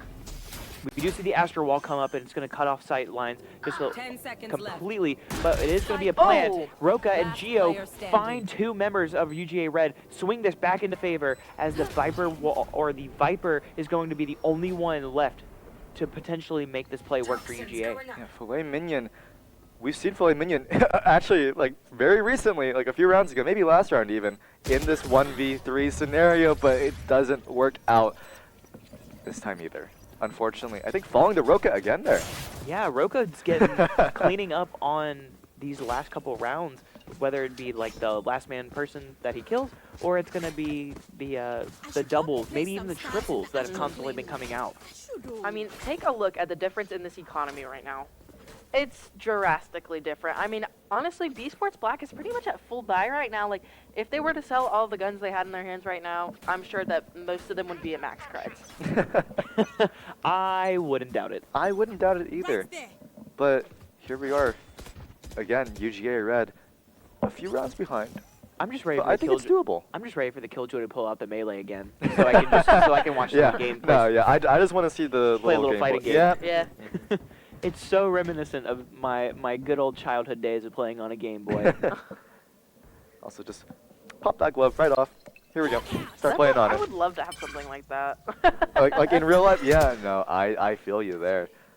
It's almost like, okay, I don't know if you guys know about a certain arm glove that existed in the old days, and I have my co-caster right here that is just sighing relief that thing is never coming in existence ever again. You're talking about, I believe, the Power Glove, yes? I am indeed talking about the Power Glove. That's what I feel like, but a better version of a Power Glove. Huh? Am I too young? I don't think Do you not know what the Power Glove is? No, I have no idea what that is. Oh my to god, be our fair, age is showing. To be fair, I think I'm too young as well. I just know because I'm too much of a nerd. And that's a problem? Didn't say that. But we will see here as Ace is looking this up on her phone. A bit of aggression finally here, but while we were talking, there's only 14 seconds left here now. There's no time on the clock. The ults are going back and forth. No one's died yet. Yeah, they still have to get this bomb down. It's not even, or they get the spike down. 5 seconds still up on the clock as 2 members of UGA go down. It's going to be the spike that gets down. It's actually down. B Sports have gotten it down. There was at least 0.3 left on that clock, but it's going to be, they're going to trade out. It's going to be stuck in a 2v2. This is the best round I think I've seen all day. Yeah. I was busy looking at the power glove. Right now, we are going to see Gio sneaking through B connector here, and the Pringle getting pinged. He's getting pinged. Gio's going to get the teammates are going to get the pings down. It's going to be Filet stuck at like a couple hit points, and they're going to go ahead and try and get this They're gonna keep pinging this no matter what. They only have. Oh! There were 4 bullets left in that gun after he stopped spraying. There was 3 in the mag. Sprayed it down to 1, and there were 3 left. He was gonna be forced to pull out a pistol, and it probably still gonna be shooting through that Viper pit no matter what. They stood stalemated there for so long. We were able to talk about the power glove for way too long And there. Hokusai pulls up the power glove. And the power glove on. Smashing those fists together. That's what you like to Roka. see. Do you see that Roka has 20 kills right now? Roka's kind of on fire. No, Roka's going crazy. On fire. Oh, we're referencing all sorts of different games today. I guess. Overwatch as well, I suppose. Although that is a dead mechanic, I do believe. Really? I think it is. Well, I think it still exists. I just don't see it anymore. But Roka, getting speaking of which, is able to get 2 right there, but not before he gets shut down by Brown Blaze. That crosshair was on the 3rd person as well. Roka has been looking to try and get a nasty little triple kill, like off of flicks for the last couple rounds, and it's been insane to see if he's going to hit it. I mean, Roka, I wasn't casting this match earlier, but I think it was on Haven. I think it was the last one they did against USC Black. B Sports Black with Roka, pulled out the op. With a lot of shots. I'll be honest. With a lot of op shots. But as soon as they started pulling out rifles again, as soon as they pulled out that Phantom again, it was so perfect. I think all they needed was that rifle in their hands, and they're showing that they are still in the game. That despite missing all those op shots, they just Phantom. That's all you need. However, it's 9-3. It's been spoken no, into existence. you shouldn't have said it. No, it's been spoken into existence already. Let's be fair. Yeah, so we are going to see that 9-3 curse come into effect here. And unfortunately, I don't know if it's going to happen or not. I mean, we could see it. Esports have been looking pretty dominant Yeah. this game. I mean, they have that momentum. I wonder if a timeout's going to be called at all, honestly. On the side of UGA Red, yeah, I think they might. If I this wouldn't pistol blame round them. doesn't go their way, especially since they showed, pretty stellar performance. It was still relatively close, but they showed a pretty knockout performance against this against B Sports Black here on this first map, and now they're getting completely dunked on here, honestly. We're pulling out other sports now? We just can't keep it today. We can't keep it together. We cannot keep it on It's the Valorant finals, today? and we're all losing it. We've been here for a long time, ladies and gents. It's, but again, thank you for every single donation. It really means a lot. Especially to Antonio Rios. Yeah, We see that $25 Tiltify donation. We appreciate your donation, and you actually got us across over 1,200. Nice, we were thank talking you. about that. Talking about the We 1,200 have mark. officially passed over 1,200 at 12:04, and the action's not stopping. We still Yeah. No, we They still won't going. even stop for us to It talk hasn't about stopped donations. for us. They want. They stopped for us to talk about the power glove, but not the donations. I'm done.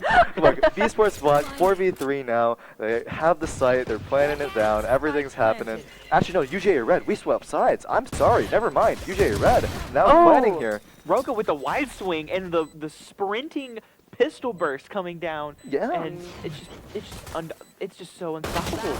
Oh. I say that. Capture's curse is coming in hard now. Greed Oh my reads it up gosh. again. I have been using that phrase way too much this entire time, but It works. It works. That gets the 'cause point across. Look at it. The 3 kills there, all effectively within a few seconds. These teams are not afraid to get like 3Ks over and over and over again. I don't think I haven't seen a round in a minute where it's like not a 3K. When is the last time we saw Team Ace? The first match today. I'm pretty sure an ace happened in the first series today, and that was the only one that has actually happened all day. No, there was another one. I think it was the one that Wizard casted by himself. Oh, yes, you're right. So that did happen, but that is going to put a round on the board here for UGA Red. Now, the curse. I mean, but Gio has a frenzy in hand, and I say that. And then there goes Gio. And then there goes Doyle. Doyle. There goes Doyle, ready to clean it up, ready to say, Yeah. hey, I'm here. I got a bulldog. But Doyle Doyle just is really knocking low. out mid there as it gives the chance for everyone else to rotate onto that EA site, but Jet is running as fast as her little legs will carry her right now. Roka getting onto the site, but gets walled off for a second, but not afraid to push through. Now they're going to come face to face with Pringle. Pringle, it looks like, might have the better gun, but they decide to dash out just to preserve the health a little bit longer. I'm not gonna lie, I feel like this is the first time I have seen a harbor wall this entire game. I have not. It goes so fast they don't even have time to put it up. I feel like the harbor usage has not been absolutely vital this game compared to other series. Oh! Oh, Hurts with that double tap to the head. Oh, Hertz is able to get around the corner as well and actually hide off just a little bit. But they know Hertz is in that cubby. They know that they're probably going to be lurking on the backside, but they might just back this out and fully run. Hertz bringing the damage per second here. 2 taps to the head real fast. Bringing the B Sports out there. That is going out with a message. That is winning with style.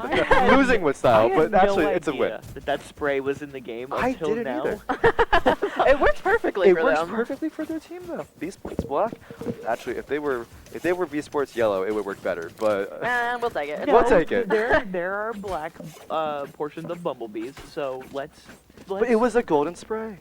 It can be golden. It can have a little bit of grayed out portions. Okay. There's some shades. Okay. Yeah. I'll let you have it. Hertz and the Sage double peeking there, but the Sage decides to back off. Oh, that could have been perfect for Hertz there, but unfortunately, he does decide to back off there and lives a little bit longer. He did take quite a bit of damage there. He also walked back up into the Viper wall and took even more damage than was necessary. So he's only down to about 23 HP. That's almost a kill, but the Sage heal is going to come in. It's going to get him up at least another 50. So it's actually another 30, 35. It's not going to be as much as they would like, but it's going to have to be with what they deal with. Right now, I mean, Pringle has that dash ready, just waiting for Hertz to, peek a little bit. Hertz isn't going to do it, though, from the looks of it, as they just sit here, has the bird out, throws it out. Pringle has to turn around. The pressure's on. The Bulldog no longer trained at it, unfortunately. Right now, it looks like B Sports Black Sage was jumping to give that heal, but I don't think they were making it. All members of UGA Red forced over to A site, but Roka. Oh my God. Roka is already Roka's fully set up on A site in case there was a push, but I don't think they know that he's in the corner. Oh! Someone check the PC. Someone check the PC I'm right sure now. They had pings set up in case someone was in that spot, so he was able to shoot through that wall and fully set up for someone on that backside. And it's gonna be B Sports Black who used that ping system fully to their advantage. I know so many Valorant players have complained about this for so long, and I think for the future of esports have been like, hey, stop doing this. Stop pinging, please. Get rid of the ping. The one game where it's like, okay, you don't necessarily need a ping option, especially in like a tactical FPS, right? However, they're gonna take advantage of the system while it's in. I was gonna say, I mean, it might go away, it might not. It kind of just depends. But for now, it's working, and they're just gonna keep using it to their advantage. Gio's gonna back off here of the A site. He sees that there's a lot of aggression going on. I mean, UGA Red is doing what they do best and pushing in as quickly as possible. They unfortunately not gonna see that 2 members were able to push in onto the Astra. They did get the info out there that they're all coming into A site, but it's going to be a slow lurk from Plaza to try and take over this site yet again. Oh, that bird coming out right there. Not noticing, but the turret gives them away. Actually gets the kill, too. that was not even me casting. That was just a raw reaction. Right now, Hertz sending that bird out once again and playing super aggressive here. I wonder if he knows that there's 2 people and the double swing comes out, getting him down, but Dylan bringing... What's that wall? What is the wall? Oh, what is the wall? And they get the kill. They get the full cleanup. That was the most insane wall that I have seen in this match so far. I didn't even know you could get a wall to go through the ground like that. I just love watching them dance around stage walls. It gives me a lot of entertainment. It's just they're running back and forth. Stop this madman. Sillin is, I think, Sillon's the team player right now. Sillon is absolutely Bottom of the leaderboard. bottom fragging, but still proving strong with these walls and the heals. Yeah. It is entirely the utility that is the positioning. Ooh. A good trade coming in at least. I was scared. I thought it was an Odin instead of an Ares for a second, and I was about to lose my mind because I thought literally it was going to be a master right there in that corner. But thankfully for them, it wasn't. I don't know if you guys could see me, but my mouth was wide open as the dog came out with the ult, and that was such a smart play because that concussed and dazed all the players in the back, and Hokusai was able to easily clear out 2 more members of UGA, push them off of site, and now B Sports Black have the site again. Oh, Filet Minion. He's trying to break that wall for the dog as he rams his head into it over and over again. But still, I don't think there's collision damage. As Oh, much as we they were wanted just to. doing it. What? Did you see that? There We was look away there for was 1 an second. elbow pixel. There was an elbow that was barely sticking out in that. What is this match? What is this map right now? B Sports Black go into match point. I knocked my mic with. I'm reacting to everything right now. Everything is raw right now. I am reacting to every single last thing. This is how it's supposed It's to how be. it's supposed to be. B Sports Black looking to make this map 1-to-1. It's good. Oh, yeah. We are in for a doozy here. I think if they win this match, we're getting a guaranteed game 4. Oh yeah. Yeah. I think so too. I personally still am under the belief that this is going to go to 4 maps. Whoever takes it, takes it.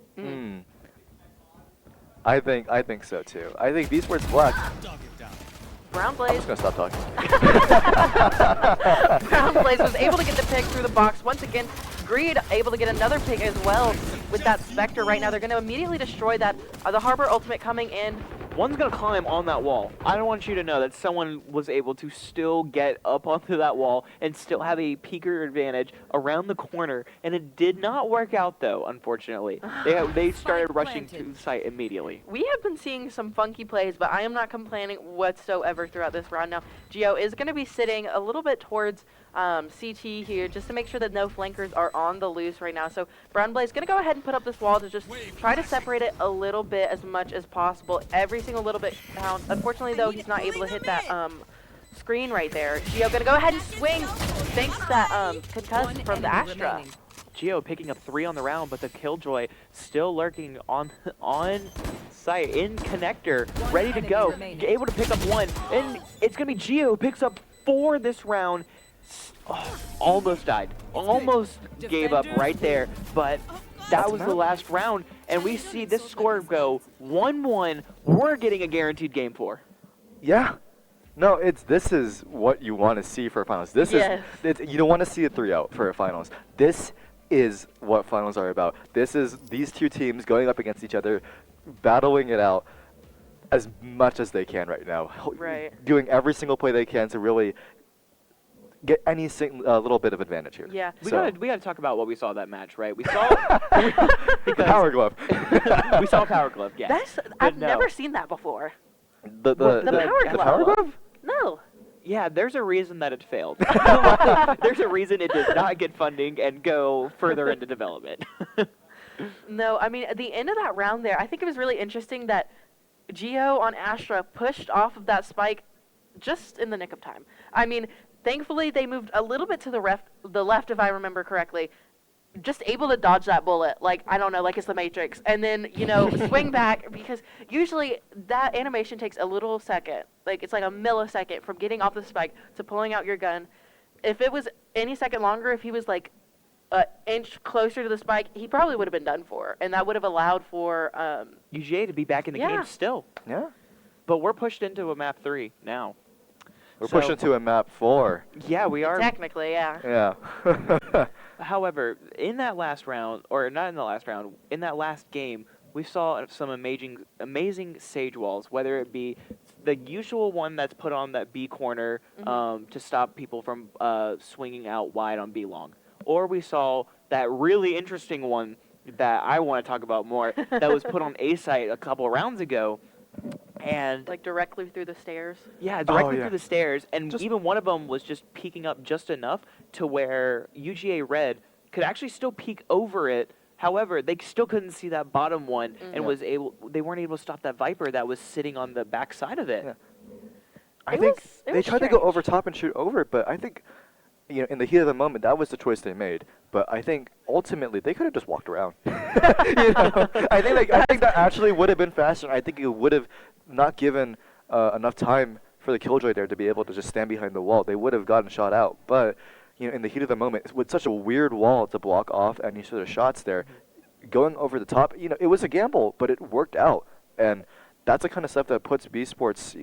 They gave them an advantage here on Pearl, and I'm looking for more funky plays like that in the future. Oh yeah, I mean, funky plays are the best.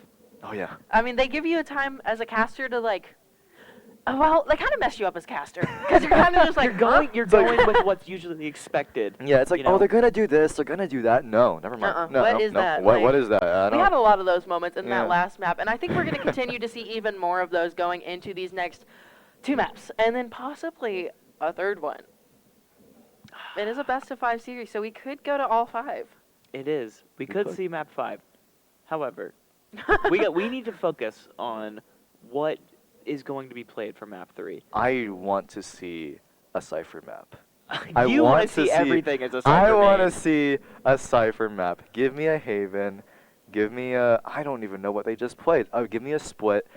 I Give want me to see something. Split. I miss Split. It was out of the running for a long time. I genuinely didn't see it played in the competitive collegiate scene whatsoever, so I didn't get to cast any of it. And then It happened Well, earlier. you know what we're not going to see? We're not going to see Bind because it's not in. No, we did see it earlier. Wait, has it got? Yeah. I saw it. Yeah. No, they it put it happened. back into rotation? I guess for this tournament. Yeah, no, it's been back in rotation. I think since the last patch, unless Has it I'm crazy. actually? I have not touched Valorant in a minute. But for casters, It's wild. Yeah, I think as casters we don't play the game as much as we should. But You know. Who wants to play that game? You know what I do This want to is see so though? I do want horrible. to see.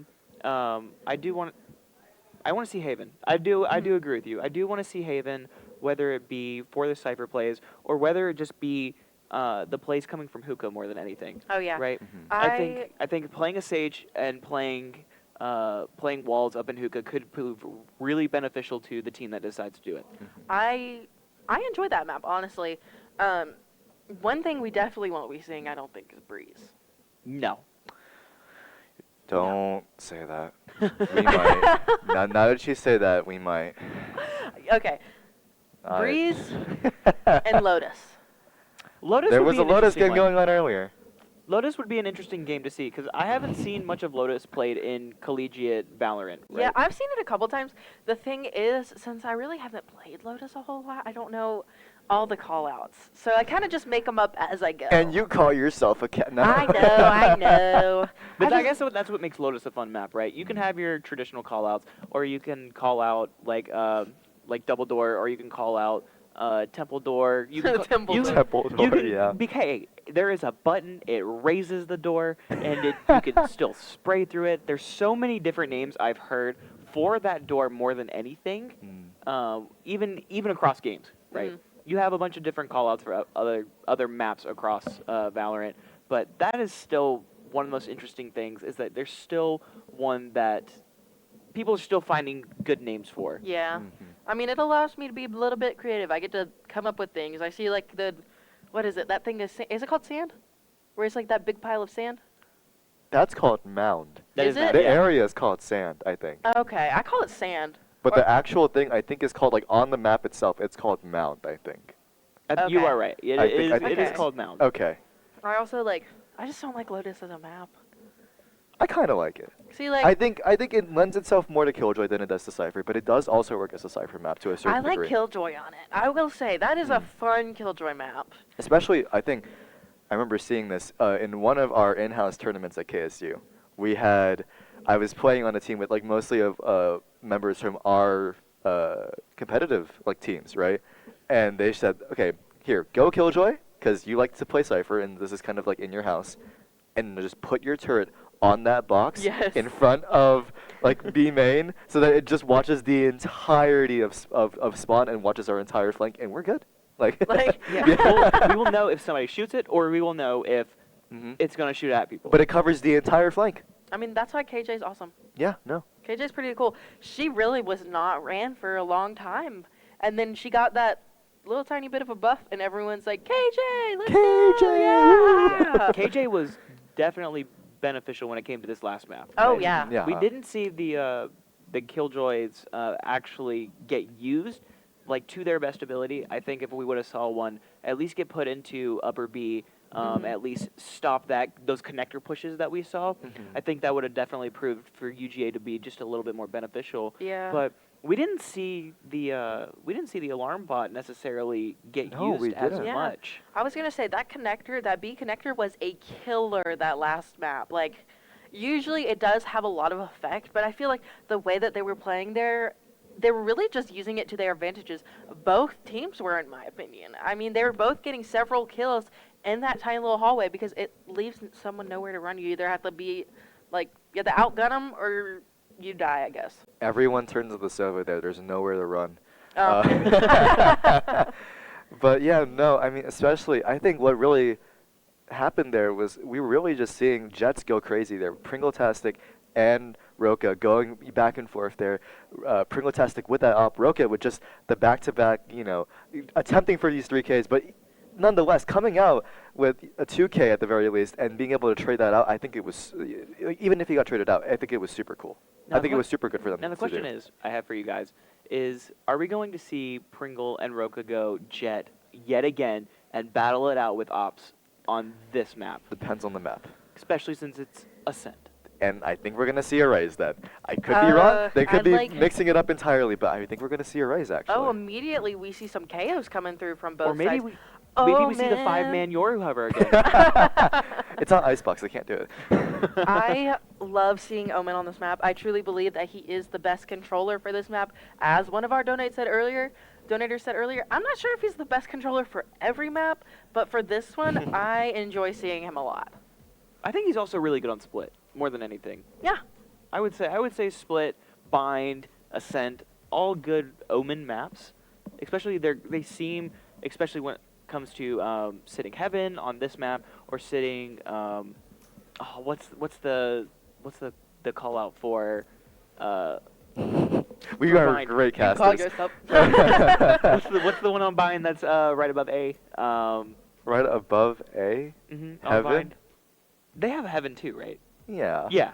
No, I call yeah. it Tower. Tower.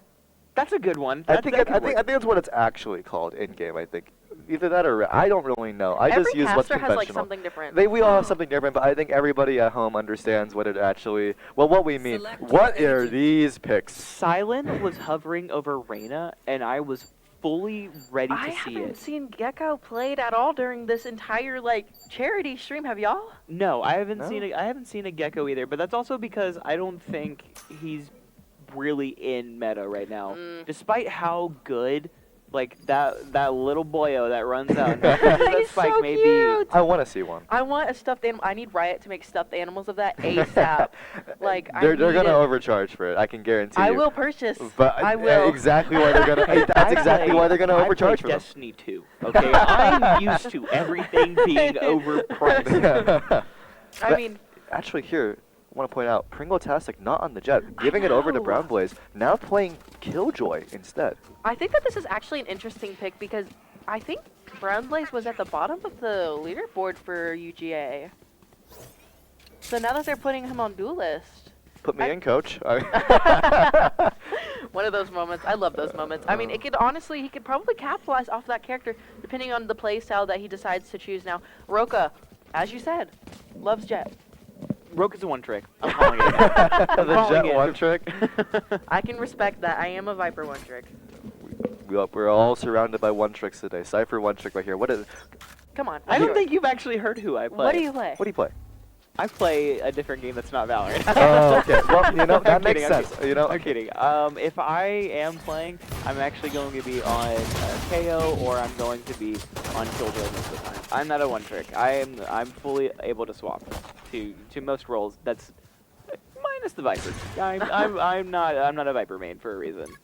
I know people usually use the map to line up their walls to the best of their abilities, but I don't know the Viper. I don't know the Viper shots like a lot of people.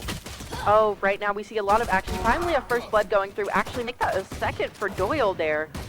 First is going to be playing through CT there. But Doyle's going to pick up a third. Gets some help from Pringle to pick up a fourth, but it's going to be Roka left on the side of B Sports Black. Lurking here through Market and is not going to be able to maybe capitalize on UGA Red's ability. Look at the spinning. Yeah. It's put on a show for us. No, it's a. We're the entertainers. No, the players are. I was about to say we also crazy. see that immortal pin coming from Roka. I saw it on the go. Yeah, no, oh, the gun buddy. Yeah, we've got a wide variety of ranks here. Actually, we got immortals. I think we've got some ascendants, some diamonds, some plats, all around that kind of area. I think it's a good mix. Roka is just spinning to his heart's desire. Yeah. Hey, spin to win. Yeah. Spin to win. Spin to win. Unfortunately, I don't think it's going to do any winning favors here. Roka, hold up here in Market, 22 HP, a ghost in hand, 1v4, the spike ticking away. If he doesn't get away, he's going to die to spike. I think that was intentional. I'll be honest with you. I think it's a pistol round. You don't want to save that. I still can't get over that Hey, Solva. don't give the ghost that kind of slack, okay?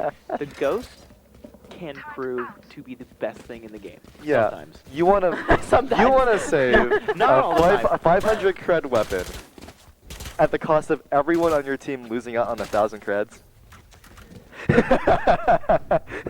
To be fair, you are right in that. Okay, I will admit fault.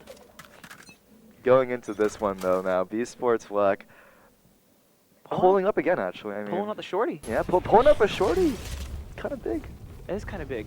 It looks like they're immediately all running in through mid. 5 manning it, honestly. They know Gio's there. They got the tag on him and everything. But it's going to be Roka who's going to take some damage. Roka is going to get a little bit of a reload in. Not able to get it in time, though. Hurt tries to bring out the knife to also figure out where everyone's going to go. Gio picked up the shorty again. Everyone is using this weapon. I think just going around. I think the initial plan there was for Gio to put some smokes up, play in the smokes with that shorty. We've seen it on TikTok. We've seen it in actual matches.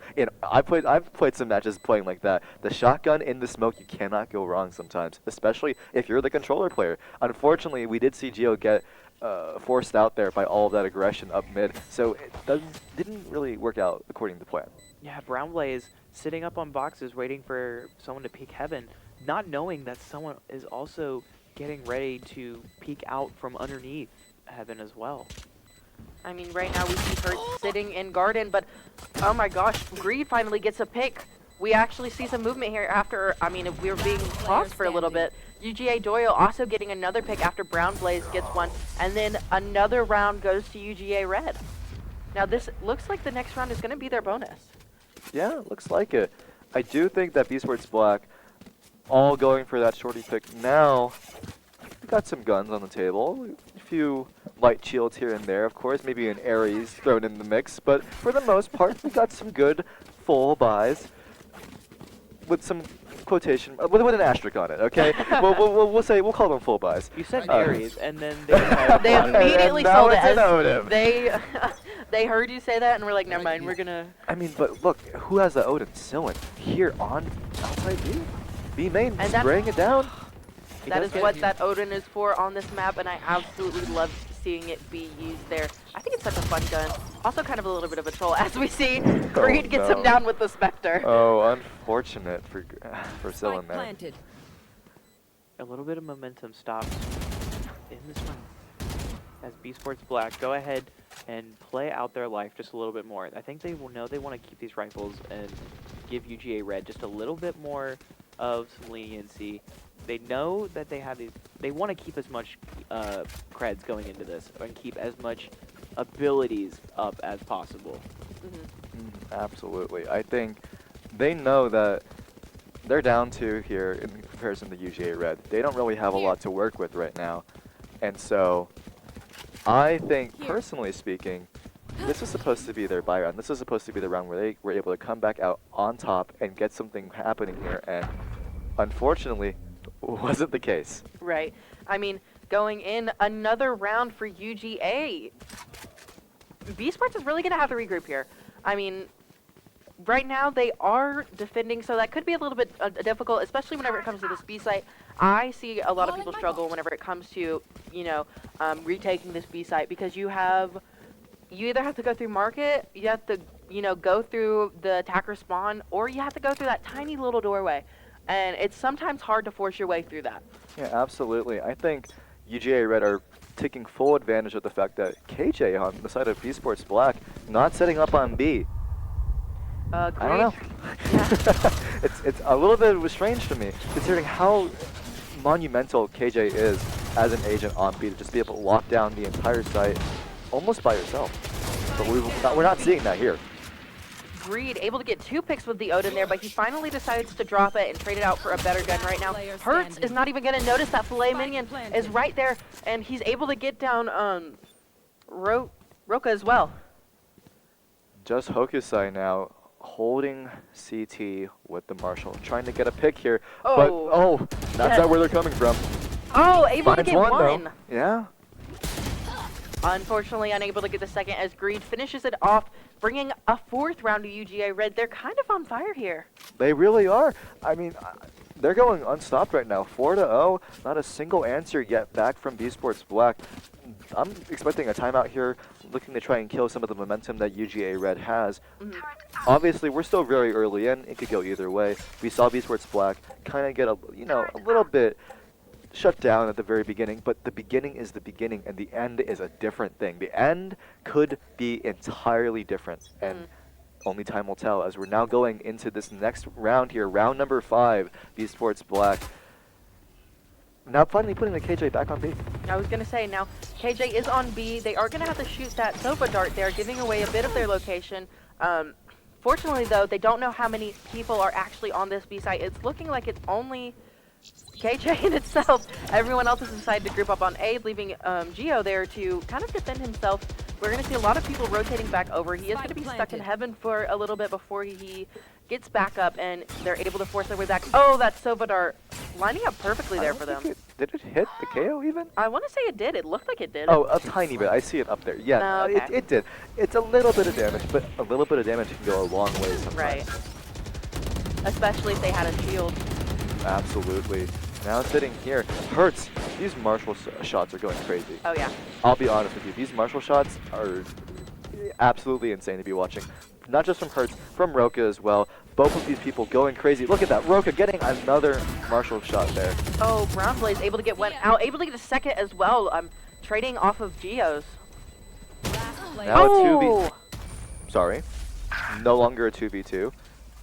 It's just a win for UGA Red. But everyone on the side of UGA Red does end up falling. We only see Geo actually making it out. So, I mean, let's get a little bit talking about the economy here. I mean, Geo has a weapon, and there is that timeout. I think they were going to do that regardless of whether they won or lost, but the timeout here is really crucial. This is what I was saying. They need to get this momentum shift right now. Right. I mean, it's 5-0. Thankfully, they were able to, pick up that gun from the last round, but I'm not sure if that will have too much of an effect on their economy right now. They're kind of in a really sticky situation. Yeah, it's not what you would expect. Yeah. Right? We had such a momentum shift from B Sports Black in that last game, especially after they took the first loss in the first game. Right. And now we see UGA taking a 5-0 lead on them. So I got a question for you guys. What do you think B Sports Black needs to do to really recover in this moment? I think they need to switch sides. that is not an answer. 12-0 as soon as possible. I don't think that's an answer, Ace. I'll be honest with you. Now, I mean, we don't have much more time to discuss it. We're already back in the action. But you answer that. I want to hear okay. You want to hear my answer? Doesn't matter. The round doesn't matter anymore. You want to hear my answer? As a caster, I would love to hear your answer. I think B Sports Black here, I think they have... This KJ needs to go on B, yes, but they're focusing way too much on B right now. Or they did, at least in that last round. But now, they were shifting it up. But I think putting that KJ there on B and leaving her almost basically by herself is the play here. That they're not doing that now, and we'll see if it works. But that's what I would have done, personally. I think we need to see some more pop flashes through smoke more than anything. We haven't seen a lot of flashes from either KOs get used to the best of their abilities, and I think as soon as we see the Omen smokes come out and do some more pop flashes through smokes, there's a lot more potential for high-level plays that can really lead into some B Sports Black rounds. Mm-hmm. I mean, going into this next one, we see that they're trying to figure out exactly where, UGA Red wants to play. It looks like they're going to be leaning more towards an A push. This door is about to drop. Oh, Hertz is able to get spiked down, but Filet Minion trades it out here. It's a 3v4 situation in favor of B Sports Black. Their Omen, unfortunately, is low. The Shock Dart not able to find anybody. Silent, unfortunately, forced to back up as the spike goes down for UGA Red. We see a lot of health dropping on the side of B Sports Black. That's changing the tides a lot, but not before Roka is able to get the pick on the Brown Blaze. That's their duelist out of the ground. This is the shit that we were trying to see right now. But never mind, Pringle-tastic completely. I should stop talking. Pringle-tastic getting a 2K. Filet Mignon getting another one. Now it's a 1v1. Hokusai up against Filet Minion, who's just sitting back there. The turret, not in the best spot. Don't think that's where it was intended to be. But now that ult to get information. What is the outcome here? Okay, he's going to get the tap, though. He's going to be sprayed through boxes as well. I would have said probably play the tap because there was enough time on the spike, clearly. But I think they probably could have gotten the halfway point, at least peeked out, tried to take a duel. If he wins the duel, great, he wins the round. But I don't think going down behind those boxes might have been the best option in that circumstance. I mean, we've seen where the stick matters before with that Sage Wall on the last map. They don't have the Sage Wall. But they don't have that anymore. That's the thing, yes. Yeah. As I was saying, though, the switch earlier, let me explain my madness.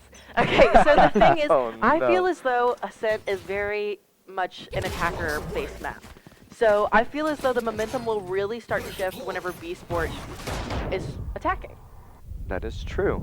But for now, the time being, I agree with they you. need an answer now, Ace. For the time being, Pringle is going to put one up on the board, and B Sports is going to be forced to sit around tree and find this connector, and UGA is going to have free reign of the site. I consistently keep seeing these eco weapons, these save weapons in the hands of B Sports Black. They're not able to really get a lot going on right now. And Filet Minion picking up another 2 as well. That was a good try for the Marshall, especially when it came to doing that flash outside. Yes. But they were already ready. They weren't looking. They're not going to get that effect on them. The timeout not really seeming to have that effect that B Sports Black really wanted out of it, as UGA Red are sort of just running away with it right now. B Sports Black putting up a very good fight right now. It's not over yet. We could see, maybe 5 rounds won back-to-back and putting it at a 5-7, but that seems to be a lot of the ways that these games go. Yeah. I'll be honest, it seems very unlikely in the moment, but we might see it happen. We might see it. I want to go ahead and point out, Sova is set up, ready to go to spray, and UGA Red were 5 stacking, and if the Sova had gotten exactly what they wanted, there could have been a 5-man spray through that. Unfortunately, it's not going to go their way. It doesn't go that way.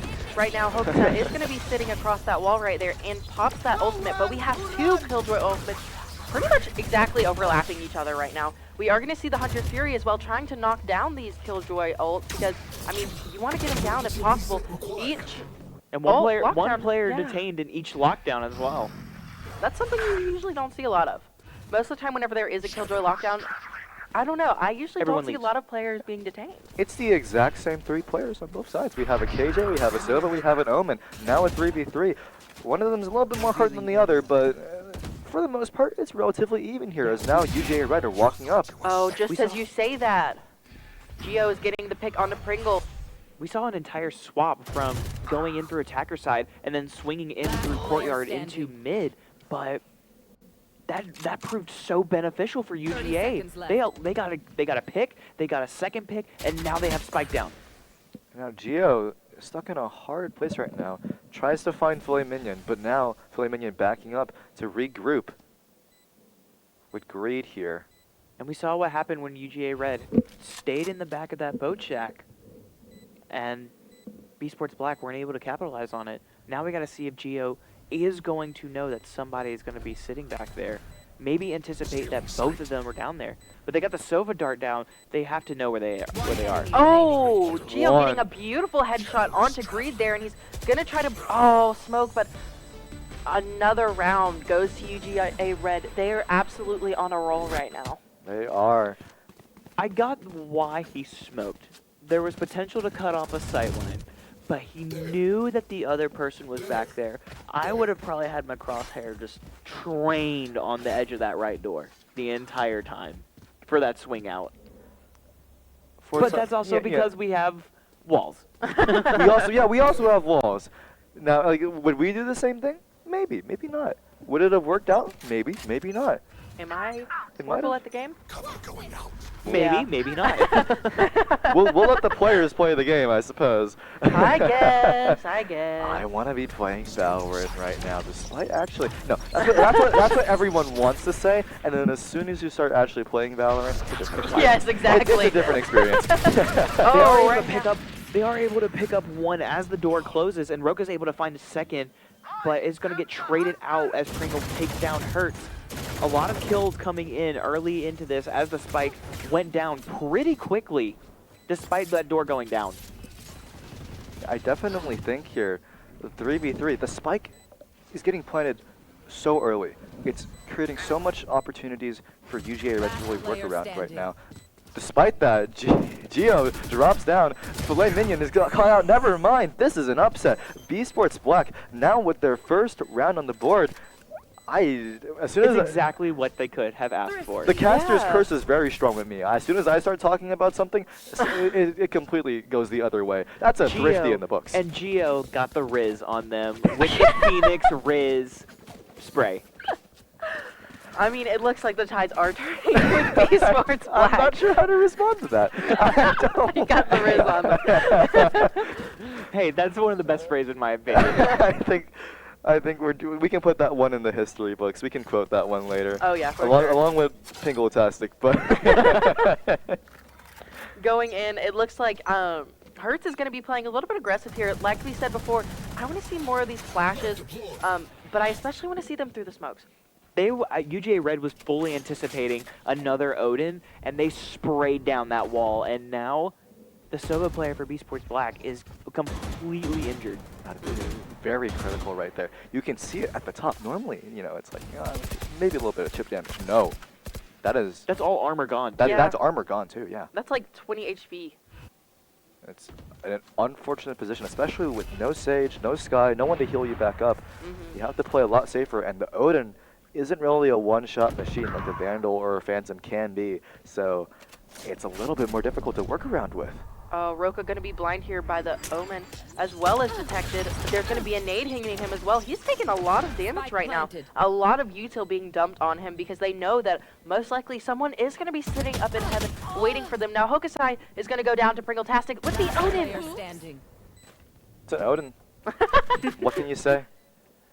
You can say that there was a Odin. Yeah. That's all you can say. Okay.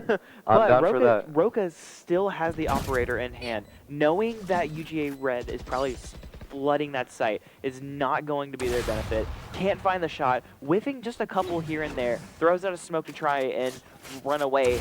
All UGA players hands-on, chasing down this kill. They are hunting him down. Oh my goodness. Another one coming through. Oh! He is able to find one, but he's probably going to try and get the turnaround to try and grab a second. Gets two! 14 HP, looking for the last two. I don't think he risks it. Oh my stay god. alive.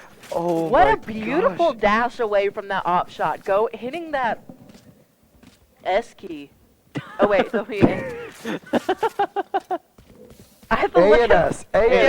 Yes. Hitting that key there. I know WASD. I had to sit there and try to lay it out in my head. Guys, don't worry. I use arrow keys.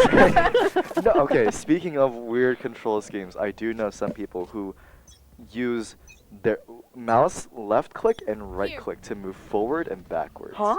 Yes. What friends do you have in that to do that? I don't know. And then they use their keyboard to shoot. Couldn't tell you. No way. Couldn't tell you. I want to try that. Silent was able to pick up a little bit of damage off of his shock dart in this as well. So we got to see what more of those darts he can do. Because the shock dart has not been proven beneficial, but Silent is proving that a rifle can be just as good as Sova's bow. Jeez, a beautiful headshot there. Now Roka is going to try to stab their way through this wall, trying to get it down. Oh, once again, the Odin. Pringle able to get two with it, but not before Hertz is able to trade it out with the Marshall. Hertz' favorite weapon is the Marshall. I'm calling it. I see so many headshots come out from Hertz using that Marshall, but they don't know that he's peeking in that. They don't know that they were peeking in that smoke, ready to go. And it's going to be the KO that's stuck on the back of sight yet again. Oh, and wow. I don't think they have enough time, though. I think I know that they are scrambling for their lives. B-Sports Black running away. Yep. 0.4 seconds away from getting an actual defuse there. So unfortunate for them. But that means that UGA Red is so close to securing so map 2. You said that, you know, the fastest way is just to switch sides. Hey, it might happen now. It might happen. They might give UGA a The run for their money. reverse sweep. Oh, yeah. I'm looking forward to that if it does happen. I really want to see that happen. I think it can happen. I think B-Sports Black, we do see these mirror comps, but both of these comps are tailored to different playstyles maybe sometimes. Maybe even if you have the same agents, you can have different people that like to play those agents differently. And maybe, just maybe, B-Sports Black wants to be on attack for the first time and use it in an attack setting. So we'll see. Maybe you're right. The only problem is if we see UGA, yeah, that's a scary kill. I was going to say, having a Marshall in that tiny little corner was not really going to work out in their favor. If UGA Red do win this round, though, and they win pistols, they are probably guaranteed the match because they will easily go into seeing some force drives from B-Sports, and it's just not going to work in their favor. This round is so essential for B-Sports Black to win going into this next half. Absolutely. Oh, Hokusa getting caught right there. He's stuck in hell, decides to rotate out, and it doesn't work out in his favor. Roka trying to get one, but Doyle getting 3 for the round. And we see this go into the second half with UGA Red 11 and B-Sports Black with the stick. The one. Here comes the reverse sweep. Here we All go. the way down. All from the way one down. Round. I want to see a reverse sweep. If that happened and I was UGA Red, oh my gosh. I would be so tilted. I would, oh. It's like, we spent so long on this set just to get, you know, an 11-1, and then these guys came in, we switched sides, and now we're at 12 to 11. There's still a guaranteed map 4, so there is B-Sports Black opportunity to win that map 4 and still put the series up 2-2 and bring this to a final game 5. Oh, right now Brown Blaze is going to So be... there's hope. There is hope for B-Sports Black. Oh, there sure is. I agree completely. Right now, we did see that they were stuck in a little bit of an unfortunate situation there, and Pringle's able to get 2, Greed able to get 1 with the Ghost. Make that 2 for them. Right now, B-Sports Black's KJ is just left alone. We've seen Hokusai in these lurking scenarios where the rest of the team is already gone. Stuck between very hard places, but Hokusai gets Doyle. Can't seem to get Filet Minion, though. They were all ready to flood him. They knew exactly that they knew he was going to be on the side of that corner. And I was surprised that he got the second one. Can you even call a timeout this early? I don't think you can. Because, I mean, if I were B-Sports Black, I'm hitting that timeout button. This is such a hard opportunity to come back from. Is it doable? Yes. It is always doable. But especially since UGA Red, like you said, they won that pistol round. They have the momentum. B-Sports Black forced to force up here. And it is. It's going to be B-Sports Black that are going to have to use every weapon in their arsenal. But it's going to be UGA Red who are looking to hunt and end this round as fast as possible. We're already forced into a 2v2. So quickly in the round, and Sillin is able to get the plant in here, but Doyle is going to be on the lurk with this Spectre here. I mean, Omen is going to be right behind him. It looks like they're going in with a double lurk. And it looks like Sova is going to be wrong with the recon dart. But how they saw the direction that that smoke was coming in. So they were able to realize that they're coming in from the back of sight. It's going to be a 2v2. Gio's going to pick up 1, and it's going to force Filet Minion to be stuck in a 1v2 scenario. The thing is, even if he is able to get these 2 picks, will he be able to defuse the spike? He doesn't even realize that he's behind the box. And another round goes to B-Sports Black. They're not done yet. I mean, despite all the antics that happened there on outside B, in mid, somehow we ended on A. And look, the timeout.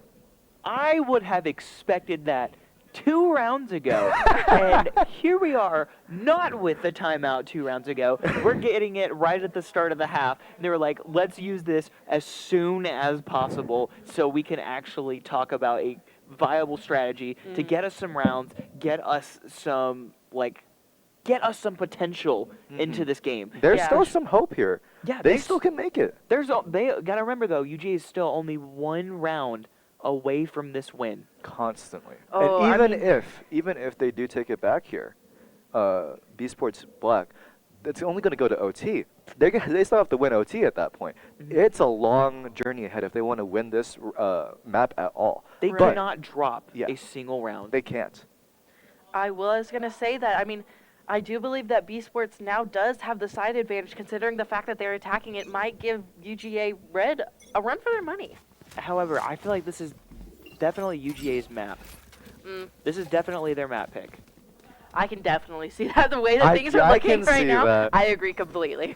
I can see that. They just feel... They feel confident. Yeah, they feel confident. That's what I was... Took the words right out of my mouth. They are extremely confident right now. And we will go ahead and see the recon dart come out early from Greed. It's not going to pick up anybody just yet, but that's a good stop for UGA Red. I mean, the shift in pacing is so obvious. Never mind, UGA Red has Greeding out again with that peak. What is that? 3 members about to rush Geo. Able to get Paranoia is able to come out. It's only going to grab 1. Shorty's going to grab 3. The Shorty's going to come out. It's not going to be enough as 4 members of UGA fall within 10 seconds of each other. B Sports Black really proving that they needed this round win and taking it to their full advantage. UGA Red only has Pringle-tastic. Now, we've seen Pringle-tastic do some crazy things, but an ace? A 1v5 ace? Well with a shorty. With a shorty! It's not happening. It didn't happen. It didn't happen. Hokusai shutting down any hopes of that ace, but that's exactly what they wanted. But now is going to be the hardest round of this entire match. Probably right here for B Sports. I mean, they get that 1 round, and I'm sure that they're feeling ecstatic about it. Like, I would be too. However, now you have an entire team of rifles to go against. And you don't have shorties. And UGA knows how to rifle good. They do have good crosshair placement. They have crossfires lined up because they know the angles on this map. They're already pre-firing walls just in case someone is peeking out in courtyard. It's exactly what we don't want to see because B Sports Black, the Killjoy is already almost dead within 10 seconds of the round starting. Right. I mean, it's really an unfortunate situation for B Sports Black, but I promise that they will be fighting tooth and nail for this next round. I mean, we see Sillin close to this A site trying to get some recon. I'm sure that they're just going to wait a couple seconds. Greed is going to be on site, and Omen is going to be like right in tree right there. It's come to a screeching halt because no team wants to drop a player right now. Right. I mean, especially the fact that their Killjoy is so low. It is. The pacing has shifted tremendously. Now that B Sports Black has some momentum to work with, they can't afford to lose it. The issue with that way of thinking... They're going to gamble on A. Are they? They're going to gamble on They're it. gambling now. They are gambling now, actually, yeah. They're going to take every chance they can, but these flashes are going to stop them in their tracks. 2 people are going to be peeking from heaven, and it's not going to be enough. As B Sports Black go ahead and see 1 member fall, UGA taking the man advantage, and Spike is going to go down. Going to get recovered by Silence. Sprayed through the smoke as all members of UGA Red don't expect the lurk from the Killjoy, who has 26 health and is peeking the back of this site. And we're going to see a TP all the way over to B site. Probably the smartest thing you can do right now, especially as this ult goes down. This is exactly what B Sports could have wanted in this circumstance. But now look at what Geo has to do. Geo is alone. They pinged. They know that they're moving through mid. And Omen's going to be ready. Probably going to be lurking on the back of the boat shed, potentially, and just be ready for all these teams to come in. But Hokusai needs to get there right now. They're already coming in the site. They're coming towards Geo right now. They don't know. They playing so smoothly around these boxes here. No idea! Oh my gosh! It's 1v1. Geo doesn't know where Flying Minion is. Here's him now. Here's him now. Oh, Trio to pick up 3 in the round at the very end, thanks to the Omen teleport, was able to get the spike down, get 2 kills, and finally win the 1v1. That is exactly what UGA Red does not want.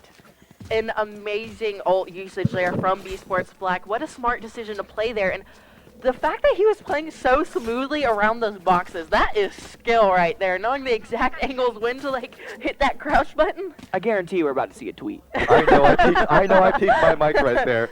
Oh my god, I'm so sorry for everyone listening on stream, because I know I popped off. Geo went crazy. What is happening? Silent able to pick up 2 as they access the support for the smoke coming out, and they didn't get any damage into that smoke at all. Wow, I mean, 20 seconds in, 3 members of UGA Red down yet again. Oh, Brown Blaze able to get 1 though. Evening the numbers down just a little bit, but it is still a 4v2 situation. There's 2 ultimates on the side of Esports Black. Oh, make it a 4v1, a 3v1. It's all happening too fast, I think, for any of us to a numbers comprehend. game. Who would have thought? You have to be good at math for this? I can't. I didn't think I'd have to be good at math when I came here. Brown Boy is working up a lane, though. We're at a loss for words. What is Gun Go Burr? Brain Go Burr in this moment. The Guardian able to come through and pick up the last member of UGA Red, and we have seen now 5 rounds that B Sports Black have been able to put up on this, proving that this map is absolutely attacker side central, and proving that this is exactly what Ace, you could have. This is what you wanted for them. You wanted the side swap. I can't see into the future. You manifested it, I'll be honest. I manifested B Sports Black's destiny. I have no words. That is a first for me. I have no words about this game. It is just happening, and I am very excited to watch it. It's finals. It's final season in college, and it's final season in college. I mean, what more could you be asking for here? B Sports Black making this recovery. The lockdown goes down. I think, yeah, it does get destroyed by the Sova ult. That's an ult for ult trade right there. B Sports Black just trying, poking and prodding. None of that crazy shenanigans we saw where the trades went back and forth. But we might see it here now, though. Roka goes in. Able to pick up one with the Blade Storm. Gets the second one. Gets the Blade Storm trade as well. All members of B Sports Black still up and moving. UGA Red scrambling back to site as the Hertz plant comes down. And it's going to be B Sports Black who are going to be put on defense to see if they can hold off on this repush. Presents are going to be detected here as they figure out what's going on. Roka with a 3K right now. Gonna pull back out these knives. Only 2 knives left though. 1 member still left in trees. 1 still lurking in heaven as well. It's going to be Doyle who finds it. Hokusai also ready, and he's ready. He's ready. He's ready. He is ready. That's all you can say. Puts the turret up. Then it blocks the bullets. Fully minion doesn't even know where Geo is. Geo peeks out at the perfect opportunistic time and finds Fully minion. What is happening? We're now 6-12. The reverse sweep. The reverse sweep. It's happening before our eyes. Even no. Don't say a word. Let's just watch. It's happening. We're done casting. We're not looking at those score numbers at this point anymore. The game speaks for itself at this point, I feel. I couldn't have put it better. Yeah. Literally. Those were the words that were inside my head. You spoke them into existence for me. Gotcha. So now get out of my head, because I want to commentate. It's going to be a little bit of a process for Hokusai to try and get a second member, but it's going to be Greed who actually takes down another member. Hurt pulling out the Omen as well. I think we saw an entire swap on who had the Omen, and it's going to be 4 members of B Sports Black ready to go. UGA Red relying on Brown Blaze's Blade Storm to see if they could still clutch out this round. If I was smart, I would put away that Blade Storm. They have a shorty. Never mind. They have a shorty. I forgot. I do see that. And they already used 3 of the blades as well, so no matter what, this ult is going away. Oh. It's bait. Didn't think to look. It's all bait. It's all bait at the end of the day. If you see a jet opping and then run away, you know what's going to happen next. Don't chase. Right. I mean, Brown Blaze really locked in on the target there and just Completely forgot to check the other angle before like absolutely wide swinging through there. So, looking at this right, UGA has put up 1 round since this half started. Correct? It was 11-1. Yeah, it was 11-1. And now we have seen B Sports Black put up 6 rounds in a row. Amazing. This is exactly the redemption story you could ask This for. this in is Valorant. actually the redemption arc. I mean, we also have to consider the fact Yeah. that UGA Red was the one that knocked B Sports out into the redemption bracket. Yeah, we're seeing a complete redemption from redemption bracket up to winners grand finals. B Sports Black, it's an incredible story. I am so honored to have been able to help tell a little bit of it here today, honestly. They have been through a lot We can today. thank Make-A-Wish for that. We can thank Make-A-Wish for that. We can thank all the people who donated towards Make-A-Wish as well. We already have, and will continue to do it into the future as long as we are here. Thank you so much. Looking back into this round, knowing if someone goes down, this could just be the end of the game.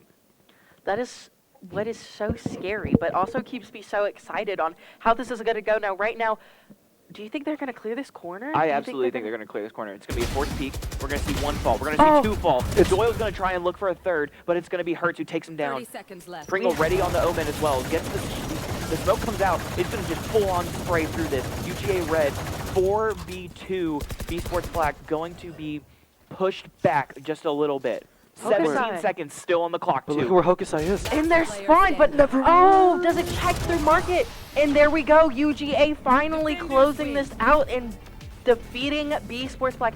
But even though UGA won, B Sports did a fantastic job there bringing bringing that back? it back. Yes. That was quite what was it? impressive. 6 rounds in a row? They trailblazed their way all the way from 1 to 11 to 7 to 13. I wouldn't have. No words. Yeah. No words can describe what we just saw today. Maybe if I had time to really sit down and think about it, I would have better Fully words. analyze every Yeah, single no, bullet I that would. went through the wall. Yeah. But not right now. No, it's just too magnificent. It's awestruck. I'm awestruck. With the Don't adrenaline? hire me back as a caster, because clearly I can't talk when things like this happen. It is so amazing to watch right now. I mean, imagine the adrenaline we feel right now. What are they feeling? What are the players feeling like right now? Tired. Oh, I am sure. Especially B Sports because they've been playing all day. Bless their hearts. Oh my gosh. But that just goes to show you the tenacity that they're putting forward in this series. Absolutely, yeah. Because now UGA is up 2-1, and B Sports have to claw their way through a map 4 to potentially push this into a map 5. And this is going to be, I think, UGA's strong suit potentially for this next map. I mean, I think that the last pick was UGA's map pick. I'm not exactly sure, so don't quote me on that. I'm quoting you on that. Okay. They might have picked like the map, and actually no. No, the sides are just reversed every single time. That's how we're doing No, it here. this is what I'm thinking, right? UGA, or who had map 1? Map 1 was Icebox. Icebox. That was absolutely the pick for, B Sports. That was that definitely was B Sports' pick. Now we saw Ascent as UGA's pick, but do you think UGA intentionally let B Sports pick defenders first? Because clearly both sides knew that this map was an attack central map. Who's to say? Who is I don't really. I mean, That's I that's agree what I with had to you. ponder. UGA was the higher seed, so that's why I was thinking, okay, maybe they went in getting first map pick, Yeah. and then that was their strong suit. It's right? actually crazy that you mentioned that UGA is like the higher. I think they are like the top seed. I think they are actually. Yeah. They were second because Second. FAU fell out. Right. Second seed, regardless, really high. But meanwhile, B Sports Black, I think they were lowest seed. They've made such. They made it a long way. I mean, from the what they were underdog. expected to. I mean, yeah, the underdog. That is the underdog story right there. That is exactly what B Sports is showing us today and throughout this tournament in general. It's split. Oh. It's split.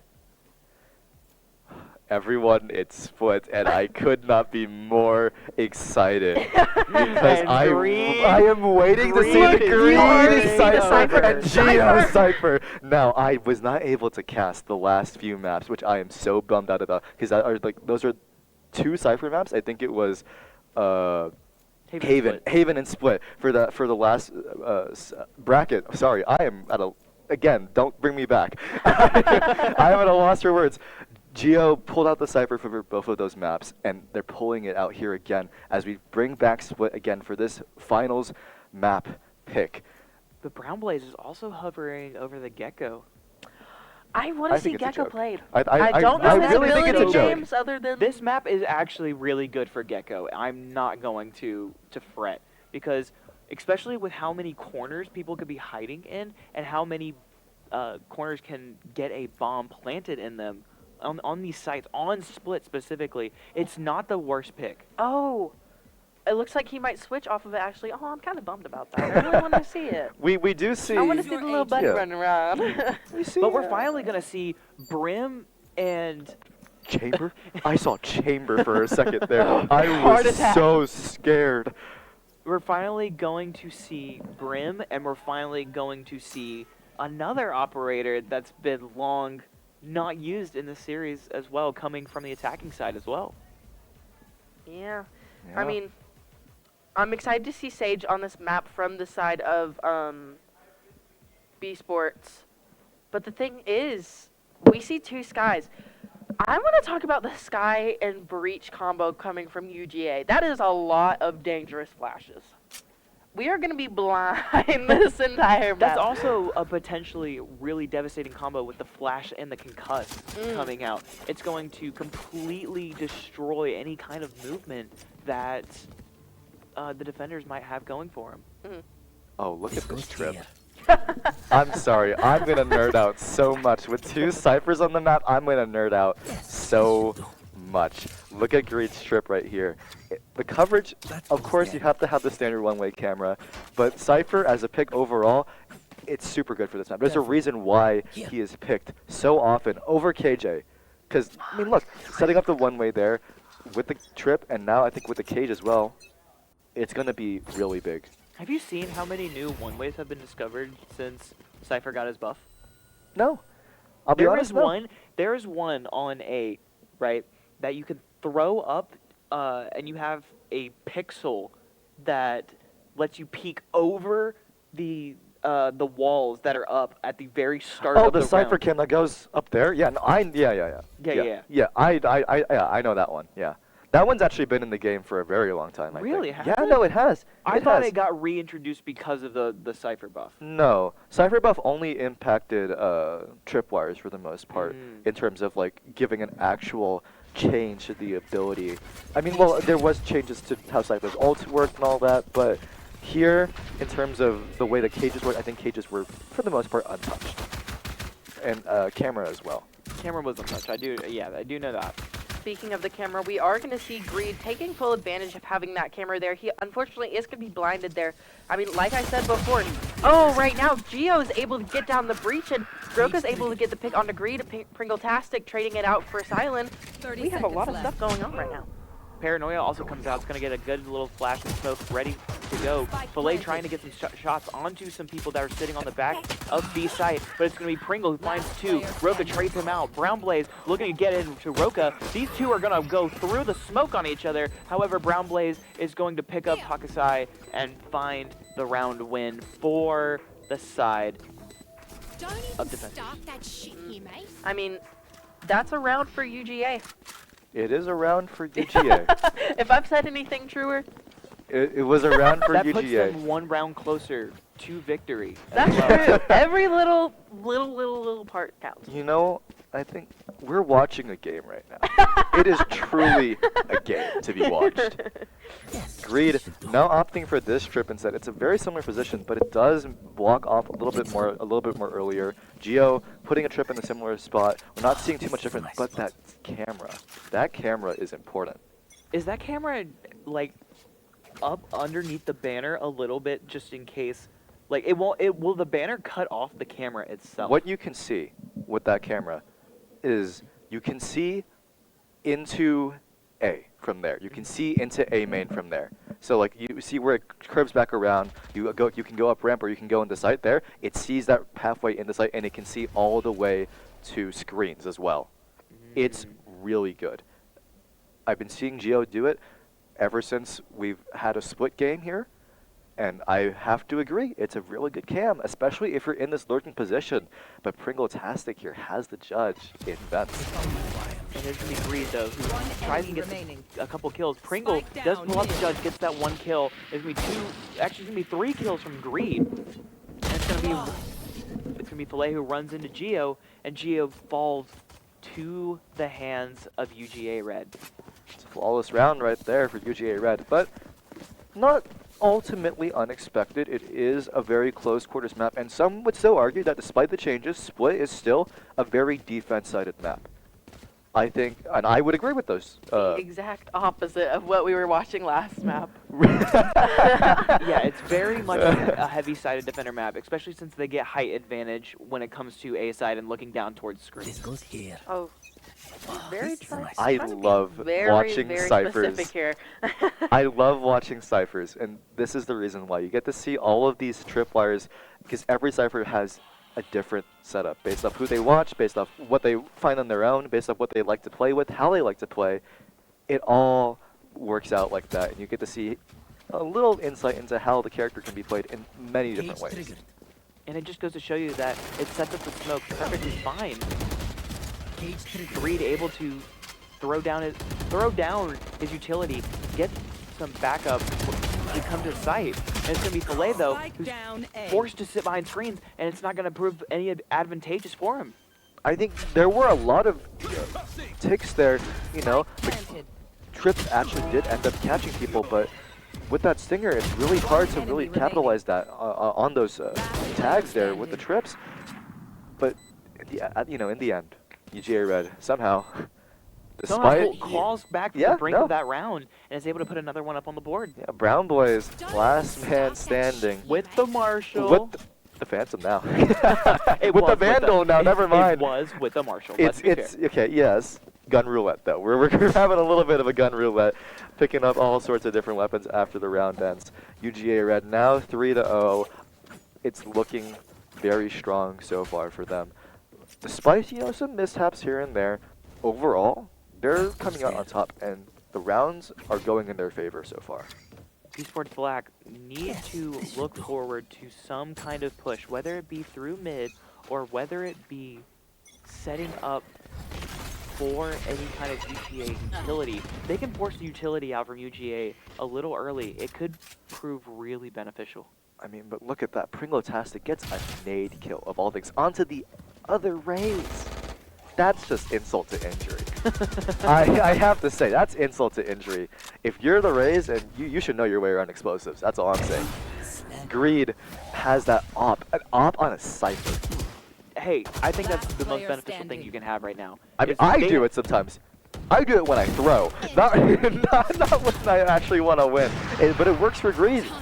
It's going to be Hurts to get a running headshot. However, 2 members of UGA are going to try and flank this out. Full flash. Hurts is going to pick up one. Doesn't know if the second one is also nearby. Can't get the reload in time, but it's going to be Filet Minion who gets the kill, gets onto Hurts, and puts UGA up another round. And UGA are looking at 9 more rounds to end this series out against B Sports. It's not over yet, though. I mean, like we said, well, rather like I said, I don't know if you agree with me, but it is, in my personal opinion, a defender-sided map. I do think that we can see, despite the jokes, if we do switch sides, B Sports may start coming back out on top, and we did see that on Ascent. I think and we could see it again here. If they can pull off at least 2 to 3 round wins, I think it could be so huge, especially going into those later rounds. Absolutely. I think just a few rounds here is all that's needed. They don't need to have the lead going into the next half, but it would be beneficial, yes. The B Sports Black has very much still a big opportunity to make this 2-2, bring us into map 5. That camera saw exactly what he was in the smoke and was able to ping through that smoke and get his kill. That's B Sports. That's B Sports for you. That's what they do. That's what they do. That's what Geo does. I love seeing Geo play Cypher. Geo is a little bit biased. Pretty good Cypher. Have you played with Geo before? No, no. But just from what I've seen so far, just from what I've seen in the series so far, Geo has a lot of neat setups. A lot of them, you know, borrow some from my, not from mine, but from what I know, right? From what you play. From what I play, yeah. I didn't make them, but definitely they are very good Cypher setups. And so, not to undershadow Greed though. Greed has a lot of control on Cypher as well. Greed, I haven't seen Greed on the Cypher yet, so this is interesting to see here. They are doing extraordinarily well here.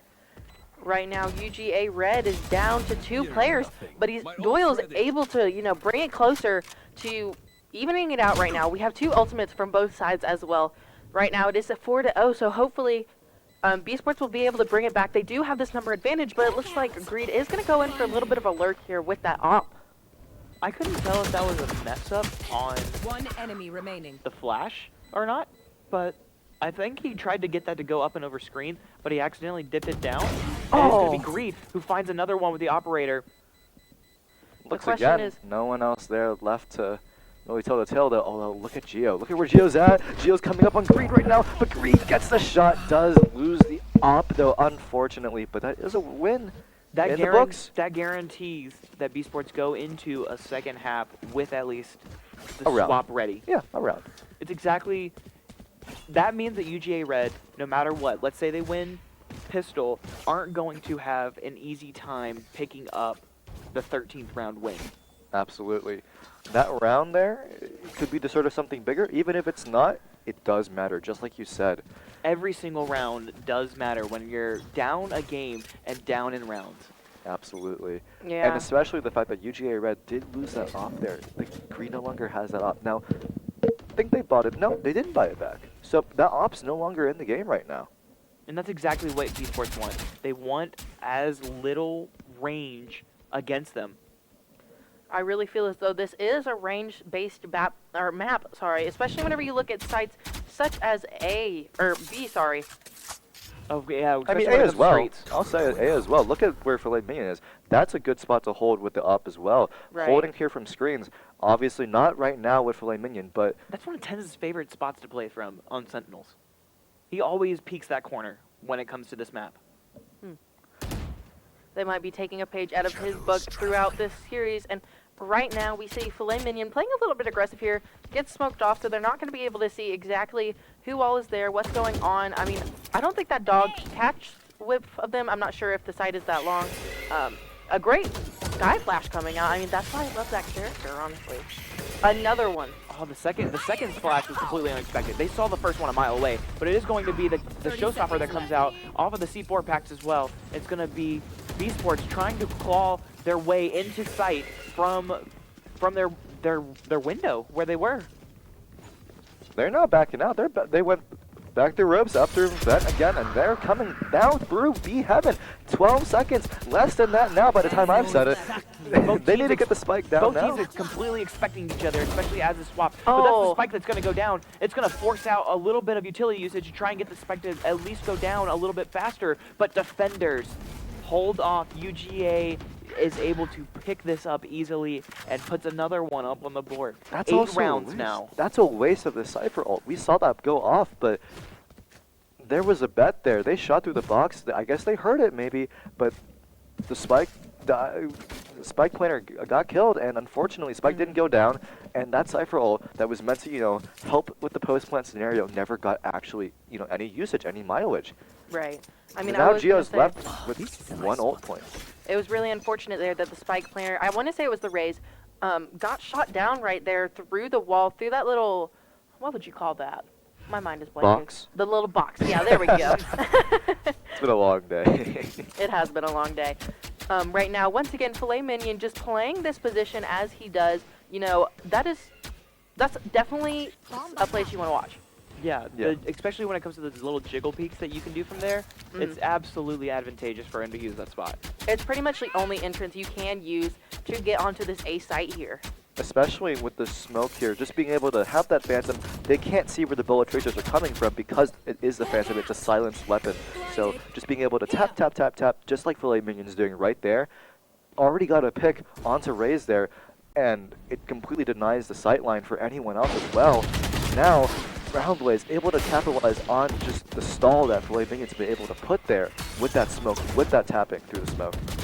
Yeah, and they are going to get revealed, especially from that Cypher tripwire, and it's going to be an entire side swap from A to B, from Geo, leading the charge down through vents.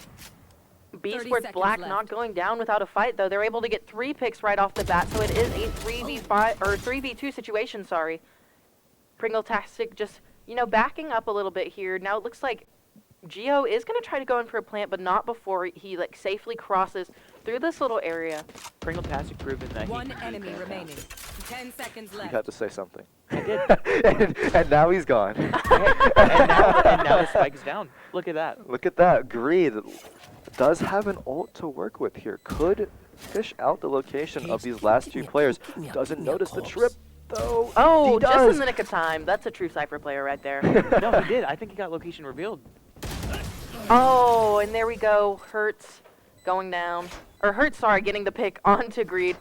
That's another round for B Sports on the board. They're slowly but surely closing that gap. I mean, they want to do it as quickly as possible, but I mean, that's not always how this game works. I mean, like we said earlier, the round differential might end up with UGA Red in the lead here, but because of, I want to point out that switching sides has always been the favor for B Sports Black. As long as they can come out of this with a relatively good amount of rounds, it doesn't matter if they're technically losing in terms of rounds.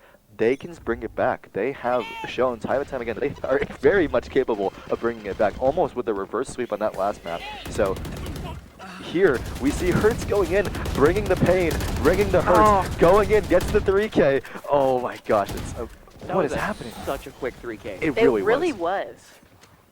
Jinx.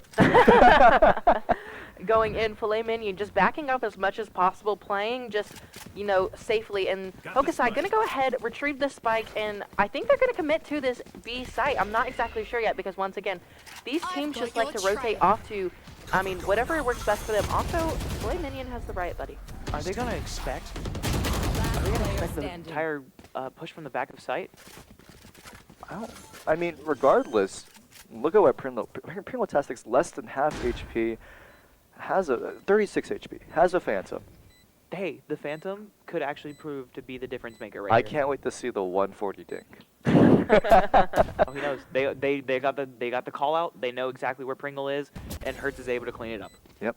Now, only 2-round differential here. B Sports Black bringing it back. They're back in black. It's time for them to start bringing it back here. They've been bringing it back. They've been bringing it back, oh, for sure. But definitely now it's become more apparent than ever to UGA Red. If I were them right now, despite them still having a lead, I feel the momentum from B Sports Black. I feel like a timeout, not now maybe not next round, but within the next few rounds, it's definitely in the cards as long as B Sports Black keeps this momentum going. I will say that we did... What was I going to say? I'm sorry. That stun pretty much just stunned my mind as well. Now Geode is going to be pushing up through sewers here. Hertz going to be right behind him. Or they're all just sitting in sewers. That's kind of an interesting play. I mean, that's not a place you really want to be, in my opinion, because if you do line up, a bloodbath could ensue. UGA Doyle does find one. Another one was found outside of B. I don't even know when that happened, I'll be honest with you. There's a lot happening where the action is not right now. But able to lurk up on behind though and is able to knock out the Sage. Flay also able to knock out Hertz. Geo also getting a trade, exactly what he could want right now. Does manage to elude everyone though. Finds a hole in the defense, finds Greed, gets the headshot, now in a better position, but still very much running away from the fight. Although does spot UJ Doyle, gets the head tap. Is this a potential ace here? A reverse? Tries to get the camera out to see if anybody's peeking the corner, not knowing that someone is lurking on the other side of those walls. 30 seconds as well on the board. Spike is down. They know where the spike is. An enemy got revealed. That tripwire went off. So he knows someone's there, but he's not able to capitalize on it. And Brown Blaze cleans up Geo and puts UGA up 6-3. A very great attempt there from Geo, managing to use that Cypher utility almost perfectly, evading cover with the cages, with the trips, allowing to make some space that he placed earlier, and that ult to kind of get, you know, that 1v2 scenario a little bit more in his favor. Unfortunately, not able to clutch it up in the end, but still very well played on the side of Geo there, and definitely a precedent to set. For all Geo mains? For Yeah, you heard me. Geo is proving that he is the main. All right, now I'm going to be so excited to see that Breach ultimate come in. I think it's going to be really fun, especially on a site like this B map or B site. I wanted to have specifically on that one. Right now, though, Greed is going to get that pick with the judge. How nasty. But, you know, they got to do what they got to do to survive here. I think the stim that came in from Brim right there kind of messed up the Raze and actually pushed that the movement a little more forward than the Raze would have liked. I think you might be right, actually, there. It's truly unfortunate, but either side's not really put in too much peril here, although we do see B Sports Black, their push is completely crawled to a halt here. They're now trying to find other options, you know, stick around in Garage, maybe explore mid a little bit, but so far, 50 seconds left on the clock, and they don't really have a definitive answer right now. I mean, we did see that they were able to do a little bit of damage onto the B Sports Sage as they were spraying through the smoke here. I want to say it was Filet Minion doing that damage, but I mean, she does have that self here. Now, the problem is I'm sure that right now B Sports Sage wants to res that player there because it is their Cypher. That's a great amount of intel, but Brown Blaze cutting me off and getting 2 picks there. A Filet Minion getting another. What I was going to say, though, is I'm sure that Sillin wants to get that res off. I don't think this would be a good use of the res now, especially considering she's the last one alive. A lot earlier, though, whenever it was a fight or a 4v4 situation, I think it would have been really nice if it worked out in their favor. But Brown Blaze. We're ducking and dodging bullets. Oh, yeah. It's just the entire time just saying, okay, can we like hurry this up a little bit? You guys are on the exact opposite side, just like you were talking earlier. Exact opposite sides of the wall, but just but someone knew that Sillin was on the other side. That's they just didn't want to reveal their location yet. But Roka will call a timeout here on the side of B Sports Black. I think it makes a lot of sense, honestly. I think the momentum that they had is now being a little bit halted by UGA Red. I think they need to rein it in a little bit, see what they can find here. I mean, right now, UGA is in the lead, and the thing is, if they win this map, they win it all. So, I mean, I'm sure that B Sports does not want to be out of the running. They're definitely going to fight, and I honestly can see this going down to a map 5. I definitely think that there is a possibility for B Sports to come back. There's not too big of a gap happening right now. So yes, plus not to mention the maximum amount of rounds that UGA can put up on the board now is 9. That means that coming out of this series, B Sports can go through a loss of a pistol, can go through a loss of a bonus as well for a 3rd round. And that would at most put UGA at 12th. And it's not quite enough, actually, after that. So, you know, B Sports Black have definitely shown that they have enough rounds on the board just in this first half to really, get through the switch. To get through the switch, if the switch doesn't go their way. Right now, we see that Silent is going to be stunned by that bird there, and there is going to be a trip set up. Now, right now, Sky's going to send out her ultimate here. Pringletastic kind of following it up right now. Manages to, I think, slip by the cage without getting sound cue off on that. Huh. Silent going to go ahead and wall this area off just to make sure that there's not another path of entrance for UGA Red. Just trying to defend their little area just as much as possible. Now, right now, we are going to see Greed and Roka as well as their Sage coming face to face here. It just kind of depends on what happens now. Roka is going to catch sight of him. I thought he did a little bit of damage there, but he looks like he's pretty much unscathed. And we're going to see the ult come out from Brim, and it's not going to be enough, though, for UGA as one member falls. B Sports Black truly proving that this is their moment. This is exactly what they wanted out of a timeout. This is what you want to see. You want to see the turnaround. Never mind, there's a turnaround. Greed getting 2. Gets the ult, but I don't think he manages to tag in time before he does end up falling there. Now a 2v2. Hokusai does find Pringletastic, and Geo finds Filet Minion. That's a turnaround. There is the turnaround right there. There were a couple of turnarounds there, but ultimately, there's a turnaround. They hang on. They hang on. B Sports Black now looking to make it a 7-5. 8-4 is acceptable, but I think a 7-5 definitely makes it a lot better for them, because now they have even more rounds to work with in case that switch doesn't really end up working their way. And now, in Pringle's inventory, we do see a shorty in the back pocket, just in case the Vandal isn't enough. I mean, even though the shorty is kind of a silly gun, it definitely does have its perks, especially coming around these corners, like the one he's holding right now. If someone one-tap attempts, potential. right? Especially if someone on decides a to go raise, up who can that, just get in your face, yeah? oh yeah, the blast axe, go flying, as I saw earlier. Oh, but the ult there from Filet Minion, that's a lot of info. Now they know. There's at least 3 of them mid on the side of I think they only Esports saw Black. 2, though. Either way. It looked like 2 before the third person came in, and they were able to actually destroy the ult. A nasty headshot coming from Greed with his hands on the Guardian. Now, right now, Roka is going to be pushing up through this little mid area just a tiny bit. Might come face to face with Pringles, but there's also that Sky there that they have to worry about. It's kind of at a standstill. Pringle taking the corner, ready to crossfire anybody that comes through mid. And here we go. We're going to see a double push come out, and it's going to be the Raze on B-Sports. He doesn't get to see it. They're going to go ahead and fly back onto A through through the back side. Train's going back and forth here. Now Geo managing to get 2, but does get dropped, and now Pringle-tastic cleaning up the last one who was lagging behind Roka, who was stuck in mid, looking to try and find some people who were rotating over, couldn't quite make it, went through sewers, unfortunately a little bit late to the party.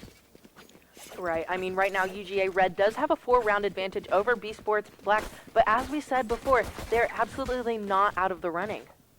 No, not by a long shot. 8-4, UGA Red's in the lead, but B-Sports Black, now they're on defense. And, you know, sometimes a switch is enough, like you said. You know, that's all you need. Oh, this is a nice switch coming through. So it's going to be quite interesting to see. As you said before, this tends to be a bit of a defender side map, though. So B-Sports might be able to capitalize off of this switch here. And now that they have 4 up on the board, that's 4 less rounds that UGA have to work with. Oh, look at that. Absolutely is. Now, Pringle does get caught here just a little bit. Oh, immediately decides to go in and then regret his decision, I think, as he gets utility dumped. Now, right now, oh my gosh. Geo putting so much damage on the board, almost picks up every single player, but the classic spray is not going to be enough. This is why I love Geo. This is why. I'm sorry. I have a lot of bias. This is why I like Geo. Geo's setups, Geo's ability to capitalize off the setups is just so crazy to me. I mean, whenever you're really comfortable on a character, it makes all the difference in the world. Greed sitting here, wanting to find something at mid, finds the wall. Not what you want to see with 20 HP. I don't think you can jump on top of that. I don't think it's high enough. They know that Greed is behind that wall, though. I have a sneaking suspicion. Greed does manage to come back, though. But straight into the hands. Oh. That hurts, unfortunately. Unfortunate there, but fortunate for B-Sports. Oh, absolutely. That pistol round going their way, it's going to provide that momentum that they need, especially on this defense side. We could see a 2-2 in terms of maps. But that's all we I'm saying. could see UGA get some picks here early on, even with them having the classics and getting those pickups from the side of B-Sports. We could see that as well. Honestly, I don't want to say it could go either way, but it could go either way. Honestly. it could go either way.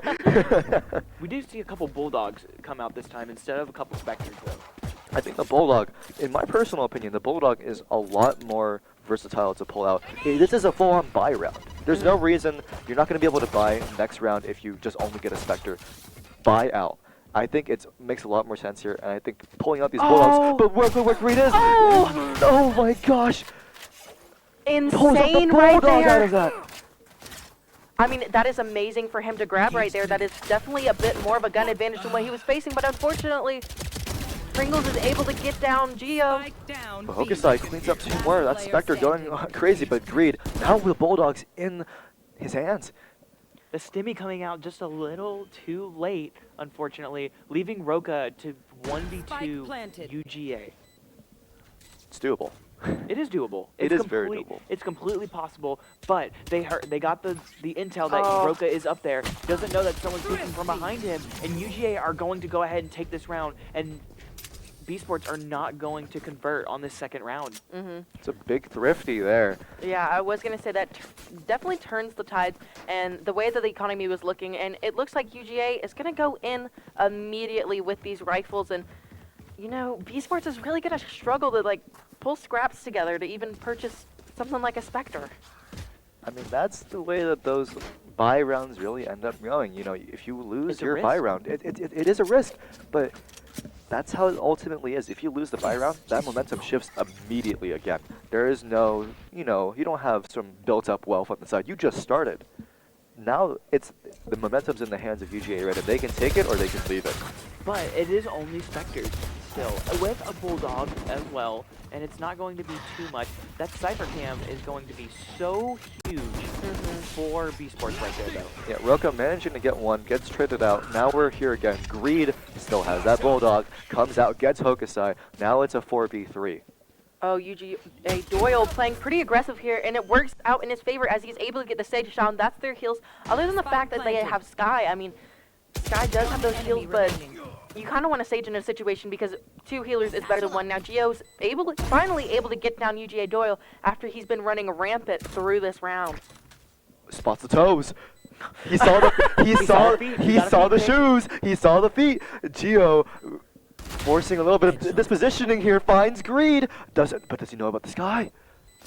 I don't think he did. He saw the Sky at the very last moment, got the crosshair there, just couldn't get the execution in time.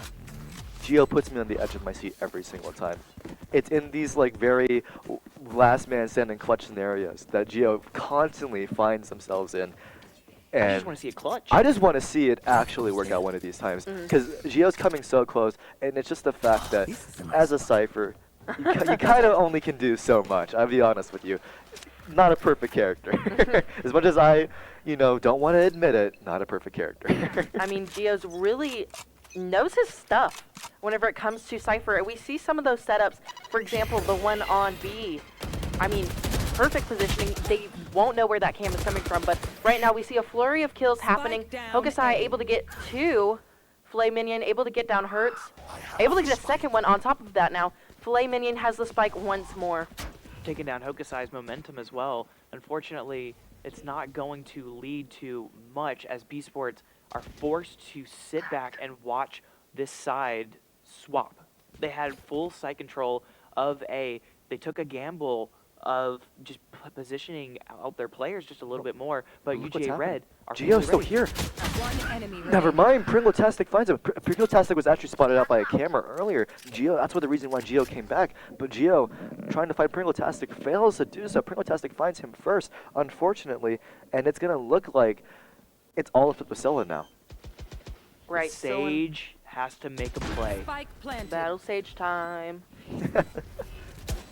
Oh. Such an unfortunate timing the as well. smoke there. Filet Minion, I think, pretty well placed to smoke, pretty well timed smoke, pretty well timed swing around the smoke. I think that's all you can really ask for from your controller player there. Knows how to play around the smoke, and we've been seeing Filet Minion with the taps through the smokes, you know, just holding down sight lines with the smokes and just tapping through them, getting those kills, if not just denying access, or just doing something like that, swinging at the right time. I think it's really nice. Oh my goodness. We have a $250 donation.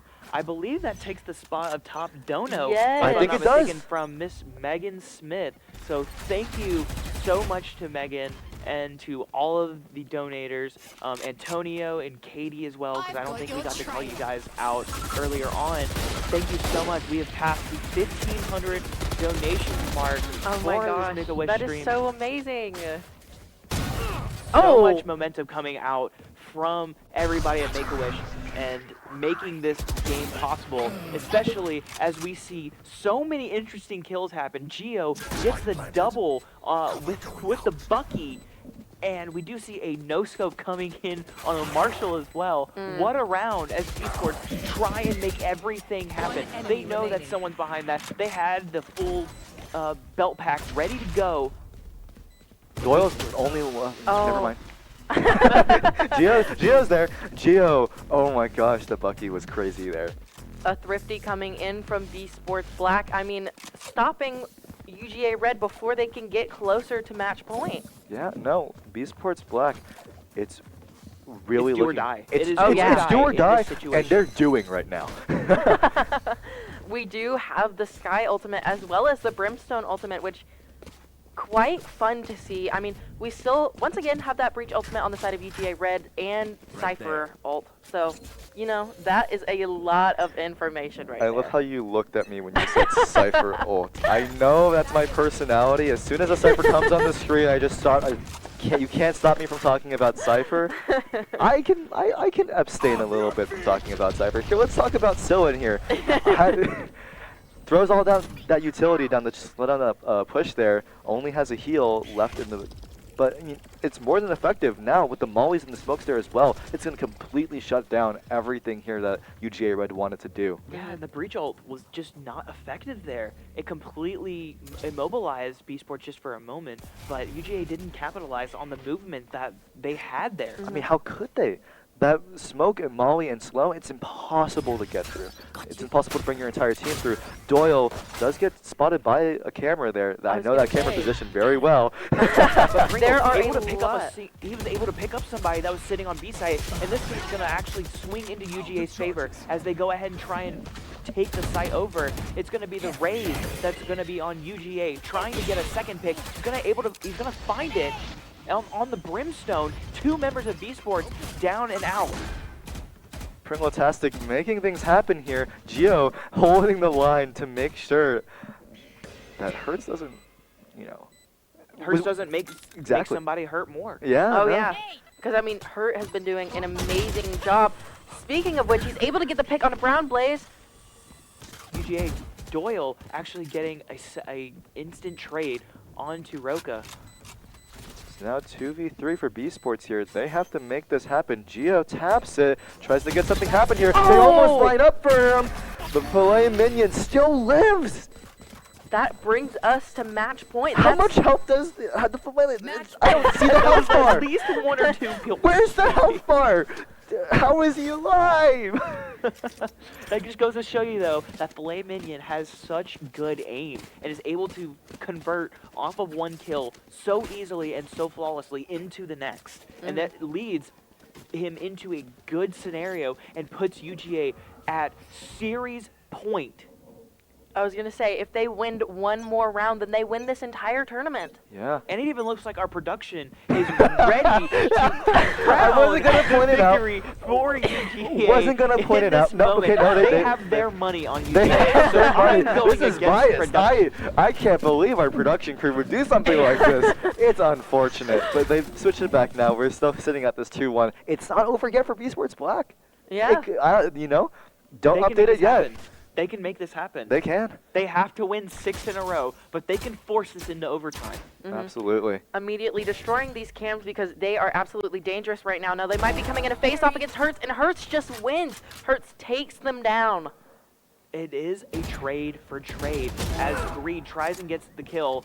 He makes it work, and it's going to be UGA Red who go up 1 person, but it's instantly traded out by Gio. Doyle is going to get the plant down, and it's going to be Gio who tries to get a little bit of a swing. Clear shots on the head. He gets a double tap, and Doyle is going to trade it out instantly. Greed's going to trade it out. It's going to be the Brimstone on B Sports. Hokusai is going to be forced to clutch up in this moment. We could potentially see a 2v1 clutch go in, especially knowing since Bomb is down. Power glove. Power glove. In hand. Ready to try and be the clutch player right here that B Sports Black needs. Molly at the ready, sends it out, tries and clears everything. It's so much pressure here on the line. Greed. The stun goes out, doesn't hit. The camera's there as well. Responsive Doyle's there to clean up. UGA Red take, what is this, map 4? I don't even know. It's been so long. Map 4, they take the series, and UGA Red are crowned our Make-A-Wish Shoot for the stars, for the Wish champions. Oh my gosh. What a set of matches here. Absolutely amazing to be able to watch. I mean, I was on the edge of my seat for pretty much every single round. Absolutely. There were so many opportunities there for it to go either way. And it did go either way a lot of the time. Oh, yeah. I mean, this was not an easy win for for UGA by any means. Oh, no, of course not. But we got to hand it to the people from Savannah, the Scadians themselves, B Sports Black, who were champs through this entire event, worked their way all the way up to grand finals against UGA Red, who they lost to early on, and proved that they have what it takes to be a top-tier Valorant team in this collegiate scene.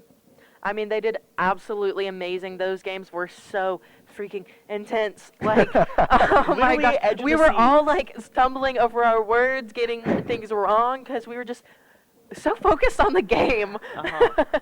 But And not talking about it, just on the game. Oh yeah, we don't. No, we were done casting for a little bit. We just wanted to enjoy the show in front of us. We got this nice big screen.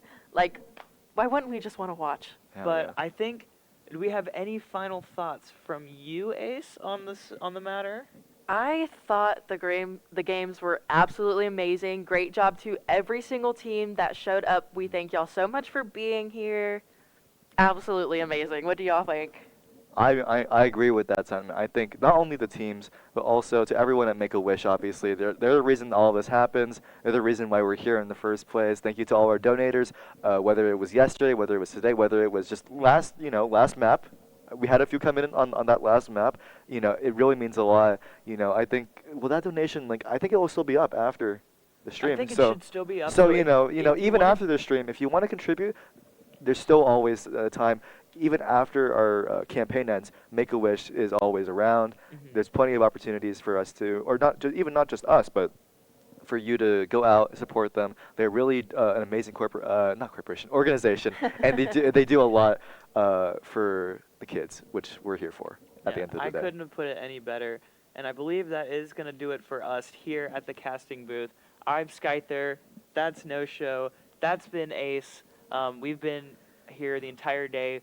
We were so excited to cast all these matches, but that's going to do it for us. Thank you guys for coming out and taking a look at all of this production for Make-A-Wish, and we hope you guys really enjoy the rest of your night and the rest of your days to come forward. So, peace. My name is Anoop Patel. I am the section chief of neurology for Nationwide Children's, and I'm also an associate professor at Ohio State University in neurology and pediatrics. One of my greatest experiences in the WISH program was a young man, teenager named Deshaun, and he had really bad epilepsy, and it was really more difficult for Deshaun and his family because he actually grew up for several years being completely normal. And it was tough. I got to know him and his family, and we didn't have a lot to offer. And it was right around that time where we had this presentation from the Make-A-Wish folks. I feel that was an opportunity that I was able to give that I might have missed had I not been exposed to the Make-A-Wish program. And when I did, I didn't really know what to expect. I again wanted to give them a break from this illness. That's one of the great things that we see in the WISH kids is they get to kind of hit the pause button on whatever is making them sick. He went to see Chris Paul and Blake Griffin and the rest of the Clippers, got to work out and warm up with them. It was pretty amazing. We got to see some video and pictures of it. But then they also got to go to Universal Studios. He had some younger siblings who really liked amusement parks. And so, they kept saying, Deshaun, you gave this to me. You let me do this. Thank you, thank you, thank you. You're such a great big brother. And you have to remember, at that time, Deshaun couldn't be a big brother. And I'll try not to get too choked up, but he couldn't be their role model. He couldn't be their big brother. He was sick. And then he was able to do that, and it just changed him completely. So I saw him shortly after he came back, and he went there with seizures, as we thought and knew. And I said, how's it going? How's your trip? And he then said, well, I haven't had a seizure since I left, or, for the trip. I said, excuse me? And I looked at his mom, and I said, is that true? And she's like, couldn't wait to tell you. He had not had a seizure. That was over 3 years ago, and he has still had no seizures since then. And I thought that was the most amazing thing. And I couldn't understand why that happened. I mean, I really didn't do anything special. I couldn't take credit. I didn't change his medicines in a way that I thought would work. And if they did, they would have worked before he left for his trip, because I really tried to get him seizure-free so he could experience a better WISH experience. It wasn't me. It was something else. And then I saw it over and over with these other kids. And now I'm passionate to make sure that every kid out there gets a wish. We found lots of kids in our own hospital that didn't get the wish experience, and I don't know if their care would have gotten better. I don't know if that would have changed who they were or what they were. I think about that every day, and I wish we could go back to those kids and give that to them. And I now have a mission, I have a goal that I've got to provide every eligible kid a wish. I have to, because I can give something that's so important to them in their life that is more than just a nice thing to do. That's something that will live with them for the entire life and help their health get better. And if that's my goal as a physician, is to help my children get better and be cured, or at least lessen the burden of their illness, then darn it, I have to do that. But I can't do it without donations. I can't do it without the money that's given to the organization. I can't do it without the ability and the funding to provide a wish. You can change a life for the rest of their life. You can improve the quality of their life. You can transform their health care.